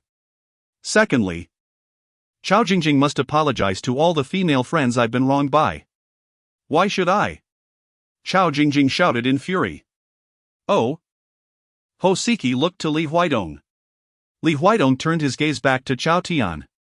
Without hesitation, Chao Tian slapped Chao Jingjing across the face. When Mr. Li and young Master Ho instruct you, you will comply without question. Dad! Chao Jingjing cried, you actually hit me, you've never laid a hand on me before. Chao Tian ignored her. Please, young Master Ho, please continue. Lastly, Chao Jingjing must turn herself in at the police station. All right. Chao Tian nodded repeatedly. We agree. We all agree. I will take her to the police station right now. Chapter 29, Marital Obligations after leaving the Chao residence. Hosiki could not help but raise his arms to the night sky in exhilaration. That was truly satisfying. I'd been holding in this frustration for nearly a month. And today, I finally vented it with Li Huidong's support. Li Huidong ignored him, leaning against the car while lighting a cigarette. But, my friend, I am curious. Are you really married? If Li Huidong were truly involved with someone, he would not be unable to protect her. Thus, the rumors must be false. I am. Who is your sister-in-law? Can you introduce me to her? Li Huidong shot Hosiki a glance. What are you plotting? What do you take me for? I merely wish to express my gratitude to your sister-in-law. If it weren't for her influence, could you have stepped in regarding the Chao family matter? Li Huidong remained silent. Hosiki nudged Li Huidong's arm. Stop being coy, just tell me, which prestigious family does your sister-in-law come from that she is so low profile? Li Huidong had agreed to keep Song Qingyu's marriage a secret, but at this point, it was impossible to conceal it from Hosiki. It's Song Qingyu. Song Qingyu? That name sounds somewhat familiar. Wait, isn't she Lu Yanchuan's ex-wife? 3 years ago, when Lu Yanchuan followed the old master Lu's arrangement to marry an obscure young actress. The young gentleman in the circle mocked him for his desperation. However, when the actress finally made her appearance, everyone was utterly captivated, expressing their admiration for Lu Yanchuan, who managed to appease his grandfather while acquiring a stunning beauty, truly a remarkable gain. But now, how is it that this enchanting beauty has become Li Huidong's wife? I am somewhat perplexed. Could you help me clarify this matter? Hosiki's CPU was nearly overheating. This was beyond his comprehension. She divorced, then married me. Such a straightforward situation hardly requires clarification. Yet she is your grandnephew's ex-wife, and if I recall correctly, their divorce was not long ago. For Song Qingyu to marry you so swiftly, is it not a seamless transition? You cannot possibly be a rebound, right? The words lingered on Hosiki's lips. But he dared not utter them. It was I who pressured her into marriage. Li Huidong regarded Hosiki with a warning gaze. She does not wish for this to be public, so refrain from speaking carelessly. Should any word leak out, I will have someone sew your mouth shut. Still clandestine? But Li Huaidong, what is your intention? She is even unwilling to grant you a title. Li Huaidong's expression darkened as he replied in a low voice, I pursue what I desire. Incomprehensible, utterly incomprehensible. Huasiki, a playboy who viewed love as a mere game, could not grasp the depth of Li Huaidong's affection that would compel him to marry his grandnephew's ex-wife in secrecy. After a lengthy moment of contemplation, he patted Li Huaidong on the shoulder. I never would have imagined you to be such a pure-hearted warrior in love. No wonder during the jewelry show, when the Lu family was attacking Theo, you took me to her aid. It turns out you two are wed. Have you said enough? Not yet. What is it about Song Qingyu that you find appealing? Is it her beauty? I must admit, her visage could bewilder any man. Li Huaidong flicked his cigarette. Beauty is merely the least remarkable of my wife's attributes. Let us go, no more idle chatter. With that, he entered the car. Huasiki promptly joined him in the passenger seat. I must pay a visit to my sister-in-law tomorrow. When you see her, mind your words and speak cautiously. Understood, understood. She initially intended to resist further, yet feared that Li Huaidong might indeed come knocking, exposing their relationship and alarming her mother. Uncle Kong, are you being a tad exaggerated? Truly, young lady, there is something you may not know. The young master visits the vicinity of your mother's residence every day after work, hoping for a chance encounter with you. Song Qingyu was taken aback, unable to inquire about the truth before Li Huaidong, having parked the car, approached her. A mere glance from him silenced Uncle Kang's conversation. Uncle Kong, please prepare more dishes for lunch. Certainly, young master. Are there guests coming to the house? Indeed. Song Qingyu felt a sense of bewilderment. Who was coming? Ever since her relocation to Taoyuan, the place had seen no visitors. For the arrival of anyone could jeopardize the secrecy of her clandestine marriage with Li Huaidong. Huasiki. Does he know about our marriage? Indeed. Li Huaidong cast her a reassuring glance, conveying that he would not speak indiscreetly. Huasiki arrived precisely on time. The moment he stepped through the door, he rushed towards Song Qingyu. Sister-in-law, it's all my fault. I'm to blame for your distress last night. If you're angry, feel free to slap me. Come, come. Here is my face for you. Huasiki presented his face to Song Qingyu. Song Qingyu recalled the woman from the previous night, who incessantly inquired about Huasiki. She found herself perplexed as to how she had become entangled in Huasiki's romantic entanglements. Is she your girlfriend? No, she is certainly not my girlfriend. How could I possibly consider such a madwoman as my partner? Huasiki vehemently denied, asserting, she is merely a prospective match arranged by my family. So you do not harbor any feelings for her? Have you made that clear? I have repeated it countless times, yet it is futile. She insists on clinging to me, convinced that she is destined to marry me.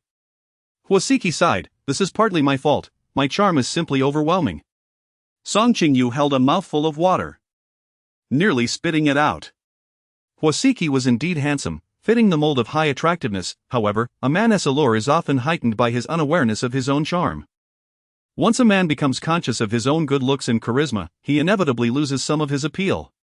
Sister-in-law, I have come today with an important matter at hand. And that is to express my gratitude to you. Huasiki clasped his fists towards Song Qingyu. Were it not for you, I would have been at a loss on how to deal with the troublesome Chao Jingjing.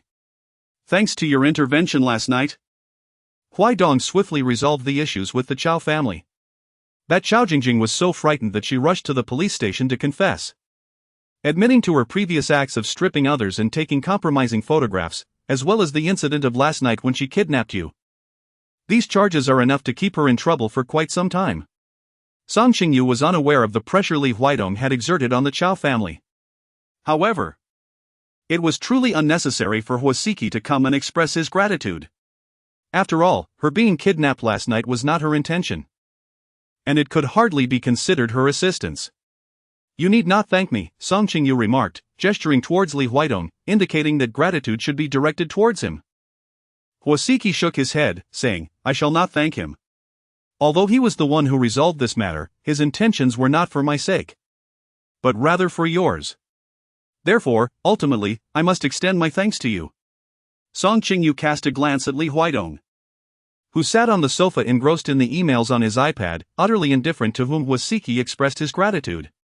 Sister-in-law, let me confide in you. I have suffered greatly due to Chao Jingjing and the Chao family for quite some time. For this matter, I even went out of my way to invite Li Huaidong for drinks to unburden my woes, yet he showed no concern for my plight. If it weren't for you, I might have truly fled abroad to escape the marriage. Therefore, consider this a favor I owe you, should you ever find yourself in need of assistance from me. Huasiki, do not hesitate to call upon me, and I shall brave any challenge without hesitation. Huasiki's expression was solemn, as if he intended to forge a brotherhood with Song Qingyu. There is no need for thanks. Indeed, there is. Li Huaidong interrupted their exchange of gratitude, lifting his gaze to Song Qingyu. Since he is eager to express his thanks, do not refuse him. The name Huasiki will prove far more advantageous than you can imagine. Precisely. Sister-in-law, my name is especially effective in bars and nightclubs. Song Qingyu. There's no need for that. Huasiki remained in Taoyuan for a meal. After dining, he and Li Huaidong proceeded to the study. In the midst of their conversation, Guan Xinya called Song Qingyu to inform her that she had found an assistant for her, who would accompany her to the set. They chatted for a while, and just as she hung up the phone, they heard voices coming from the corridor. It was Huasiki preparing to leave. Song Qingyu pondered that out of courtesy, she might as well see off Huasiki. Huasiki's voice gradually faded as the two descended the stairs. Song Qingyu stood in the corridor, bewildered. Who is Bai Yang? And who is his sister? Huasiki remarked that the sister bore a striking resemblance to her. Could it be that the woman depicted in the portrait is about to make her appearance? Once bitten by a snake, one is forever wary of ropes by the well. Song Qingyu's emotions instantly became a tumultuous mess. Could it be that the hurt inflicted by Lu Yanchuan would truly manifest as a closed loop in Li Huaidong? Song Qingyu ultimately did not descend to bid farewell to Huasiki. After Li Huaidong saw Huasiki off, he entered the bedroom and was taken aback by the sight of Song Qingyu's belongings strewn across the floor. Where are you off to this time? He inquired. Director Zhang has sent me a notice to join the cast. I am to report tomorrow, she replied. Hearing that she was merely joining a production rather than fleeing home, Li Huaidong felt a slight relief. Has the set been constructed? He asked. Yes, she confirmed. Where is it located? Qingchuan Mountain. I will arrange an assistant for you. It is inconvenient to travel far without one. No need, Sister Guan has already taken care of that.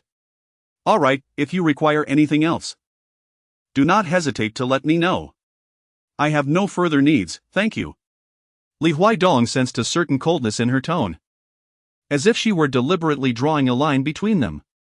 He approached her, seated himself beside her, and grasped her hand. Are you thanking me again? He asked. Oh, right. I remember now, we agreed to a mutual exchange, did we not? Song Qingyu reached out, her hand finding its way to his waist, where she pressed against his belt. I owe you my gratitude for saving me from Chao Jingjing. Now it is my turn to thank you, she said as she unfastened his belt. With one leg bent, she knelt at the edge of the bed, leaning in to kiss Li Huaidong. This kiss was devoid of warmth, imbued with a sense of self-destructive abandon. Li Huaidong firmly grasped her chin, pushing her face away from his. Song Qingyu, what are you doing? He asked, rarely using her full name. And this time it was clear he was genuinely angered. What are your intentions? You know your intentions better than anyone, she retorted. The thought that he viewed her as a mere substitute, that he gazed upon her face while his thoughts lingered on another woman, filled her with an unbearable sadness. Men truly are creatures of base desires. It seems that even without love, they can perform with fervor and devotion in bed. Song Qingyu held back her tears, defiantly shedding her outer garment and pressing her body clad in a sleeveless gown against him, her voice laced with urgency. Are we sleeping now? If so, hurry, as I still have to pack. Li Huaidong felt an overwhelming surge of frustration. He seized Song Qingyu by the waist, pulling her close, and lowered his head to capture her lips with fierce intensity. The sweet, intoxicating flavor that lingered between her lips was the essence he had longed for throughout the week. And he kissed her with a possessive fervor. She neither resisted nor reciprocated, surrendering to him like a doll molded to his whims, passively enduring the moment. The two collapsed onto the bed, and as Li Huaidong's hand ventured beneath her gown, ready to tear it away, he suddenly noticed tears glistening in the corners of her eyes. Her gaze met his with clarity, calmness, and even a hint of resentment, as if silently mocking him. "Look. Your intentions toward me are merely those of a man's desire for a woman." Li Huaidong found himself stung by her tears, a jolt of rationality returning to him. He rose from her, tucking a corner of the thin blanket over her chest. "I'm sorry. No need for apologies. This is a duty of marriage, a balance for the benefits I have received from you. Can you speak to me properly?" Song Qingyu remained silent, turning her head away to wipe away her tears with the corner of the blanket. "Calm yourself, I shall sleep in the study tonight," Li Huaidong declared before exiting the bedroom. Song Qingyu lay in bed, gazing at the lamp on the ceiling, utterly motionless. The following day, in an effort to avoid encountering Li Huaidong, she intentionally remained in slumber until the sun had risen high in the sky. Indeed, by the time she finally arose, Li Huaidong had already departed for the office. "Does the young master know?" Uncle Kong inquired. "He knows," came the reply. "Good," Uncle Kong said. Though unease gnawed at his heart, he felt that the newlywed couple's frequent separations were far from a favorable circumstance. That afternoon, Song Qingyu set off for Qingshuan Mountain, accompanied by Qiqi, an assistant arranged by Guan Xinya. Qiqi, with her prior experience as an artist's assistant, adeptly tended to Song Qingyu's needs. It was, however, the first time in her years in the industry that Song Qingyu had an assistant, and she found herself somewhat unaccustomed to it. "Sister Qingqing, you've been unlocking your phone repeatedly without engaging with it. Are you waiting for someone's message or call?" Qiqi, perceptive as ever, could discern from Song Qingyu's fidgeting that she was restless, seemingly anticipating contact from someone. "I'm not waiting for anyone," Song Qingyu replied. No sooner had she spoken than her phone vibrated violently in her hand. The screen illuminated, displaying an incoming call from Li Huaidong. Chapter 30, Checking in. Song Qingyu, fearing that Qiqi might catch a glimpse, turned her phone over and pressed it against her thigh. The phone rang a few times before falling silent. Song Qingyu pondered that if Li Huaidong truly wished to seek her, he would not exhibit such impatience. Surely, he must have felt discomfort regarding the events of last night. The vehicle entered Qingshuan Mountain, where the production team had reserved the first 3 floors of the Qingshuan Hotel for the actors and staff to rest. Song Qingyu's room is situated on the 3rd floor, where, apart from her, several principal actors and the director of the production also reside. Assistant Qiqi has been assigned a room on the 1st floor. "Sister Qingqing, if you need anything, just give me a call, and I will rush up," Qiqi said after helping her settle in. "All right, thank you, Qiqi. You may go and rest now." "Okay, see you tomorrow then. Good night." "Good night." Song Qingyu took a refreshing shower and, feeling a bit peckish, decided to order takeout. The hotel did not deliver meals to the rooms but rather placed them on a rack in the lobby. Not wanting Qiqi to make another trip, she donned her coat and ventured downstairs to retrieve her order. As she stepped into the elevator, she heard someone outside say, "Please hold on a moment." It was Jun Yao. Recognizing the person before her, Song Qingyu joyfully exclaimed his name. Qin Junyao, upon spotting her, was not taken aback. "Qingqing, it's been a long time. What brings you here?" Chen Junyao was the son of the renowned director Chen Xiao and was also an emerging young actor. The film Shadow, for which Song Qingyu received accolades, was directed by Qin Xiao. At that time, Chen Junyao portrayed her boyfriend in the movie. According to Guan Xinya, there were many contenders for the role of the second female lead, but it was Qin Junyao who fervently recommended Song Qingyu to his father, Qin Xiao, citing her indomitable spirit as the essence of the character. Consequently, Chen Xiao ultimately chose Song Qingyu for the role. It can be said that both father and son from the Chen family were her benefactors. Following Shadow, the relationship between Song Qingyu and Chen Junyao flourished until she eventually withdrew from the industry to marry, at which point their communication gradually diminished. "I am the male lead of this drama." "What?" Previously, Song Qingyu had not encountered the name Chen Junyao on the cast list. The leading role was clearly attributed to Tan Jie. Due to unforeseen circumstances, Tan Jie withdrew from the production, and I was hastily summoned by director Zhang to fill in. Song Qingyu was taken aback, realizing the situation. So that's how it is. That's wonderful, we can collaborate once more. Chen Junyao smiled, responding, indeed. I am delighted to work with you again. Over the years, she had been hindered by her marriage, while Chen Junyao retained the clean, warm appearance of a sunny young man from years past. On his face, one could scarcely discern a trace of the passage of time, nor any hint of the superficiality that often plagues the entertainment industry. How refreshing. What brings you downstairs at this late hour? Chen Junyao inquired. I'm hungry. I've ordered a salad and came down to fetch my takeout. Actually, I too find myself in need of sustenance, he admitted, pulling out his phone to display a few images of barbecued dishes. I just inquired with the hotel staff, and it seems there are not many good options nearby. However, De Zhang barbecue is quite decent. Would you care to join me for some skewers along with your salad? Song Qingyu initially believed that a bowl of salad could satiate her hunger, but upon viewing the tantalizing images of greasy barbecue on Chen Junyao phone, she suddenly felt that merely consuming greens was utterly futile. Very well. De Zhang barbecue is located in the food street behind the hotel. Song Qingyu and Chen Junyao walked over, and it took merely 10 minutes. Chen Junyao possessed a physique resistant to weight gain, coupled with his disciplined approach to fitness. He never denied himself the pleasures of culinary delights, often opting for skewers of meat. Although Song Qingyu was tempted by the allure of delectable dishes, the guilt of indulging at night lingered in her heart, prompting her to ultimately choose only a few vegetables. Would you like a drink? Chen Junyao inquired. No, thank you. Then I shall fetch you some water. He retrieved a bottle of mineral water for her, deftly twisting off the cap. This seemed to be a habit of his, for during their time on set years ago, he would always unscrew the cap for her whenever he handed her water. Thank you. Not at all. As they sat across from one another, Song Qingyu's mind wandered back to those bygone days. Not long after her debut, Chen Junyao had been one of her few friends within the industry. On the night she decided to leave the spotlight, she had invited Chen Junyao for a late-night snack.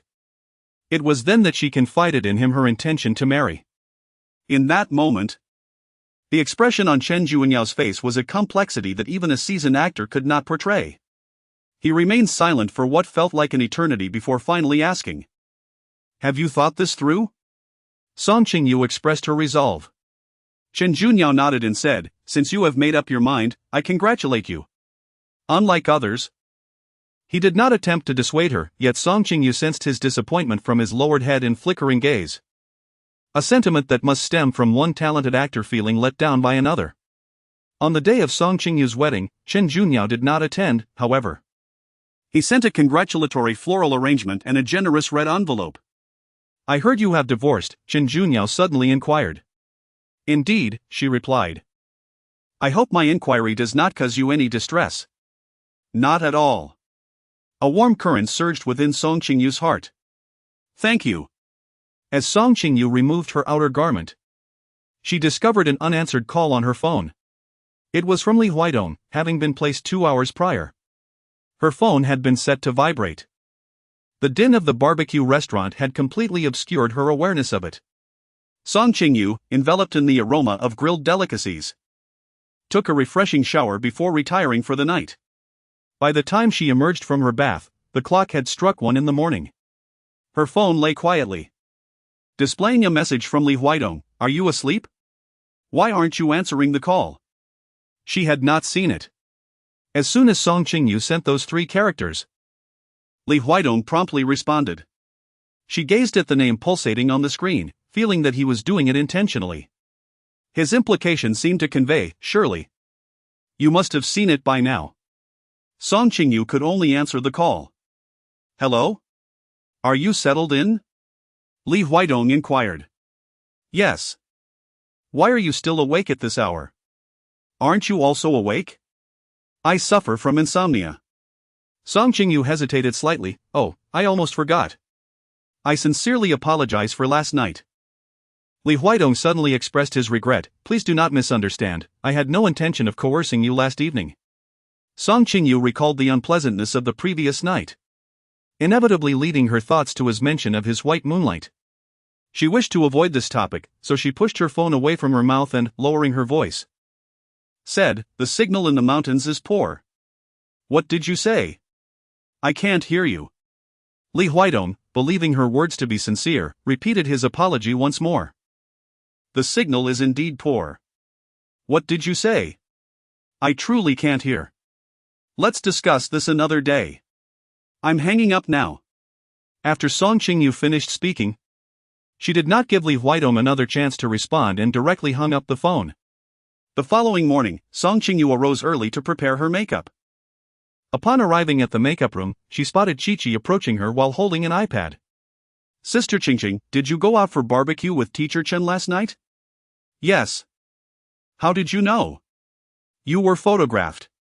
Chi-Chi enlarged the photo on the iPad and handed it to Song Qingyu.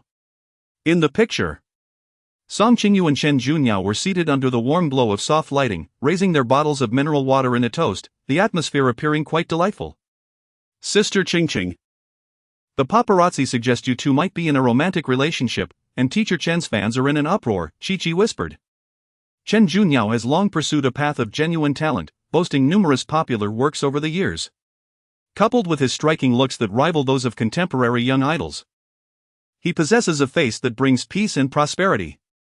Hence, he has garnered a substantial female fan base across various age groups, achieving remarkable national recognition.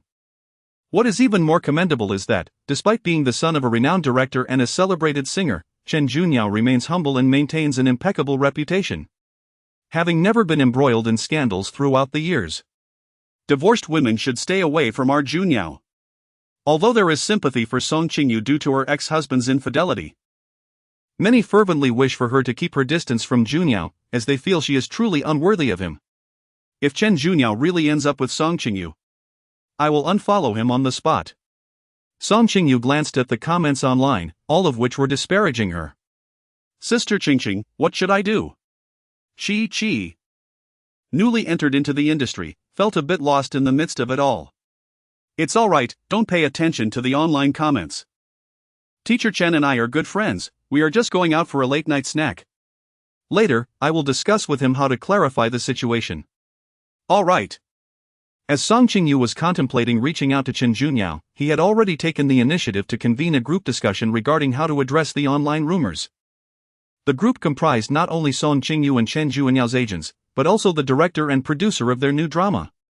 After a deliberation, they decided to issue a clarification following the release of the morning's promotional stills, seizing the opportunity to promote the drama amidst the current buzz. It was a bit of a hardship for Qingqing, having to endure an additional couple of hours of criticism, the director remarked, eliciting laughter from the group. Chen Junyao, perhaps feeling a sense of guilt, privately messaged her, "I apologize, had I known it would turn out this way, I would not have taken you out for barbecue." Song Qingyu, truly, it was nothing, the barbecue last night was absolutely delectable. Even if I faced reprimand, I would still indulge in it. As Song Qingyu finished her makeup and stepped out of the dressing room, she noticed Li Huidong's car slowly coming to a halt at the entrance of the hotel. What brought him here? Instinctively, she glanced around. She and Chen Junyao had just been photographed the previous night, and their scandal had ignited a frenzy online. According to protocol, there would likely be reporters trailing them today as well. If they were caught entangled together by the media, the rumors circulating online would become even more sensational. At that moment, her phone vibrated in her hand. It was a call from Li Huidong. "Avoiding me?" he inquired, his tone laced with discontent. "No, there are reporters here." "And so what? Weren't there reporters when you were having barbecue last night?" Song Qingyu discerned a hint of sarcasm in that statement. She rubbed her temples and, lowering her voice, remarked, "If you have something to say, let us discuss it in my room. I reside in room 309. Song Qingyu first took the elevator upstairs. Upon entering her room, she left the door unlocked. After approximately 5 minutes, Li Huidong arrived as well. He approached the door of Song Qingyu's room, entered without hesitation, and then secured the door behind him. Song Qingyu sat on the sofa, gazing at Li Huidong.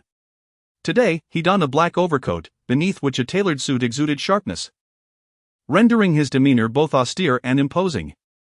"What brings you here?" Song Qingyu inquired. I came to see just how poor the signal is in the mountains, he replied as he approached her. Song Qingyu recalled the incident from last night when she had feigned poor signal to terminate his call, feeling a twinge of guilt. It was quite a bother for Mr. Li to come in person just for this matter. Without such a personal visit, who could predict how many more calls would be abruptly ended in the future? Song Qingyu pressed her lips together, gazing out of the window. Li Huaidong approached her directly, suddenly leaning towards her. Song Qingyu was taken aback, instinctively attempting to evade, yet behind her stood the sofa, leaving no room for escape. Li Huaidong did not make contact with her. Instead, he placed both hands on the backrest of the sofa, effectively trapping her between himself and the furniture. The familiar scent of male pheromones and the well-known ambiguous proximity enveloped the atmosphere. Song Qingyu's heart raced uncontrollably. She had just tested it, and the signal was strong. "Miss Song, what do you say?"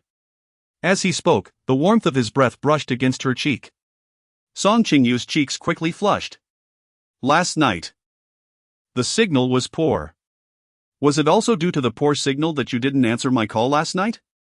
"No, I was outside and didn't see it." "What were you doing outside? Were you checking up on me?" "I am your husband. Even if I were to check up on you, it would be entirely justified." Li Huaidong lowered his head, his lips brushing against her ear, and asked, "Who was the man you had barbecue with last night?" Song Qingyu anticipated that he would undoubtedly inquire. "Friend," she said. "Li Huaidong, what do you mean?" Song Qingyu pushed against his chest. "You don't believe me, do you? I have already told you that although marrying you was not my original intention, I would never be unfaithful during our marriage. If you doubt my sincerity, we can consider divorce." A disquieting ache stirred within her. How could it be that he was allowed to cherish his first love while she was forbidden from sharing a late-night meal with a friend? Divorce? Song Qingyu, are you truly contemplating such a notion? Chapter 31, Stay with me, my wife. Song Qingyu bit her lip in silence. In response to his earlier disbelief, her emotions flared. And the word divorce slipped from her lips without a second thought. Li Huaidong, observing her silence, felt his expression darken further. He forcefully grasped her chin, lifting it, and pressed his lips against hers with fervor. "No." Song Qingyu quickly shook her head, breaking free. "I've just done my makeup, we are about to start filming. Please don't act recklessly. Then will you still bring up the topic of divorce?"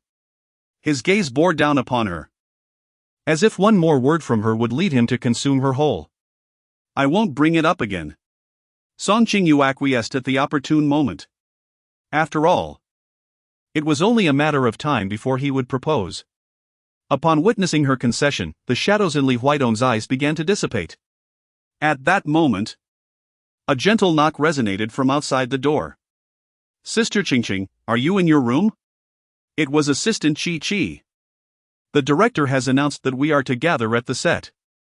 "All right, you may head down first, I will join you shortly." "Understood." Qi descended the stairs ahead. Li Huaidong glanced at his watch and nodded. "I shall return this evening." Song Qingyu was astonished. "Are you coming tonight as well?" What brings you here? Are you keeping watch? You may consider me as your sentinel." Song Qingyu paused for a few seconds, on the verge of speaking, when her phone chimed with a message from Qi urging her to hurry. "Suit yourself," she typed, casting a silent reproach at the absurdity of the situation before hastily descending the stairs. The cast of the production awaited her arrival downstairs, ready for the group photograph. As the clock approached 9, a knock echoed at the door, and it suddenly dawned on her that Li Huaidong had mentioned he would come over tonight. Could he truly be here? Song Qingyu set aside her script and peered through the peephole of the door. Indeed, standing outside was Li Huaidong. She hastily opened the door to let him in. Li Huaidong did not come empty-handed, he brought along a suitcase and a laptop. "Wait a moment. I need my suit for tomorrow, could you hang it up for me?" he said, opening the suitcase. Before Song Qingyu could utter a word, he had already placed 2 suits into her hands. Inside the suitcase were also his pajamas and a set of sportswear. "Are you planning to stay here long-term?" Song Qingyu casually asked. Yes. Yes? Have you lost your mind?" Qingchuan Mountain is at least 100 kilometers away from Li's company. It takes over an hour just to get here. You would spend more than 2 hours on the road every day. What do you hope to achieve? I'm not crazy. I'll have someone bring more clothes tomorrow. Do you truly doubt me so much? Song Qingyu tossed his suits onto the bed and pulled out her phone to open the official Weibo post from the production team. Look. There's nothing between Qin Junyao and me. We merely met for a late-night snack after a long time apart. If I were involved with him, I would keep it behind closed doors, not run out for the reporters to capture, would I? I've seen it, Li Huaidong replied. He had already viewed the clarification post during lunch. If you've seen it, why are you still here? Song Qingyu asked in confusion. Li Huaidong closed the suitcase and approached her, gently tapping her nose. Are you foolish? Do you really think I came here to spy? After a moment of contemplation, Song Qingyu realized that if he truly intended to keep watch, he could easily send a team to the hotel, and they would be able to discern every detail. As if the place were swarming with flies, there would be no need for him to make this trip personally. So, what is your purpose here? Am I not permitted to spend time with my wife? Song Qingyu paused momentarily. She was perplexed. How could Li Huaidong, who clearly had someone in his heart, so effortlessly utter sweet nothings to her? Did he not fear that she might take it to heart, genuinely falling for him, ultimately clinging to him like an unshakable gum? Making it impossible for him to rid himself of her? I believe it is rather inconvenient for you to reside here. What inconvenience? Chi-Chi occasionally comes up. And Sister Guan may visit as well, they would surely notice. If they discover it, we shall devise a plan. This person is truly domineering. Song Qingyu, infuriated, began to cough uncontrollably. Li Huaidong, hearing her cough, furrowed his brow in concern. What is the matter? Have you caught another cold? No, she replied. It is merely an allergic cough due to the change of seasons. As the two were engaged in conversation, a sudden knock echoed on the door. Song Qingyu's nerves instantly tightened. Could it be that Chi-Chi had arrived at this hour? She hurriedly hung Li Huaidong's suit in the wardrobe and pushed him into the bathroom. Once again, it was the bathroom. I can't. Shoo. Song Qingyu gestured to Li Huaidong, signaling him to remain silent and act according to the circumstances. The person outside, seeing that Song Qingyu did not respond, knocked twice more. As Song Qingyu approached the peephole, she discovered it was Qin Junyao. She opened the door. Junyao, is there something you need at this late hour? Qin Junyao handed her a bag containing cough syrup. Thank you. You're welcome. Be sure to rest early. You should also get some rest. Song Qingyu closed the door to her room and turned around, only to find Li Huaidong leaning against the bathroom doorframe with a frosty expression. Qin Junyao, it seemed, was rather considerate. Do not misunderstand, he had always been this way, meticulous and attentive, extending his kindness to everyone around him. When Song Qingyu first met Qin Junyao, he was widely recognized as the warm-hearted soul of the crew, showing care not only to the actors but also to the cleaning staff. Thus, she did not find it particularly remarkable that Qin Junyao had noticed her cough. Li Huaidong remained silent, despite never having encountered Qin Junyao in person. His instincts as a man whispered to him that Qin Junyao's feelings for Song Qingyu were far from platonic. Do not take his cough syrup, Li Huaidong said as he strode over and snatched the bag from her hands. Then what shall I take? She inquired. Take mine, I will go buy you some. Song Qingyu. This person is truly immature. Li Huaidong actually went to the pharmacy downstairs to purchase cough syrup. He also bought cold medicine, fever reducers, and medication for acute gastroenteritis, all of which he placed in Song Qingyu's medicine cabinet for future use. After organizing the cabinet, Li Huaidong took a shower, changed into his pajamas, and settled onto the sofa to attend to his work, while Song Qingyu sat on the bed, engrossed in her script. The room was enveloped in a tranquil silence, yet the atmosphere was remarkably harmonious, even more so than during their time in the Peach Blossom Land. Around 11 o'clock. Song Qingyu yawned repeatedly. I'm going to bed, she informed Li Huaidong. Li Huaidong closed his laptop. I'll go to sleep as well. His swift actions made Song Qingyu feel as though he had been merely waiting for her to grow weary. Song Qingyu reclined on her side as Li Huaidong turned off the lights and climbed into bed. It had been quite some time since they had shared the same room. He drew closer, enveloping her in his embrace and kissing her softly on the lips. "I am on my period," Song Qingyu whispered gently.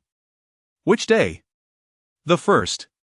Perhaps the pressure from the new production had taken its toll, causing her hormones to fluctuate and resulting in an early arrival of her menstruation. "How long does it typically last?" 5 or 6 days should suffice." Li Huaidong acknowledged with a hum but continued to kiss her, refraining from any further advances. In the enveloping darkness, Song Qingyu felt herself melting under his kisses.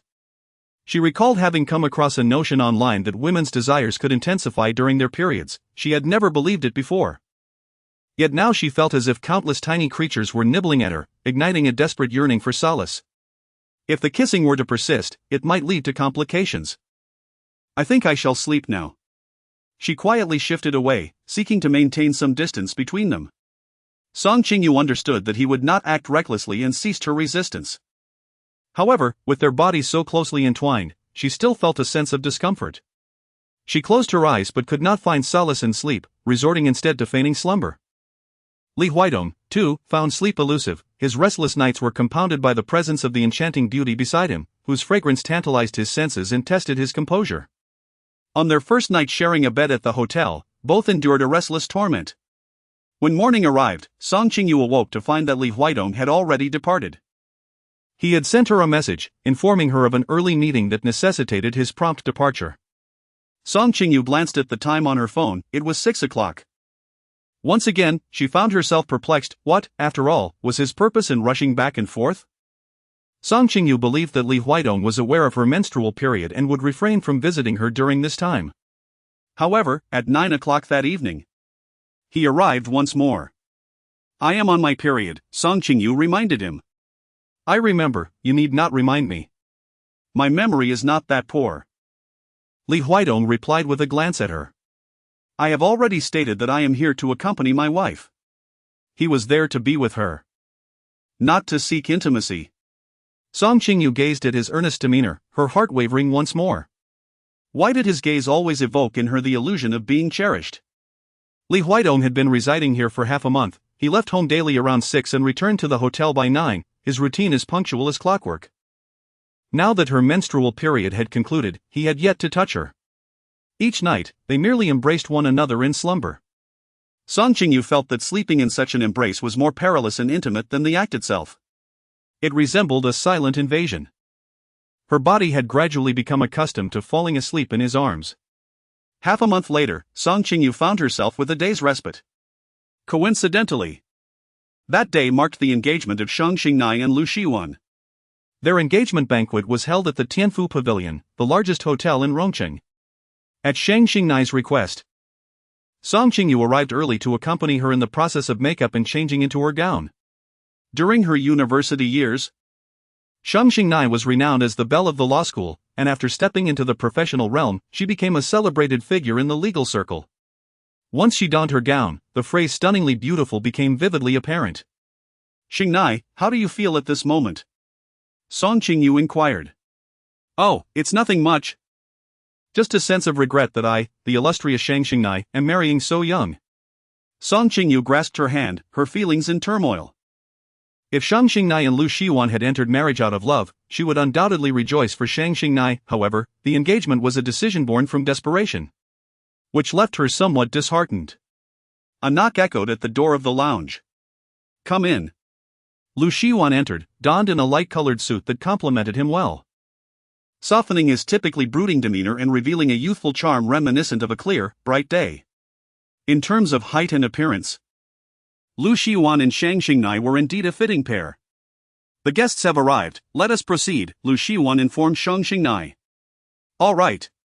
Shang Xingnai rose, and Lu Yanchuan took her hand gently. "Let's go." Song Qingyu, having rare respite for a day, truly wished to avoid social engagements. She lingered in the lounge for a while, until a hint of hunger prompted her to descend in search of nourishment. As Song Qingyu stepped out of the lounge, she heard voices echoing in the corridor. It was Xia Wannin, engaged in conversation with a middle-aged woman dressed in hotel cleaning attire. Song Qingyu felt a pang of familiarity with the woman, yet she could not immediately recall her identity. Upon noticing Song Qingyu, the woman swiftly exchanged a glance with Xia Wanqing and then hastily turned to depart. Xia Wanqing pivoted to face Song Qingyu, her expression subtly altered. Song Qingyu, do you have no shame, eavesdropping on others? I stand here openly, on what grounds do you accuse me of eavesdropping? What have you heard? I heard nothing. What are you pretending for? Xia Wanqing, visibly agitated, approached and firmly grasped Song Qingyu's shoulders. Should you dare to speak recklessly outside, I shall flay you alive.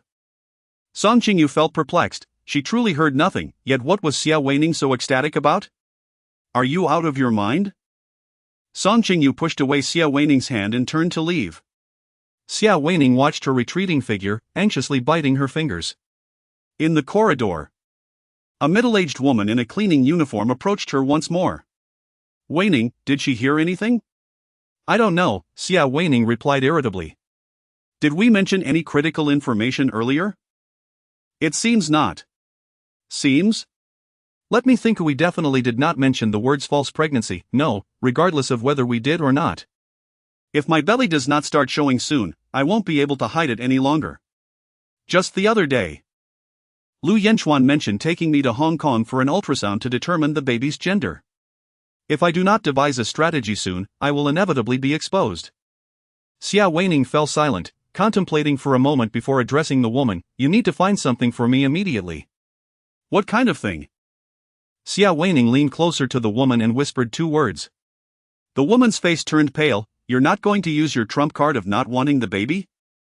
A trump card held tightly yet never played is worthless. Today, while Song Qingyu is here, I will terminate this pregnancy right here and let her take the blame, killing two birds with one stone. Chapter 32. She is my woman. Song Qingyu took a small croissant from the self-service dessert table to appease her hunger. Just as she finished eating, she noticed Li Huidong entering from outside, accompanied by Huasiki. Huasiki spotted Song Qingyu before Li Huidong did and cast her a flirtatious glance from a distance. Ever since the incident with the Chao family, Huasiki had been exceedingly warm towards Song Qingyu each time they met. Had it not been for the numerous guests present today, he might have rushed over to her. Song Qingyu nodded at him. This scene happened to be witnessed by Lu Yanchuan, who let out a soft snort, finding the flirtation between the two utterly irritating. What are you looking at? Li Shanglan followed Lu Yanchuan's gaze and discovered he was staring at Song Qingyu. Anger surged within her. Do you still have the leisure to gaze at that woman? Today, Lu Shiwan has become engaged to the young lady of the Shang family. He will soon be the son-in-law of the Shang family, backed by the Shangshur group. Do you not feel a sense of impending crisis? Mom, please don't be so furious. How can I not be angry? Back then, when I asked you to go on a blind date with the young lady of the Shang family, you stubbornly refused. Now look what has happened. This illegitimate son, Lu Shiwan, has taken the lead. I have already proposed to Wan Ning. Why do you keep bringing this up? No matter how splendid the Shangshur group is, can it compare to your chubby grandson? She had better be pregnant with a boy, otherwise, she will be of no help to you. Regret washed over Li Shanglan as she reflected on her hasty acceptance of Xia Wan Ning into their family, especially in light of the grand stature of the Shang family's daughter. It must be a boy. Old folks say sour fruits denote a boy. Wan Ning has been craving sour plums and oranges lately, which indicates she is carrying a boy. We should take her to Hong Kong sometime to get a thorough checkup. It's more reassuring. I understand, Mom. Li Shanglan turned her head and scanned the area. By the way, where is she? Lu Yanchuan found it peculiar as well. She mentioned going to the restroom. Why hasn't she come out yet? Go check on her, we cannot afford any mishaps. Her pregnancy is your only safeguard now. Your father is only being somewhat amiable because of the prospect of a grandson. All right. Lu Yanchuan headed towards the restroom, searching around, but found that Xia Wan Ning was not there. He dialed her number directly, but no one answered. Just as he was puzzled, a piercing scream suddenly echoed from the second floor. Ah! It was Xia Wan Ning's voice. As she ascended the stairs, she spotted Xia Wan Ning standing at the top of the staircase, her gaze unsettling.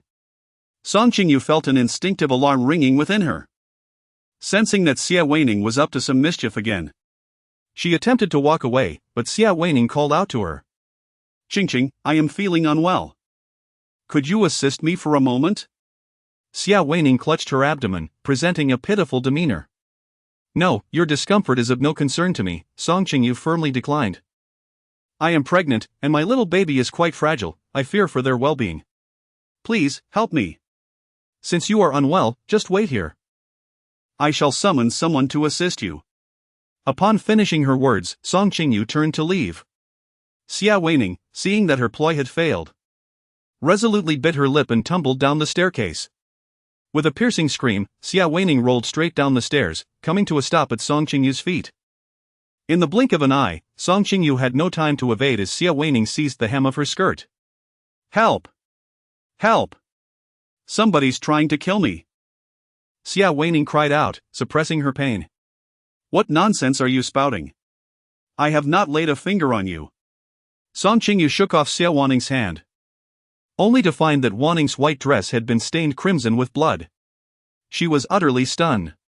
Song Qingyu had anticipated that Xia Wanning might resort to some petty schemes, leveraging her pregnancy to embarrass her, but she never imagined that Wanning would truly jest with her own child's life.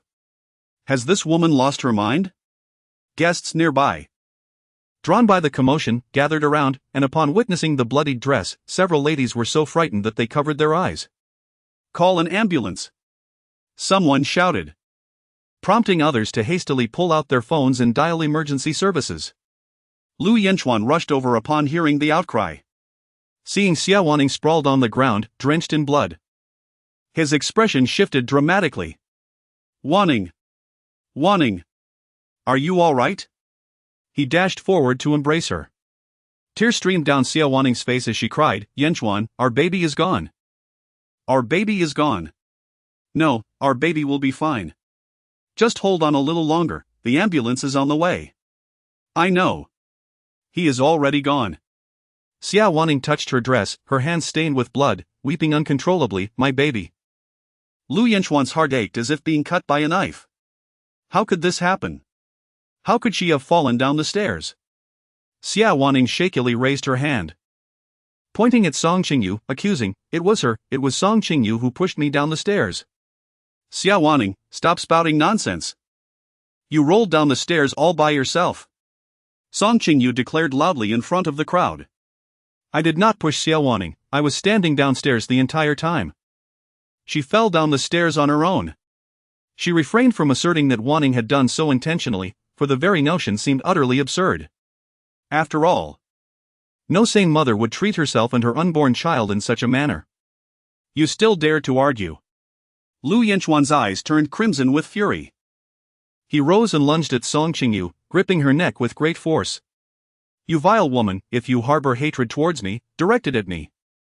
Why must you harm my child? Return my son to me. Return my son. Lu Yanchuan's rage was fierce, and his grip was strong. Song Qingyu felt her throat tighten, an overwhelming sensation of suffocation overtaking her, and she struggled in vain to break free. You, let go. Song Qingyu's face flushed crimson. Calm down, Mr. Lu. This could lead to dire consequences. Some guests stepped forward, attempting to separate Lu Yanchuan. But he paid no heed to their pleas. On the ground, Xia Wanning couldn't help but chuckle at the scene, having experienced the agony of losing a child. She surmised that Lu Yanchuan must harbor a deep resentment towards Song Qingyu. Henceforth, no matter what Song Qingyu did, Lu Yanchuan could never feel even the slightest affection for her. At that moment, Li Huaidong pushed through the crowd.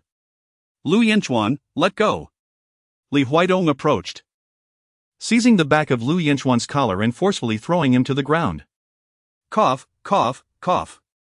Song Qingyu finally found a moment to breathe, but could not help coughing incessantly. Huasiki rushed over and supported her, saying, Sister-in-law. Miss Song, are you all right? Song Qingyu shook her head. Uncle. That wicked woman pushed Wan Ning down the stairs, she intends to harm my child. Lu Yanchuan shouted, I will kill her.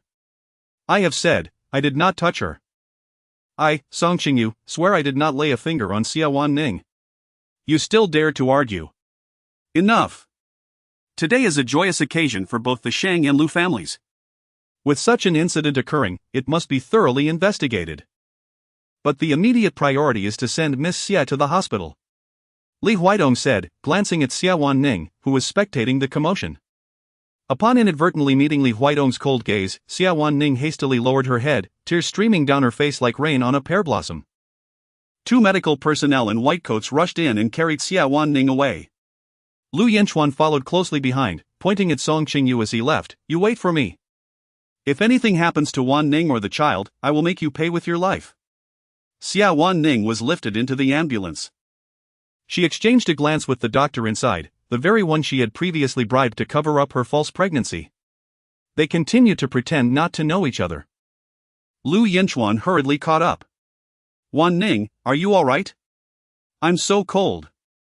Lu Yanchuan embraced her tightly. Xia Wanning grasped his coat weakly and asked, "Yanchuan, what if we can't save the child?"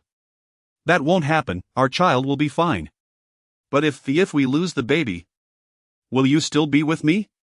Xia Wanning cried, "Will you abandon me?" "Fool," Lu Yanchuan held her even closer, "I love you. Even without a child, I will still love you." "Really?" "Indeed." "Yanchuan, you are so wonderful." The ambulance arrived at the hospital. The doctors took Xia Wanning into the operating room. Lu Yanchuan paced anxiously in the corridor. Li Shanglan, having heard the news, rushed from the engagement banquet to the hospital. "Yanchuan, how is the child? Can it be saved?" Li Shanglan only cared about the baby. Lu Yanchuan shook his head, uncertain, yet he understood in his heart that with Xia Wanning's dress stained so red, the prognosis was grim. "Li Shiwan is indeed at odds with you. On such a joyous day, such an unfortunate incident occurred. Had I known, even if your father had bound me, I would not have allowed you to attend this ill-fated engagement banquet." It was Song Qingyu who pushed Wanning down the stairs. "Song Qingyu?" Li Shanglan's anger flared. "How is it that this jinx is involved again? She must still harbor grudges against me. She has caused Yuan so much suffering. This time, regardless of the child's fate, I will not let her off easily. Rest assured, I will settle scores with her." Li Shanglan nearly stumbled, almost losing her balance. "My grandson is gone? Doctor, is it true? My grandson is really gone?" "Yes, I am very sorry. However, being young means there is still a chance. Family members should not be too distressed. Please focus on comforting the expectant mother." The doctor concluded and left. "It's over, Yanchuan, the child is gone. Your father has lost all hope in you." Li Shanglan grasped Lu Yanchuan's hand. "Your future will be difficult." Lu Yanchuan, consumed by thoughts of vengeance against Song Qingyu for the loss of his child, resolved that she must pay dearly for what she had done. "Mother, please take care of Wanning here, I will step out for a moment." Song Qingyu gazed at the bloodstains on the ground, her heart still racing with fear. Huasiki dispersed the onlookers, while Luo Huaidong assisted her to the lounge on the upper floor. Hearing the news, Shang Xingnai hurried over to see her. Moments before the incident, Shang Xingnai and Lu Xiwan had been engaged in conversation with her grandparents, unaware of the severity of the situation. It was Xia Wanning who had deliberately thrown herself down the stairs. With the comfort of familiar faces in the lounge, Song Qingyu spoke the truth without hesitation. "Has she lost her mind?" Shang Xingnai exclaimed, "That was her child. She harmed herself just to frame you?" Song Qingyu remained silent. Xia Wanqing's behavior was indeed quite unusual. Logically, with the presence of this child, Xia Wanqing's position within the Lu family should be secure. Her singular desire to marry Lu Yanchuan meant that the child served as her safeguard. Even if she were foolish, she should comprehend the child's significance. It seemed implausible that she would sacrifice the child merely to harm herself, unless she harbored some undisclosed secret. "Is there surveillance in that area?" Li Huaidong inquired. "Have someone investigate the footage." "Understood," Shang Xingnai instinctively replied. However, once she nodded, she sensed something amiss. She pulled Song Qingyu to the window and whispered, "Xingqing, this doesn't add up. Isn't Li Huaidong Lu Yanchuan's uncle? Why does he appear to be on your side?" Song Qingyu's mind was in turmoil. Everything today felt chaotic, and she almost forgot that Shang Xingnai was still unaware of her secret marriage to Li Huaidong. "Xingnai, there's something I haven't had the chance to tell you." Actually, I am married to Li Huaidong. Suddenly, the door to the lounge was kicked open. Lu Yanchuan stormed in, accompanied by two others, exuding an intimidating presence. Song Qingyu. My child is gone. You wicked woman, you have caused my son's death. Return my son's life to me. Lu Yanchuan's eyes were red with fury as he strode directly towards Song Qingyu, declaring, "Today, you will pay the price." Song Qingyu had not yet shaken off the sinister shadow of being choked moments earlier, instinctively retreating a few steps. Li Huaidong and Huasiki immediately stepped forward, positioning themselves in front of Lu Yanchuan. "Young Master Lu, please remain calm, this situation is quite perplexing, and there are numerous unresolved questions." You cannot wrongfully accuse Miss Song. Huasiki interjected. Shut your mouth, Huasiki. What is she to you that you defend her? Lu Yanchuan glared at Huasiki. Huasiki was momentarily at a loss for words. Lu Yanchuan sneered, "I am aware of your entanglement, but I advise you to sever ties promptly. Such a venomous woman can harm both the pregnant and the unborn. Being with her, you might not even realize when she turns on you. You wouldn't know how you met your end." Huasiki was utterly bewildered. What do you mean, being together? Who's with whom? Do not feign ignorance. I know Song Qingyu is your woman, Lu Yanchuan brushed Huasiki aside. But even if the king himself were to intervene today, he could not shield Song Qingyu. She must pay for my child's life. Upon his declaration, Lu Yanchuan clenched his fist and swung it violently toward Song Qingyu. Retreating a step, he looked at Li Huaidong in confusion and shouted hoarsely, "Uncle! Why are you siding with Song Qingyu?" Because she is my woman, Li Huaidong said, pulling Song Qingyu closer, his palm providing warmth that instilled a sense of security in her. "Even if the Grim Reapers came to claim her, they would not harm her while I stand guard." Chapter 33, Announcement. The lounge fell into an unexpected silence. Huasiki blinked, pondering if this was indeed a secret marriage. Had he just publicly revealed it? Meanwhile, Shang Xingnai looked as if she had swallowed a large fruit, her mouth agape in shock. Lu Yanchuan's expression faltered. "Uncle, what? What did you just say?" "I said Song Qingyu is my woman." Li Huaidong held her tightly, his warmth reassuring her, while Lu Yanchuan's confusion deepened. The revelation of Li Huaidong's relationship with Song Qingyu struck him as hard as the news of Xia Wanning's miscarriage. This was a scenario he had never even dared to imagine. Li Huaidong, the head of the Li family, a symbol of wealth and power, stood as an unattainable figure in everyone's eyes, while Song Qingyu was merely a discarded woman in his view. How could she possibly ascend to such heights? If she truly were with Li Huaidong, would that not make her his aunt-in-law, placing her above him in familial hierarchy? We are indeed together. Are you mad? Lu Yanchuan snapped. She is a cast-off from the Lu family, how could she presume to be with you? This does not require your explanation. Take your people and leave. Fury consumed Lu Yanchuan, yet he dared not confront Li Huaidong directly. After a moment of contemplation, he turned his furious gaze back to Song Qingyu. I do not care about your relationship with him, my child cannot die unjustly, and Wan Ning cannot suffer in vain. Song Qingyu must pay the price. Deliberately? You suggest Wan Ning would harm her own child? How ludicrous. What mother would ever do such a thing? Wan Ning would never commit such an act. She loves our child dearly, she has even chosen a name. Xingnai had already sent someone to retrieve the surveillance footage. Once we have the recordings, everything will become clear. Song Qingyu asserted. Shang Xingnai nodded. Yes, we will soon have our answers. Very well. I shall wait here to see how you will wriggle out of this once the footage is revealed. After a brief wait, a hotel staff member arrived, knocking on the door with an iPad in hand. Miss Shang, we have retrieved the footage, but the camera capturing the corridor was disabled an hour ago. Disabled? Who did that? Shang Xingnai inquired. We do not know yet. Did any of the other cameras capture Xia Wanning's fall down the stairs? Song Qingyu asked. None. Lu Yanchuan scoffed coldly. Song Qingyu, you play your part convincingly.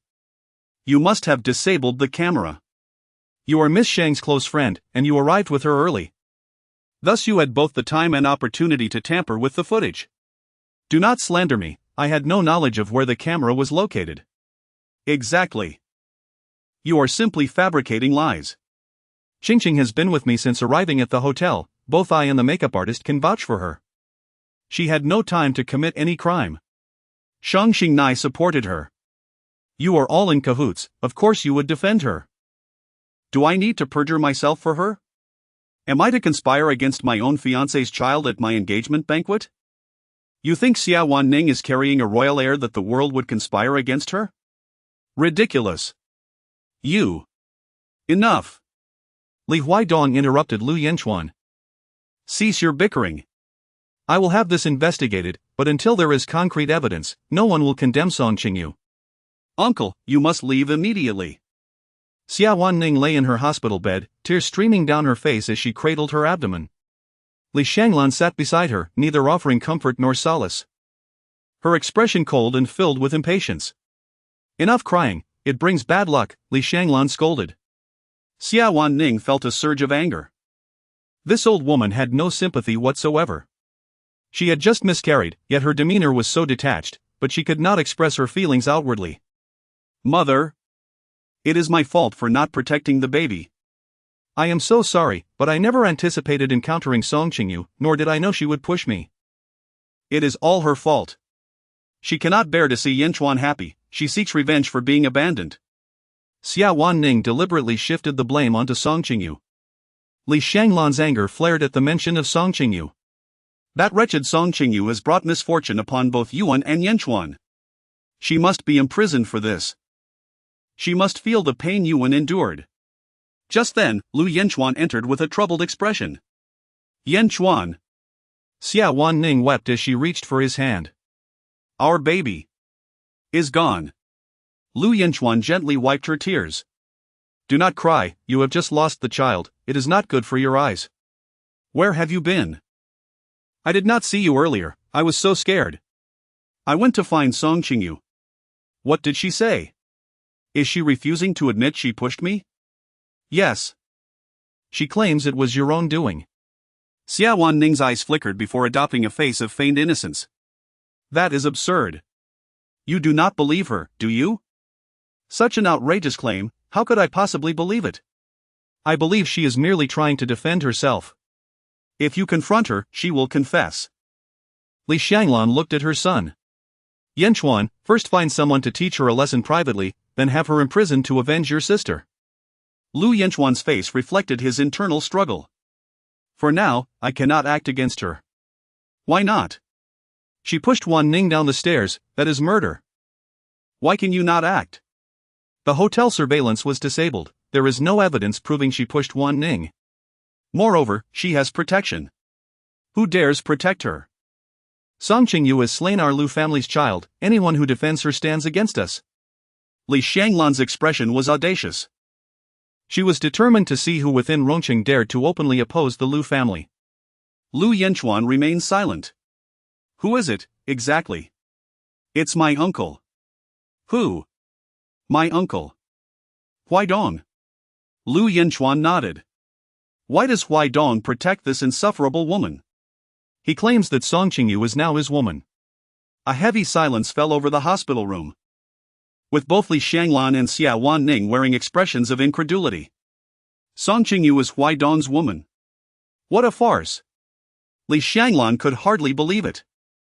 Every prominent young lady in Rongqing was vying to marry Huaidong. What kind of woman did he not desire? Why would he settle for the discarded remnants of the Lu family? It was unfathomable. Furthermore, you are his nephew, how could he be entangled with his nephew's ex-wife? That is utterly inappropriate. Indeed, mother is right. No matter how beautiful Song Qingyu may be, she is still a divorced woman. How could a diamond bachelor like my uncle possibly associate with a woman who has been married before?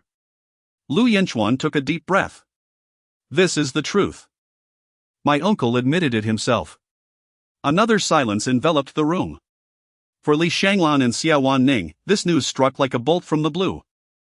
Particularly for Xia Wanning, who had orchestrated this elaborate scheme, believing she could kill two birds with one stone, resolving her faux pregnancy while dragging Song Qingyu down with her.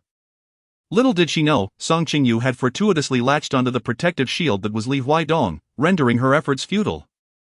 Even if Song Qingyu is genuinely with Li Huaidong, we cannot let the loss of our Lu family's child go unchallenged. Li Xianglan declared angrily. Tomorrow, I will confront your father and compel him to take action. I refuse to believe that Li Huaidong would tear apart his relationship with the Lu family over a mere woman. Xia Wanning, upon hearing this, felt a surge of secret delight. Indeed, in crucial moments, Lu Yanchuan proved to be of little use. It was Li Xianglan, this fierce woman, who would take action. She too could not fathom that Li Huaidong would wage war against the Lu family for Song Qingyu. Song Qingyu felt somewhat guilty. I am sorry, Xingnai, for the impact it has had on you. What are you apologizing for? You have done nothing wrong. Although there were no surveillance videos, Xingnai trusted Song Qingyu's character. A woman who could maintain her composure while catching her husband in bed with his mistress would never harm an innocent child after a divorce. You know, my engagement to Lu Xiuan was merely a formality. I had no desire to mingle with those people downstairs. It is quite convenient that it has come to an early conclusion. Xingnai linked her arm with Song Qingyu's. More than the engagement banquet, I am far more concerned about you and Li Huaidong. When exactly did you two become an item? You've registered your marriage? My heavens, you're already married. Xingnai had initially thought that Li Huaidong's mention of being together simply referred to dating, but she was astonished to discover how swiftly they had progressed to marriage. Song Qingyu, this is rather unkind of you to keep such a secret from me. I apologize, Xingnai. This matter is rather complicated. I was too disoriented at the time and did not know how to explain. Thank you, Xingnai. Your understanding means the world to me. The support of a friend is truly invaluable. Song Qingyu was deeply moved. Song Qingyu and Li Huaidong departed together from the engagement banquet. In the car, Li Huaidong inquired. I publicly announced our relationship today, would it bother you? Song Qingyu shook her head, I do not mind. How could she possibly take offense? Li Huaidong was acting out of concern for her. I am merely worried that it may affect you, she continued. The aura surrounding Lu Yanchuan as he departed was unmistakable. He clearly had no intention of backing down. Should the Lu family indeed apply pressure? Li Huaidong would undoubtedly find himself caught in a dilemma between her and the Lu family. Affect what? Li Huaidong's gaze lightly brushed past the window. One Lu family is hardly a cause for concern. Song Qingyu found Li Huaidong somewhat peculiar. After all, Li Xianglan was his biological sister, and Lu Yanchuan was his nephew. Yet Li Huaidong seemed devoid of any affection for them, his gaze even hinted at animosity. Noticing her distracted demeanor, Li Huaidong assumed she was still troubled. He reached out and grasped Song Qingyu's hand, reassuring her, you need not worry. Even if, hypothetically, you were the one who pushed her, I would ensure you remain unscathed. I did not push her, Song Qingyu hastily clarified. I certainly believe you did not push her. Thank you for your trust in me, he replied. However, without surveillance footage, there is no way to prove my innocence. Without surveillance footage, they too lack the means to demonstrate that you pushed her.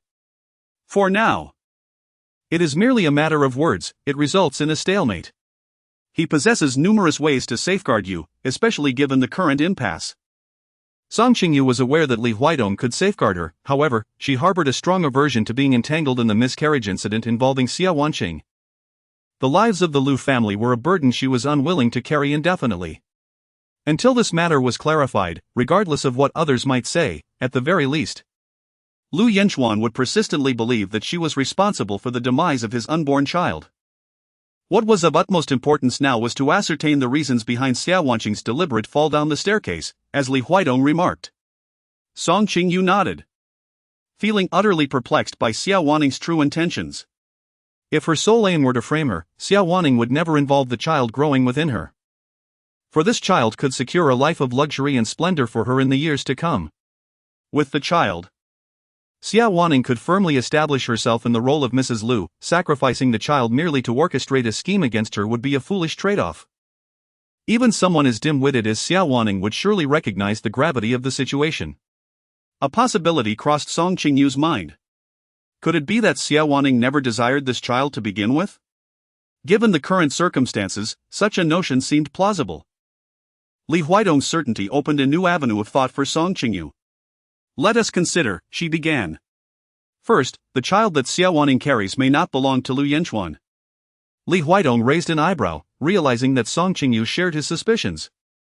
It was impressive that she could maintain her composure and swiftly analyze the crux of the issue after enduring such an immense injustice.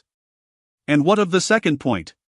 Perhaps, she continued, Xia Wanning is not pregnant at all. Chapter 34, The Desire for Recognition. After Song Qingyu articulated her second hypothesis, she was immediately reminded of the blood on Xia Wanning's dress. The likelihood of this scenario seemed minimal, given the significant amount of blood Xia Wanning had lost. It might not even be hers. Li Huidong remarked that the surveillance had been shut off prematurely, indicating that this entire affair was premeditated. If it was indeed premeditated, then preparing a blood bag in advance would not pose a significant challenge. This was a valid point.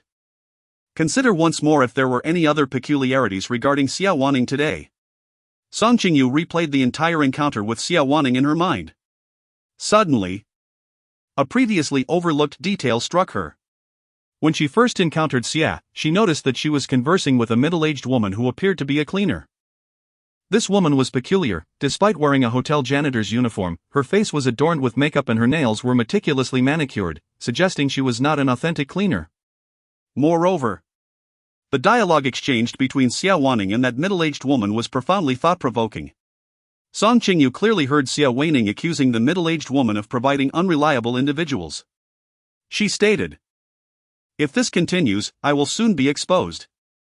Exposed, what exactly? There must be some hidden agenda between these two.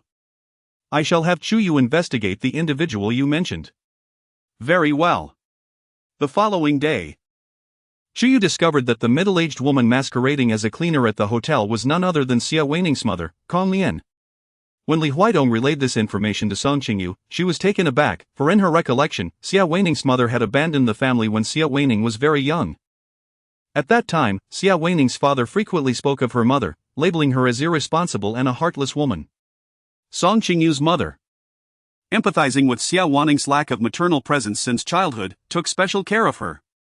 Little did she anticipate that this kindness would yield a thankless ingrate. The surveillance footage in the corridor was discreetly disabled by Xia Wanning's mother, who had bribed the hotel staff. Li Huidong further revealed that Qingyu had uncovered records of Kong Lian purchasing blood bags at exorbitant prices. The blood was counterfeit, indicating that she was feigning pregnancy. Indeed, following the trail of this false pregnancy, Qingyu also identified the doctor who issued the fraudulent B ultrasound and the physician who assisted her in a simulated miscarriage. Li Huidong presented a comprehensive collection of evidence before Song Qingyu. Upon glancing through it, she was first struck by Qingyu's prowess. Then realized the extent of Xia Wanning's madness. In her desperate bid to marry into the Lu family, she was willing to resort to any means, even deceit. 2 months prior, Xia Wanning had claimed to be pregnant, yet who could have imagined that she had been performing all along? Song Qingyu's phone vibrated on the table. She glanced at it and saw that it was a call from her assistant, Chi-Chi. "I need to take this call," she said to Li Huidong, who nodded in acknowledgement. "Hello, Chi-Chi. Sister Qingqing, are you in your room?" Chi-Chi's voice sounded urgent, tinged with a hint of fear. "Yes, what's the matter?" "There are people looking for you downstairs." Chi-Chi lowered her voice. "A large group has arrived, claiming to be from the Lu family. They found the director and said they want to see you." "The Lu family is at the film set?" "Yes." "Where are they?" "They were originally in the lobby. But the director was concerned about the potential impact and has taken them to the hotel's reception area." "All right, I'll come down immediately." Song Qingyu hung up the phone and said to Li Huidong, "The Lu family has caused a disturbance at the film set." Li Huidong stood up and replied, "I will accompany you down." Song Qingyu fell silent for a moment, gazing at Li Huidong. "If you descend, it would effectively unveil the entirety of our relationship. Are you truly not willing to reconsider?" Li Huidong, who occupied a position of high esteem, was once an object of admiration. However, should their association be made public, the revelation of his connection with his nephew's ex-wife would inevitably become fodder for gossip among others. A flaw in divinity equates to a fall from grace. "I am indifferent to that," replied Li Huidong, observing her with a semblance of a smile.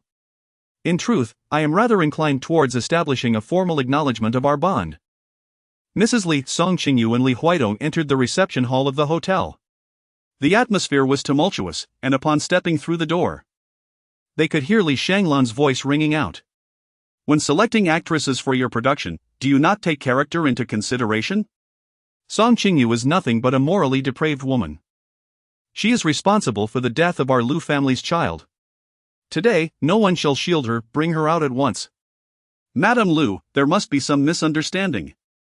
Let us discuss this civilly. Making a ruckus will only serve to entertain onlookers, Director Zhang Zhongji interjected, attempting to mediate. There is no misunderstanding, just bring her here. Song Qingyu pushed the door open and entered. In the reception room, the members of the Lu family had gathered in full attendance. Aside from Lu Yanchuan and Li Shanglan, even Lu Yanchuan's father, Lu Jianpain, was present today, along with Xia Wanning, who was wrapped up tightly and arrived in a wheelchair.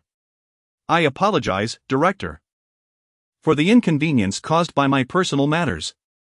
The inconvenience to me is of little consequence, however, when they were making a commotion in the hall earlier, many people witnessed it and even recorded videos. If this matter is not resolved properly, it could adversely affect the production of this drama. Song Qingyu understood the director's concerns and gently patted his hand. Director, rest assured, I am upright and just in my actions. The accusations regarding the harm to children are entirely unfounded. No matter how much they stir up trouble, it will ultimately backfire on them. The moment Li Shanglan spotted Song Qingyu, she rushed over. Song Qingyu, you cowardly turtle. Why don't you just keep hiding? Li Huidong stepped in front of Song Qingyu. Sister. Now that brother-in-law is here, let's keep our composure and speak civilly. He glanced at Li Shanglan and whispered, I recall brother-in-law despises shrews, you should tone it down. Brother-in-law. Have you come to seek retribution as well? Li Huidong's gaze fell on Lu Jianpain. Lu Jianpain cleared his throat. Huidong, let's set aside other matters for now. Yesterday was a momentous occasion for the Lu and Shang families, with all the prominent figures of Rongqing in attendance. Song Qingyu's antics have brought great disgrace to the Lu family. Regardless of the circumstances, she must face the consequences. Stay out of this, she is merely a woman. What woman cannot you, Li Huidong, obtain? There is no need to jeopardize family harmony over such a person. Mr. Lu, kindly show some respect, Song Qingyu is my wife. In an instant, the shift from brother-in-law to Mr. Lu was a sharp rebuke to Lu Jianpain's claim of familial ties. Lu Jianpain fell silent.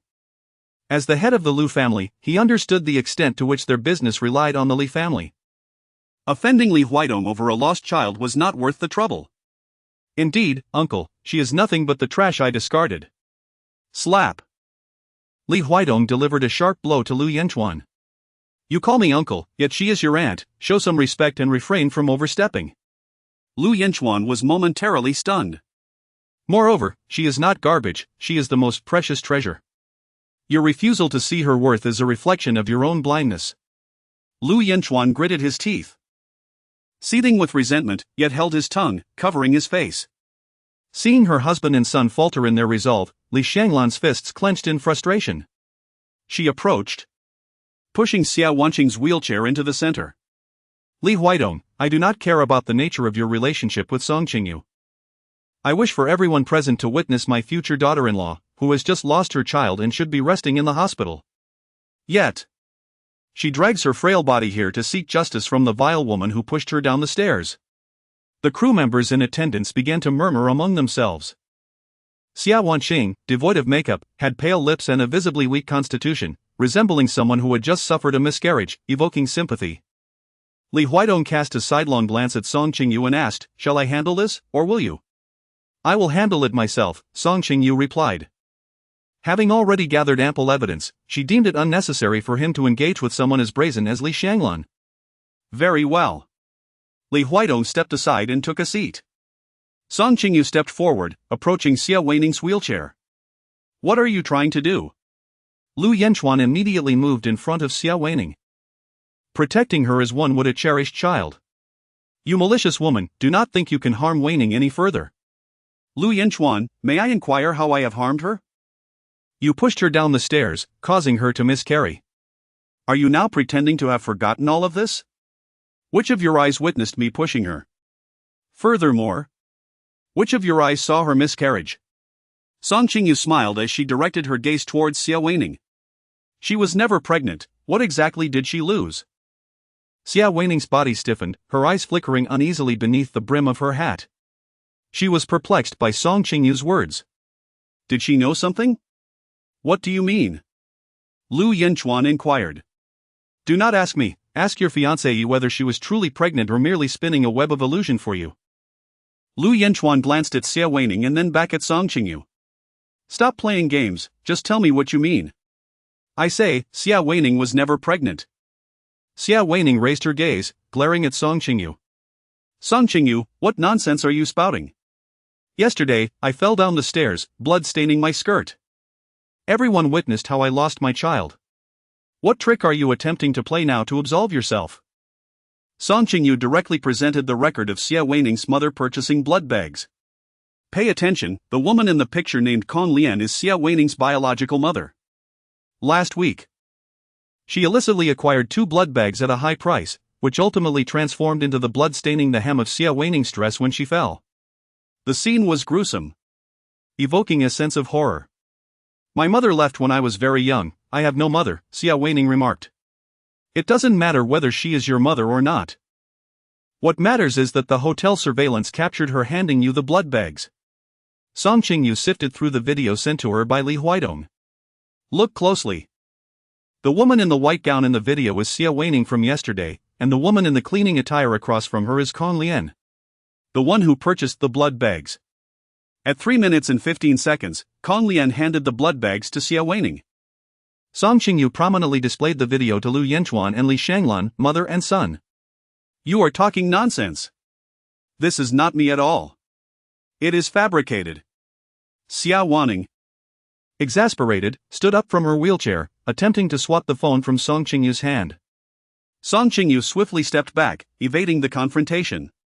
Oh. Weren't you supposedly frail from a miscarriage? Yet, your movements appear remarkably agile and vigorous, she remarked. Yanchuan, don't believe Song Qingyu's nonsense. You know well whether I was ever pregnant. You accompanied me to countless prenatal checkups and ultrasounds, could all of that be fabricated? Xia Weining, eager to assert her truth, brandished her phone displaying the ultrasound report. Look, this is the ultrasound confirming my pregnancy. That ultrasound is a forgery, for Xia Weining has bribed the physician, Song Qingyu chuckled. Surprise! I even possess a video of the doctors confessing to their complicity in your false pregnancy. In the video, 2 doctors, heads bowed in shame, admitted to abusing their positions for monetary gain, facilitating her fabricated pregnancy and miscarriage. Upon witnessing the footage, Li Shanglan and Lu Yanchuan nearly fainted, particularly Lu Yanchuan, who could scarcely comprehend that the belly he had tenderly caressed countless times bore no child. Xia Weining, you deceived Yanchuan. You were never pregnant, Li Shanglan exclaimed, hurling her handbag at Xia Weining. Caught unawares, Xia Weining was struck on the head, grimacing in pain. Mother, Yanchuan, please listen to me. With irrefutable evidence laid bare, what more could be said? Li Shanglan, infuriated, lamented that she had summoned Lu Jai in pain today, only for this humiliating scene to unfold. Weining, do you have any idea how much I longed for our child? Lu Yanchuan's eyes glistened with unshed tears. Why did you deceive me? Why? Why else? But because you are as foolish as a pig, Song Qingyu retorted. Chapter 35, Seeking Justice for My Wife's Silence. Lu Yanchuan, brimming with frustration, bellowed at Song Qingyu. I cannot remain silent. If I did, you would forever remain in the dark thanks to Xia Weining's deceit. Ultimately, you should be grateful to me, otherwise, you would live your life burdened by the regret of a child that never existed. Enough. Lu Yanchuan, both humiliated and enraged, grappled with the absurdity of a grown man incapable of discerning whether his fiancée was pregnant. The presence of his father only exacerbated his embarrassment, as his father's belief in his inferiority to Lu Shiwan was now starkly validated by Xia Weining's charade. Yanchuan. Xia Weining, seeing her ruse exposed, abandoned her pretense of weakness and rose from her wheelchair, rushing to grasp Lu Yanchuan's hand. Let me explain. He ignored her, shaking off her grasp and striding purposefully towards the exit. Yanchuan. Xia Wanning pursued him. With the principal actors of this farce departing, the performance could no longer continue.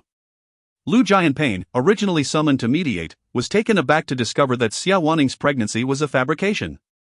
Huaidong. Lu Jianping donned a conciliatory smile as he approached Li Huaidong. It was merely a misunderstanding. I hope we can all maintain our goodwill. Li Huaidong remained seated, regarding Lu Jianping with cold clarity. The grievances my wife has endured cannot be dismissed with a mere misunderstanding. His intent was unmistakable. Lu Jianping was to apologize to Song Qingyu. Before Lu Jianping could respond, Li Xianglan interjected, her displeasure palpable. Li Huaidong, do not overstep. No, we have wronged Mrs. Li, and an apology is indeed warranted. Lu Jianping, mindful of his business ties with the Li family, suppressed his discontent. He approached Song Qingyu, speaking courteously, Mrs. Li, I sincerely apologize. The Lu family has misjudged you, and we are willing to compensate for any losses incurred. As Song Qingyu observed Lu Jianping's moment of subservience towards her, she truly felt the essence of the phrase the wheel of fortune turns. In the past, during her time at the Lu family, Lu Jianping, as her father-in-law, would not even deign to glance in her direction. Now, he was bowing his head to apologize. Of course, she understood that fortune favors the strong. And Lu Jianping's willingness to lower himself was a testament to the superiority of Li Huaidong. Mr. Lu, at yesterday's engagement banquet, prominent figures from Rongqing were present. The daughter-in-law of the Lu family falsely accused my wife of a fake pregnancy and miscarriage, leading to substantial damage to her reputation. Mere verbal apologies are insufficient. Li Huaidong began to turn Lu Jianping's own tactics against him. And what does Mr. Li propose? A public apology across all official channels of the Lu Corporation, official Weibo, WeChat, and any other public platform. Li Huaidong shrugged, exuding an air of indifference as if to say he was prepared for any complaints that may arise. Li Xianglan was so furious she felt on the brink of collapse. She had more to say, but Lu Jianping restrained her. Fine, we shall proceed as Mr. Li suggests. We will publicly apologize to Mrs. Li. Lu Jianping maintained a smile throughout the exchange. Li Huaidong nodded in satisfaction. Still, Mr. Lu possesses a grand vision. Having dealt with the mess left by Lu Yanchuan and Xia Wanning, Lu Jianping was eager to leave the hotel's reception room without delay. Li Xianglan, seeing her husband depart, quickly turned to follow. Old Lu, wait for me. Old Lu. Lu Jianping abruptly halted, and Li Xianglan collided with him, caught off guard. Old Lu. Li Xianglan, look at your son, he is utterly foolish, incapable of discerning whether his own woman is pregnant. He is not even a fraction of the man Shiwan is. Li Xianglan was well aware of her husband's disdain for Lu Yanchuan. But he had never voiced such sentiments out of respect for the Li family's reputation. Today, however, Li Huaidong had torn the facade apart, and without a hint of restraint. Lu Jianping no longer felt the need for pretense. Yes, Yanchuan may not possess the cunning of your illegitimate child, but he is still your son. Lu Jianping, do not overstep. While the Li family may be under Li Huaidong's control, my father is still alive. You shall not harm us in the slightest. This was nothing short of a heart-wrenching betrayal. You, Lu Jianping, you are inhuman. Just wait and see. Lu Jianping disregarded her threats and departed in his vehicle. Li Xianglan felt as though her heart had been irrevocably shattered by this cold-hearted man. She stood rooted to the spot, watching the car fade into the distance. Only to pull out her phone to call her son Lu Yanchuan, but his phone went unanswered. She had no idea where he was. After fleeing the hotel, Lu Yanchuan did not head for his car but instead walked along the road, seeking solace. Xia Wanning chased after him. Yanchuan! Yanchuan! Xia Wanning caught up and grasped his hand tightly. Yanchuan, please listen to me. I did not intend to deceive you. When I claimed to be pregnant, it was out of fear that you would abandon me. I love you too deeply, and in a moment of desperation, I resorted to such a ploy. Lu Yanchuan. His thoughts in turmoil could not absorb a single word. Let go. Stay away from me. He forcefully pushed Xia Wanning away. Off balance, she fell to the ground. Seeing her fall, he instinctively reached out to help her but then remembered that her entire story was a fabrication. With a heavy heart, he turned and strode away. Yanchuan. Yanchuan. Xia Wanning realized that he would never forgive her this time. And her dreams of marrying into the Lu family and securing a comfortable life had been utterly shattered. She felt an intense bitterness, knowing that if only she had been a little more clever, this situation could have been resolved. Once again, everything had crumbled at the hands of Song Qingyu. Lu Yanchuan, lost in thought, crossed the road without noticing a small truck speeding towards him. Honk! Honk! The truck driver frantically pressed the horn. Seeing this, Xia Wanning felt as though fate had granted her one last chance. She made a split-second decision and lunged forward. Yanchuan, watch out! With all her strength, she pushed Lu Yanchuan out of harm's way. He fell onto the curb, but the truck collided violently with Xia Wanning, who collapsed to the ground, bleeding profusely. Wanning! Lu Yanchuan, witnessing her lifeless form in a pool of blood, completely forgot his previous hatred for her deceit. Wanning! Please don't scare me! He trembled as he held her close. The truck driver, now in shock, had attempted to brake in time, but had not anticipated the sudden appearance of a woman. Bystanders rushed to the scene, some calling for an ambulance. Wanning! Wanning! Lu Yanchuan's shirt was saturated with blood as he kissed Xia Wanning's forehead. Wanning, why were you so foolish? In his embrace, Xia Wanning felt a sense of assurance. She raised her bell-adorned hand to caress his cheek. Yanchuan, believe me, I never meant to deceive you. I was terrified of losing you, and I thought a child would bind us together. I love you enough to give my life for you. Will you forgive me? I forgive you, just don't speak. Lu Yanchuan held her hand tightly. The bell jingling softly. This woman had saved him once more, how could he continue to resent her? Inside the hotel, the crew witnessed the dramatic spectacle unfold. Their expressions a mix of astonishment and intrigue. Director Zhang Zhongji closed the door and issued a gag order. I just saw someone recording. I hope everyone will delete those videos. For the sake of our production and our livelihoods, nothing from today must be shared. Upon hearing this, the crew members hurried to erase the videos from their devices. As the crew dispersed, Song Qingyu approached Director Zhang Zhongji. Thank you, Director. Qingyu. We are all in this together, sharing the same boat. There is no need for formality. If you encounter similar difficulties in the future, feel free to seek my assistance. Today, I was caught off guard and struggled to manage the scene in those critical moments. Some footage may have slipped through. As he spoke, he glanced at Li Huidong, offering him a cigarette. Huidong, we may need your assistance regarding those videos. Can we have a word?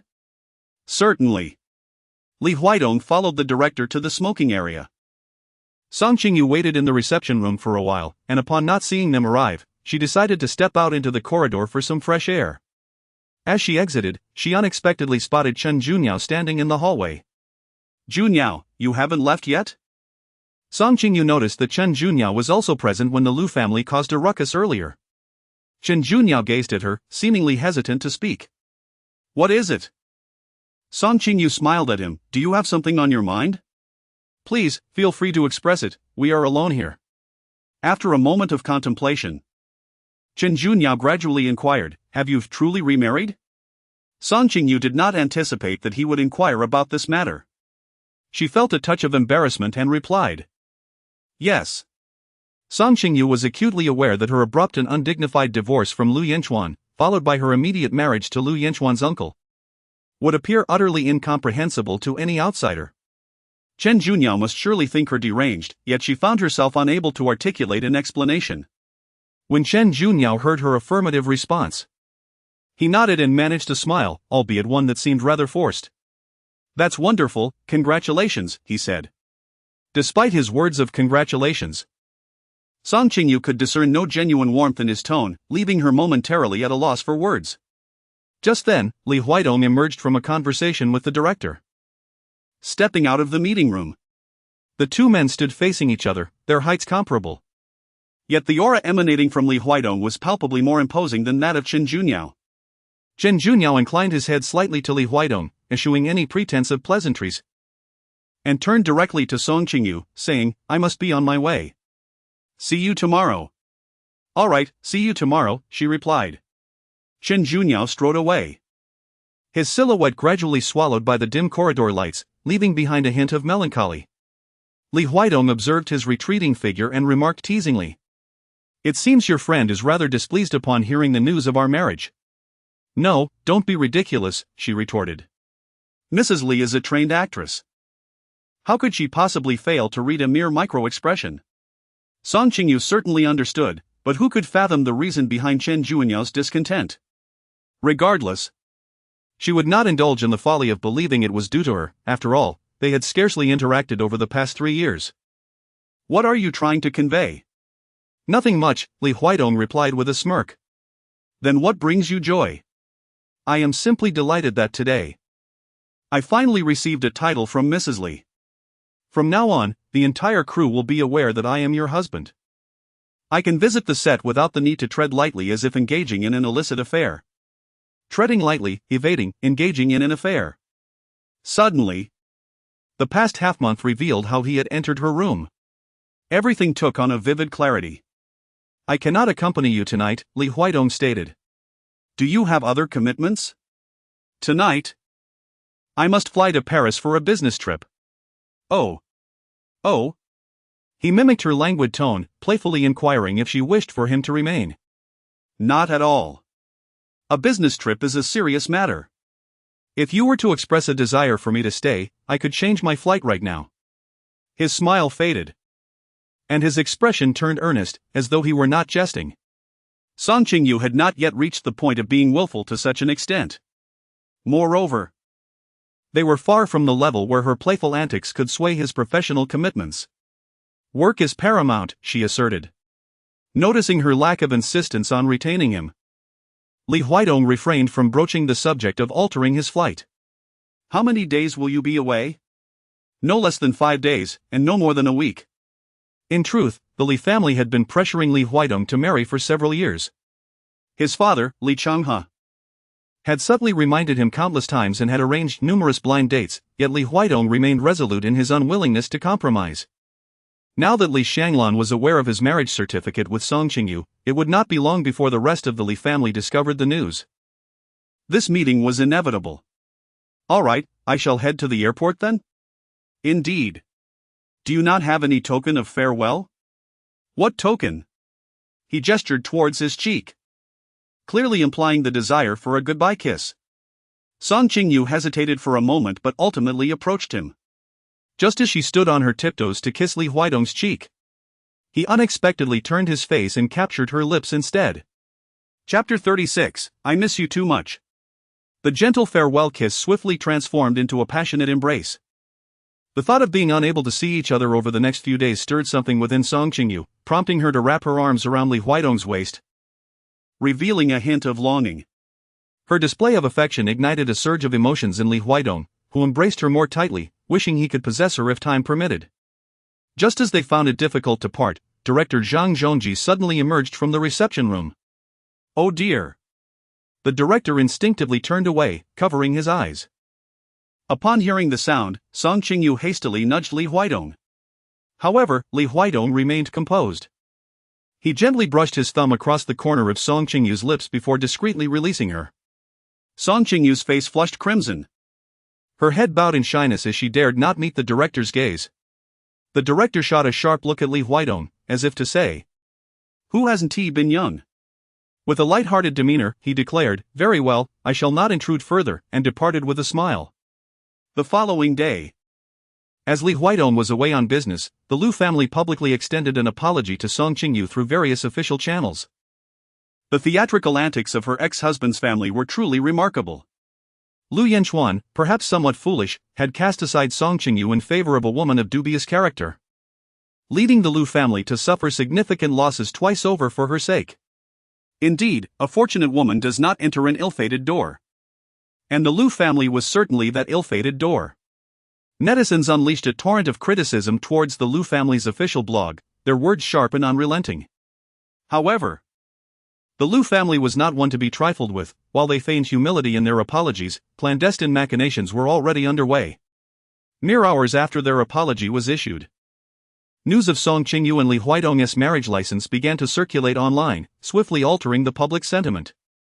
While the outcry was directed at the Lu family, one must ponder, was Song Qingyu truly a paragon of virtue, remarrying so promptly after her divorce? A curious tidbit: Li Huaidong happened to be Lu Yanchuan's uncle, making her marriage to one nephew and then the other quite audacious. Who could ascertain when Song Qingyu and Li Huaidong had begun their entanglement? Perhaps she had strayed during her previous union. The online discourse fixated on the seamless transition of Song Qingyu's marital status. Her quick remarriage to one nephew and then another, coupled with insinuations of infidelity, leading to her rapid fall from grace. Did she truly possess such an insatiable desire for matrimony? Was the anguish of marriage endured without purpose? Had she unwittingly bound herself to a system that dictated her survival hinged upon being married? Initially, I found myself supportive of her, however, doubts now crept in, casting shadows over her intentions. The rapidity of her actions raised questions: was she indeed unfaithful? As such, the online community began to voice their skepticism towards Song Qingyu. Song Qingyu's previously accumulated rapport with the public crumbled in an instant. Upon receiving the news, Guan Xinya rushed to the film set. Xingqing, the internet claims that you married Li Huaidong. Surely, this cannot be true? Guan Xinya's eyes widened, filled with anticipation, yearning for Song Qingyu to promptly deny the rumor. Song Qingyu lowered her head, apologizing. I am sorry, Sister Guan. Guan Xinya plopped down onto the sofa, exclaiming, so it is true? Indeed, Song Qingyu confirmed, breaking down. Sister Guan, I apologize for not being honest with you from the outset, but I assure you that my marriage was never my intention. Song Qingyu recounted to Guan Xinya the difficulties her mother faced at the hands of the Lu family, and, of course, she also confided the misfortunate events of that fateful night with Li Huaidong. You intend to marry me after just one night of sleep? Guan Xinya mused, taken aback. Is President Li truly such a traditional man? Her thoughts veered unexpectedly. Could it be that night was President Li's first? Song Qingyu held her forehead and exclaimed, Sister Guan, this doesn't seem to be the crux of the matter, does it? Oh, right, my apologies for digressing. The pressing issue at hand is how to navigate the tempest online. Do you have any solutions? In the entertainment industry, new gossip emerges daily, and while Song Qingyu is not particularly famous, her news will soon be overshadowed by the scandals of more popular stars. Once this incident loses its fervor, discussions surrounding it will fade. However, many are now claiming that I engaged in extramarital affairs, a significant scandal that could jeopardize the two projects I currently have in hand. Guan Xinya pondered for a moment, acknowledging Song Qingyu's concerns. What do you propose we do? I would like to post a clarification on Weibo regarding the allegations of infidelity. That's feasible. I can have the PR team draft a statement. No need, I'll handle it myself. Are you sure you can manage it? Guan Xinya expressed her apprehension, aware that a single misstep online could become a lasting blemish on a celebrity's reputation. Absolutely. Very well, then go ahead. 15 minutes later, Song Qingyu posted a clarifying message on Weibo. I have neither stolen nor committed any acts of infidelity. Having divorced, I still possess the right to pursue happiness anew. And I stand with a clear conscience. After Song Qingyu posted this tweet, it is believed that her fans immediately rallied to support her, trusting in Qingyu's character. One might wonder why, after the demise of her marriage and subsequent remarriage, she should face such scrutiny. This world resembles a vast Edinburgh. When her ex-husband publicly pursued his mistress, the critics remained conspicuously silent, yet now, upon her marriage, she is subjected to judgment. Of course, with support comes criticism. And it is evident that the detractors outnumber the supporters. Her silence on the matter of her marriage suggests acceptance, which many find repugnant. Marrying her ex-husband's uncle seems utterly irrational. Is there truly a dearth of suitable men in the world that she must resort to relatives of her former spouse? Could it be that she still harbors feelings for her disloyal ex-husband? Such desperation is lamentable. She appears to be a woman driven by vanity and wealth, unwilling to marry outside of affluent circles. Her veiled remarks likely target her ex-husband and his mistress, yet she fails to reflect on her own shortcomings. As if life without a man would be unbearable. Concerned for her well-being, Huan Xingya took Song Qingyu's phone, logging her out of her social media account. Understood, Sister Guan. After her departure, Song Qingyu chose to disregard the tumultuous chatter online. She retreated to the bathroom for a soothing bath, and just as she emerged, her mother, Qiu Yuxian, called. The truth could no longer be concealed, the situation had escalated beyond control. Yes, Mom.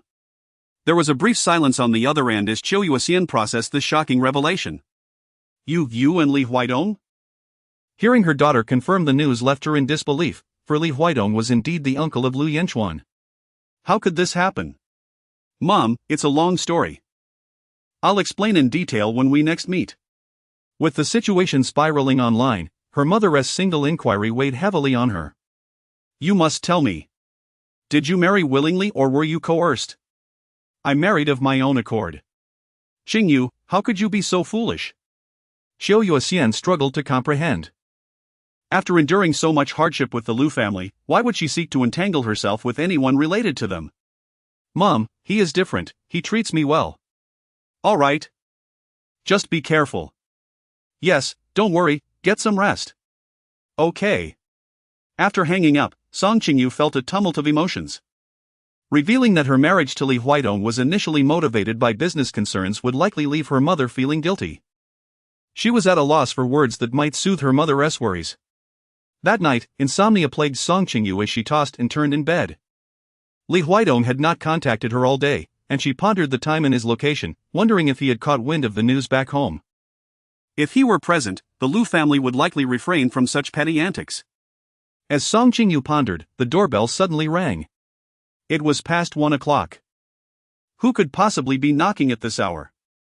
Song Qingyu was startled, sitting upright in bed, her gaze fixed intently on the direction of the door.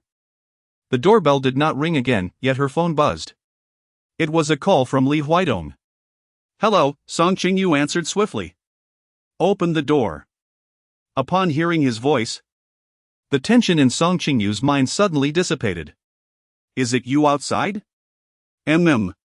She hastily leaped from the bed, without donning a coat, and slipped into her slippers to open the door.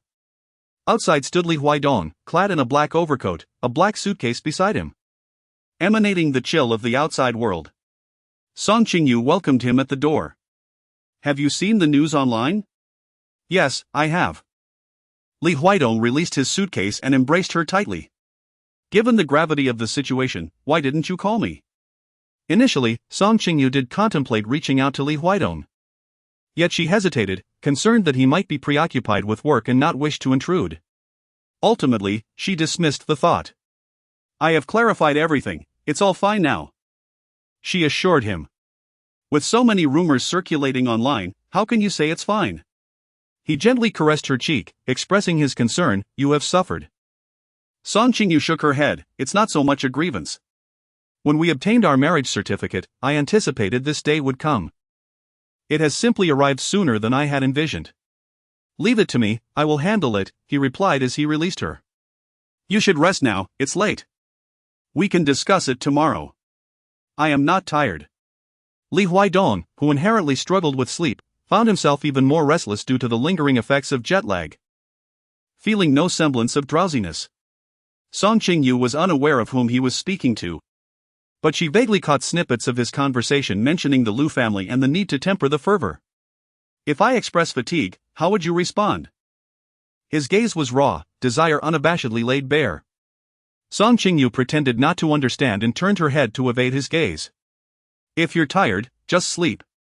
What else do you wish to do? But I cannot fall asleep. Would you like to try melatonin? I have some in my suitcase. At times, when she struggled with insomnia, Song Qingyu found melatonin to be quite effective. No need for that, it makes me dizzy.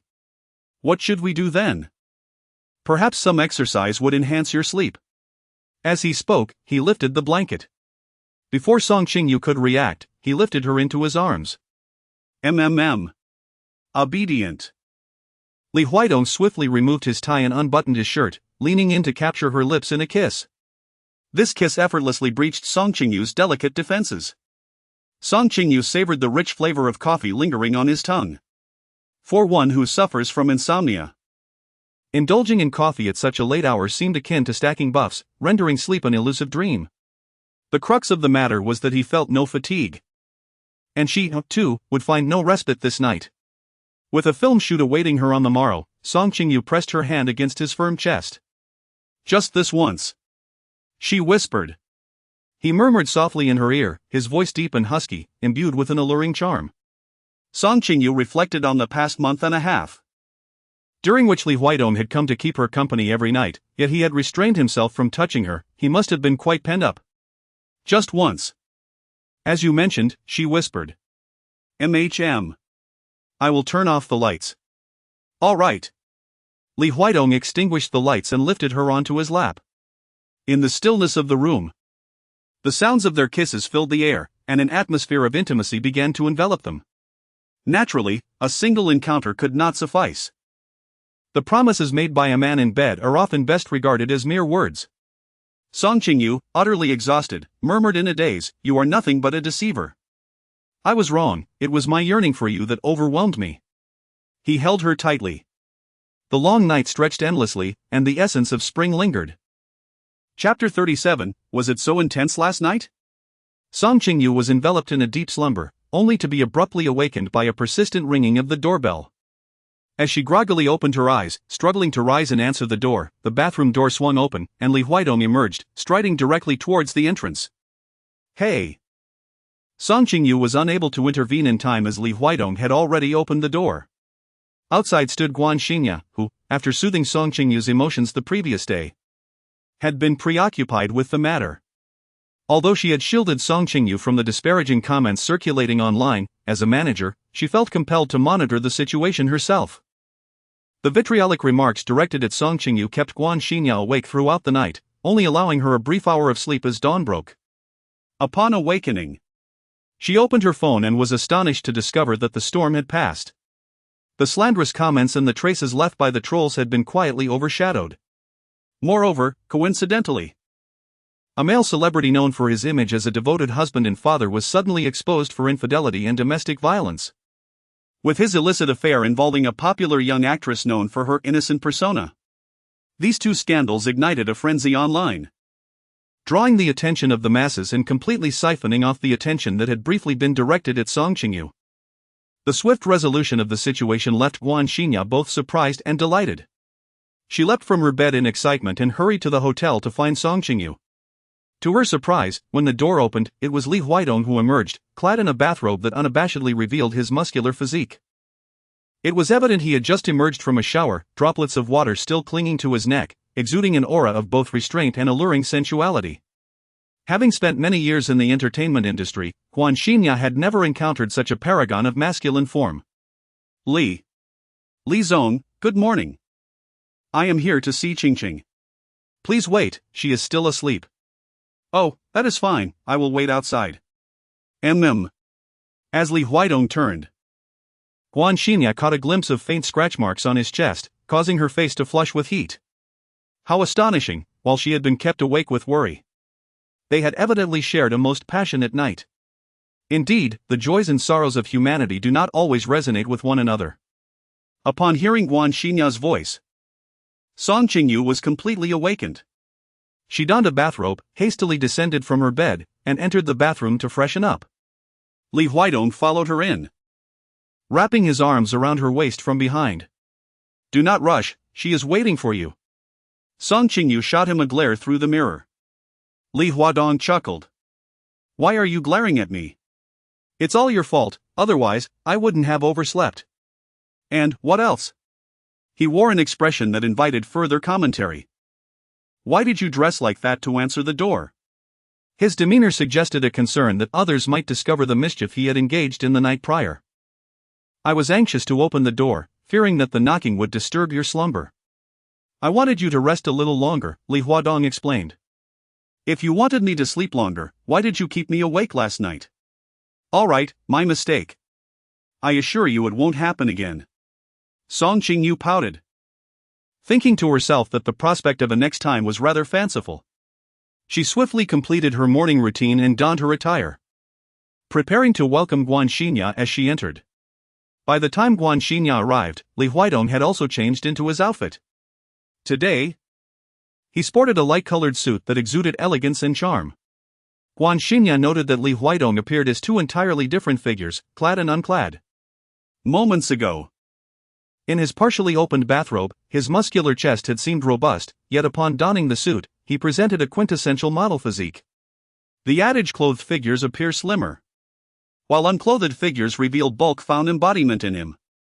I am off to the company, Li Huaidong remarked to Song Qingyu. Song Qingyu responded affirmatively. After giving a nod to Guan Xingya in acknowledgement, Li Huaidong departed. Once he had left, Guan Xingya promptly closed the door and grasped Song Qingyu's hand, exclaiming, "Oh my goodness, Qingqing, have you been indulging in too much?" Song Qingyu felt a slight awkwardness. Mr. Li's physique is truly impressive, those pectoral muscles, that chiseled V-line. He is indeed the epitome of masculinity. Sister Guan, you are quite observant, Song Qingyu jested. Ha ha ha, when do we ever have the chance to see Mr. Li? Today is a fortunate exception, thanks to you. If Mr. Li were to debut, he would overshadow all those male celebrities in the entertainment industry. Guan Xingya was momentarily lost in the admiration of Li Huaidong's remarkable physique before recalling the pressing matters at hand. Oh, right. The online public relations crisis has been swiftly resolved. So soon? Song Qingyu had just risen from her slumber. Yet she had not yet had the chance to peruse the news online. Indeed, time had flown by so swiftly. Guanya playfully squeezed her eyes at Song Qingyu, remarking that she had initially speculated about the identity of the benefactor, but upon seeing Mr. Li, everything became clear. Qingqing, you have indeed married well. Not only has he not opposed your return, but he also stands resolutely by your side amidst the storm of public scrutiny. He surpasses your previous husband by 1,000-fold. Of course, in Song Qingyu's heart, Lu Yanchuan and Li Huaidong had long ceased to be comparable. This fleeting thought startled her, unbeknownst to her. Li Huaidong had already secured a significant place in her heart. She had endeavored to restrain her feelings, yet her heart seemed to plunge into depths beyond her control. I understand now, Sister Guan. Very well, I shall let you be. Yes, feel free to reach out any time. All right. In the days that followed, Song Qingyu immersed herself in her work on set, refraining from further engagement with the online discourse. Conveniently, her filming concluded that afternoon. Should I prepare anything? She couldn't help but feel a tinge of nervousness at the prospect of meeting his parents for the first time. No need, I will handle the arrangements. Just be present. Understood. At 6 in the evening, Li Huaidong arrived at the hotel to escort Song Qingyu. After Song Qingyu entered the vehicle, she occasionally took out a mirror to adjust her makeup. There was no need for anxiety. Li Huaidong discerned her thoughts at a glance. It was not as if he had not encountered such situations before. Song Qingyu's hand, which held the contouring pencil, instantly fell to her side. After all, it was not as if she had not encountered this before. Li Huaidong's parents were indeed Lu Yanchuan's grandparents, and she had met them at their wedding. Given her connection to Lu Yanchuan, it was clear that no matter how elegantly she presented herself today, they could never genuinely accept or appreciate her. With the outcome so evident, there was no need for her to exert herself in vain. The Lu family would also be present. Li Huaidong took Song Qingyu's hand, advising her that regardless of what they might say, she should not take it to heart. The Lu family would indeed be attending? Song Qingyu immediately comprehended Li Huaidong's intention. Ostensibly, today was a meeting with the parents, yet in reality, it resembled a banquet of treachery. The Li family's ancestral residence is situated on Xiulu Avenue, characterized by a vintage garden design. Upon entry, one encounters a square courtyard adorned with towering ginkgo trees, and at a glance, the pavilions and towers exhibit a unique ingenuity. Li Huaidong's vehicle halted at the entrance of the Li family mansion, and he alighted first, then circled around the front of the car to open the door for Song Qingyu. Hand it to me, Li Huaidong stated. Song Qingyu reached out and took his hand. Her hand was quite cold. Was she still anxious? Li Huaidong rubbed her palm gently. No, it was the chill? Perhaps a little. Li Huaidong glanced at her. Today she donned a new style qipao, her figure slender and graceful, reminiscent of an enchanting Jiangnan woman stepping out from a painting. This attire accentuated her beauty but did little to provide warmth. Li Huaidong removed his coat and draped it over Song Qingyu. No.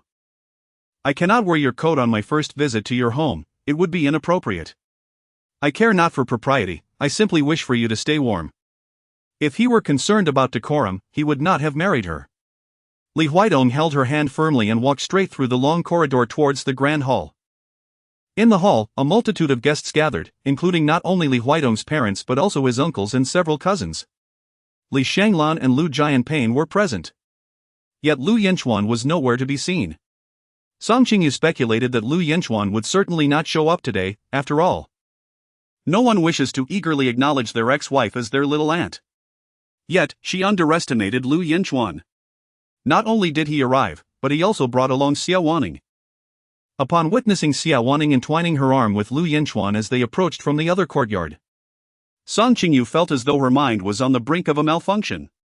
How could these two still be together? Just how deeply must Lu Yanchuan love Xia Waning? Despite being deceived by her feigned pregnancy, he still chose to forgive her. Xia Waning's gaze traversed the crowd and settled upon Song Qingyu's face. With a triumphant raise of her eyebrow, her expression seemed to convey, "Did you ever expect this? I am still very much in the game." Song Qingyu directly ignored her. Upon seeing Song Qingyu, Li Shanglan immediately raised her nose disdainfully and let out a cold snort. Look at her, she truly has the audacity to show up. A hush fell over the hall, and everyone glanced at Li Huaidong's frosty expression, none daring to speak. Shanglan, silence yourself, Li Huaidong's father, Li Chong, reprimanded. Today's family banquet was arranged by me, and it is I who invited Huaidong to bring his newlywed wife. If you are dissatisfied, you may leave at once. Father. Li Shanglan, feeling wronged by her father's lack of support, was about to protest further when her mother, Jiangjin, restrained her hand. Jiangjin shook her head at Li Shanglan, signaling her to refrain from acting rashly. Since everyone is present, let us commence the banquet, Li Chong declared. The Li family's dining table was a quintessential representation of a prominent household, crafted from Burmese wood with a pure mortise and tenon structure. Accommodating dozens of guests seated in a circular arrangement, where those with less than perfect vision might struggle to discern the faces across from them. Song Qingyu sat beside Li Huaidong. There was initially a certain distance between their chairs, but he boldly reached out and drew her chair closer to his, positioning it right next to his own. Do not hold back, indulge in whatever you desire. Satisfying your hunger is your sole task for today. Li Huaidong whispered in her ear. Song Qingyu nodded slightly. Let us begin our meal, Li Chong announced, and everyone commenced dining. The atmosphere at the dining table was peculiar. Perhaps it was the custom of affluent families to refrain from conversation while eating. In any case, the restaurant was enveloped in silence. With not a single soul uttering a word, nor was there any semblance of warmth or liveliness. Each person exuded a detached indifference. As though they could not be bothered to perform even the simplest of social courtesies. If Song Qingyu were not aware that they were all family, she would almost doubt whether she had wandered into the wrong scene. After the meal, the men were summoned by Li Chong to the study for discussions. Before entering the study, Li Huaidong handed a plate of fruit to Song Qingyu. Wait for me here, do not go anywhere, he instructed. All right. If anyone bullies you, do not hesitate to speak up, he added. Song Qingyu smiled, so, will someone bully me? Li Huaidong glanced at the watchful Li Shanglan, perhaps. I see. Li Huaidong gently patted her head and proceeded to the study. Only a dozen or so female relatives remained in the hall. Song Qingyu knew only Jiangjin, Li Shanglan, and Xia Waning. She was unfamiliar with anyone else. Those people were engrossed in their own lively conversations, paying her no mind. Xia Waning plopped down right in front of Song Qingyu, exclaiming, "Didn't he expect to see me here, did you?" Indeed, Song Qingyu had not anticipated this encounter. What sort of enchantment did you cast on Lu Yanchuan? How could he forgive you after being deceived so? Xia Waning laughed triumphantly. Well, he loves me, you see. You have no idea how deeply he cares for me. That day of the accident, although Xia Waning only suffered minor injuries, Lu Yanchuan believed that her willingness to sacrifice her life for her own safety was a true testament of love. Lies cloaked in the name of love became forgivable. Lu Yanchuan pleaded with Li Shanglan on her behalf, but she refused to allow Xia Waning into their home. Lu Yanchuan even resorted to fasting as a means of persuasion. Unable to withstand her son's determination, Li Shanglan had no choice but to accept Xia Wanning once more. Ultimately, this sudden calamity had given Xia Wanning complete control over Lu Yanchuan. Well done, Song Qingyu applauded Xia Wanning. You both must secure your bond. May the scoundrel and the shameless never roam free to wreak havoc on others. Humph, you're just envious of how much Yanchuan loves me, Xia Wanning retorted. Why would I be envious? My husband is far superior to Lu Yanchuan in every way, Song Qingyu smiled at Xia Wanning. I have indulged in delicacies. Why would I care for the stale leftovers you offer? You Xia Wanning seethed, her teeth clenched in fury. Yet, aware of the decorum required in the Li household, she could do little but leave in a huff, fists clenched in frustration. Song Qingyu continued to savor the fruits offered by Li Huaidong, speculating that after Xia Wanling's performance, the next to take the stage would undoubtedly be Li Shanglan, as both harbored a wealth of grievances to unleash upon her. Qingyu. A gentle female voice resonated behind her. Yes. Song Qingyu quickly rose to her feet, yet she found herself at a loss for how to address Jiang Jin. The woman who had once been her grandmother was now her mother-in-law, and the disruption of their familial hierarchy rendered any form of address awkward. Come. Let us take a stroll in the garden outside, Jiang Jin suggested to her. Song Qingyu remembered that Li Huaidong had instructed her not to go anywhere. Yet she found it impossible to refuse Jiang Jin, who was after all Li Huaidong's mother. Moreover, Jiang Jin had a kind and gentle demeanor, her hands clasping a string of prayer beads, exuding an air of tranquility and detachment from worldly affairs, which suggested she posed no threat to her. Chapter 38, Disrobing in the Car. Song Qingyu followed Jiang Jin out of the hall. Today is the 15th day of the lunar month, and the full moon hangs like a disk in the night sky, casting a gentle, ethereal glow over the garden, imbuing it with an air of mystery. Jiang Jin led Song Qingyu to the edge of a lotus pond, where the water lilies gently swayed in the moonlight, dancing with the breeze. Qingyu, may I ask you a question? Jiang Jin inquired, her fingers delicately moving the prayer beads as she spoke softly. Beneath the moonlight, Jiang Jin's hair, now silvered with age, lent her an increasingly benevolent appearance.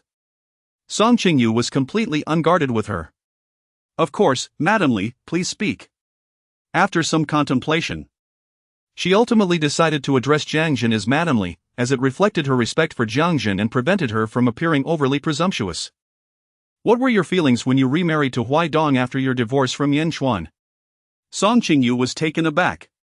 Under the moonlight, Jiang Jin's visage radiated kindness, her wrinkles imbued with a hint of mirth. It was unexpected that her inquiry was so piercing. However, on one side lay her own son, and on the other, her grandson. Song Qingyu could comprehend her confusion. If she were to place herself in Jiang Jin's position, she felt she might not possess the same calm demeanor when confronting her own circumstances.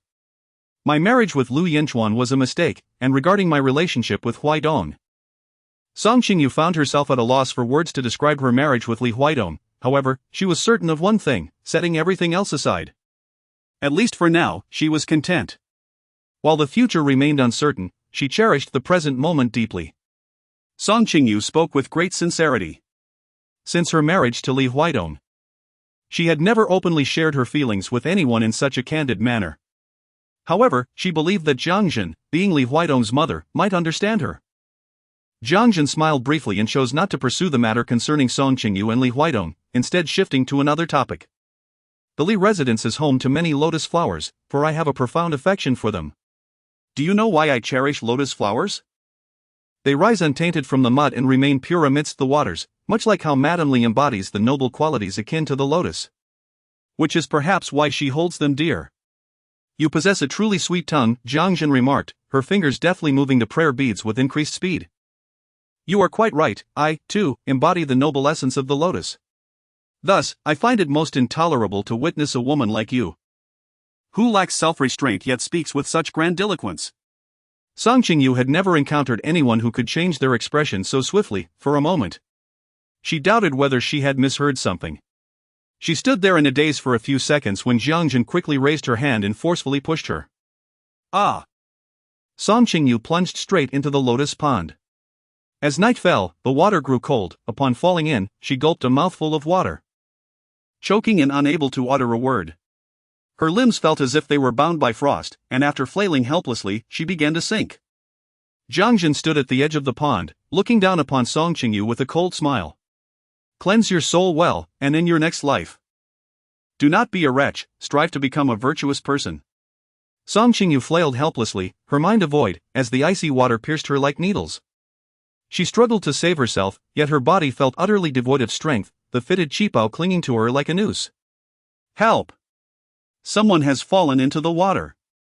Someone! Please, save me. A piercing female voice echoed through the hall, help! Quickly, someone save me.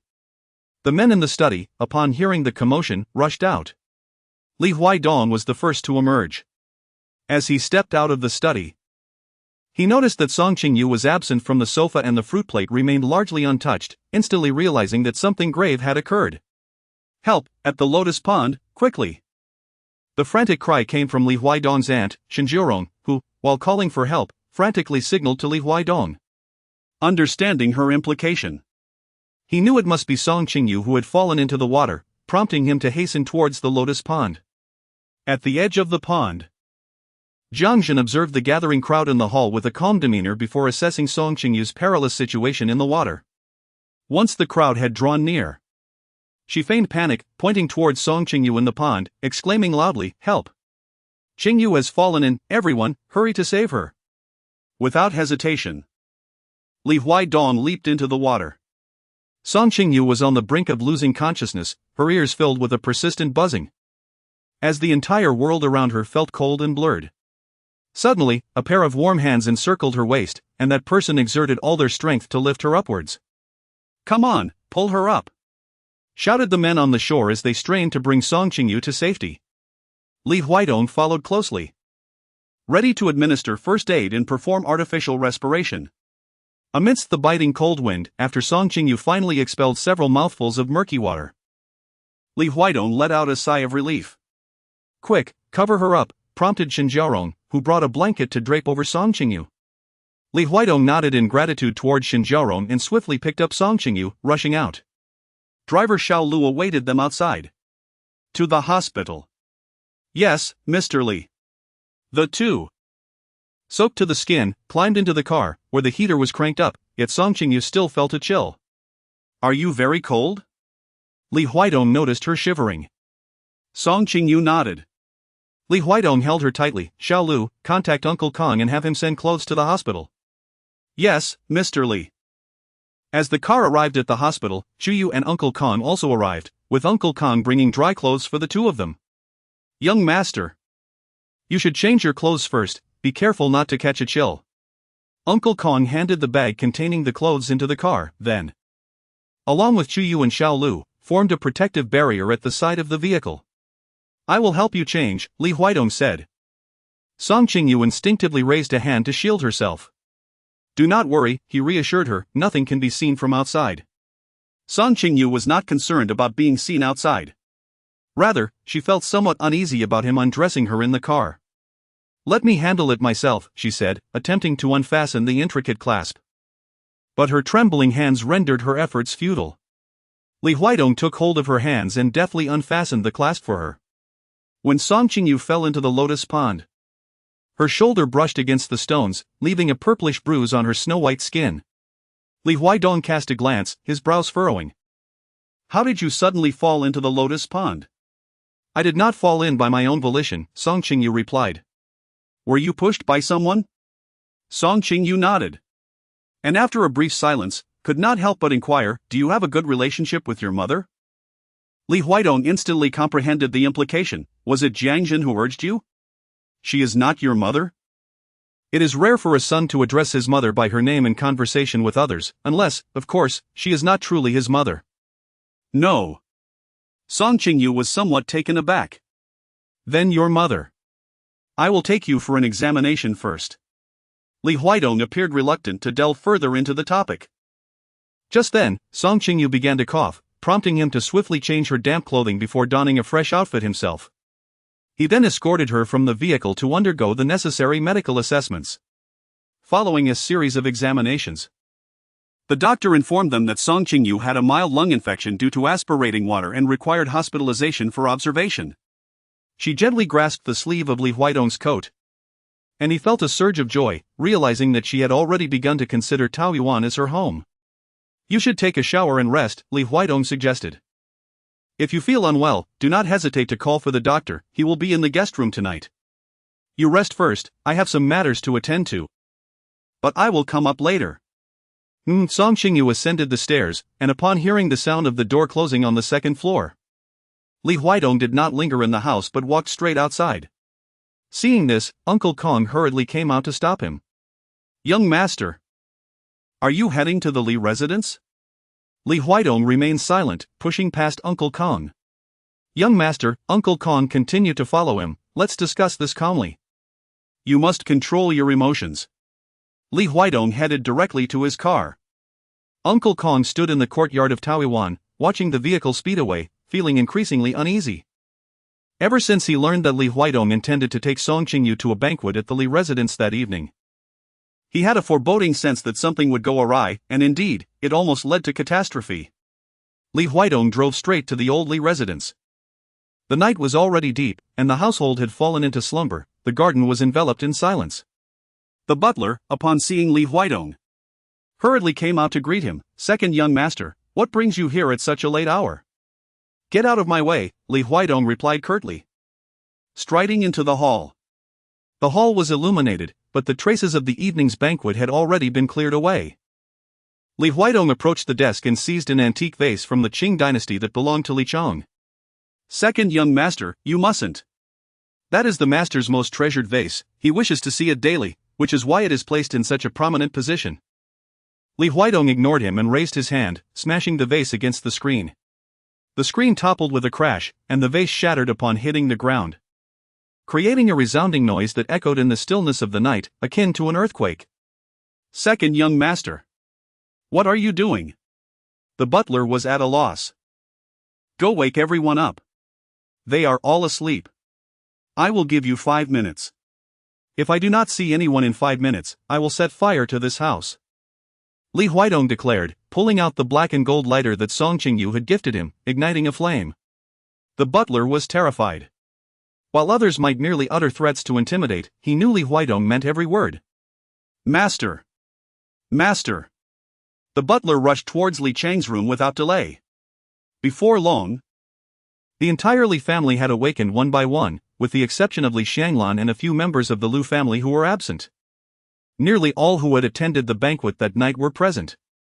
Huaidong, what are you doing?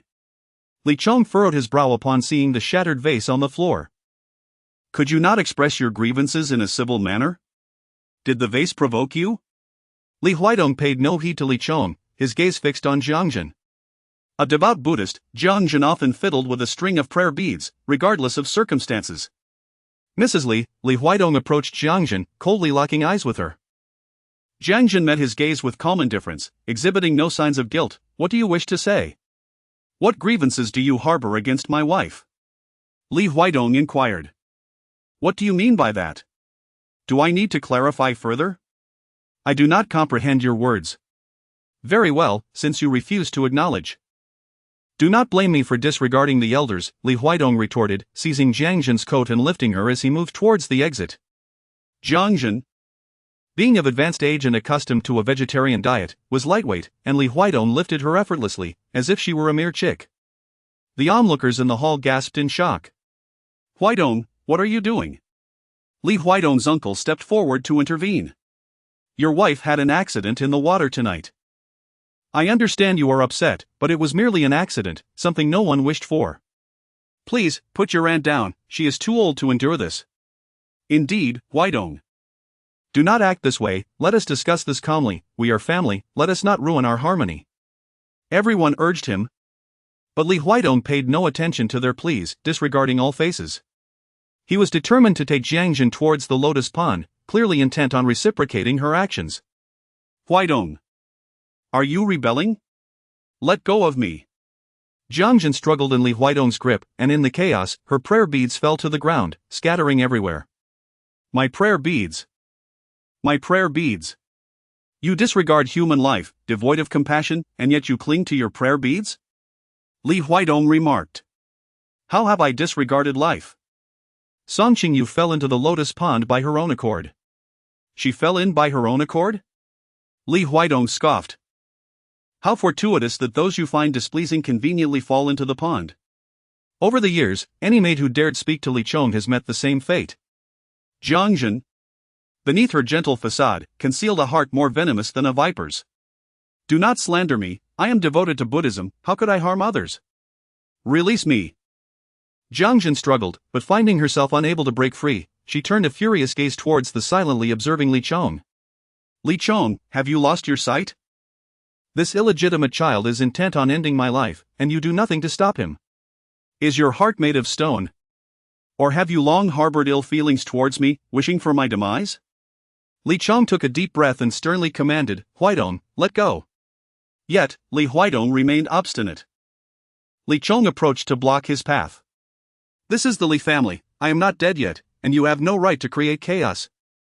Li Chong blared at Li Huaidong, demanding, release her immediately. Li Huaidong regarded his father, a cold smile suddenly crossing his lips.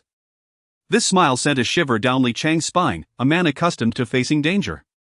The room fell silent as everyone watched the standoff between father and son. Ultimately, Li Huaidong released Jiangzhen. Terrified, she collapsed to the ground, her legs trembling. Although she suspected Li Huaidong was merely attempting to intimidate her, in those moments, she genuinely sensed the murderous intent emanating from him. My wife visits the Li residence for the first time tonight and is pushed into the lotus pond. I shall hold off on settling this score for now. Li Huaidong approached the coffee table, casually picking up a fruit knife from the platter and playing with it in his hand. But know this, if anyone dares to harm a single hair on her head again, I shall take their life. With that, he plunged the knife into the solid wood table, the blade sinking deep. Chapter 39, Please, Mrs. Li, allow me to shower her with affection. After Li Huaidong finished speaking, he departed from the Li residence. The gathered individuals exchanged bewildered glances. They had all witnessed Li Huaidong's transformation from a shy, quiet boy to the formidable figure he had become today. Once dismissed by all, he was now instilled with fear. After this night, their apprehension towards Li Huaidong would only deepen. Jiangzhen sat on the ground, gazing at the scattered prayer beads, and suddenly burst into tears. No one spoke. Jiangzhen, who usually appeared serene and benevolent, had harbored so much resentment and hatred within. Li Chong remained silent, casting a glance at the butler. The butler hurried to assist Jiangzhen to her feet. Trembling, she picked up a single prayer bead from the ground. Cradling it in her palm as she approached Li Chong, questioning him, have you forgotten about Zihao? Have you forgotten you have another son? Have you forgotten the pain of a parent burying their child? Li Chong sighed helplessly, of course I have not forgotten, Zihao has always been in my heart. Then have you forgotten that it was Li Huaidong who caused Zihao's death? Do not speak nonsense, Zihao's death was merely an accident, Li Chong asserted. No. My son's demise was no accident, he was murdered by Li Huaidong. Jiangzhen, in a frenzy, dashed about the hall, seizing several individuals and demanding. My son was killed by Li Huaidong, was he not? Is that not true? The crowd remained silent. Ultimately, Jiangzhen confronted Xinjiarong, my son was killed by Li Huaidong, was he not? You are speaking nonsense. Jiangzhen exclaimed, pointing an accusatory finger at Xinjiarong. You and Li Huaidong are in cahoots. If it weren't for your clamoring last night, Song Qingyu would have drowned in the lotus pond. It is all your fault. Sister-in-law. Are you admitting that you pushed Huaidong's wife into the lotus pond? Xinjiarong inquired.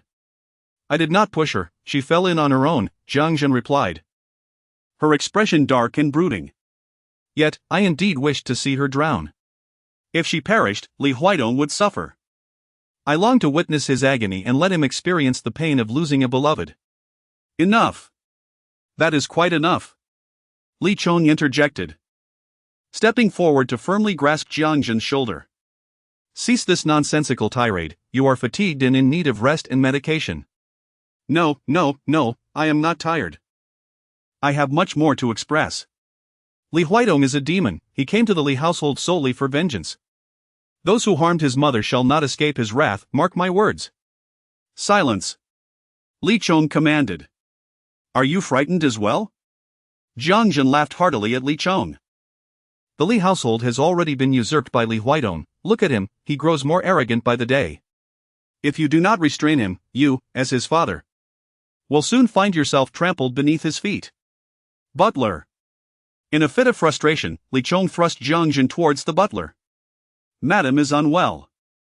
Summon a physician to examine her mind. Yes, sir. Song Qingyu enjoyed a warm bath, gradually feeling the chill within her dissipate. She experienced a slight cough and shortness of breath, and under the physician's guidance, took anti-inflammatory medication before succumbing to sleep. This slumber was heavy and dream-laden. And she lost track of time until she faintly heard the sound of water from the bathroom, signaling that Li Huaidong had come upstairs. After finishing his bath, Li Huaidong approached the bedside and gently reached out to feel Song Qingyu's forehead. The hospital doctor had warned that she might develop a fever tonight, but fortunately, she did not. Song Qingyu opened her eyes. Is everything resolved? She inquired. Then let's sleep. All right. Li Huaidong lifted the covers and nestled beside her, wrapping his arms around Song Qingyu. His embrace felt heavy, and she sensed that he was burdened by unspoken thoughts. Previously, she had only heard Lu Yanchuan portray Li Huaidong as cold and unapproachable, unaware of the intricate complexities of his familial background. Are you unhappy? Song Qingyu turned in his embrace to face him. I'm sorry, Li Huaidong suddenly apologized. Why do you say sorry? Tonight, I was negligent, I failed to keep you safe. He knew well that the Li family harbored unsavory characters and should not have allowed her to stray from his sight. How can this be your fault? You did remind me to wait for you, it was my mistake for not heeding your advice. I should blame myself. Li Huaidong gently stroked her hair. It certainly was not her fault. This was her first visit to the Li family, and she had no understanding of their dynamics. Nor could she have foreseen Jiang Jin's treachery. I won't go to that place again, Li Huaidong declared. Aren't you afraid? Not at all. Since the Li family was so malevolent, she resolved that next time, she would not hold back.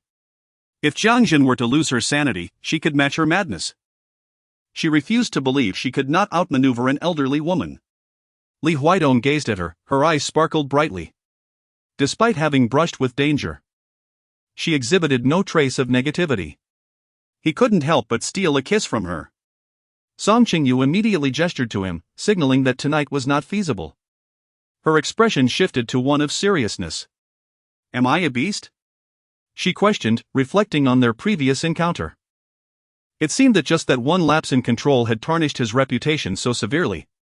Let us rest, Li Huaidong urged, wrapping her in his embrace. As she spoke, she instinctively nestled closer to him, and he realized that if their conversation continued, he would struggle to contain his desires. Upon awakening, Song Qingyu felt no discomfort whatsoever. Young mistress, you should rest a few more days, drowning can have serious consequences, Uncle Kong remarked, unable to suppress his concern. He could not comprehend why. Even after marrying Li Huaidong, Song Qingyu continued to exert herself so tirelessly. After all, she could lounge at home for the rest of her life without a care for her needs. Uncle Kong, I'm perfectly fine, I must leave now. Or I won't have time to prepare my makeup, she replied, gesturing for her driver, Xiao Lu, as she hurried out the door. Uncle Kong turned to the breakfasting Li Huaidong. Young master, you advise her? Advise her on what? Li Huaidong replied nonchalantly. Isn't it a bit excessive for young mistress to push herself like this? If it pleases her, let her be, he shrugged. Uncle Kong, still unconvinced, hesitated before asking. Young master, is it possible that you have provided young mistress with insufficient pocket money? Li Huaidong glanced at Uncle Kong. I haven't given her any. No wonder. Uncle Kong exclaimed. Young master, how could you be so thoughtless? Now it was Li Huaidong's turn to hesitate. Should I give her some? He believed a woman like Song Qingyu would surely disdain any monetary gifts from him. Of course you should. As the old saying goes, those who neglect their wives attract misfortune, while those who cherish their wives prosper. Therefore, not only should he give, but he should give generously. Li Huaidong nodded in understanding and promptly opened his phone, swiftly transferring 30 million. As Song Qingyu boarded the vehicle, she promptly called Chi-Chi. requesting her to coordinate with the makeup artist from the production team to attend to others first, as she would likely arrive 10 minutes late. After hanging up, her phone suddenly emitted a chime. Song Qingyu opened the message and discovered it was a bank transfer notification, with amounts ranging from thousands to millions. Overwhelmed, she couldn't even count the zeros. "Xiao Lu, what's wrong?" "Madam, have you received a fraudulent transfer message?" "Yes." "Ignore it. You must never click on such messages, as doing so may lead to the exposure of your personal information." Upon being reminded by Xiao Lu, Song Qingyu immediately adopted a more cautious demeanor. She merely glanced at the notification bar, refraining from opening it to investigate further. After transferring the funds, Li Huaidong consumed his salad while fixating on his phone. Yet there was no sign of activity from Song Qingyu's end. "Uncle Kong," he inquired. "Yes, young master." "Is 30 million in pocket money considered little? 30 million? Uncle Kong gasped, nearly dropping his jaw in astonishment. Did he truly refer to 30 million as pocket money? "That is not a small sum, young master." "Has Madame Li received her allowance?" he proactively messaged. Upon receiving the message from Li Huaidong, Song Qingyu was utterly perplexed. Could it be that the recent transfer, which was entirely comprised of zeros, was not a fraudulent scheme, but rather his generous allowance? She promptly opened the message to count the digits, and to her astonishment, it amounted to 30 million. "I do not desire any allowance," she declared. "Why not?" he inquired. "Wealth breeds complacency, and I do not wish for anything to hinder my pursuit of progress." Li Huaidong gazed at the bold words on the screen and could not suppress a slight smile. He had anticipated that Song Qingyu would regard his wealth with disdain. Whether to give or not was his prerogative. But how she chose to spend it was entirely hers. "Accept it," he insisted. "I cannot accept it," she replied. "Uncle Kong once said that those who neglect their wives will find no fortune, while those who cherish them will thrive. I wish to flourish, so I implore you, Mrs. Li, allow me the privilege of showering you with affection, if you would be so kind." "So your method of showing affection is through monetary gifts?" she retorted. "I would prefer to express my affection in a different manner, but I fear it might be too overwhelming for you." Song Qingyu typed a series of ellipses, then added, "In that case, Mr. Li, please ensure the funds are transferred punctually each month." "Thank you." Song Qingyu hurriedly made her way, fortunate enough not to be late. The makeup artist was originally scheduled to prepare Song Qingyu first, but under Qi's coordination, several supporting actresses were prioritized for makeup today. "Sister Qingqing, the director mentioned that we will film the wire work for the third female role today, so there is no need for you to rush," Qi said, glancing at Song Qingyu in the mirror. "Has the third female role joined the set?" "Yes, she just arrived early this morning." Qi leaned in closer to Song Qingyu and whispered, "Incredibly youthful, astonishingly beautiful." Song Qingyu smiled. "Is she even younger than you?" "She must be younger than me. She resembles a college student." Today, the new addition to the cast, a character named Song, epitomized the youthful beauty as described by Qi. It is said that she is a current student at the Drama Academy, having been specifically chosen by the director to portray the role of the third female lead. After finishing her makeup, Song Qingyu went to the film set to await her turn. Song had not yet completed her wire work, as her acrophobia made her somewhat anxious, causing her expressions to remain unsteady. Despite several attempts, she had yet to succeed. Overwhelmed by urgency, fear, and guilt, her eyes were already red. As Song Qingyu entered, she happened to catch sight of her suspended above, her lips drooping as she awaited her turn. "Keep it up." Song Qingyu raised her hand, gesturing an encouraging sign towards Shin. Shin smiled back at her, calling out from afar, "Second sister-in-law, I finally see you." "Second sister-in-law? What second sister-in-law?" Song Qingyu had yet to comprehend Shin intentions when Shin found herself suspended once more. The director utilized a megaphone to convey the script to Shin, and under his guidance, she finally succeeded with a single attempt. "All right, Sanning, take a break," the director announced. Upon hearing this, Shin promptly shouted to the staff managing the harness, Teacher, please lower me down, I'm about to be sick." The staff playfully teased her, "Who was it that claimed not to be afraid?" I'm not afraid, I simply have a physiological fear of heights. Isn't that synonymous with being afraid? Laughter erupted among the group. Shen Sanning made a face at the harness operator, freed herself from the rigging, and dashed towards Song Qingyu. Second sister. Song Qingyu glanced around and asked, "Are you addressing me as the second sister-in-law?"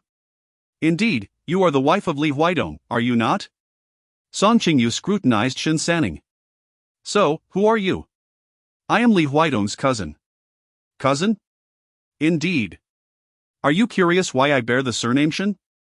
A playful smile graced her lips. "Hee, Shen Sanning is merely my stage name, my true name is Li Sanning." The young girl's expression shifted slightly. "However, I do not wish to be associated with the Li surname, so I adopted my mother's family name.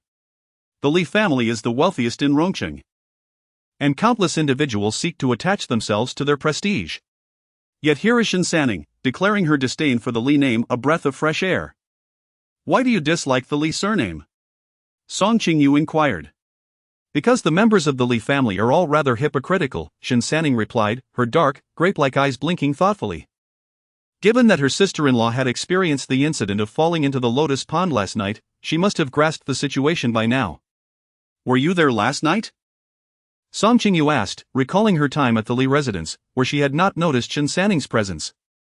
"I was not. I detest attending family gatherings of the Li clan. So I opted out." "Then how do you know I fell into the lotus pond?"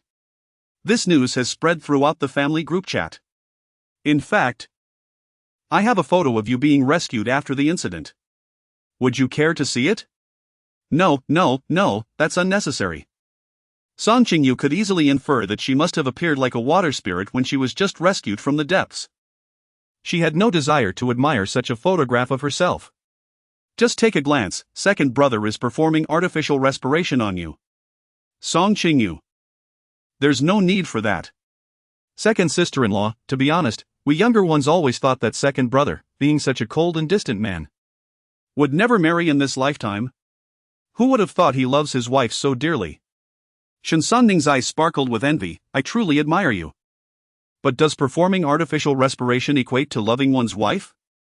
Is it not possible that he was merely saving a life?" Chapter 40, Retribution at the Lotus Pool. Why did he choose to do this? Has she become so important in Li Huaidong's heart that it warrants a rift with his family?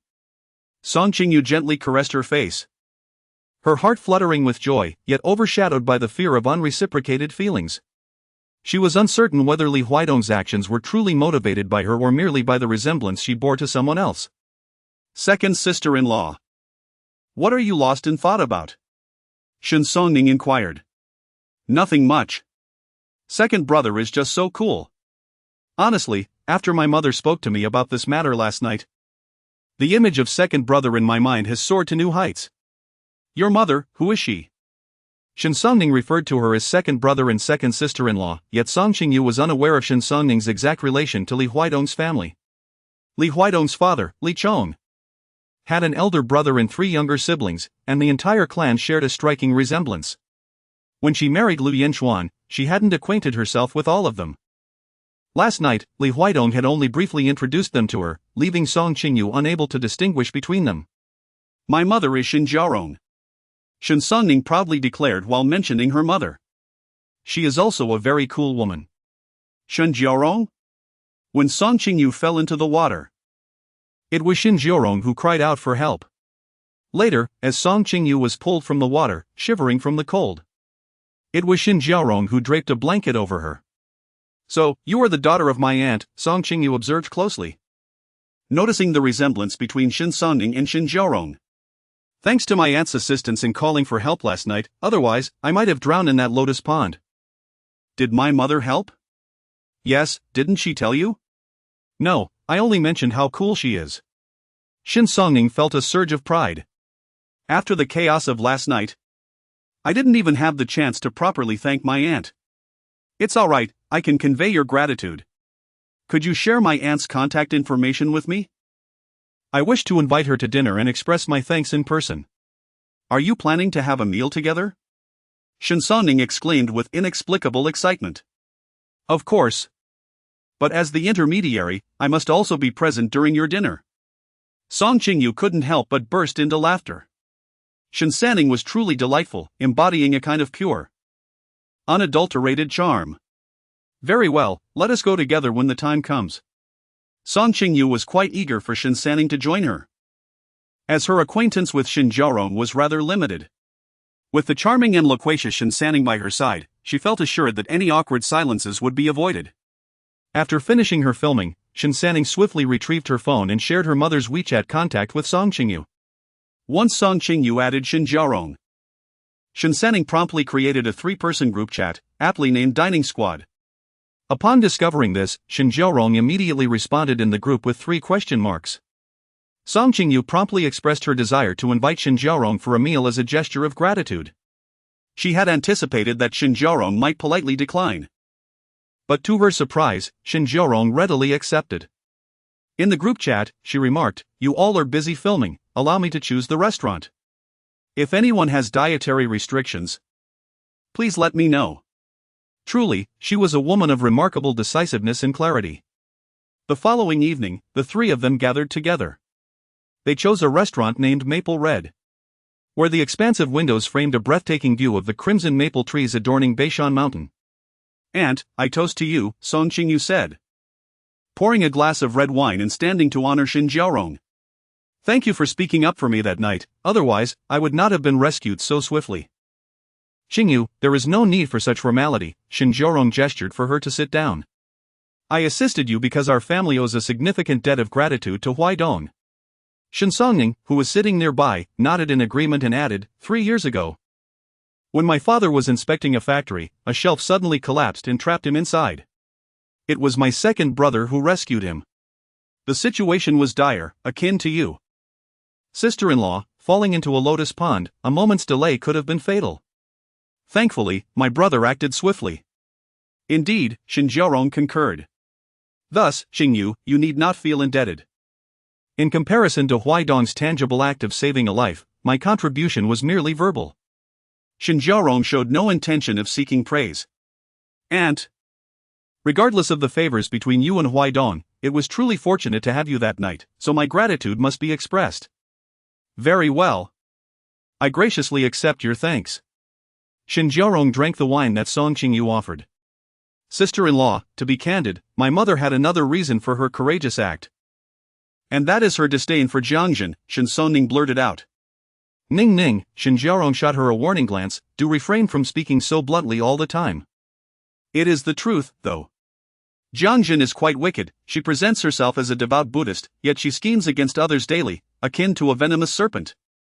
Song Qingyu expressed her interest, "Aunt, I have recently wed Li Huaidong and remain unfamiliar with many matters concerning the Li family. If you do not regard me as an outsider, I would like to learn more about them." "How could I ever see you as an outsider?" "Then please tell me about Jiangjin. She did not succeed in harming me this time. But there is no guarantee she won't attempt to do so in our next encounter. I must know both myself and my adversary, so I can catch her off guard in the future." Shin Jiaorong chuckled, "It sounds as though you are plotting revenge?" "Of course," Song Qingyu replied candidly. "I cannot allow myself to have ingested the tainted waters of the lotus pool without consequence." Shinsaning, reveling in the unfolding drama, added, "Wow. I am eagerly anticipating the next confrontation between my sister-in-law and Jiangjin." Seeing Song Qingyu's genuine nature, Shin Jiaorong felt a sense of relief, dispelling her initial reservations. "Very well, let me tell you about Jiangjin. Was Li Zihai's demise truly connected to Huaidong?" Song Qingyu inquired cautiously. Li Zihai, the eldest son of Li Chong, was initially groomed as the heir to the Li family. The majority of the family's power resided in his hands, yet he was a businessman of unscrupulous ethics. Upon taking the reins of the Li enterprise, he expanded numerous unethical projects, one of which involved discharging toxic wastewater onto rural homesteads. This not only endangered lives but also jeopardized the welfare of future generations, Shin Jiaorong exclaimed, her indignation growing with each word. Song Qingyu was filled with righteous indignation upon hearing this. Having spent her childhood living with her grandparents in the countryside, where the fragrant rice flowers danced in the breeze, that rural paradise had always been a sanctuary for her soul. How could Li Zihao be so malevolent as to threaten the simple lives of the farmers? As time unfolded, The project led by Li Zihao was soon embroiled in scandal and exposed. Rumors circulated that Li Huaitong himself had ventured into the implicated village, collaborating with several young university students to bring Li Zihao to justice. The veracity of these rumors was uncertain, yet with the involvement of various media outlets, the situation escalated dramatically. In an effort to quell the public outrage and extricate himself from the predicament, Li Zihao discreetly bribed local officials and the presiding judge with an astronomical sum of money. He believed that his financial influence could avert disaster, however. This act of corruption was soon unveiled. The combination of a nefarious scheme and bribery irrevocably sealed Li Zihao's fate. Following the unmasking of his transgressions, Li Zihao hastily purchased a ticket to flee abroad, seeking to escape the impending consequences. Yet, fate was unkind. He met with a fatal car accident en route to the airport. In the aftermath of Li Zihao's demise, Jiang Jin vehemently asserted that all of her son's previous misdeeds had been orchestrated by Li Huaitong, claiming that the accident had also been a sinister plot devised by him. In her eyes, Li Huaitong was the architect of her son's downfall. As Li Huaitong gradually assumed control of the Li family business, Jiang Jin became increasingly convinced that he had murdered her son in a bid for power. To many, Li Zihao's death was seen as divine retribution for a wicked soul, yet Jiang Jin alone perceived her son's tragic end as a profound injustice. What of her other son?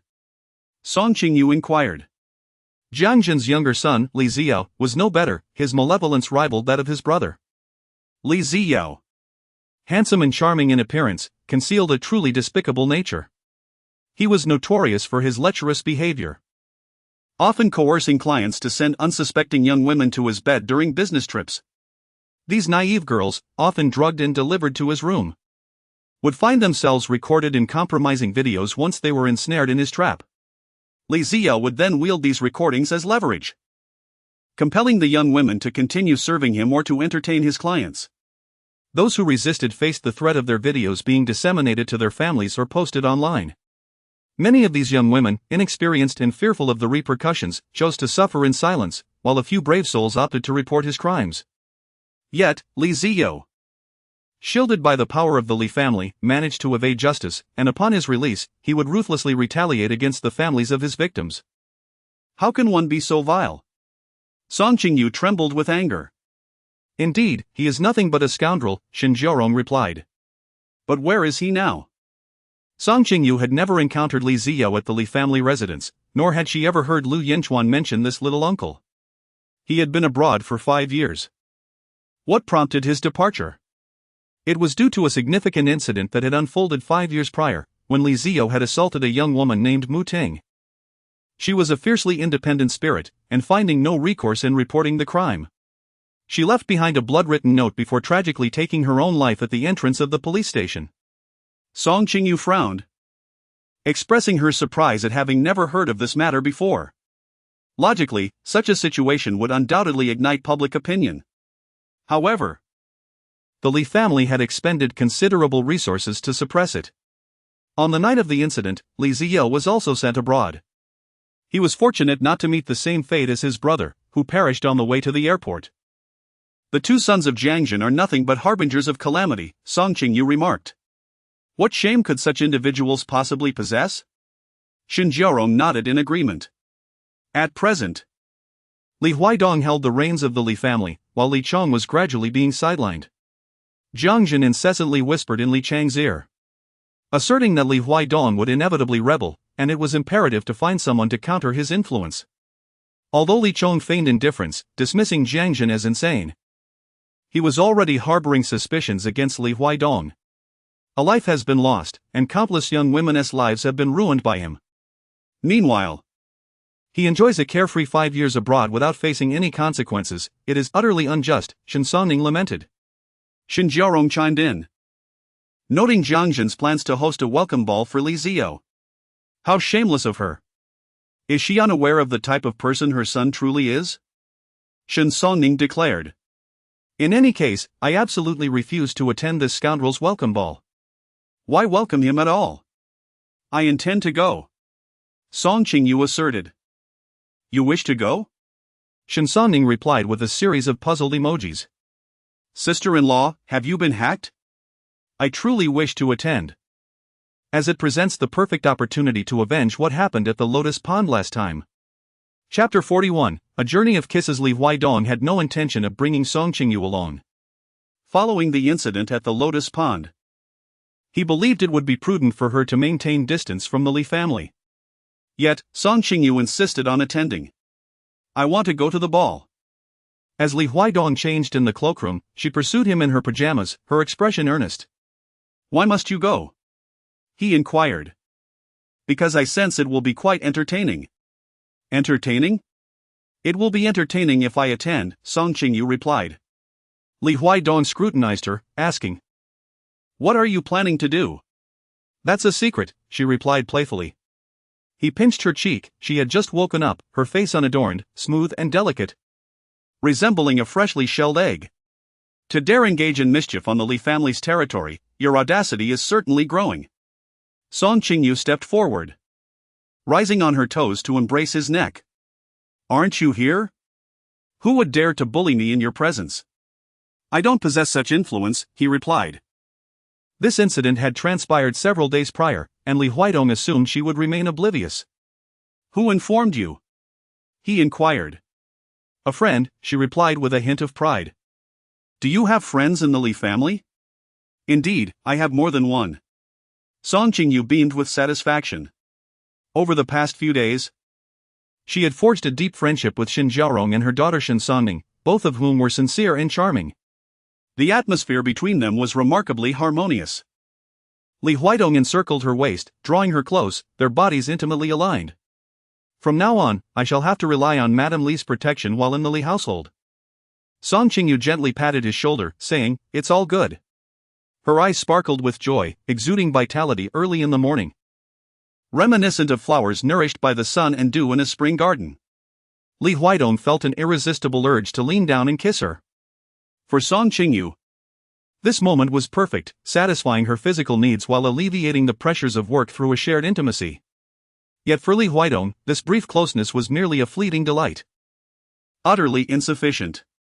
As he kissed her, a surge of warmth coursed through him. He lifted her effortlessly, seating her upon the glass counter that housed his watches. The hem of her nightgown billowed open. With instinctive grace, Li Huaidong knelt before her. Wait, Song Qingyu grasped his hair. "I just remembered something." "What is it?"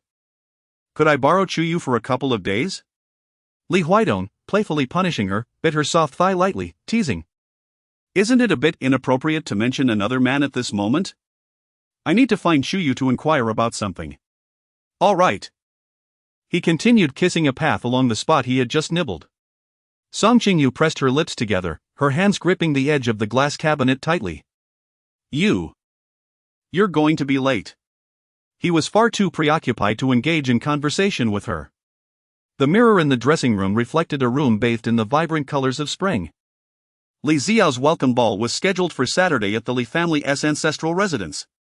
On Saturday evening, Song Qingyu accompanied Li Huaidong once more to the Li family estate. As they passed the Lotus Pond, she couldn't help but steal a glance. Shin Jiaorong had remarked that if Jiangjin found the household servant displeasing, she would unceremoniously push them into the Lotus Pond for a lesson, euphemistically claiming it was to cleanse their soul. In truth, it was Jiangjin who most needed a soul's purification. Noticing that Song Qingyu was lost in thought while gazing at the Lotus Pond, Li Huaidong inquired, "Are you frightened?" "Not at all. The ones who should be apprehensive tonight are Jiangjin and her ilk." The ball was to be held in the rear garden of the Li estate. Jiangjin, in an effort to bolster her son's image, had spared no expense in decorating the venue. Others who returned in triumphant prosperity had not received such lavish treatment. One could only speculate what audacity propelled her to flaunt her son, a convicted felon, in such a conspicuous manner. Upon entering the rear garden, Song Qingyu was greeted by Jiangjin, who stood at the entrance with Li Xiao. The Li family, blessed with good genes, boasted several remarkably attractive children. Li Huaidong was a prime example. Not to mention, Song Qingyu's former mother-in-law, Li Shanglan, was once renowned as one of the most beautiful women in Rongqing. Li Xiao, too, was a handsome figure, tall and fair-skinned, yet beneath such an admirable exterior lurked a heart of depravity. With a charming smile, she welcomed the guests. thoughtfully introducing Li Ziyao to various prominent figures, subtly signaling him to exchange business cards for future connections. Inevitably, Li Huaidong and Song Qingyu had to pass through the entrance. Upon noticing them, Jiang Zhen's smile momentarily faltered before returning to its previous state. "Xiao, your second brother has arrived," she remarked, glancing at Li Ziyao as she introduced him to his second sister-in-law. Her tone remained calm, as if the events at the Lotus Pond that night had never transpired. Li Ziyao, captivated by Song Qingyu's exquisite beauty, lingered his gaze upon her, his eyes wide with admiration. "Your second sister-in-law possesses a beauty that could make fish sink and birds fall," he exclaimed. "Your brother is indeed fortunate." "Thank you," Li Huaidong replied with a smile, opting for brevity as he led Song Qingyu deeper into the venue. As they distanced themselves, Li Ziyao continued to stare at Song Qingyu. Jiang Zhen, noticing her son's persistent gaze, nudged his arm. "Stop staring, no matter how beautiful she is not for you." "Mother, I have no interest in her. I am merely curious about what sort of woman could entice Li Huaidong into marriage.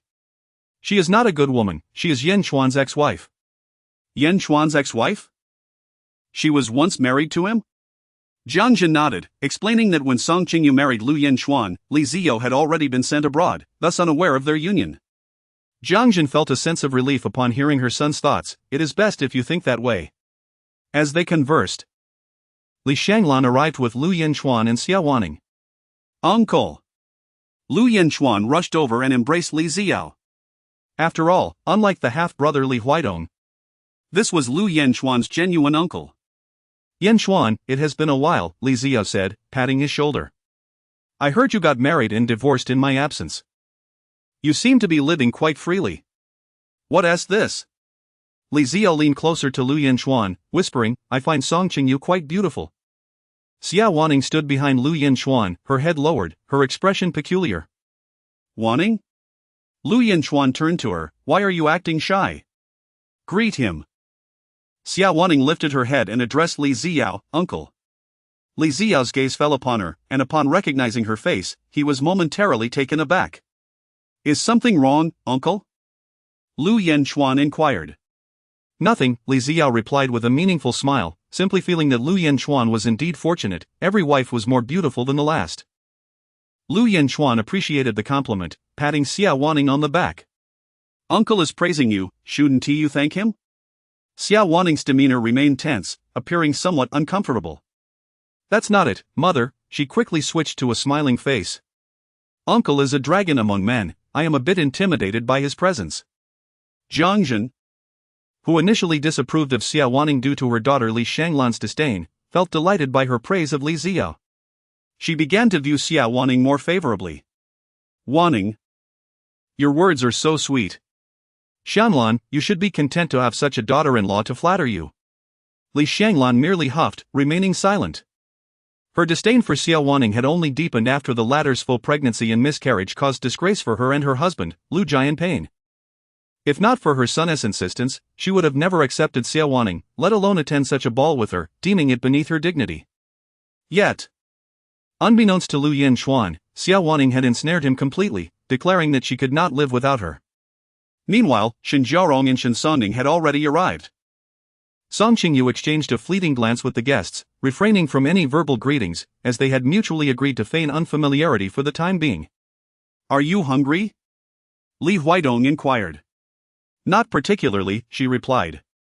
"What would you like to eat? I could fetch it for you." "No need," she said.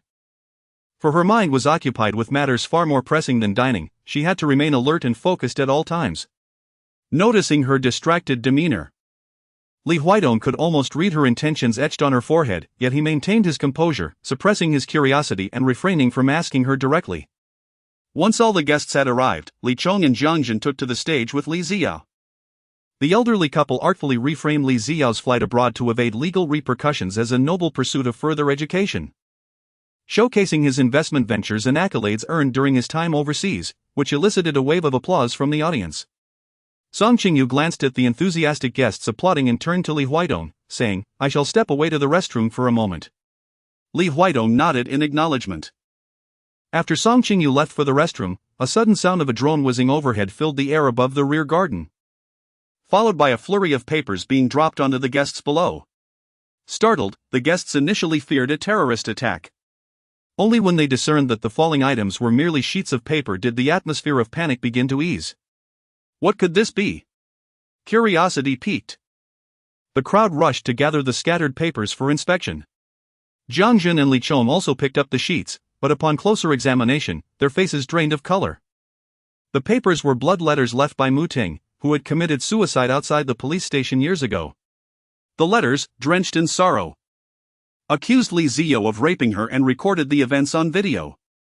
In a chilling final statement, Mu Ting declared, "If my death can bring justice upon this beast, Li Ziyo, I would gladly sacrifice my life for the peace of other innocent sisters." The unexpected revelation stirred whispers among the guests. Li Ziyo felt a wave of discomfort wash over him, but he could not flee the scene. To do so would solidify his guilt. Jiang Jun, observing the murmurs circulating among the crowd, felt a surge of anxiety. Who could be responsible for this? Ignoring her image, she bellowed from the stage, demanding the perpetrator to step forward and apologize, promising leniency if they did, while threatening dire consequences if she caught them later. Silence enveloped the crowd. Two names flashed through Jiang Jun's mind as she scanned the area and realized that Li Huaidong and Song Qingyu were conspicuously absent. They must be the ones orchestrating this vile scheme. "Bring them here!" Jiang Jun shouted. The butler and a host of servants from the Li family rushed over. "Find Song Qingyu. She must be behind this revenge plot to frame my son. Whoever locates this wretch first will have their salary doubled for the year and receive a bonus." The temptation of a doubled salary and bonus spurred the servants into a fervent search for Song Qingyu. "Where is she?" Jiang Jun demanded, agitated. "Has she been captured? Take us to her at once." The servants exchanged uneasy glances. Just say it already, why the hesitation?" "The second young madam and the second young master are together," one servant finally admitted. "Where?" "In the car." The servant's face flushed. Realizing that the drone incident might not have been orchestrated by the second young madam, as she was with the second young master in the car. "What were they doing in there?" Jiang Jun pressed. "They are engaged in an intimate act." Chapter 42. The car could be seen subtly shaking. The tension in the air shifted to an ambiguous atmosphere, accompanied by a hint of humor among the whispers of the crowd. Jiang Jun's face alternated between shades of green and white. Li Shanglan approached her mother and said, "Mother, normal couples lose their passion over time. It's improbable for them to act on such impulses in public. This must be a ruse concocted by that wretched Song Qingyu." Jiang Jun found merit in Li Shanglan's words. "Let us go see," she commanded. The servants were taken aback. Wasn't the matriarch a devout Buddhist? Why would she want to investigate an intimate encounter? "Hurry, lead the way," Jiang Jun insisted. "Yes, madam," the servants complied, marching toward the parking lot. Trailed by Lu Yanchuan and Xiao Wanning. Under the moonlight, a black Maybach sat in a spacious parking spot, resembling a luminous obsidian gem. Peering through the car window revealed nothing, save for the subtle vibrations of the vehicle. "Knock on the door," Jiang Jun ordered the butler, her expression stern. "Madam, perhaps that might not be appropriate," he hesitated. Although Jiang Jun was the matriarch of the Li family, Li Huaidong was even more formidable. "Do as I say," she commanded. The butler approached and knocked on the rear window. Instantly, the commotion inside ceased. The window did not lower immediately. It took nearly half a minute before it gradually descended. "What is it?" Li Huaidong's icy demeanor was palpable. Through the slightly open window, the onlookers could see Song Qingyu perched on Li Huaidong's lap, leaning against his chest with her delicate shoulder exposed and her cheeks flushed. In 3 years of marriage, Li Huaidong had never witnessed Song Qingyu looking so enchanting. Akin to a blooming flower, her fragrance wafting even from afar. How could he have believed that Song Qingyu's health report was genuine? Had he known otherwise, he would not have let such a breathtaking beauty remain untouched for 3 years, ultimately allowing Li Huaidong to take advantage. "Song Qingyu, was that drone under your control?" Jiang Jun demanded sharply. "What drone?" Song Qingyu feigned ignorance. "Stop pretending. Who else would undertake such an act but you? This is your revenge against me." Jiang Jun refused to believe her. The guests present had all received invitations from the Li family, none of whom had past grievances with them. Who would dare disrupt the Li family's event? Mother, this woman is cunning. Stop wasting time with her. Let us search the car directly, the remote must be inside. Li Shanlan urged. Bring it here. Jiang Jin pointed at Li Huaidong's Maybach. Open the door and search. The butler and several servants exchanged glances, bracing themselves as they approached. Li Huaidong gently patted Song Qingyu's thigh, signaling her to get off his lap. He then opened the car door and stepped out, blocking the entrance. Who dares to try and open my car door? Li Huaidong slowly adjusted his suit, his indifferent gaze sweeping over the crowd. Although his face bore no sign of anger, his nonchalant demeanor exuded an aura that deterred anyone from approaching. Madam Li, I truly overestimated your son, Li Huaidong remarked, never considering Li Ziyo a worthy opponent. To be deemed a rival, one must possess comparable ability, while Li Ziyo was merely a fool filled with trivial thoughts. Jiang Jin felt a pang of anger at his disdainful tone. Li Shanglan steadied her mother, whispering, Mother, let us not quarrel over this. Capturing the disruptor is our priority. Jiang Jin nodded, continuing to confront Li Huaidong. If you think so little of Ziyo, why not open the door and let us see if the drone's remote is inside? You may inspect, but I have one condition, Li Huaidong replied. What condition? If my car contains none of the items you seek, then everyone present here must jump into the lotus pond, for my wife should never be falsely accused. The temperature today was colder than the day Song Qingyu fell into the pond. In such weather, even the sturdiest body would succumb to chills. Silence enveloped the crowd. No one wished to be drenched in their finery. Jiang Jin glanced at Li Shanglan, seeking her daughter's counsel. Li Shanglan, fearless and brash, declared, Mother, Li Huaidong is merely attempting to intimidate you. The more he protests, the more it suggests something untoward lies within his car. What does it matter if you promised him? If he truly lacks a remote in his car, and we do not leap into the lotus pond, can he truly compel us? Jiang Jin found that Li Shanglan's words held merit. Even if Li Huaidong were to act arrogantly, he would not dare to force them into the lotus pond. Very well. We acquiesced. It was settled. Li Huaidong turned slightly and tapped on the car window, addressing Song Qingyu inside the vehicle. Qingqing, step out and allow them to search. Song Qingyu reluctantly stepped out of the car.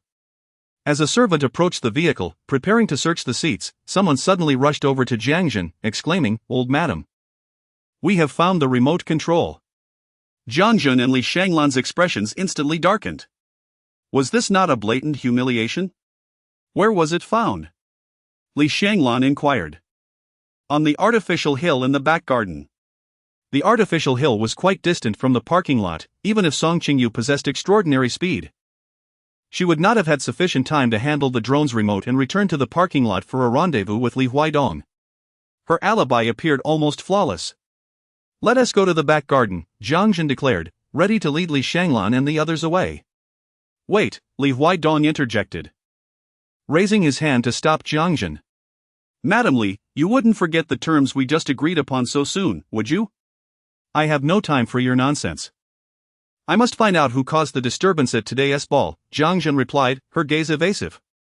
Hearing Madam Li's words, was she attempting to backtrack? Li Huaidong, do not overstep your bounds. My mother is your elder, do not take advantage of the situation. Li Shanglan shielded her mother, asserting that with numerous guests at home today, the drone incident was already sufficiently embarrassing. If you continue to cause a scene, wouldn't it merely turn the Li family into a laughingstock? Li Shanglan spoke with righteous indignation, embodying the authority of the elder sister. Li Huaidong chuckled, when so many of you came to trouble my wife, did you consider the multitude of guests today? Did you not think it would lead to ridicule? Li Shanglan was rendered speechless. Jiang Jin snapped, what do you intend to do? We cannot possibly jump into the lotus pond. Why not? It's freezing, someone could die. When you pushed my wife towards the lotus pond, did you not consider the potential for death? Li Huaidong fixed his gaze firmly on Jiang Jin. Madam Li, do not be so hypocritical in your actions.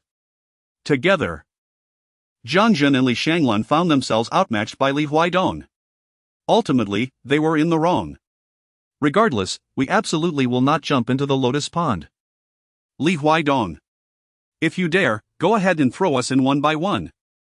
Jiang Jun, in a state of desperation, was convinced that Li Huaidong would not dare to act recklessly in such a public setting, especially with many of Li Chang's friends present.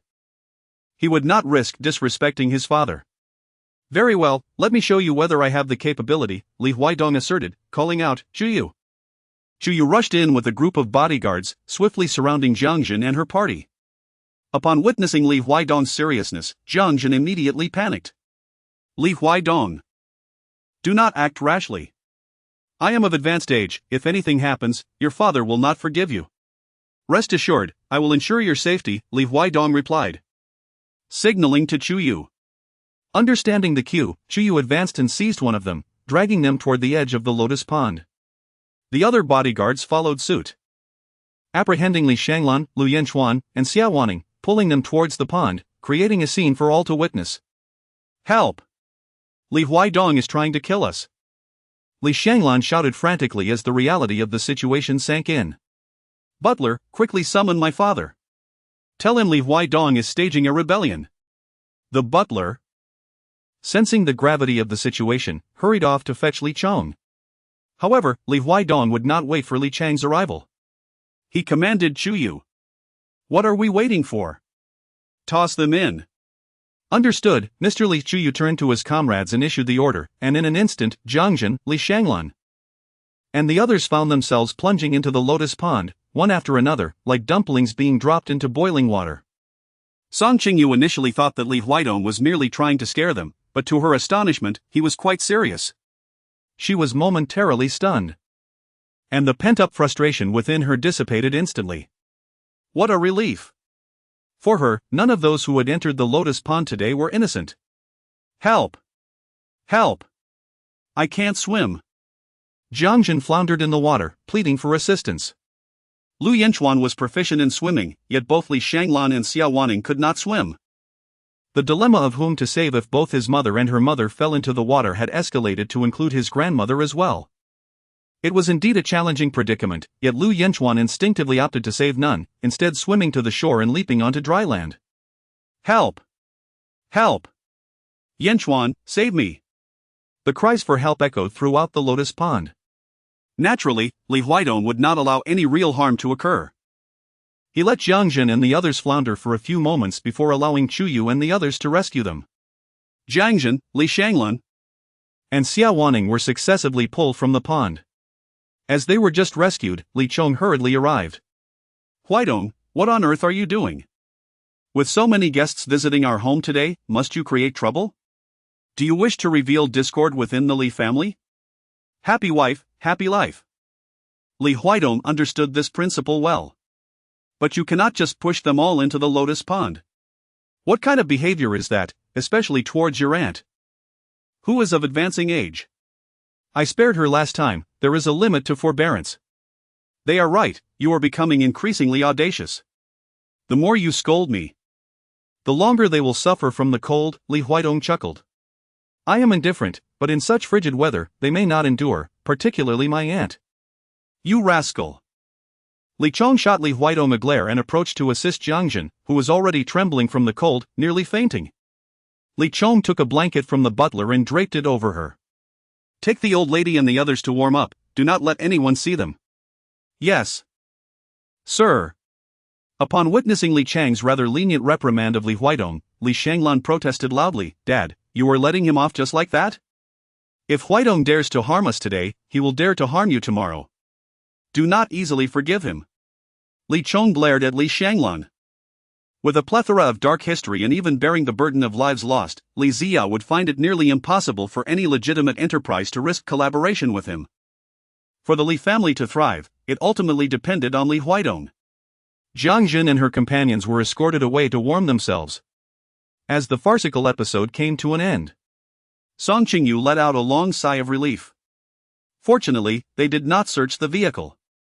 The remote control for the drone was still in Li Huaidong's car, while the one discarded in the garden's rockery was a decoy prepared by Song Qingyu and Shinsaning to mislead anyone who might be watching.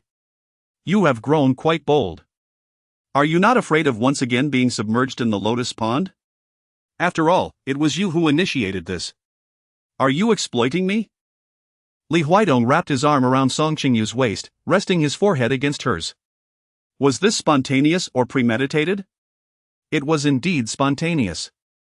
This was truly not part of Song Qingyu's plan. She had anticipated that Mu Ting's blood letter would incite chaos. But she had not expected Jiangjin to regain composure so swiftly and send people searching for him. In her desperation, she could only pull Li Huidong into the car and feign intimacy to extricate herself. What a splendid idea! Li Huidong lifted Song Qingyu and carried her towards the car. Hey, what are you doing? Since we started, we must see it through to the end. Chapter 43, Men are all fond of pursuing thrills. Li Huidong placed Song Qingyu in the car, and as the door closed, he leaned in and kissed her. Wait. Song Qingyu cradled his face in her hands. Are you truly going to do this here? Is this not the script you devised? That was merely in the heat of the moment. Ideas that surge forth in a moment of urgency often reflect the deepest desires of one's heart. Is that so? Song Qingyu felt as though she had fallen prey to emotional manipulation, yet she possessed no evidence to substantiate her feelings. Li Huidong reached out, brushing aside her shawl, and placed a tender kiss upon her alabaster shoulder.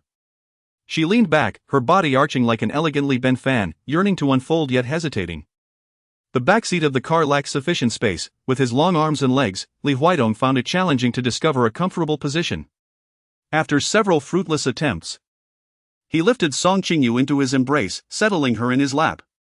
The hem of her gown was excessively long, prompting him to tear it with a decisive motion. What are you doing? Song Qingyu gasped, glancing down at the remnants of her dress. This gown is haute couture, borrowed, if ruined, I'll owe 3 times its original price. Yet, he silenced her imprudent protests with a fervent kiss, engulfing her words in his passionate embrace. Song Qingyu shivered slightly, instinctively clutching his solid back. Beneath the moonlight, the sleek black Maybach resembled a gem precariously perched upon a crown, glimmering softly. The ball in the rear garden had yet to conclude. Although the sudden appearance of the blood letter had stirred a commotion, Li Chong adeptly maintained control, attributing the incident to a prank to temporarily placate the guests. They continued to toast and engage in frivolous banter, yet each harbored doubts, the atmosphere having cooled significantly from its initial fervor. Jiangjin, having changed her attire, stood by the second-floor window with a cup of ginger tea, gazing down at the guests below, resentment brewing within her. Achoo! Behind her, Li Shanglan and Lu Yanchuan sneezed in succession, the sound further aggravating her. These young people were no match for her vitality. Madam, the butler hurriedly reported. We have confirmed that the drone remote control at the rockery in the back garden is not the same model as the one that dropped the blood letter. Are you implying that the drone at the rockery was merely a diversion? Yes. We have all been deceived by Song Qingyu, Jiangjin exclaimed, angrily shattering the glass in her hand. We should have insisted on searching the vehicle. The drone remote must be inside. Unfortunately, they had missed the optimal moment for seizing evidence. This Song Qingyu is truly cunning. When she married Yanchuan, she played the harmless damsel for 3 years at the Lu family. I had thought her a mere innocent, yet she possesses such depth. Li Shanglan was equally furious, vowing to exact revenge for the incident. However, with her husband shielding her so fiercely, who could possibly harm her? Xia Wanqing spoke with a hint of sarcasm. Lu Yanchuan felt a sharp pang as if she had struck a nerve. He sensed that Xia Wanqing's discontent stemmed from his failure to rescue her at the lotus pond earlier. Wanqing, I went to the restroom. Xia Wanqing had been vexed since entering the Li residence, especially as Lu Yanchuan had vividly illustrated the scene of self-preservation amid calamity, increasing her sense of insecurity. She had no desire to hear his grandiloquent explanations and exited the second-floor lounge. The ball in the rear garden continued, the music blaring. Approaching the window, she sought one last glimpse of the man below, but her gaze searched in vain, unable to find him. Are you looking for someone? A soft laugh emerged from behind her. Startled, Xia Wanqing turned to see Li Ziao leaning casually against her, a mischievous grin on his face. She instinctively took a step back. Were you looking for me, Miss Vivi? Vivi was her English name from her time abroad. You must be mistaken. She attempted to turn away, but Li Ziao seized her wrist. He moved closer, his body brushing against hers. After sharing so many nights, I know every freckle on your body, how could I mistake you? The familiar scent enveloped her, causing her to tremble uncontrollably. I believe we needn't be acquainted, uncle. Uncle? Li Ziyao chuckled. Does my dear nephew Yanchuan know about your desperate desire to marry me and bear my children? Xia Wanqing bit her lip, rendered speechless. It appeared that he was unaware. Li Ziyao's hand roamed over her. Miss Xia, how wicked you are to deceive my nephew. Are you angry? He grasped her chin. Don't be, you are most enchanting when you smile. Stop it. Xia Wanqing felt her nerves fraying, terrified that a member of the Li family might witness her entangled with Li Ziyao. If their previous relationship were exposed, her prospects of marrying into the Lu family would be utterly dashed. Uncle, I am now Lu Yanchuan's fiancée. I hope, considering Yanchuan is your nephew, you might show some mercy and let me go. Of course, I have the same intention, Li Ziyao replied. Xia Wanqing sighed in relief, thinking that perhaps Li Ziyao possessed some sense of morality. Then I shall take my leave. When we meet again, let us maintain a purely familial relationship. Wait. I am not finished, he interjected. If you wish to sever ties, I have a condition. The familiar roguish smile returned. Once charmed by this grin, she now felt a chill. What condition? Having gone so long without intimacy, I find myself missing you, he said, gripping her waist. How about you spend 3 more nights with me? Xia Wanqing understood that once he had voiced his desire, refusal was no longer an option. Though she was vehemently opposed to rekindling their connection, she had no choice but to nod in acquiescence. Very well. Li Ziyao, elated by her agreement, embraced her tightly. I want it now. Are you insane? There are so many guests downstairs. Besides, after the incident with the drone and the bloodletter, we must not act recklessly. What does that matter? Li Ziyao dismissed the concern. A woman long deceased cannot possibly seek vengeance. I do not believe in ghosts. I only believe in seizing joy in the moment. With that, he pulled Xia Wanqing into the second-floor storage room. Moments later, the room was filled with the sound of heavy breathing and muffled moans. The day following the ball, Qingyu visited the filming set. Ostensibly there to check on her daughter Song, her true purpose was to celebrate with Song Qingyu. Although the blood letter had not caused a significant stir at the ball, someone had captured the scene of the letter's descent and shared it on Weibo. After the event concluded, the past misdeeds of Li Ziyao and the death of Mu Ting resurfaced, igniting a considerable wave of public discourse online. The three gathered in Song's trailer, toasting with beverages in lieu of alcohol, celebrating the successful execution of last night's drone incident. Last night was quite perilous. Fortunately, Qingyu acted swiftly, hiding the drone's remote in Huaidong's vehicle and involving him in the act, otherwise, our plan would have been compromised. Song Qingyu sat in silence. Her thoughts clouded. Who would have imagined that what began as a mere charade last night would culminate in genuine intimacy once the crowd dispersed? With Li Huaidong pulling her into the car? Her cheeks flushed crimson in an instant. Perhaps men are inherently drawn to thrill. The electrifying atmosphere within the confines of the vehicle had driven Li Huaidong to abandon restraint, shattering their agreement of a single encounter. The remote control, carelessly discarded upon the rockery in the backyard, had already been uncovered by Jiangjin as a mere ruse. Qingyu recounted that following the conclusion of the ball, Jiangjin had unleashed her fury, berating both the butler and the servants. This was a quintessential display of impotent rage, where she vented her frustrations upon the innocent. It was her beloved son who had instigated the turmoil, yet she refrained from uttering a single reproach toward him, instead offering prolonged comfort to Li Ziyao afterwards, truly repugnant. As Shinsaning remarked, I understand, Aunt. Mother, rest assured, with me here, I shall protect my sister-in-law at all costs, Shinsaning declared, thumping her chest with conviction. What of your petite frame? What of it? I possess great strength. Song Qingyu and Qingyu exchanged glances at Shinsaning, and both broke into laughter. Song Qingyu was acutely aware that Jiangjin would undoubtedly seek retribution against her. She remained on high alert for several days. Yet there was no sign of movement from Jiangjin. She pondered whether Jiangjin had decided to swallow her pride. No, that was certainly not the case. Even if Jiangjin possessed such magnanimity, Li Shanglan and Lu Yanchuan, who had been implicated in the matter concerning the Lotus Pond, would never let it go. After all, she was well aware of how petty and vindictive this mother-son duo could be. As anticipated, her suspicions were confirmed within a couple of days. Li Shanglan began her underhanded schemes. Li Shanglan was particularly malicious. Whenever she found herself outmatched by Song Qingyu, she would resort to targeting Song Qingyu's family. On Monday, Song Qingyu received a call from her mother, Qiu Yuxian, who reported that their home had been plagued by thefts lately.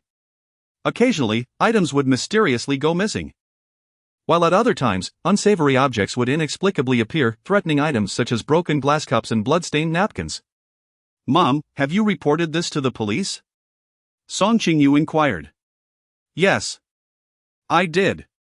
The police reviewed the surveillance footage in the neighborhood, but they found no suspicious individuals," Qiu Yuxian replied, sounding somewhat frightened. "Xingqing, do you think it could be a haunting?" At that moment, Li Huidong called. "How old are you that you can't sleep alone?" he asked. "I can't," she replied defiantly. "No, I haven't had a proper conversation with my mother about remarriage yet. So, when do you plan to give me a title in front of my esteemed mother-in-law?" There was a hint of grievance in Li Huidong's tone. Just as she reached her doorstep, she heard her mother Qiu Yuxian's piercing scream from within the house. Song Qingyu felt a pang of anxiety and hurriedly inserted the key to unlock the door and enter the house. "Mother!" In the living room, Qiu Yuxian sat on the floor, her face a mask of terror. "Mother, what has happened?" Song Qingyu rushed over to assist her mother to her feet. "A dead cat." Qiu Yuxian pointed at the delivery box before her, which contained a lifeless feline. Song Qingyu, suppressing her fear, glanced inside the package and, to her horror, discovered a lifeless cat, its body stained with blood. "Mom, do not be afraid, we shall call the police." Song Qingyu promptly contacted the authorities. The police arrived swiftly. Yet after a thorough investigation of the surroundings, they found no suspicious individuals. "Please ensure that you secure your doors and windows over the next few days and limit your outings. Should you encounter any issues, do not hesitate to reach out to us via the emergency hotline," they advised before departing in search of further leads. Qiu Yuxian, having been unnerved by previous disturbances, became increasingly anxious, her demeanor shifting to one of paranoia. "Xingqing, do you think we should visit the temple for another prayer?" she suggested. "Mother, these occurrences are orchestrated by someone. Identifying the mastermind behind them is of utmost importance. Reflect on when these peculiar events began," Song Qingyu replied, her tone contemplative. As the police had just left, the late hour raised questions about any visitors. Qiu Yuxian instinctively drew closer to Song Qingyu. Who could it be? Chapter 44, He is willing to be a subservient husband. Song Qingyu's heart leapt to her throat, yet she endeavored to maintain her composure. For if she were to exhibit fear, it would only amplify her mother's unease. She approached the peephole and glanced through it. Within the aperture, she could discern no one. Only the broad shoulders of a man. "Who is it?" Song Qingyu inquired once more. "It is I, Qingyu," came the voice from outside the door. Song Qingyu let out a sigh of relief as she opened the door. Outside stood Qingyu, accompanied by two bodyguards clad in black suits. "Qingyu, what brings you here?" she inquired. "President Li is concerned and has sent us to keep watch," he replied. The original intention of Li Huidong was for Qingyu and his team to offer covert protection.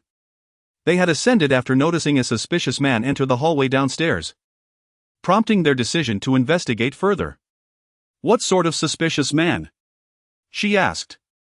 He wore a black hat and mask, carrying a large suitcase. However, it appeared to be empty. As he ascended the stairs with an unusually light demeanor, Qingyu explained. Song Qingyu shook her head. "She hasn't come to our home." "That's good." Qingyu took a step back. "I apologize, young madam, for the intrusion." "It's nothing. You all may rest, there's no need for concern. We'll be downstairs. Just call me if anything arises." "Thank you, I appreciate your efforts." Upon the arrival of Qingyu and his companions, Song Qingyu felt an overwhelming sense of security. Indeed, it was evident that Li Huidong had been exceptionally considerate. Song Qingyu closed the door, and Xiao Yuxian immediately leaned closer, softly inquiring, Xingxing, who are these individuals? Were they sent by Li Huaidong? Yes. Song Qingyu gently guided her mother to the sofa and slowly and thoroughly recounted the entire sequence of events. Upon hearing the story, Xiao Yuxian's eyes instantly brimmed with tears. I remarked on how smoothly the issue regarding the poppy incident at the restaurant was resolved. Only to realize that it was at the cost of your own happiness. Mom, I did not sacrifice my happiness, Song Qingyu asserted, grasping her mother Xiao Yuxian's hand. In truth, I am quite content now. She refrained from mentioning Li Huaidong and his unattainable love, as she did not wish to burden her mother with worry. As for the future, that could be addressed in due time. Is Li Huaidong treating you well? Song Qingyu nodded, acknowledging that if he treated her poorly, he would not have taken the trouble to send someone for their protection. Xiao Yuxian reflected on this, recognizing that had this situation occurred in the past, Lu Yanchuan would have shown no concern, while Li Huaidong would discreetly send someone to ensure their safety, clearly indicating his care. However, he was indeed Lu Yanchuan's uncle, and marrying him would inevitably involve interactions with his family. The relations between the Li and Lu families were akin to those of relatives, which made future encounters rather awkward, especially since they had already met. The Li family, much like the Lu family, had its share of unsavory characters, but it was reassuring that Li Huaidong steadfastly supported her. Indeed, he had shown his intentions, perhaps she could invite him over for a meal together. Very well. That evening, Song Qingyu called Li Huaidong to discuss the matter of her mother, Xiao Yuxian, inviting him to their home for dinner. When are you available? She inquired. Tomorrow. Li Huaidong replied. Song Qingyu was taken aback. I recall that you are scheduled to fly to Los Angeles with Wasiki tomorrow. This was an itinerary he had established long ago, one that Song Qingyu had previously seen on his schedule. The plans have changed. When did they change? Just now. Song Qingyu was momentarily at a loss for words. Was he truly so anxious? If you have work, you may attend to it first. Another time to meet my mother would suffice. No, there is nothing more significant than meeting my future mother-in-law. Li Huaidong had finally awaited the moment when he could officially enter her family, and he was unwilling to delay for even a moment longer. Very well. Upon realizing that she could not dissuade him, Song Qingyu reluctantly agreed to let him visit her home the following day. What time would be convenient for me to come over? Li Huaidong inquired. You may arrive early, Song Qingyu replied, though she quickly added, fearing he might come too eagerly. But not too early, as we still need to go grocery shopping. Understood. After Song Qingyu hung up the phone, she drifted off to sleep, unaware that Li Huaidong, after concluding their conversation, had become thoroughly occupied. First and foremost, he needed to coordinate the meeting in Los Angeles. This business trip was indeed significant. Pertaining to the overseas strategic layout of the Li and Hua families, a plan that had been in the works for over a year. Awaiting this flight to Los Angeles to finalize the arrangements, Li Huaidong made a call to Huasiki. Upon hearing that Li Huaidong would not be able to fly to Los Angeles with him the next day, Huasiki exclaimed incredulously, "Brother, are you out of your mind? What could possibly be more important than making money?" Meeting my mother-in-law, Li Huaidong replied. Why must it be tomorrow? Can't it wait? I believe the meeting can be postponed. Huasiki retorted, exasperated. I always thought you were a workaholic, but now I see you are just a henpecked husband. Li Huaidong chose not to engage. So what if he was a henpecked husband? He was willing to embrace that role. Huasiki seized the rare opportunity to stand on moral high ground and launched into a tirade against Li Huaidong. Li Huaidong endured the barrage until Huasiki finished. Then continued, you fly to Los Angeles tomorrow, I will come over the day after. The meeting will be postponed by one day. After hanging up with Huasiki, Li Huaidong summoned Uncle Kong to the study. Young master, why are you still awake at this hour? Are you not accustomed to the absence of the young mistress? Uncle Kong inquired. He was aware that Li Huaidong's insomnia had somewhat alleviated recently, but as long as Song Qingyu was not present, restful sleep eluded him. Uncle Kong. What should I prepare for meeting my mother-in-law for the first time? You are going to the young mistress's family home? Yes, tomorrow. Upon hearing that Li Huidong was finally going to meet Song Qingyu's mother, Uncle Kong felt a comforting sense of relief, akin to a child finally being recognized.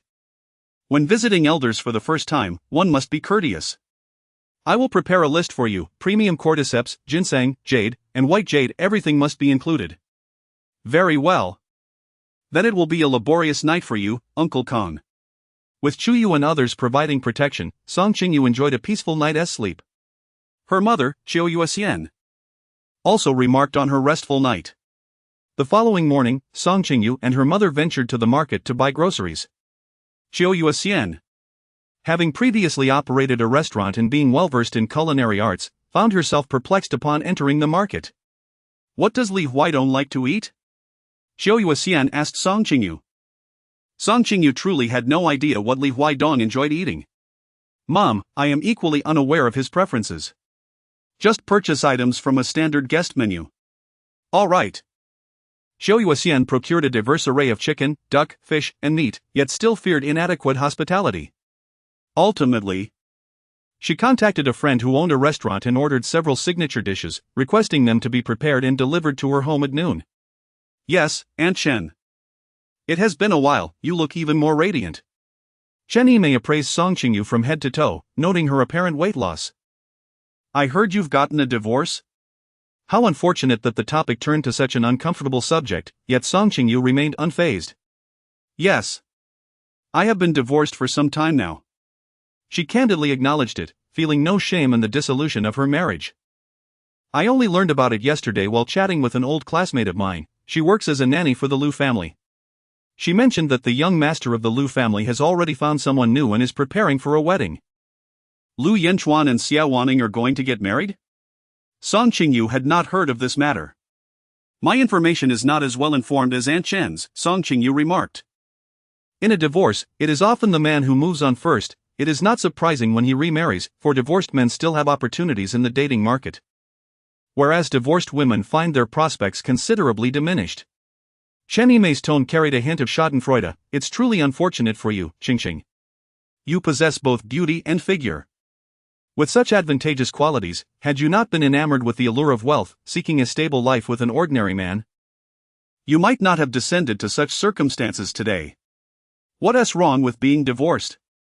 If men were reliable, what woman would desire a divorce? Qiu Yuxian interjected. Yimei, we are all women, let's refrain from being so harsh towards one another. I'm not being harsh, I'm merely speaking the truth. I recall that my brother Daming once pursued you, Qingqing. However, Daming's circumstances were lacking, and you dismissed him without a second thought. I did not dismiss Daming. I merely had a prior engagement and did not wish to complicate his life, Song Qingyu replied. It's all right, you need not explain.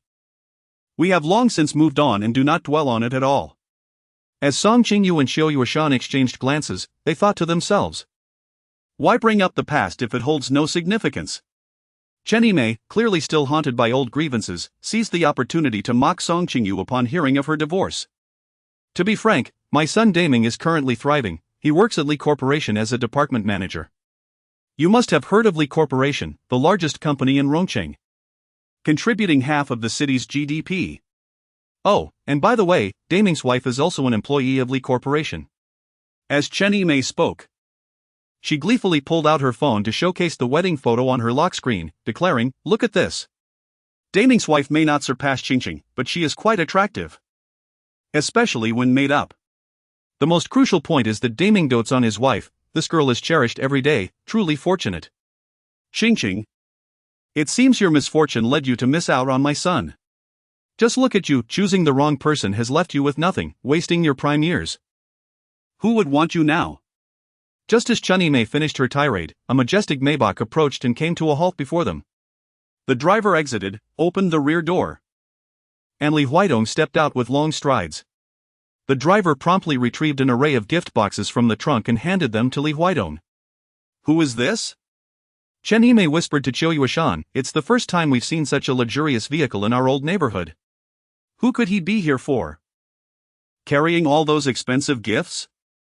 Qiu Yuxian recognized Li Huidong but chose not to respond to Chen Yimei. Li Huidong walked directly to Qiu Yuxian, holding the gift boxes. and respectfully introduced himself. "Hello, Ma. I am Li Huaidong, Qing's husband. I should have visited sooner, my work commitments delayed me. I hope you can forgive me." Lu Yanchuan smiled at Li Huaidong, responding, "Qing has mentioned you." "It's quite all right, work is important, and I understand. Thank you, Ma." Chen Yimei listened in astonishment to their exchange. "Qing's husband? Qing, have you remarried?" Song Qingyu linked her arm with Li Huaidong's and smiled sweetly at Chen Yimei, saying, "Indeed. Aunt Chen, I have remarried." As you can see, a divorced woman is not as undesirable as you might think." Chen Yimei glanced at the distinguished Li Huaidong and then at the luxurious Maybach. Realizing that a man who drives such an extravagant car and has a chauffeur certainly cannot be an ordinary man. A wave of embarrassment washed over her, as if she had been publicly reprimanded. However, she quickly reassured herself that perhaps the luxury car was merely rented and the driver an actor hired for appearances. Nowadays, young people are prone to renting anything to enhance their image, and Song Qingyu, having just gone through a divorce, would naturally seek material comforts to restore her dignity. "Your husband seems quite affluent, where does he work?" Chen Yimei inquired, her tone laced with envy. "Oh, what a coincidence. My husband also works at Li Corporation." Song Qingyu replied. "Is that so?" "My son, Daming, is a department manager there." "What about your husband?" Chen Yimei felt that being a department manager was a significant position. One that most could not surpass. "My husband," Song Qingyu mimicked Chen Yimei's earlier tone of boasting about her son, "is the head of Li Corporation." "What? The man before her was the owner of Li Corporation? How could the owner of such a prestigious company marry a divorced woman?" Chen Yimei became increasingly convinced that Song Qingyu was merely embellishing her story to salvage her reputation. "The president of Li Corporation married you?" Chen Yimei laughed mockingly. "Isn't that just absurd?" Song Qingyu never anticipated that she would one day face the perplexing challenge of proving that Li Huaidong was indeed Li Huaidong. Suddenly, the voice of Chen Yimei's son Daming, echoed through the corridor. "Who are you chatting with? Why haven't you come up yet? Son, hurry here." "I'm conversing with your boss," Chen Yimei replied, her tone dripping with sarcasm. As son Daming dashed out of the corridor and beheld Li Huaidong, he froze in place. Li General Manager? Chapter 45, May I Kiss You? Li Huaidong did not recognize son Daming, with so many departments within Li Enterprises. A mere departmental manager hardly qualified to appear in meetings with him. However, son Daming certainly recognized Li Huaidong. As the most conspicuous feature in the lobby of Li Enterprises was the prominent interviews featuring Li Huaidong, visible to all who entered and exited daily. "General Manager Li. It truly is you." "I thought I was mistaken," son Daming exclaimed, rushing towards Li Huaidong, bowing and nodding, uncertain whether to extend his hand for a handshake. Chen Yimei, perceptive as ever, immediately discerned her son's demeanor and realized she had stumbled upon a formidable presence. This man was indeed the president of Li Enterprises. Panic surged through Chen Yimei. She had just spoken so arrogantly to Song Qingyu and Lu Yanchuan. She hoped her words would not jeopardize her son and daughter-in-law's livelihoods. "Qing, I apologize. Please listen to me, I was just speaking out of turn. I should not have said such things about you. In truth. Divorce isn't such a big deal. Apologies, Aunt Chan, but we must head upstairs now. We don't have time to discuss this. You should clarify to Daming what you just said." After Song Qingyu finished speaking, she took Li Huaidong and Lu Yanchuan straight upstairs. Son Daming watched their retreating figures, anxiously stamping his feet. "Mom, what did you just say?" Son Daming knew his mother had a penchant for gossip, always discussing the affairs of others. And no one in the neighborhood could escape her tongue. "You didn't say anything negative about President Li, did you?" "Son, it wasn't intentional." "I had no idea that Qing had remarried your boss." "Did you really say that?" Son Daming exclaimed in fury, "You are truly trying to ruin me. Don't be angry. I'll go plead with your Aunt Shio later, she has a soft heart. I don't need you to plead. I will handle it myself." "You should control your tongue, it would be a virtue for future generations." Chen Yimei was entirely unaware that her loose lips would ultimately bring consequences upon her son, leaving her feeling utterly deflated. The gifts brought by Li Huaidong filled the living room. Xiao Yuxian glanced at the luxurious presents, her heart awash with indescribable emotions. In the past, Lu Yanchuan had never visited her with such grandeur. Truly, there is no pain like comparison. Li Huaidong, you could have come without bringing so many things, she said. It's the first visit, Mom, please don't think it's too little, Li Huaidong replied, affectionately calling her Mom, which made Xiao Yuxian's heart swell with joy. Observing his handsome and courteous demeanor, all her previous apprehensions dissipated. Qingqing, sit with Huaidong while I prepare lunch, she instructed. Mom, let me help you. I'll help too. Li Huaidong rose, removing his coat and rolling up his sleeves, ready to assist in the kitchen. No, it's your first visit, Xiao Yuxian insisted, determined not to let him enter the kitchen. Qingqing, you stay here with Huaidong, I can manage on my own.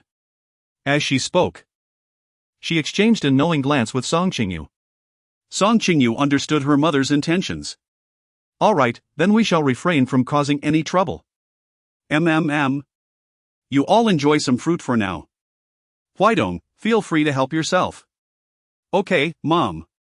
Xiao Yuxian smiled as she donned an apron and entered the kitchen. Although there was merely one additional person, this household had not experienced such liveliness in a long time. This vibrant atmosphere filled Xiao Yuxian with joy, dispelling the shadows of the peculiar events that had transpired in recent days. Song Qingyu and Li Huaidong sat face to face on the sofa in the living room. As she peeled an orange for him.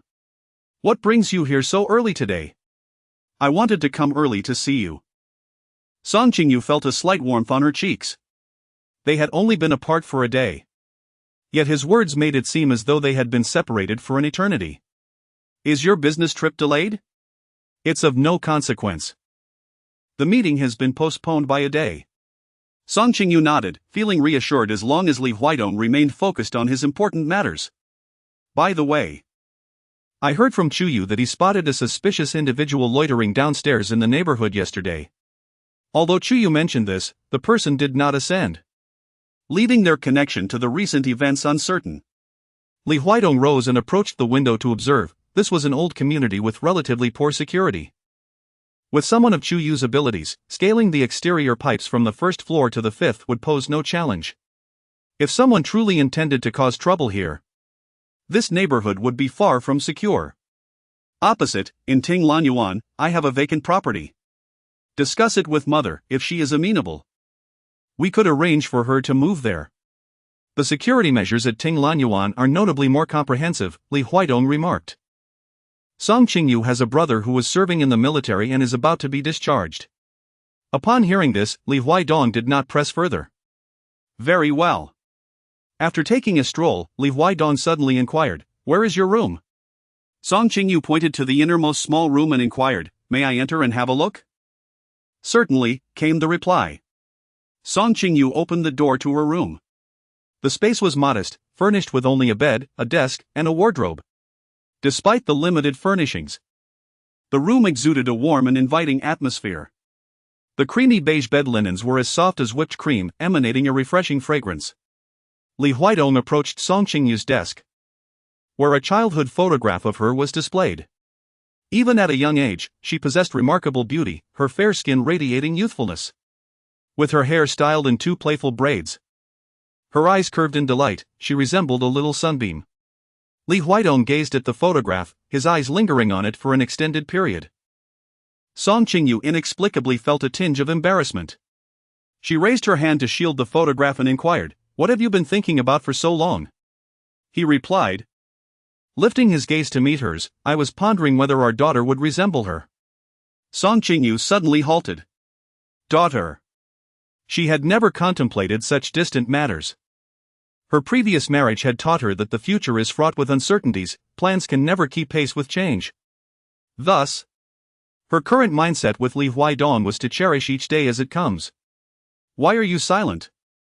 Li Huaidong wrapped his arm around her, pondering aloud. Have you never imagined what our child would look like? I have not. Li Huaidong's large hand caressed her flat abdomen, I have thought about it. Song Qingyu felt an inexplicable resistance to the topic.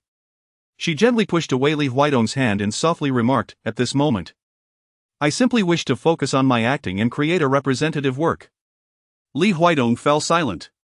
An air of stillness enveloped the room. Song Qingyu quietly observed Li Huidong's expression.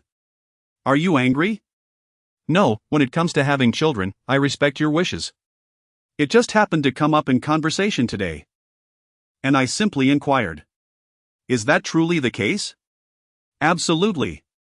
Li Huidong leaned closer, whispering in her ear, if I wished for you to conceive. Why would I employ contraception each time?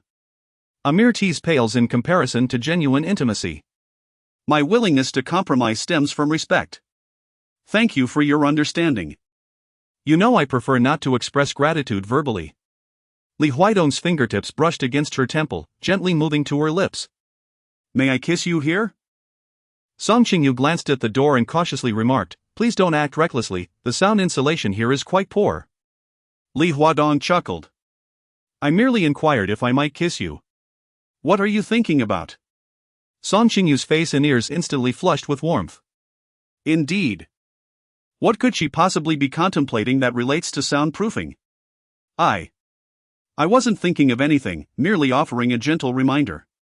No need for reminders, I possess discernment. Aside from kissing, I engage in nothing else. As the words fell from his lips, he lowered his head and captured her mouth with his own. Song Qingyu was pushed back 2 steps, her hips pressing against the edge of the desk. Li Huidong embraced her waist, kissing her as he parted her lips. Their tongues entwined and danced in passionate pursuit, the small room filled with increasingly heavy breaths. Ching. Suddenly, the voice of her mother, Xian, echoed from the kitchen. Song Qingyu quickly pushed away Li Huidong, wiping the corner of her lips with her hand. Her speed so swift that it seemed as if she were on the verge of being caught. Our household has run out of cooking oil. Could you please fetch me a bottle, and while you're at it, bring back a bottle of vinegar as well? Certainly. Song Qingyu adjusted her attire, winked at Li Huidong, and stepped out of the room. Li Huidong remained in the room for a few moments, gathering his composure before following her. I will accompany you, he declared. All right. At noon, Xian prepared a lavish feast. Typically embodying a reserved demeanor, this was the first time Song Qingyu encountered such a loquacious Li Huidong. At the dining table, he initiated every conversation, ensuring that there was never a lull throughout the meal. In the presence of elders, his words were particularly sweet. Xian, charmed by him, openly expressed her feelings. Huidong, to be honest, when I first heard about Qingqing marrying you, I had countless reservations. However, after meeting you today, I am completely reassured. Please, do not let our Qingqing down. Rest assured, Ma, Li Huidong replied, casting a glance at Song Qingyu. I will take good care of Qingqing. Very well, I trust you. The following day after meeting his mother-in-law, Li Huidong departed for Los Angeles. Song Qingyu continued her work as usual. In the makeup room, Shen Sanning encountered Song Qingyu and immediately inquired, Sister-in-law, how did my brother behave when he met our mother-in-law yesterday? Quite well, very proactive and polite, replied Song Qingyu. Ah! How sweet! Shen Sanning exclaimed, her face filled with envy. Seeing the two of you together makes me crave a romance myself. Go ahead, while you're young. You should indulge in sweet love, Song Qingyu encouraged.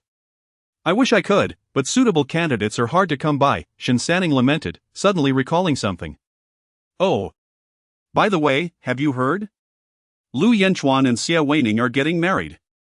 I have heard, Song Qingyu admitted, surprised by the news. She had assumed that after Lu Yanchuan's experience with Xia Weining's false pregnancy, he would refrain from making a grand display of a wedding. Yet, she had underestimated Lu Yanchuan's feelings for Xia Weining. Do you know why Lu Yanchuan is suddenly so eager to get married? Shen Sanning asked. Why? Isn't it because he loves her? No. Shen Sanning shook her finger. Lu Yanchuan's rush to marry is actually to placate Xia Weining. After the incident at the Lotus Pond, where he failed to save her and prioritized his own escape, Xia Weining has been upset and giving him the cold shoulder. So, in a bid to cheer her up, he proposed the wedding. Ah, I see now, Song Qingyu realized. No wonder. Sister-in-law, I have even more explosive news. Do you want to hear it? Stop teasing and just tell me. Shen Sanning leaned in conspiratorially and whispered into Song Qingyu's ear. My mother ran into Xia Weining and Li Ziyao coming out of the same hotel the day before yesterday. What? Li Ziyao? Lu Yanchuan's little uncle, Li Ziyao?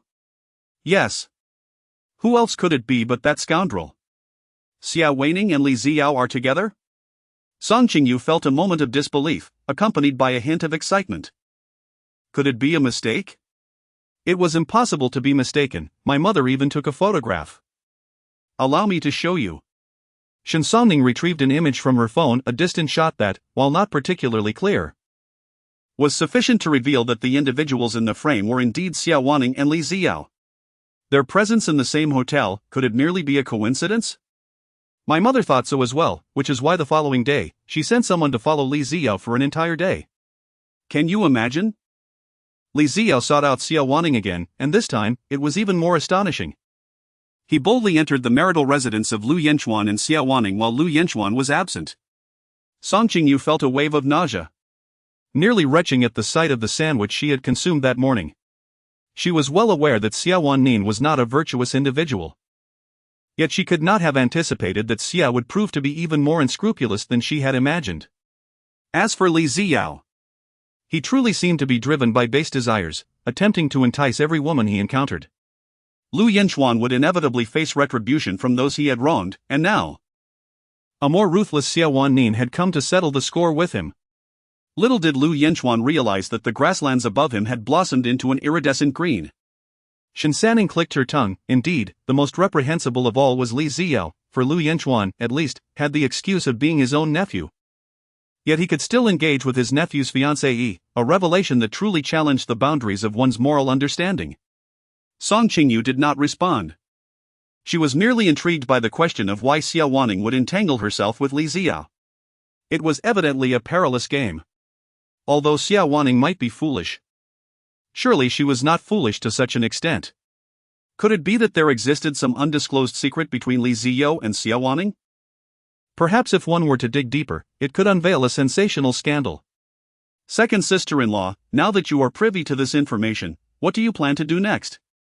Shen Sanning was already eager to witness the moment when the true colors of the scoundrel and the shameless woman would be revealed. And then? Well, Song Qingyu smiled. Naturally, such explosive news should be unveiled at the moment when Lu Yanchuan is at his happiest. The happiest moment? Are you referring to the wedding? Indeed. At the wedding. Chapter 46, a brief separation exceeds a new marriage. During this overseas trip, Li Huaidong did not take Qingyu along. For the past few days, he had been stationed at the residential complex where Qiu Yuxian lived, ensuring the safety of Song Qingyu and her mother, Qiu Yuxian. Xu Yu, please investigate the relationship between Li Ziyao and Xia Weining as thoroughly as possible. Yes, young madam. Qingyu was known for his efficiency and reliability. 3 days later, he presented a comprehensive report detailing the affair between Li Ziyao and Xia Weining to Song Qingyu. After perusing the documents, Song Qingyu found her worldview once again shattered. It turned out that Xia Weining had abandoned Lu Yanchuan to go abroad because she had entangled herself with Li Ziyao. This matter can be traced back to Xia Weining's mother, Kong Lian, who had forsaken her husband and daughter long ago. Driven by her disdain for mediocrity, Kong Lian left her husband for a wealthy businessman, only to discover that he was a swindler who vanished after robbing her of all her money. Left destitute, Kong Lian followed a friend who worked in purchasing abroad, seeking a chance for redemption. Yet, her naivety proved her downfall, as a middle-aged woman in a foreign land. Without funds or shelter and lacking English proficiency, she found survival to be a formidable challenge, let alone prosperity. To survive, Kong Lian became involved with a cunning bartender who had various dubious means of making money. Together, they delved into a life rife with vice, eventually realizing that supplying young women to affluent clients posed the least risk and yielded the greatest profit. Thus, they embarked on this illicit venture for over a decade. In the interim, Kong Lian accumulated some wealth and discreetly reached out to Xia Weining, sending her a monthly allowance. By the time Li Ziyao traveled abroad, Kong Lian had evolved into a seasoned madam, quickly discerning that this affluent client, who resided in a luxurious mansion and drove extravagant cars, was extraordinary. Adhering to the principle of keeping the wealth within the family, Kong Lian sought to connect with her daughter back home. She envisioned her daughter ensnaring this golden bachelor to achieve a social ascent. At that time, Xia Wanning was in a relationship with Lu Yanchuan. But due to his family's disapproval, he was evasive about marriage and never offered her a definitive commitment. Compounding matters, that year Lu Yanchuan faced an investment failure, leaving him financially depleted, a mere rich heir with little to spare. After much contemplation, Xia Wanning resolved to abandon Lu Yanchuan and pursue new opportunities abroad. Yet she cunningly left herself an escape route, informing Lu Yanchuan that she was going to study overseas, thus leaving him with endless possibilities for imagination.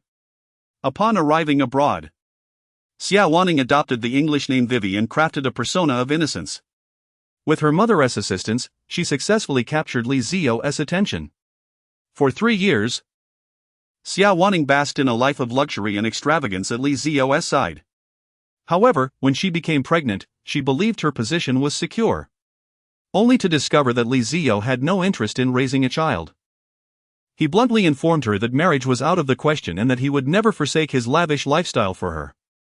Li Zio coerced Xia Wanning into terminating the pregnancy and severed all ties, promptly turning to other romantic pursuits. Qingyu flipped through the documents until the final page, which contained the report provided by the hospital at the time of Xia Wanning's miscarriage. The report indicated that due to this miscarriage, Xia Wanning had lost the possibility of conceiving again. It was no wonder that Xia Wanning could not bear Lu Yanchuan's child and resorted to the ruse of a false pregnancy. If the Lu family were to discover that Xia Wanning had lost her ability to bear children, it was uncertain whether they would still accept her as a daughter-in-law. After all, Qingyu herself had nearly been branded with shame by the Lu family for not conceiving a child within 3 years of marriage. The information that Qingyu had uncovered was enough to devastate Lu Yanchuan, and she eagerly anticipated his reaction when he encountered these revelations at the wedding. Qingqing, what are you looking at? You've been at it for nearly an hour, her mother, Yuxian, said as she emerged from the room. It's nothing, Mom. All right. Then let us head out. Okay. Qingyu drove her mother to a shopping mall in the city center. The two purchased several sets of winter clothing and 2 goose-down comforters for her younger brother. Just as they were about to leave, they suddenly heard someone call out from behind, Yuxian. Qingyu and her mother Yuxian turned to see Xia Wanning and her mother Conlian. Dressed in luxurious mink coats, with meticulously styled hair and makeup, Xia Wanning and Conlian initially appeared to be affluent ladies of high society. Oh dear, Yuxian. I thought I was mistaken. It truly is you, Conlian said with a smile as she gently pulled Xia Wanning closer to them. When Conlian had left years ago, she was gaunt and sported short hair, resembling someone suffering from malnutrition. Now, 2 decades later, she appeared much more voluptuous and fashionable. Had it not been for her calling out to her, Yuxian would not have recognized her upon their encounter. A reunion of old neighbors is typically a joyous occasion. Yet the thought of Xia Wanning's past actions towards her daughter, Qingyu, left Yuxian unable to muster a smile. It's been a long time, she said flatly. Indeed, it has been a long time, Conlian replied, casting a scrutinizing glance at Yuxian before dramatically exclaiming, Oh my, Yuxian, whatever happened to you? You seem to have aged so. Qingyu understood that Conlian was not devoid of emotional intelligence, rather, she was simply malicious. Naturally, my mother could not compare to the high-tech fade of Auntie.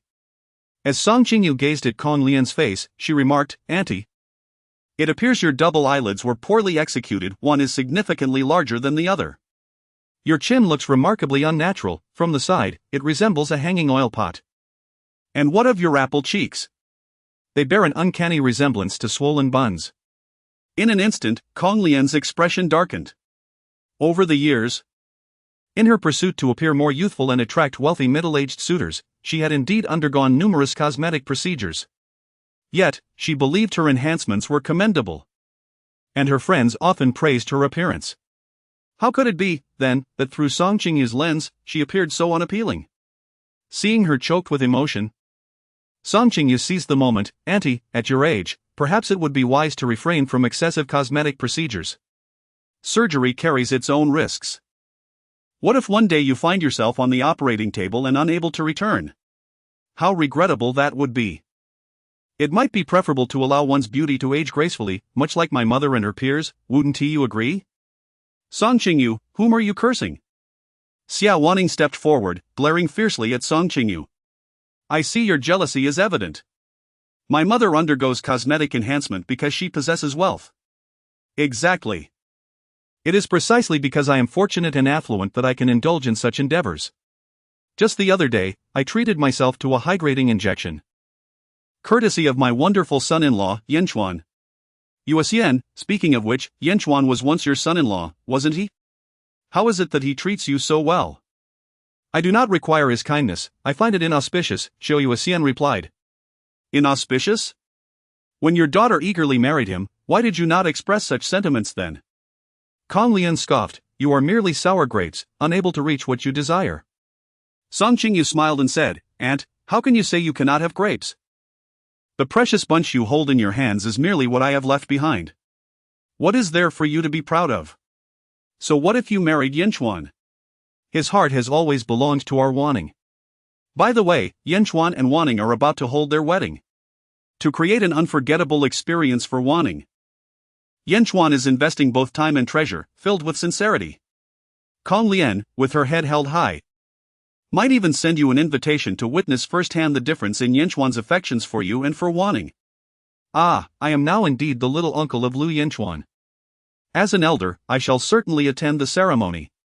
Song Qingyu winked at Xiao Wanning, just don't forget to reserve a seat for your little uncle. Xiao Wanning scoffed. Ready to retort, when Song Qingyu added, oh, and Lu Yanchuan does not have just one little uncle. I wonder if the other one will bring his little aunt to witness the event as well. Wanning, do make sure to prepare an extra seat. The other little uncle being Li Ziyao. Xiao Wanning's eyes momentarily flickered with unease. Mother, stop engaging with them. We must leave. Kong Lian, having finally encountered Xiao Yuasian, was not yet satisfied with her boastfulness and could not comprehend why Xiao Wanning was suddenly avoiding Song Qingyu as if she had seen a cat. Wanning. What is the matter?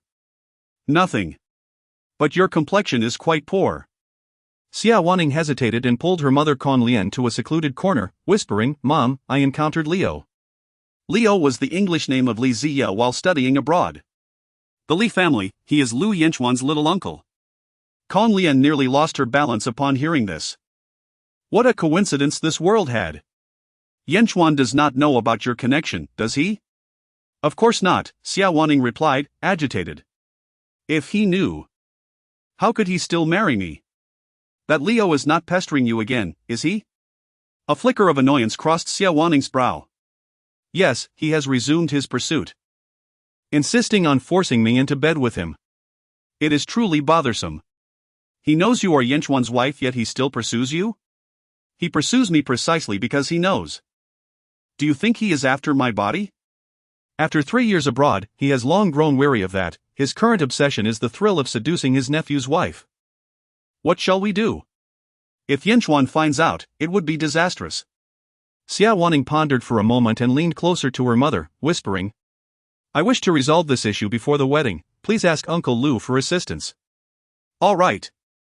Tell Uncle Lu that he need only ensure Leo is unable to engage with women in the future. We must avoid any fatalities. If the Li family were to suffer a bereavement, it would undoubtedly affect my marriage to Lu Yanchuan. Understood. Song Qingyu and her mother, Xiao Yuasian, exited the shopping mall. Xiao Yuasian's mood was evidently dampened due to an unexpected encounter with Kong Lian and Xiao Wanning, a mother-daughter duo. Mother, please do not let them affect your spirits. They are not worth your concern. I feel for you. It has been a long time since the divorce, and yet you still have to endure such discomfort. Do not pity me. Out with the old and in with the new. You have already met Li Huaidong, surely he cannot be inferior to Lu Yanchuan? Your daughter is now enjoying a better life. Xiao Yuasian recalled Li Huaidong, and a faint smile began to grace her features. Indeed, in every aspect. Li Huaidong surpassed Lu Yanchuan by leaps and bounds. I do not know, he has not mentioned it to me. You should inquire, even if he remains silent. As a wife, it is essential to show concern for your husband. Understood. As Song Qingyu brought her car to a halt, she noticed Li Huaidong's vehicle parked beneath the sycamore tree in the community. That must be Huaidong's car, Xiao Yuasian inquired while alighting from the vehicle. Indeed, came the reply. Today, he donned a trench coat, tall and poised, resembling a model stepped straight out of a fashion magazine. As Li Huaidong approached, he longed to embrace Song Qingyu, yet refrained from doing so in the presence of their elders. The saying goes that a brief separation can feel more invigorating than a new marriage. Although Qiu Yuxian was of an older generation, she understood this sentiment well. After Qiu Yuxian ascended the stairs, Li Huaidong took Song Qingyu's hand and led her to the car. "I merely wish to surprise you," he said, leaning over from the driver's seat to gaze at her. "My mother just mentioned that you miss me. Just how much do you miss me?" Song Qingyu blushed and turned her head away, saying she hadn't thought much of it. Li Huaidong took her hand and pressed a kiss to her lips, declaring, "But I miss you dearly." After speaking, he started the car. "Where are we going?" Song Qingyu inquired. Li Huaidong's gaze flickered with a hint of ambiguity. "Is it something your mother doesn't already know?" Chapter 47, a disturbance at the wedding. Uncle Kong had already prepared dinner for the couple. "I'm not very hungry," Song Qingyu remarked. "Just have a little," Li Huaidong whispered in her ear, "or else you won't have the strength later." Song Qingyu felt a foreboding sense of danger looming over her this night. As she had anticipated, Li Huaidong sought her repeatedly, both on and off the bed.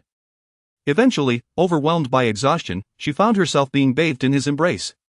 Fortunately, the following day they both had the luxury of rest, allowing them to indulge in a bit more slumber.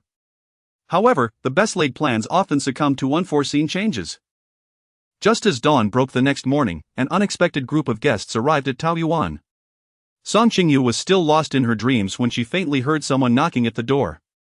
Li Huaidong, a light sleeper, draped a robe over himself and rose. "Young master, the old matriarch has brought a group of people to see you," came Uncle Kang's voice from outside the door. "What is it about?" Song Qingyu awoke abruptly. Her drowsiness entirely dissipated. What madness was Jiangjin indulging in this time? She hastily donned her nightclothes and followed Li Huaidong downstairs. In the living room, Jiangjin's silver hair hung loosely, her eyes swollen and red, completely devoid of her former elegance as a distinguished matron. Li Shanglan stood beside her, supporting her mother, her gaze directed at Li Huaidong imbued with animosity. What was the meaning of this? Li Huaidong cast a fleeting glance at them. "Spare me your feigned concern," he remarked. Jiangjin pushed Li Shanglan aside and seized a vase from the coffee table, charging toward Li Huaidong. "You have caused the demise of my Zihua. And now you seek to ruin my Ziyao. I will not let this go." Of course, Jiangjin could not reach Li Huaidong the moment she lifted the vase. The bodyguards from Taoyuan rushed in from the corridor, positioning themselves in front of Li Huaidong to thwart her advance. "Have you forgotten what you have done?" Li Shanglan rushed forward to shield Jiangjin, shouting at Li Huaidong, "You are too ruthless. Even if you and Ziyao are at odds, how can you destroy his future?" His future? Which future? Everyone was left bewildered by the exchange. "Speak clearly, do not play riddles with me," Li Huaidong replied, his patience wearing thin. "Stop pretending. It was you who sent someone to ruin Ziyao's future last night." Ziyao's future had been ruined? Such a shocking revelation. Song Qingyu suppressed the corners of her mouth, reflecting that this was indeed a case of retribution. A man who could not control his lower desires and sought to harm others deserved to be punished severely. Yet, was this truly the doing of Li Huaidong? "Madam Li, do not cast all manner of filth upon me," Li Huaidong replied, his face composed. "Your son has made countless enemies, and those who wish him harm could encircle Rongqing without difficulty." "On what basis do you accuse me? Do not attempt to deny it. The person who harmed Ziyao has already been apprehended, and he claims to have acted under your orders." Jiangjin exclaimed, her agitation mounting. She had but this one son, yet to marry, and now his life had been so ruthlessly endangered. How could the Li family hope to continue its lineage? Just because he claims it was me.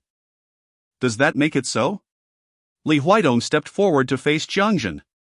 "Madam Li, you underestimate my associates.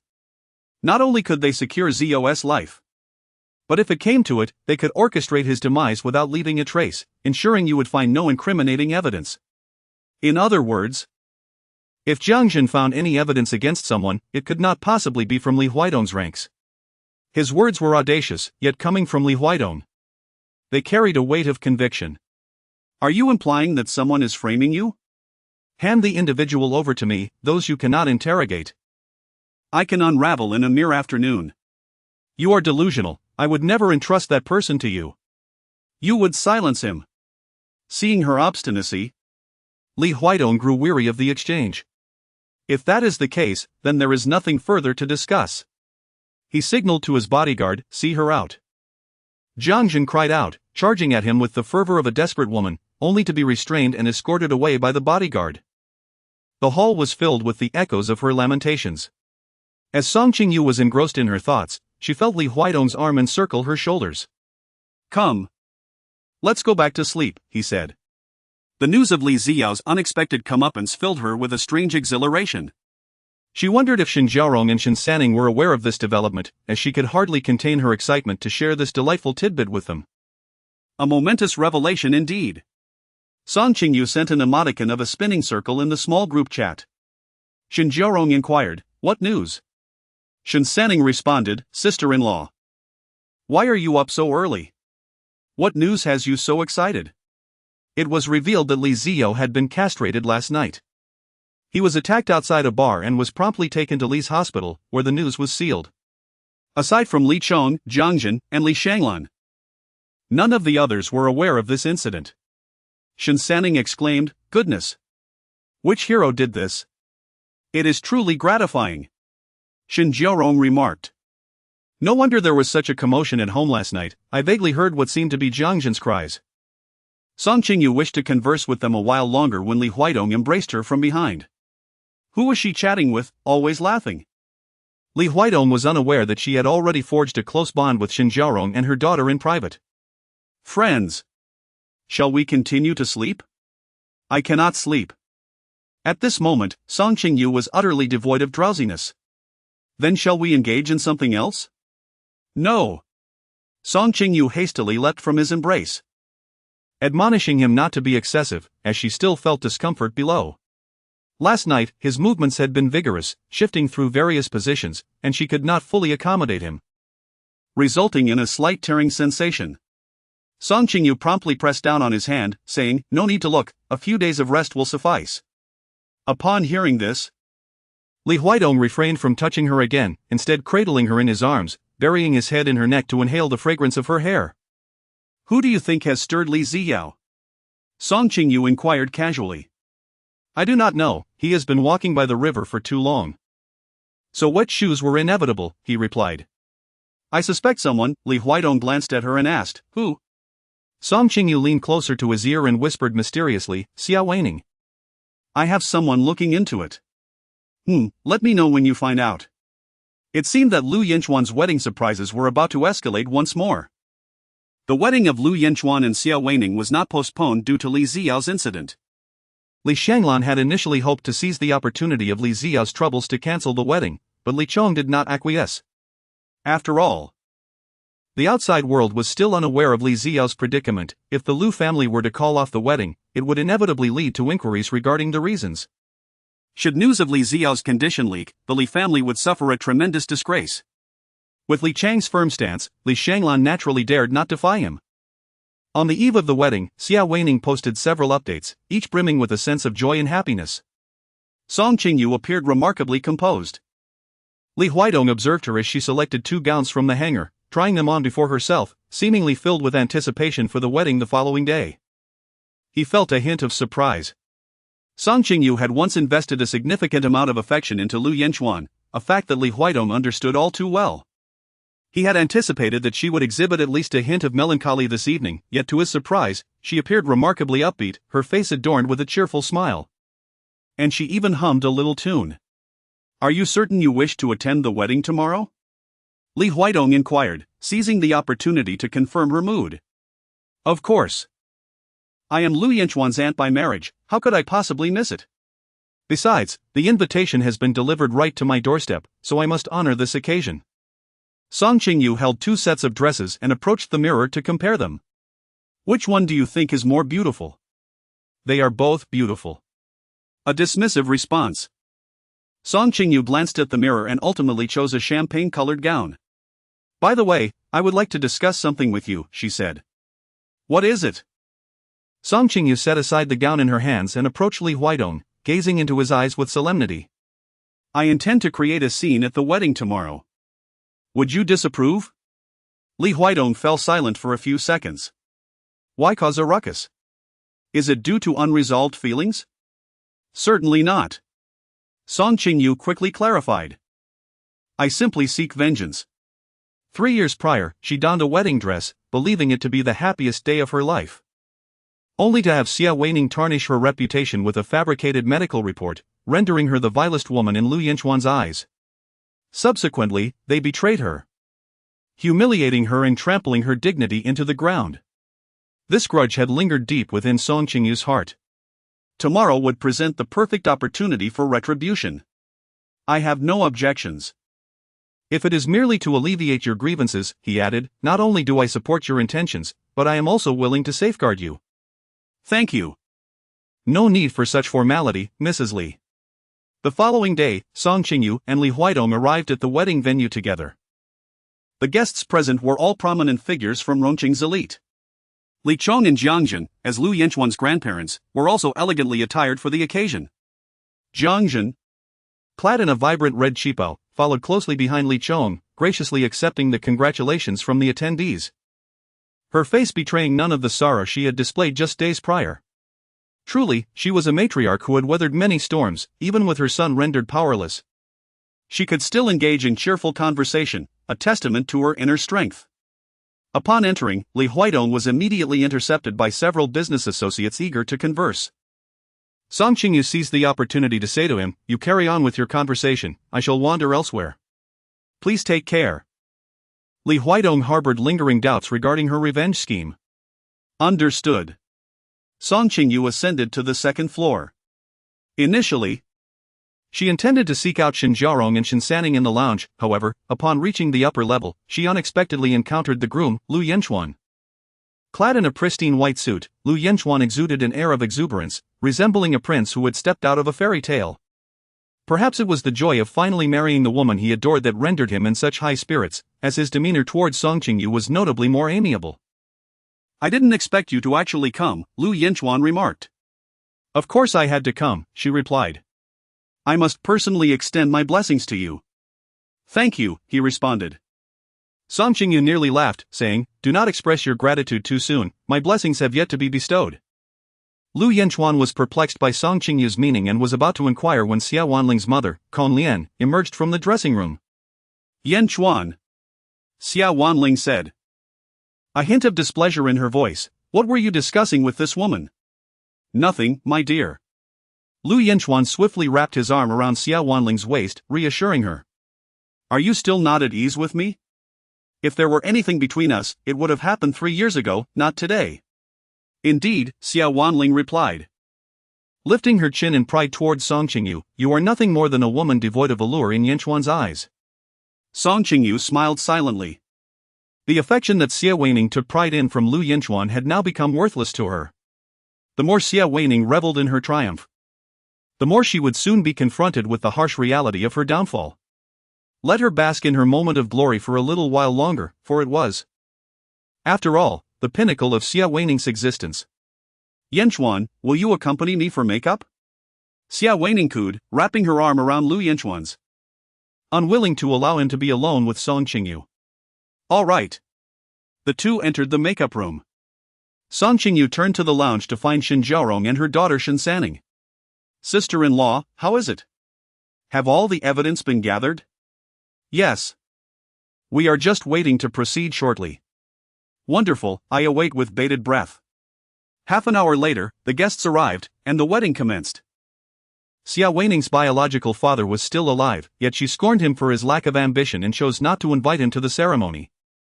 Instead, she had Uncle Lu, the paramour of Kong Lian, assume her father's role and escort her down the aisle.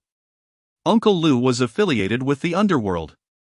He was the one who orchestrated Li Ziyao's affair, having resolved Xia Weining's most significant dilemma. Consequently, she regarded Uncle Lu as a father figure. Kong Lian observed from the sidelines, feeling a sense of pride at the apparent closeness between the makeshift father and daughter. After entrusting Xia Weining to Lu Yanchuan, Uncle Lu descended from the stage. The officiant for Lu Yanchuan and Xia Weining was the deputy mayor of Rongcheng, specially invited by Li Shanglan to lend her son some prestige. Esteemed guests, it is a great honor to serve as the officiant for Mr. Lu Yanchuan and Miss Xia Weining today. Marriage is not merely a piece of paper, it represents a commitment and dedication throughout the long years ahead. I believe Mr. Lu Yanchuan will be a responsible and devoted husband, and Miss Xia Weining will undoubtedly be a gentle and family-oriented wife. Let us raise our glasses in unison to wish this couple happiness, fulfillment, and a lifetime of companionship. As the officiant concluded, all guests raised their glasses in celebration. Suddenly, a loud crash resonated from the main table, the sound of a glass shattering on the floor. In this joyous moment, who could disrupt such happiness? The crowd turned toward the source of the commotion and beheld a slender and graceful figure rising slowly. It was none other than Qingyu. Everyone, please hold on a moment, I have something to say. Chapter 48. No one is allowed to disturb my wife's joy. Xia Weining's smile vanished instantly upon seeing Qingyu stand.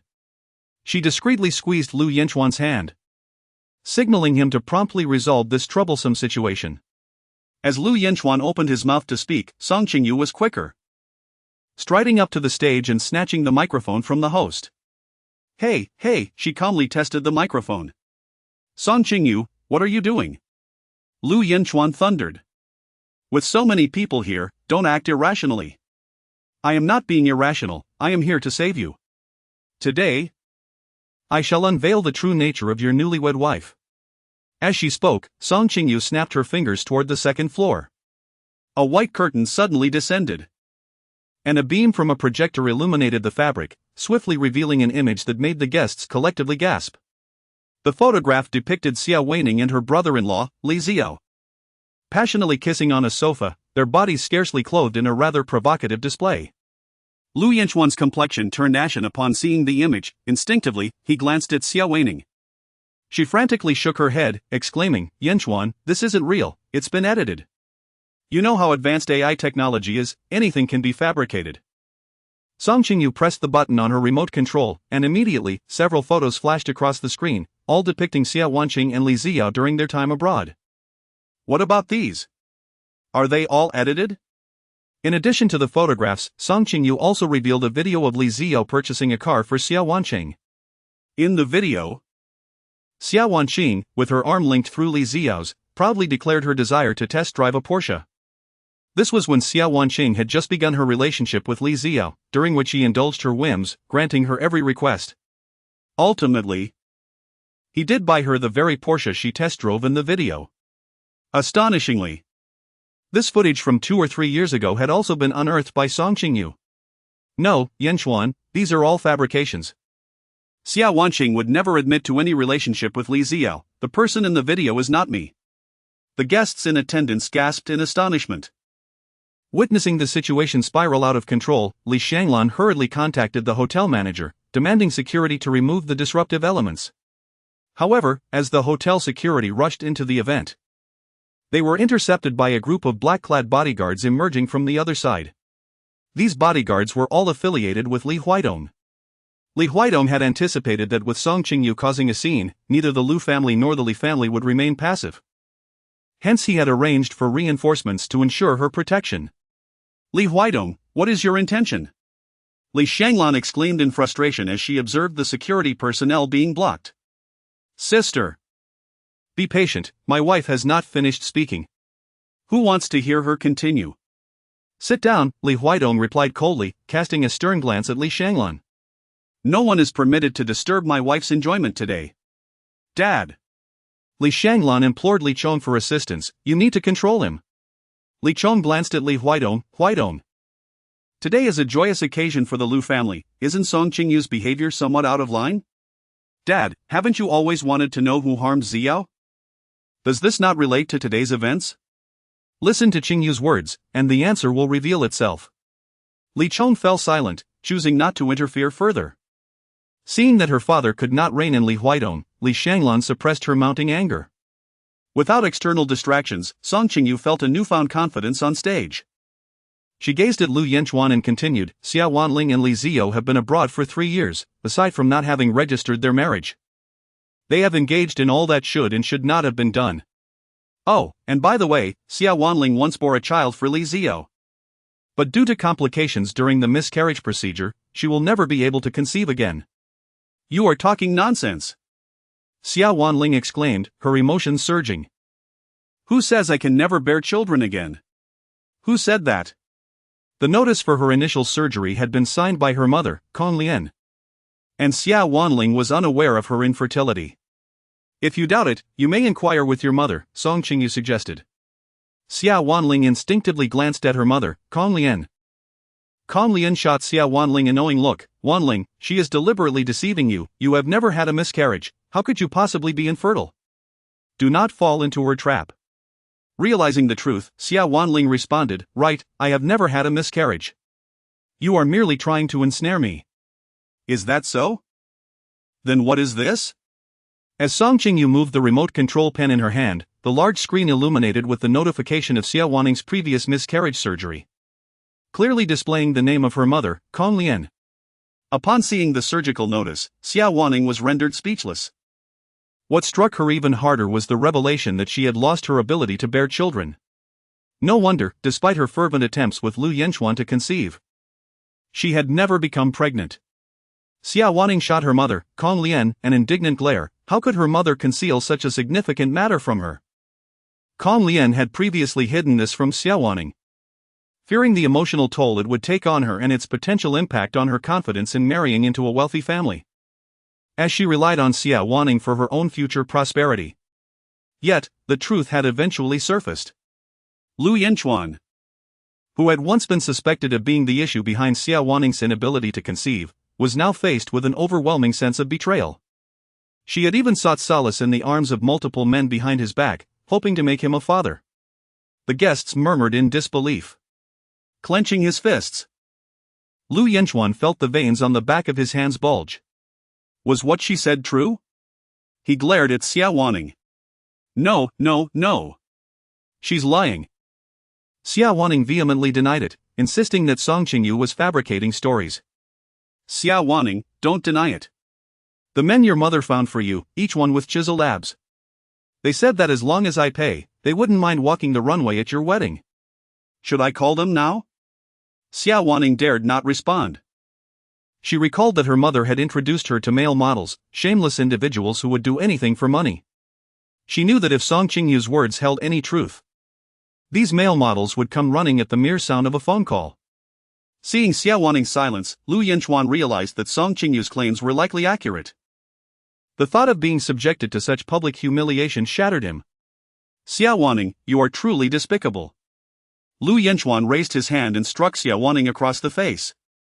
The sound echoed as she fell to the ground. Wanling! Kong Lian screamed, attempting to rush forward to help her daughter, but was restrained by Li Huaidong's subordinates. It was him who forced me, Yanchuan. It was Li Ziyao who made me do this.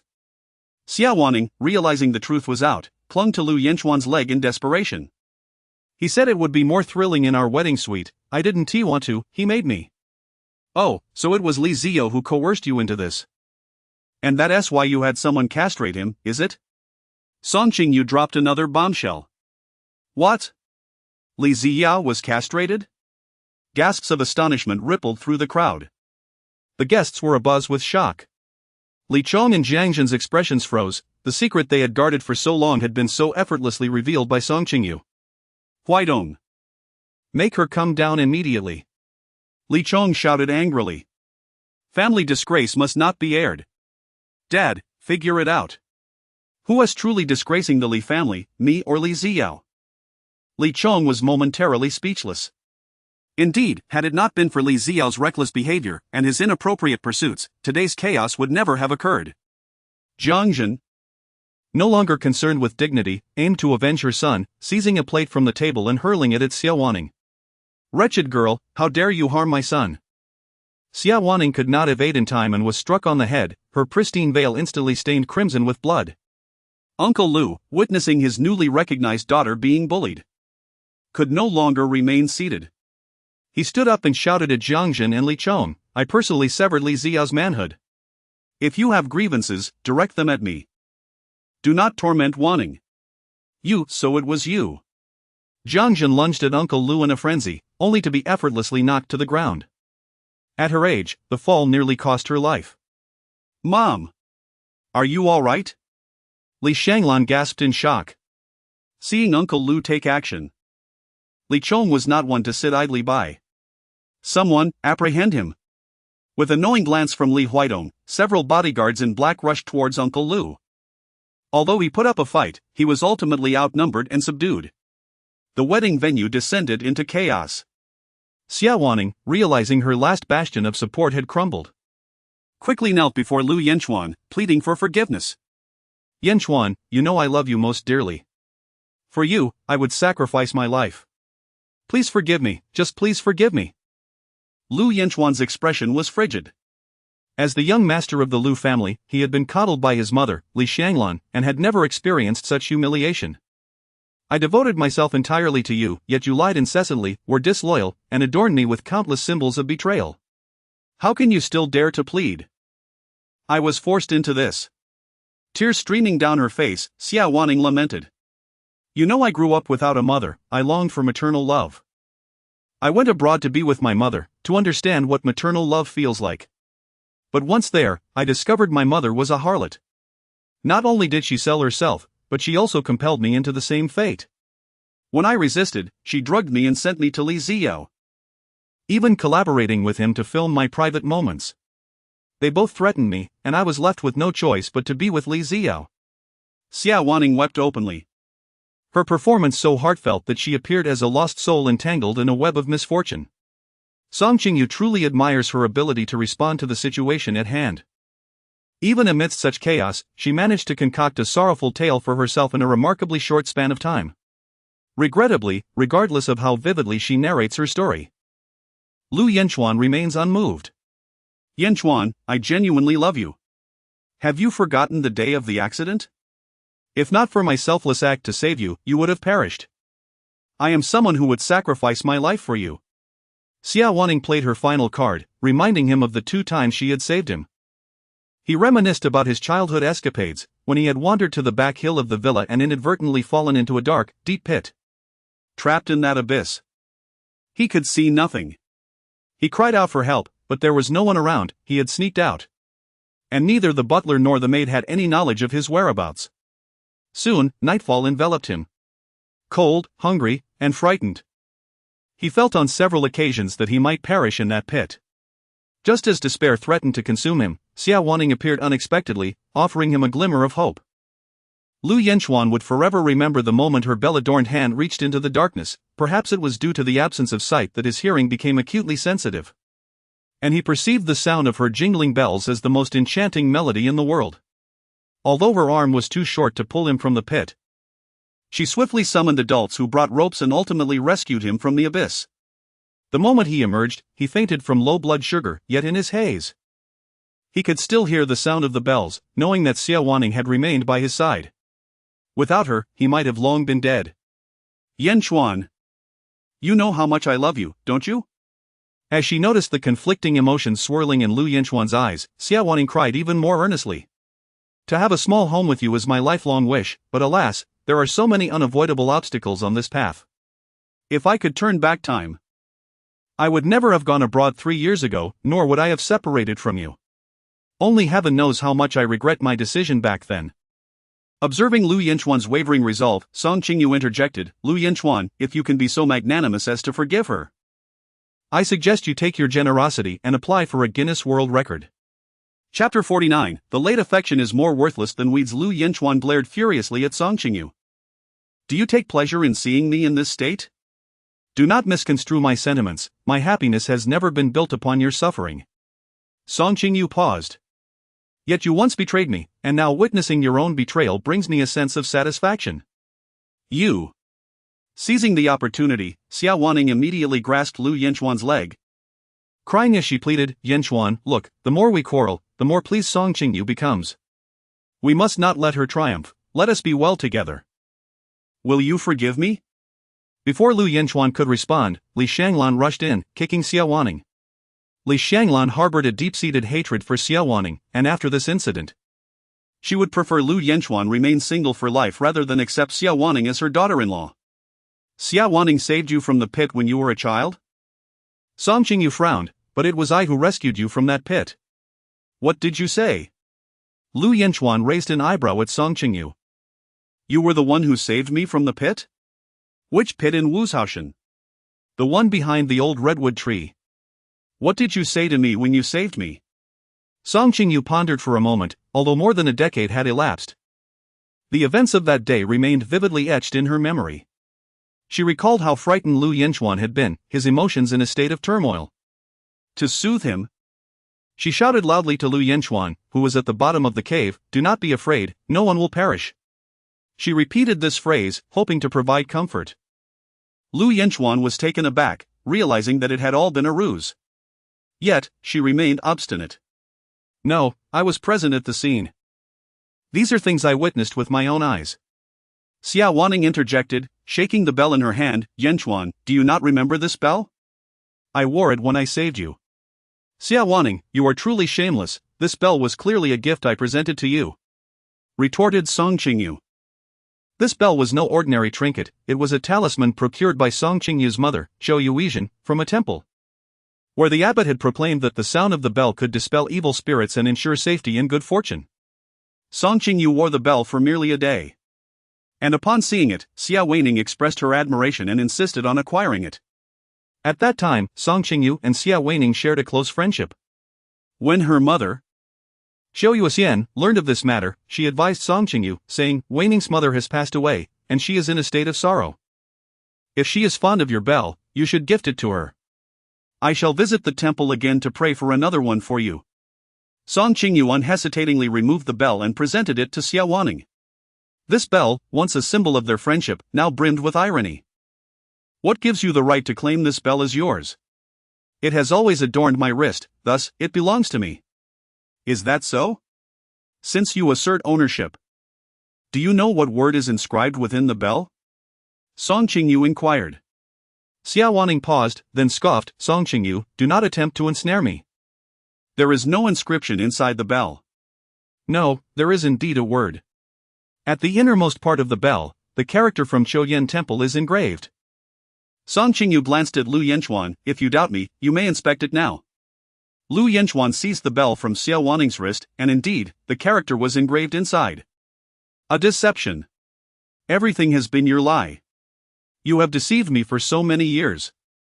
Lu Yanchuan rushed forward, gripping Xia Wanning's neck, his eyes aflame with rage. "Xia Wanning, tell me, what remains true between us? What is real?" Xia Wanning struggled to breathe, her cheeks quickly flushing. Yanchuan, I love you. That is true. Love? Spare me your theatrics." Lu Yanchuan forcefully pushed Xia Wanning away, his face cold as ice. Lu Yanchuan, will never trust you again." Xia Wanning had never imagined that what she believed to be the happiest and most glamorous day of her life would devolve into her most tragic. She could have transcended class, becoming the wealthy matron of a prosperous family, living a life of luxury without worry for her livelihood. Yet now, she had become the laughingstock of the wealthy crowd around her. It was all Song Qingyu's doing, she had ruined Xia Wanning's future.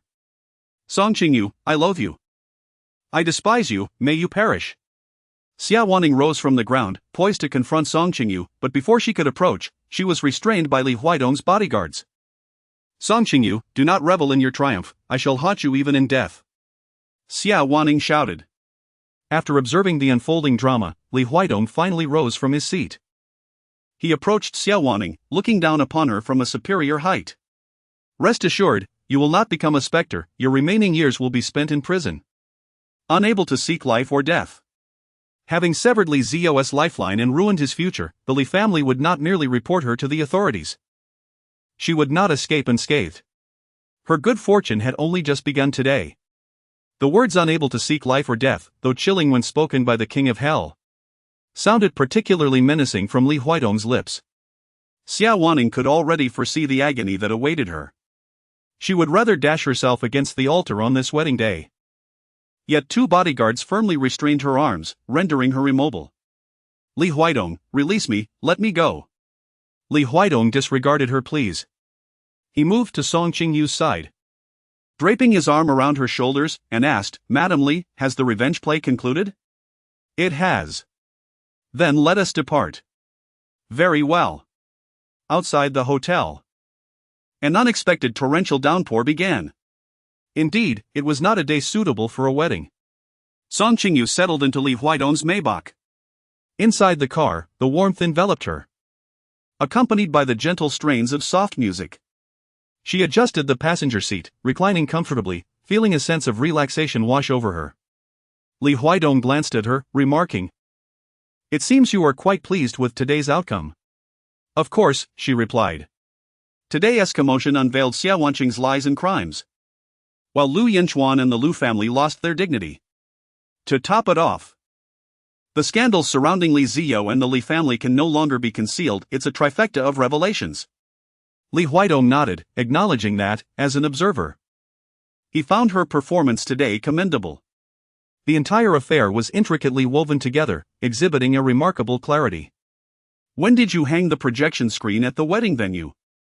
he inquired. "Last night, Qingyu took care of it," she answered. Li Huaidong chuckled softly. Qingyu, who typically dealt with confidential matters, seemed to navigate the mischievous antics alongside Song Qingyu with ease. "Tonight, I can finally enjoy a good night's sleep," Song Qingyu stretched languidly. In truth, she had felt a bit of psychological pressure in recent days, fearing unforeseen complications today. Fortunately, Li Huaidong was by her side. With him present, everything she undertook flowed smoothly. As the guests gradually departed from the wedding venue, Lu Yanchuan sat bewildered on the flower-adorned steps, watching the throngs pass by, feeling a profound emptiness within. Despite the chaotic wedding, Song Qingyu maintained her cheerful demeanor from start to finish. On that day, Lu Yanchuan found her inexplicably cheap. A mere piece of candy could elicit such delight from her. In the 3 years of their marriage, he had offered her little kindness, taking for granted her devotion to their family, while his heart remained tethered to Xia Wanqing. Little did he know how Song Qingyu had endured those 3 years. Now, upon realizing the truth, regret consumed him, filling him with a desire to strike himself in frustration. He had been foolish, cherishing a viper while neglecting the true gem. And most painfully, he discovered that Xia Wanqing had deceived him. It was Song Qingyu who had saved him all those years ago. He had loved the wrong person all along. "Yanchuan, what are you doing sitting there?" Li Shanglan approached him, annoyance etched on her face. "Your father is upstairs, go comfort him before he truly loses his temper." Unmoved, Lu Yanchuan appeared as if his spirit had left his body. Although Li Shanglan berated her son in front of her husband, Lu Jianpain, as a mother, she felt a twinge of sympathy for her son. "Mom, if you wish to rub salt into my wounds, please continue." "How could a mother do such a thing? I'm merely stating facts." "Ever since you became entangled with Song Qingyu and Xia Wanqing, your life has been on a downward spiral." "What does that indicate?" "It suggests that one must marry someone of equal standing. Women from humble backgrounds will only drag you down," she said, patting Lu Yanchuan's shoulder. "Listen to your mother. Once this matter passes, forget about those 2 women, and I will find you a suitable heiress." "Enough," Lu Yanchuan interrupted her. "Just let me be." With that, he stood and exited the hotel. The rain poured heavier outside. He climbed into his car, started the engine, and aimlessly drove through the streets. As he continued driving, he found himself in Taoyuan. Sitting in the car, he gazed at the brightly lit Taoyuan, his mind flooded with thoughts of Song Qingyu. It was almost laughable. It wasn't until the curtain fell on today's farce that his innermost feelings began to crystallize. All along, his heart had harbored Song Qingyu, for the past 3 years. She had not been a mere backdrop in his life, he simply had been unwilling to admit it. Lu Yanchuan longed to see Song Qingyu once more. Unable to resist, he took out his phone and dialed her number. Song Qingyu had just finished her shower and was drying her hair, preparing to attend to her skincare routine when her phone buzzed. She glanced at the screen and saw that it was a call from Lu Yanchuan. What? She had completely forgotten to block Lu Yanchuan's number? No, keeping an ex's contact information was tantamount to allowing him to resurface occasionally in her new life. And she absolutely would not permit that. Song Qingyu promptly rejected the call, effortlessly adding Lu Yanchuan's number to her blacklist.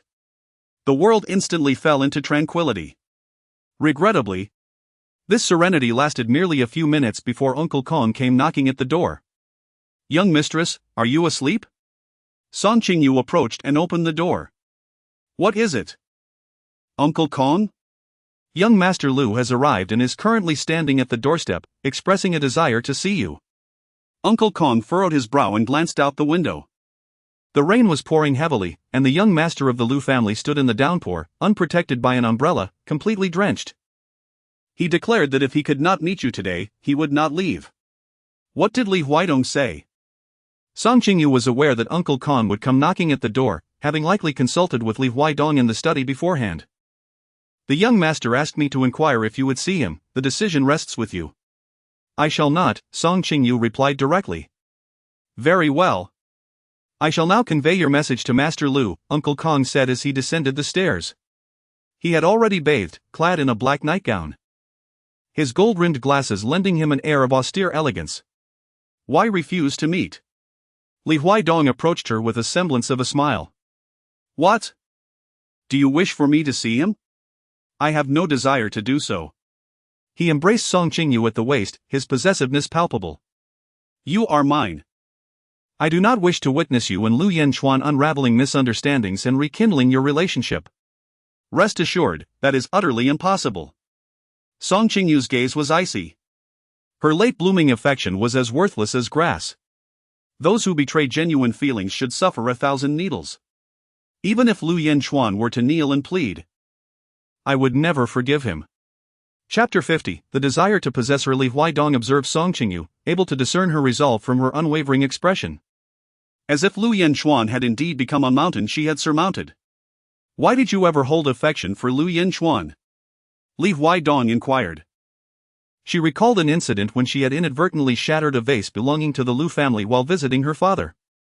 Li Shanglan had been furious, forcing her to stand under the scorching sun as punishment and striking her with a ruler.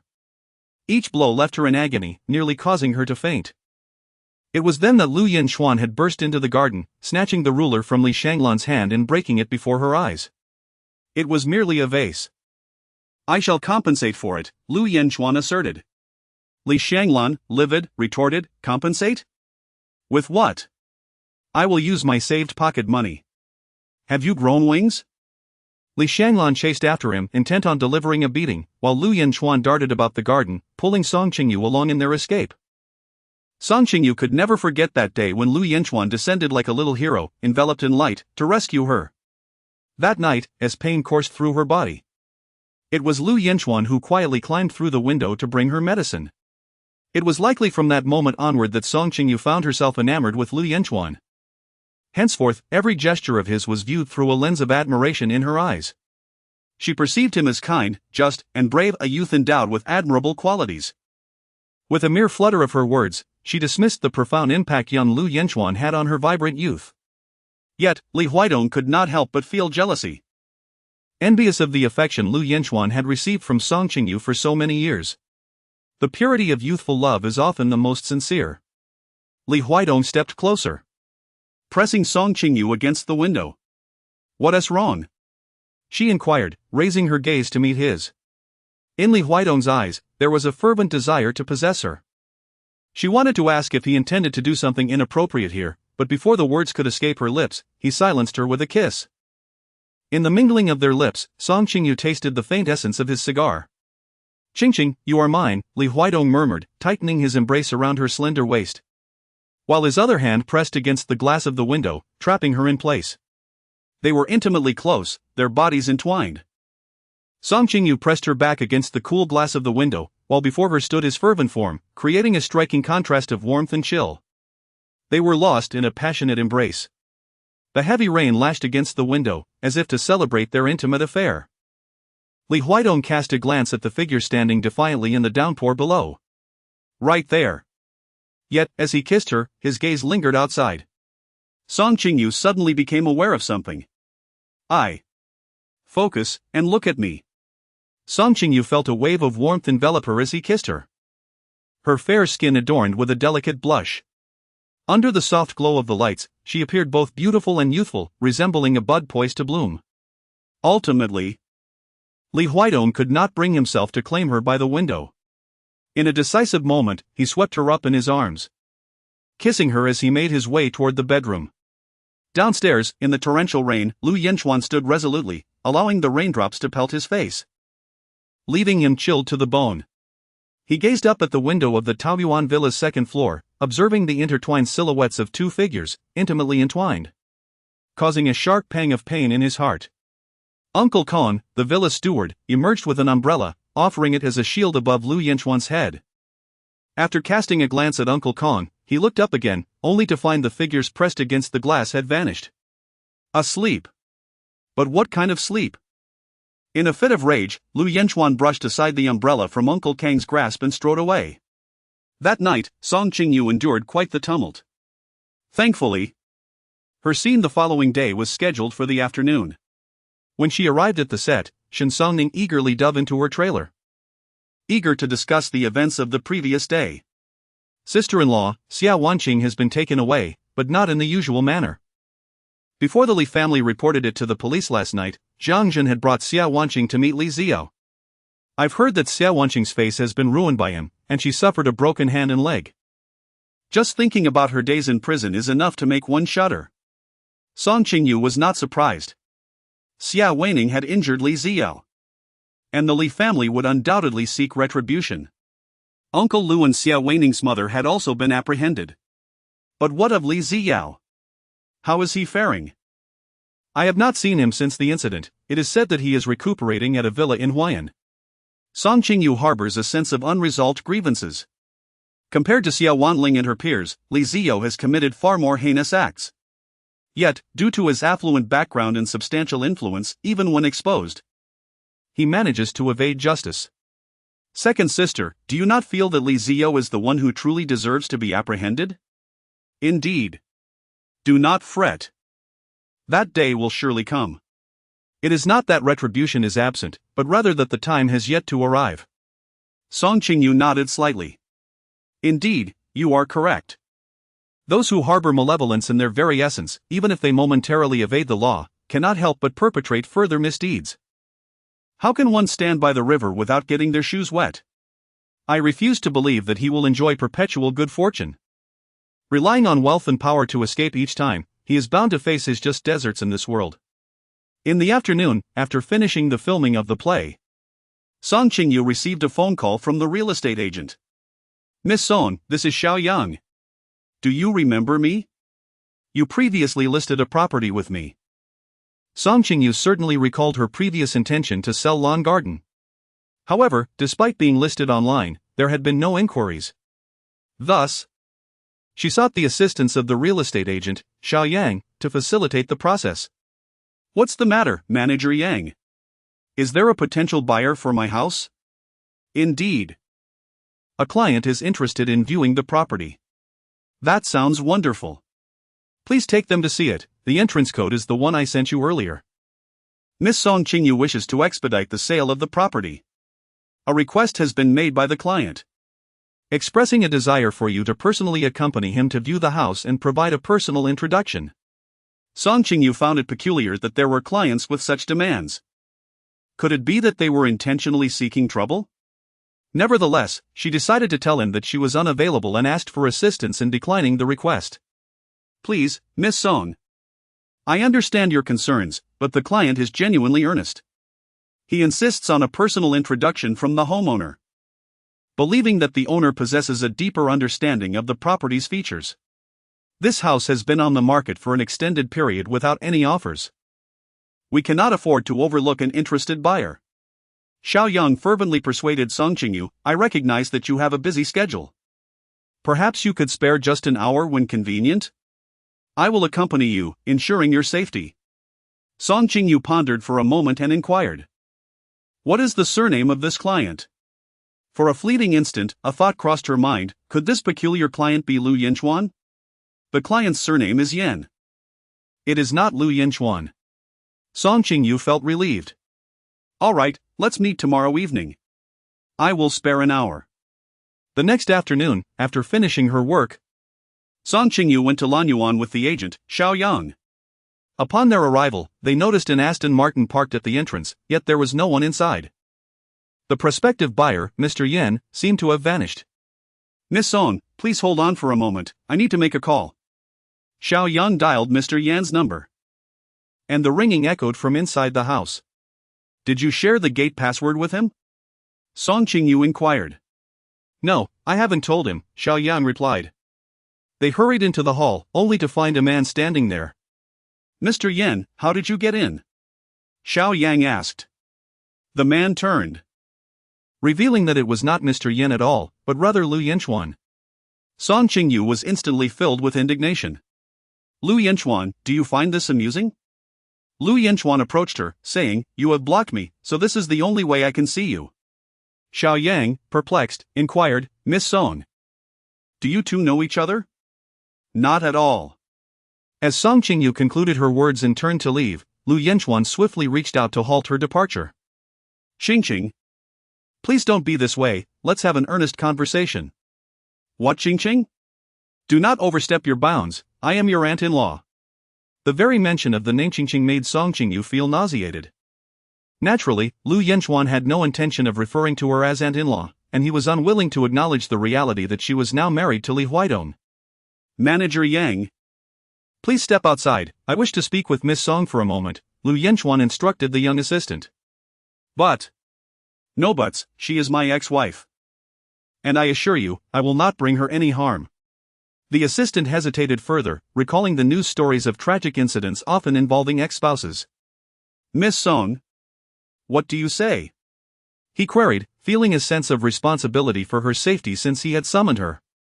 Do not mind him, we shall leave, Song Qingyu retorted, showing no desire to engage with Lu Yanchuan. Wait.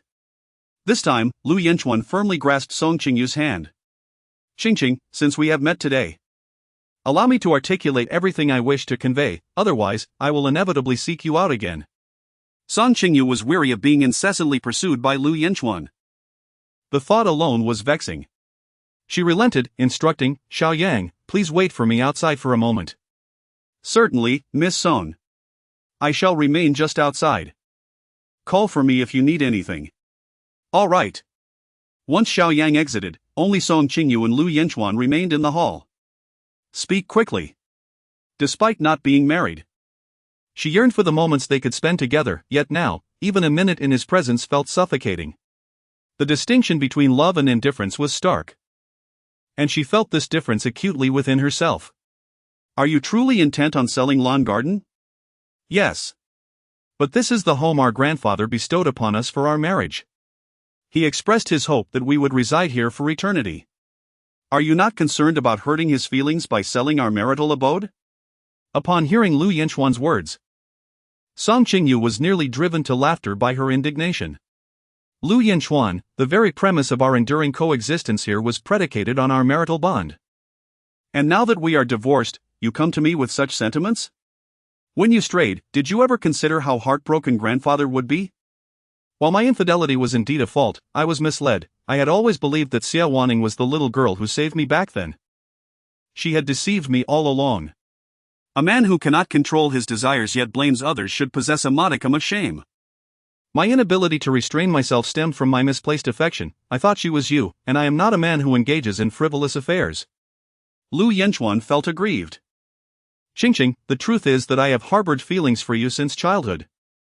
Had it not been for Xia Wanning's unwelcome interference, we would surely have navigated a smooth path to marriage, growing old together in harmony. Alas, there are no what-ifs, Song Qingyu responded coldly, what is done is done. There is no need to revisit the past. There is no past for me, in my heart, it remains unresolved. Look at Lan Yuan, look at the home we once shared. Do you truly possess no lingering affection for the past and for me? At that moment, Song Qingyu loved him so deeply that she forsook her own career, willingly kept solitary vigil in an empty room day after day, and devoted herself to preparing meals for him. Lu Yanchuan could hardly fathom how swiftly one's affection could dissipate. Lu Yanchuan, do you recall the refuse you cast into the trash this morning? He furrowed his brow in response. I am discussing serious matters with you, why inquire about that? I merely asked if you remember. I do not recall. Indeed. I too have forgotten. To me, you are akin to refuse. I cannot even remember when I discarded you, let alone harbor any lingering sentiments. Do not overestimate your significance. This was not the first instance of Song Qingyu likening Lu Yanchuan to garbage. In the past, he perceived her words as mere bravado, yet now they struck him with a sense of grievance and discomfort. Qingqing, I have come to you today to sincerely apologize. I recognize that I was a cad over the past 3 years, but I have since awakened to the truth. If possible, I hope you might grant me another chance. Upon hearing the name Li Huaidong, Lu Yanchuan was reminded of the scene he witnessed in the pouring rain the previous night. Li Huaidong had pressed Song Qingyu against the glass, kissing her, caressing her, possessing her, his former wife, whom he had never even touched. Now blossomed fervently beneath Li Huaidong's embrace, driving him to the brink of insanity with jealousy. Why did you marry Li Huaidong? Did he coerce you in any way? What means did he use to compel you? He did not force me, I chose willingly. I refuse to believe that, Qingqing. At that time, you loved me so deeply. You are not the type to easily transfer your affections. Song Qingyu smiled and said, Enough, Lu Yanchuan, do not utter another word. The more you speak, the more ridiculous you appear. I merely wish to protect you from deception. Li Huaidong is not a good man. His depths are profound. And aligning with him will undoubtedly lead to your misfortune. He is not a good person, are you? I speak earnestly, so do not dismiss my words. Li Huaidong is certainly not someone you can entrust your life to, he is unwell. Chapter 51, A Good Brother. Is Li Huaidong unwell? A sudden jolt of apprehension coursed through Song Qingyu's heart. What illness could it be? Could it possibly be as dire as portrayed in television dramas, a terminal disease? An overwhelming sense of worry engulfed her. What affliction did he suffer from? She gazed intently at Lu Yanchuan, silently wishing he would refrain from uttering the answer that loomed in her mind. A mental disorder. Indeed, perhaps she had simply indulged too much in dramatic narratives. Song Qingyu paused for a moment and then erupted with rage. Lu Yanchuan, are you out of your mind? You're the one who's mad, your entire family is crazy. After delivering her scathing remarks, she turned to leave. Lu Yanchuan blocked her path. Qingqing, I speak the truth, he is truly deranged.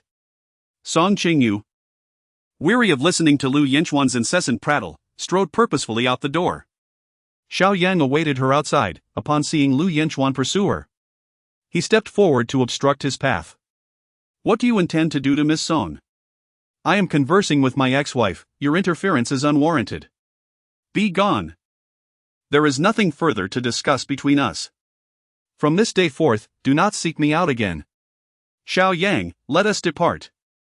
Certainly, Miss Song. Xiao Yang shielded Song Qingyu as they entered the vehicle, leaving the lawn garden behind. Miss Song, I apologize, I was unaware of the circumstances today. Xiao Yang expressed his remorse. It is of no consequence, you are not to blame. Tomorrow, please visit the lawn garden to change the access code. From now on, should anyone wish to view the property, I trust you to handle it entirely. Understood. Upon entering, she was greeted by the sight of Li Huaidong seated in the living room. You finished work rather early today. Li Huaidong nodded, opening his arms to invite her to sit beside him.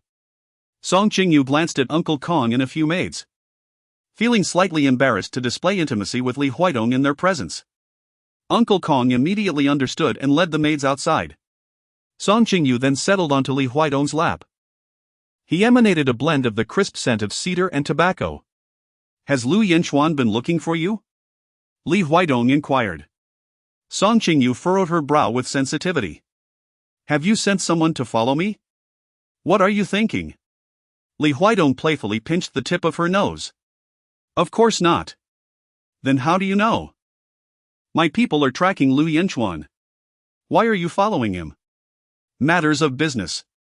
Li Huaidong dismissed it with a casual remark. Song Qingyu chose not to inquire further. After all, it pertained to his work, and she preferred not to intrude.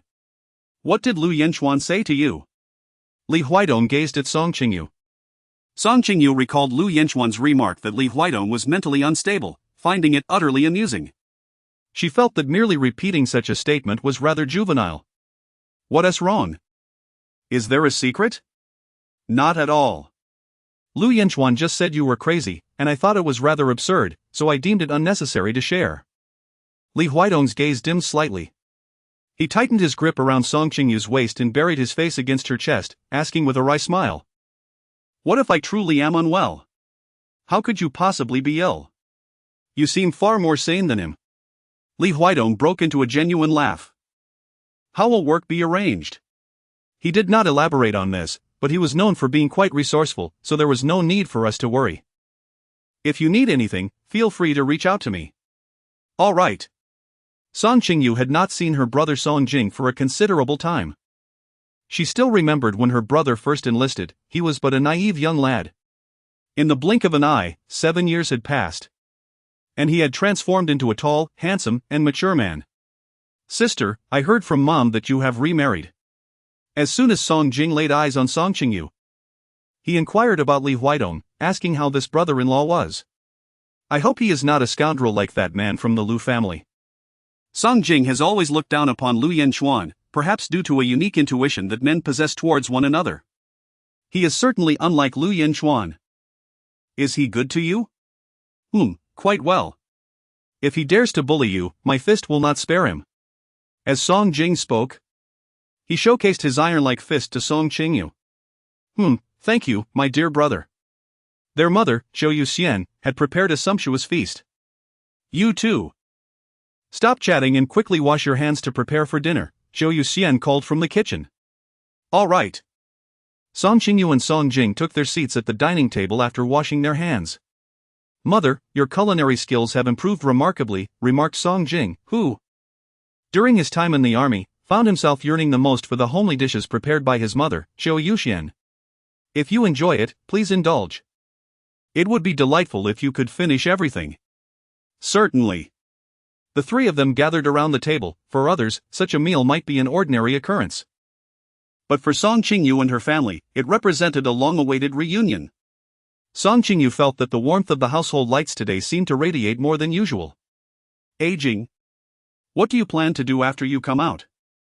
Zhou Yuxian inquired of her son. Is it confirmed? Yes, our company commander wrote the recommendation letter a month ago. Being a special police officer is quite perilous, isn't it? Zhou Yuxian expressed her concern. Every profession carries its own risks. Becoming a special police officer has always been my aspiration. Zhou Yuxian intended to voice further worries, but Song Qingyu quickly interjected, aging is right. Every vocation has its inherent dangers, and unforeseen events are beyond anyone's anticipation. I believe the most crucial aspect of job hunting is finding something you are passionate about.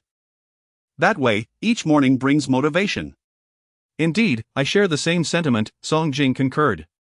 However, you must exercise caution and prioritize your safety while on duty. I understand.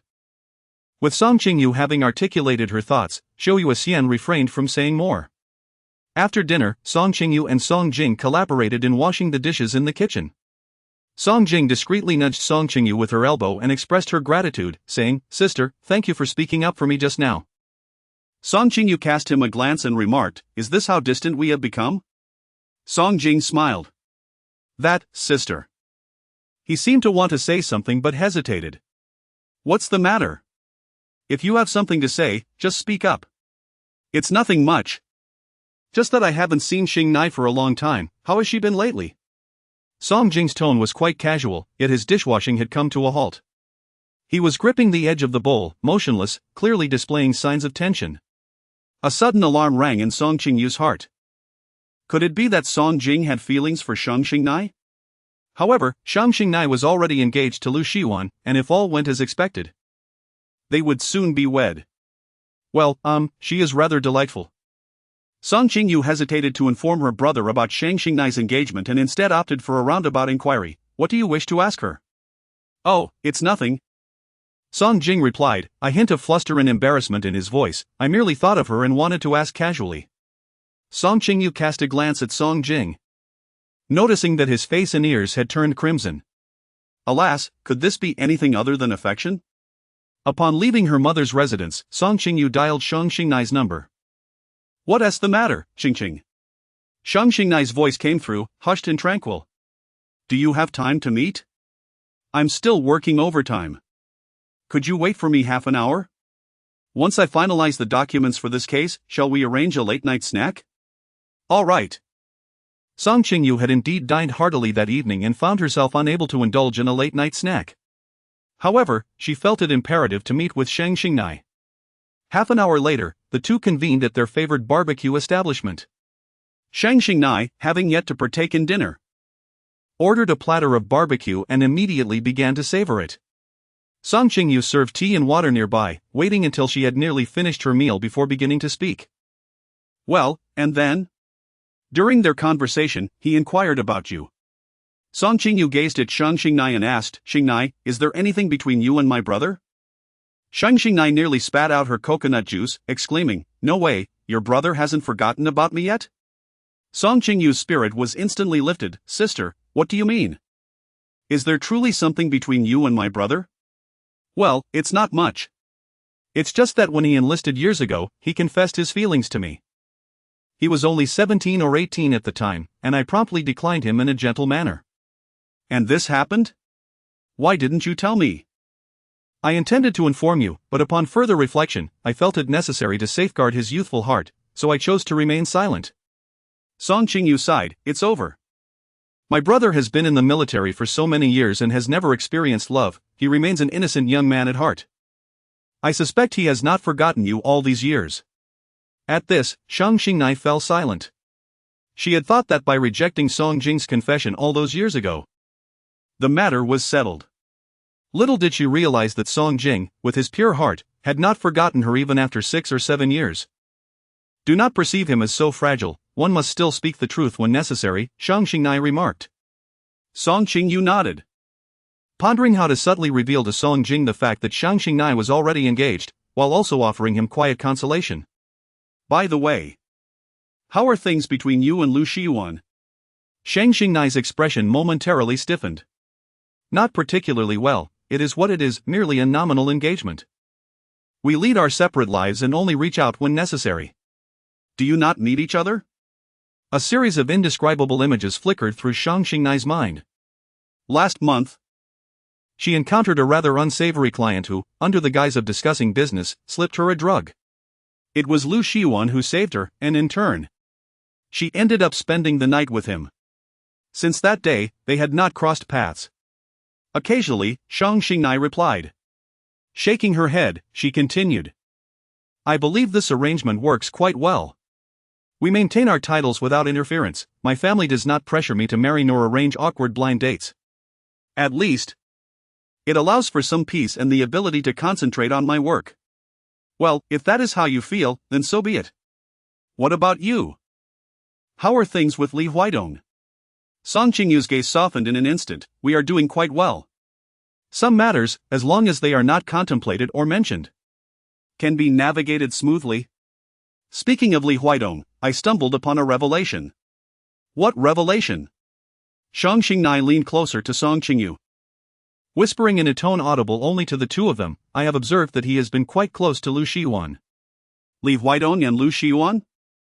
These two individuals should, by all accounts, be worlds apart.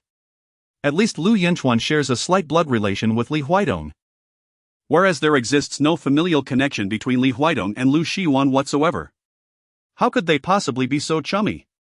How did you come to know this? A few days ago, while I was at the Tianhua Club meeting a client, I saw them enter the same VIP room, one after the other. The Tianhua Club is not a typical establishment for indulgent escapades. Those who convene there are primarily engaged in professional dealings. However, I have verified that Li Huaidong and Lu Yanchuan have no apparent business ties. If there are no business interactions, what could possibly draw them to meet there? There must be some underlying secret between them. What kind of secret do you mean? That, I cannot ascertain. A thought flickered through Song Qingyu's mind. Could they possibly be a couple? If they were indeed an item. Goodness, with their physiques, their appearances, and that palpable sexual tension, they could seamlessly embody any Danmei novel she had ever read. However, upon further reflection, she dismissed the notion as merely her overactive imagination. Given Li Huaidong's demeanor in bed, he certainly could not be bent that way, yet, she remained curious about Lu Yanchuan's disposition. Surely, Lu Yanchuan did not have an inclination towards men, did he? Song Qingyu cautiously inquired. Absolutely not, Shang Xingnai replied without a moment's hesitation. How can you be so sure? Shang Xingnai lowered her gaze to sip from her coconut, remaining silent. Xingnai, I'm asking you. Shang Xingnai's cheeks flushed. I feel a woman's intuition. He is not inclined that way. Song Qingyu, of course, did not believe her. Shang Xingnai was a distinguished lawyer, one who relied solely on evidence rather than mere feelings. She elongated her tone. Oh, the sixth sense, is it? Shang Xingnai, known for her forthright nature, was not the type to conceal matters from friends. Noticing Song Qingyu's skepticism, she closed her eyes for 3 seconds to gather her thoughts, then suddenly slammed her hand on the table and confessed, "Yes, we did sleep together." His prowess in that regard is astonishing. 7 times in one night, utterly relentless. The two girls at the adjacent table, overhearing the mention of 7 times in one night, immediately turned their gaze towards Shang Xingnai, their eyes brimming with doubt. Don't men usually finish in just 10 minutes and then fall fast asleep? Is it really possible to be that vigorous? They had never encountered such a phenomenon, and their disbelief was palpable. Song Qingyu covered her face, unable to suppress her laughter. "Sister, you needn't speak so loudly and in such detail. Mentioning it several times in one night is rather too candid, isn't it? However, Lu Yanchuan's 7 encounters in a single night did not astonish her, for after all, Li Huaidong boasted even more impressive achievements when he was at his peak. Never mind, I shan't dwell on it. Upon discovering her burgeoning relationship with Li Huaidong, Song Qingyu found her mind occasionally flooded with tantalizing thoughts. The desires he instilled within her seemed to intensify. However, given that both Li Huaidong and Lu Yanchuan were quintessentially straight men, it could be ascertained that neither harbored any emotional entanglements. Chapter 52, An evening of indulgence at the Tianya Club. Lu Yanchuan entered the VIP room. Behind the screen, Li Huaidong was preparing tea. "Brother Huaidong," Lu Yanchuan said, as he removed his black coat and took a seat opposite him. Li Huaidong lifted the teapot and poured a cup of tea into the glazed cup, steam curling gracefully above the clear liquid. "Is everything prepared?" Li Huaidong inquired. "It's all arranged, just awaiting the old man's memorial," Lu Yanchuan replied. "Has everything been settled with Lawyer Li?" "Indeed, it has," Li Huaidong confirmed. "What is the current situation with the Shang family?" As a thought crossed his mind, Lu Yanchuan swallowed hard and replied in a deep voice. "Since my engagement to Shang Xingnai, the Shang family has transferred 30% of their orders to Lu Corporation." Li Huaidong nodded, raising his teacup towards Lu Yanchuan with a hint of camaraderie. "Yanchuan, congratulations, you are on the verge of a breakthrough." Lu Yanchuan lifted his teacup with both hands, gently clinking it against Li Huaidong's. "This journey to today owes much to your support, brother Huaidong." "Thank you." "Your success is also my triumph," Li Huaidong remarked. The two men toasted with their tea, draining their cups in unison, before sharing a knowing smile. Just as she parked her car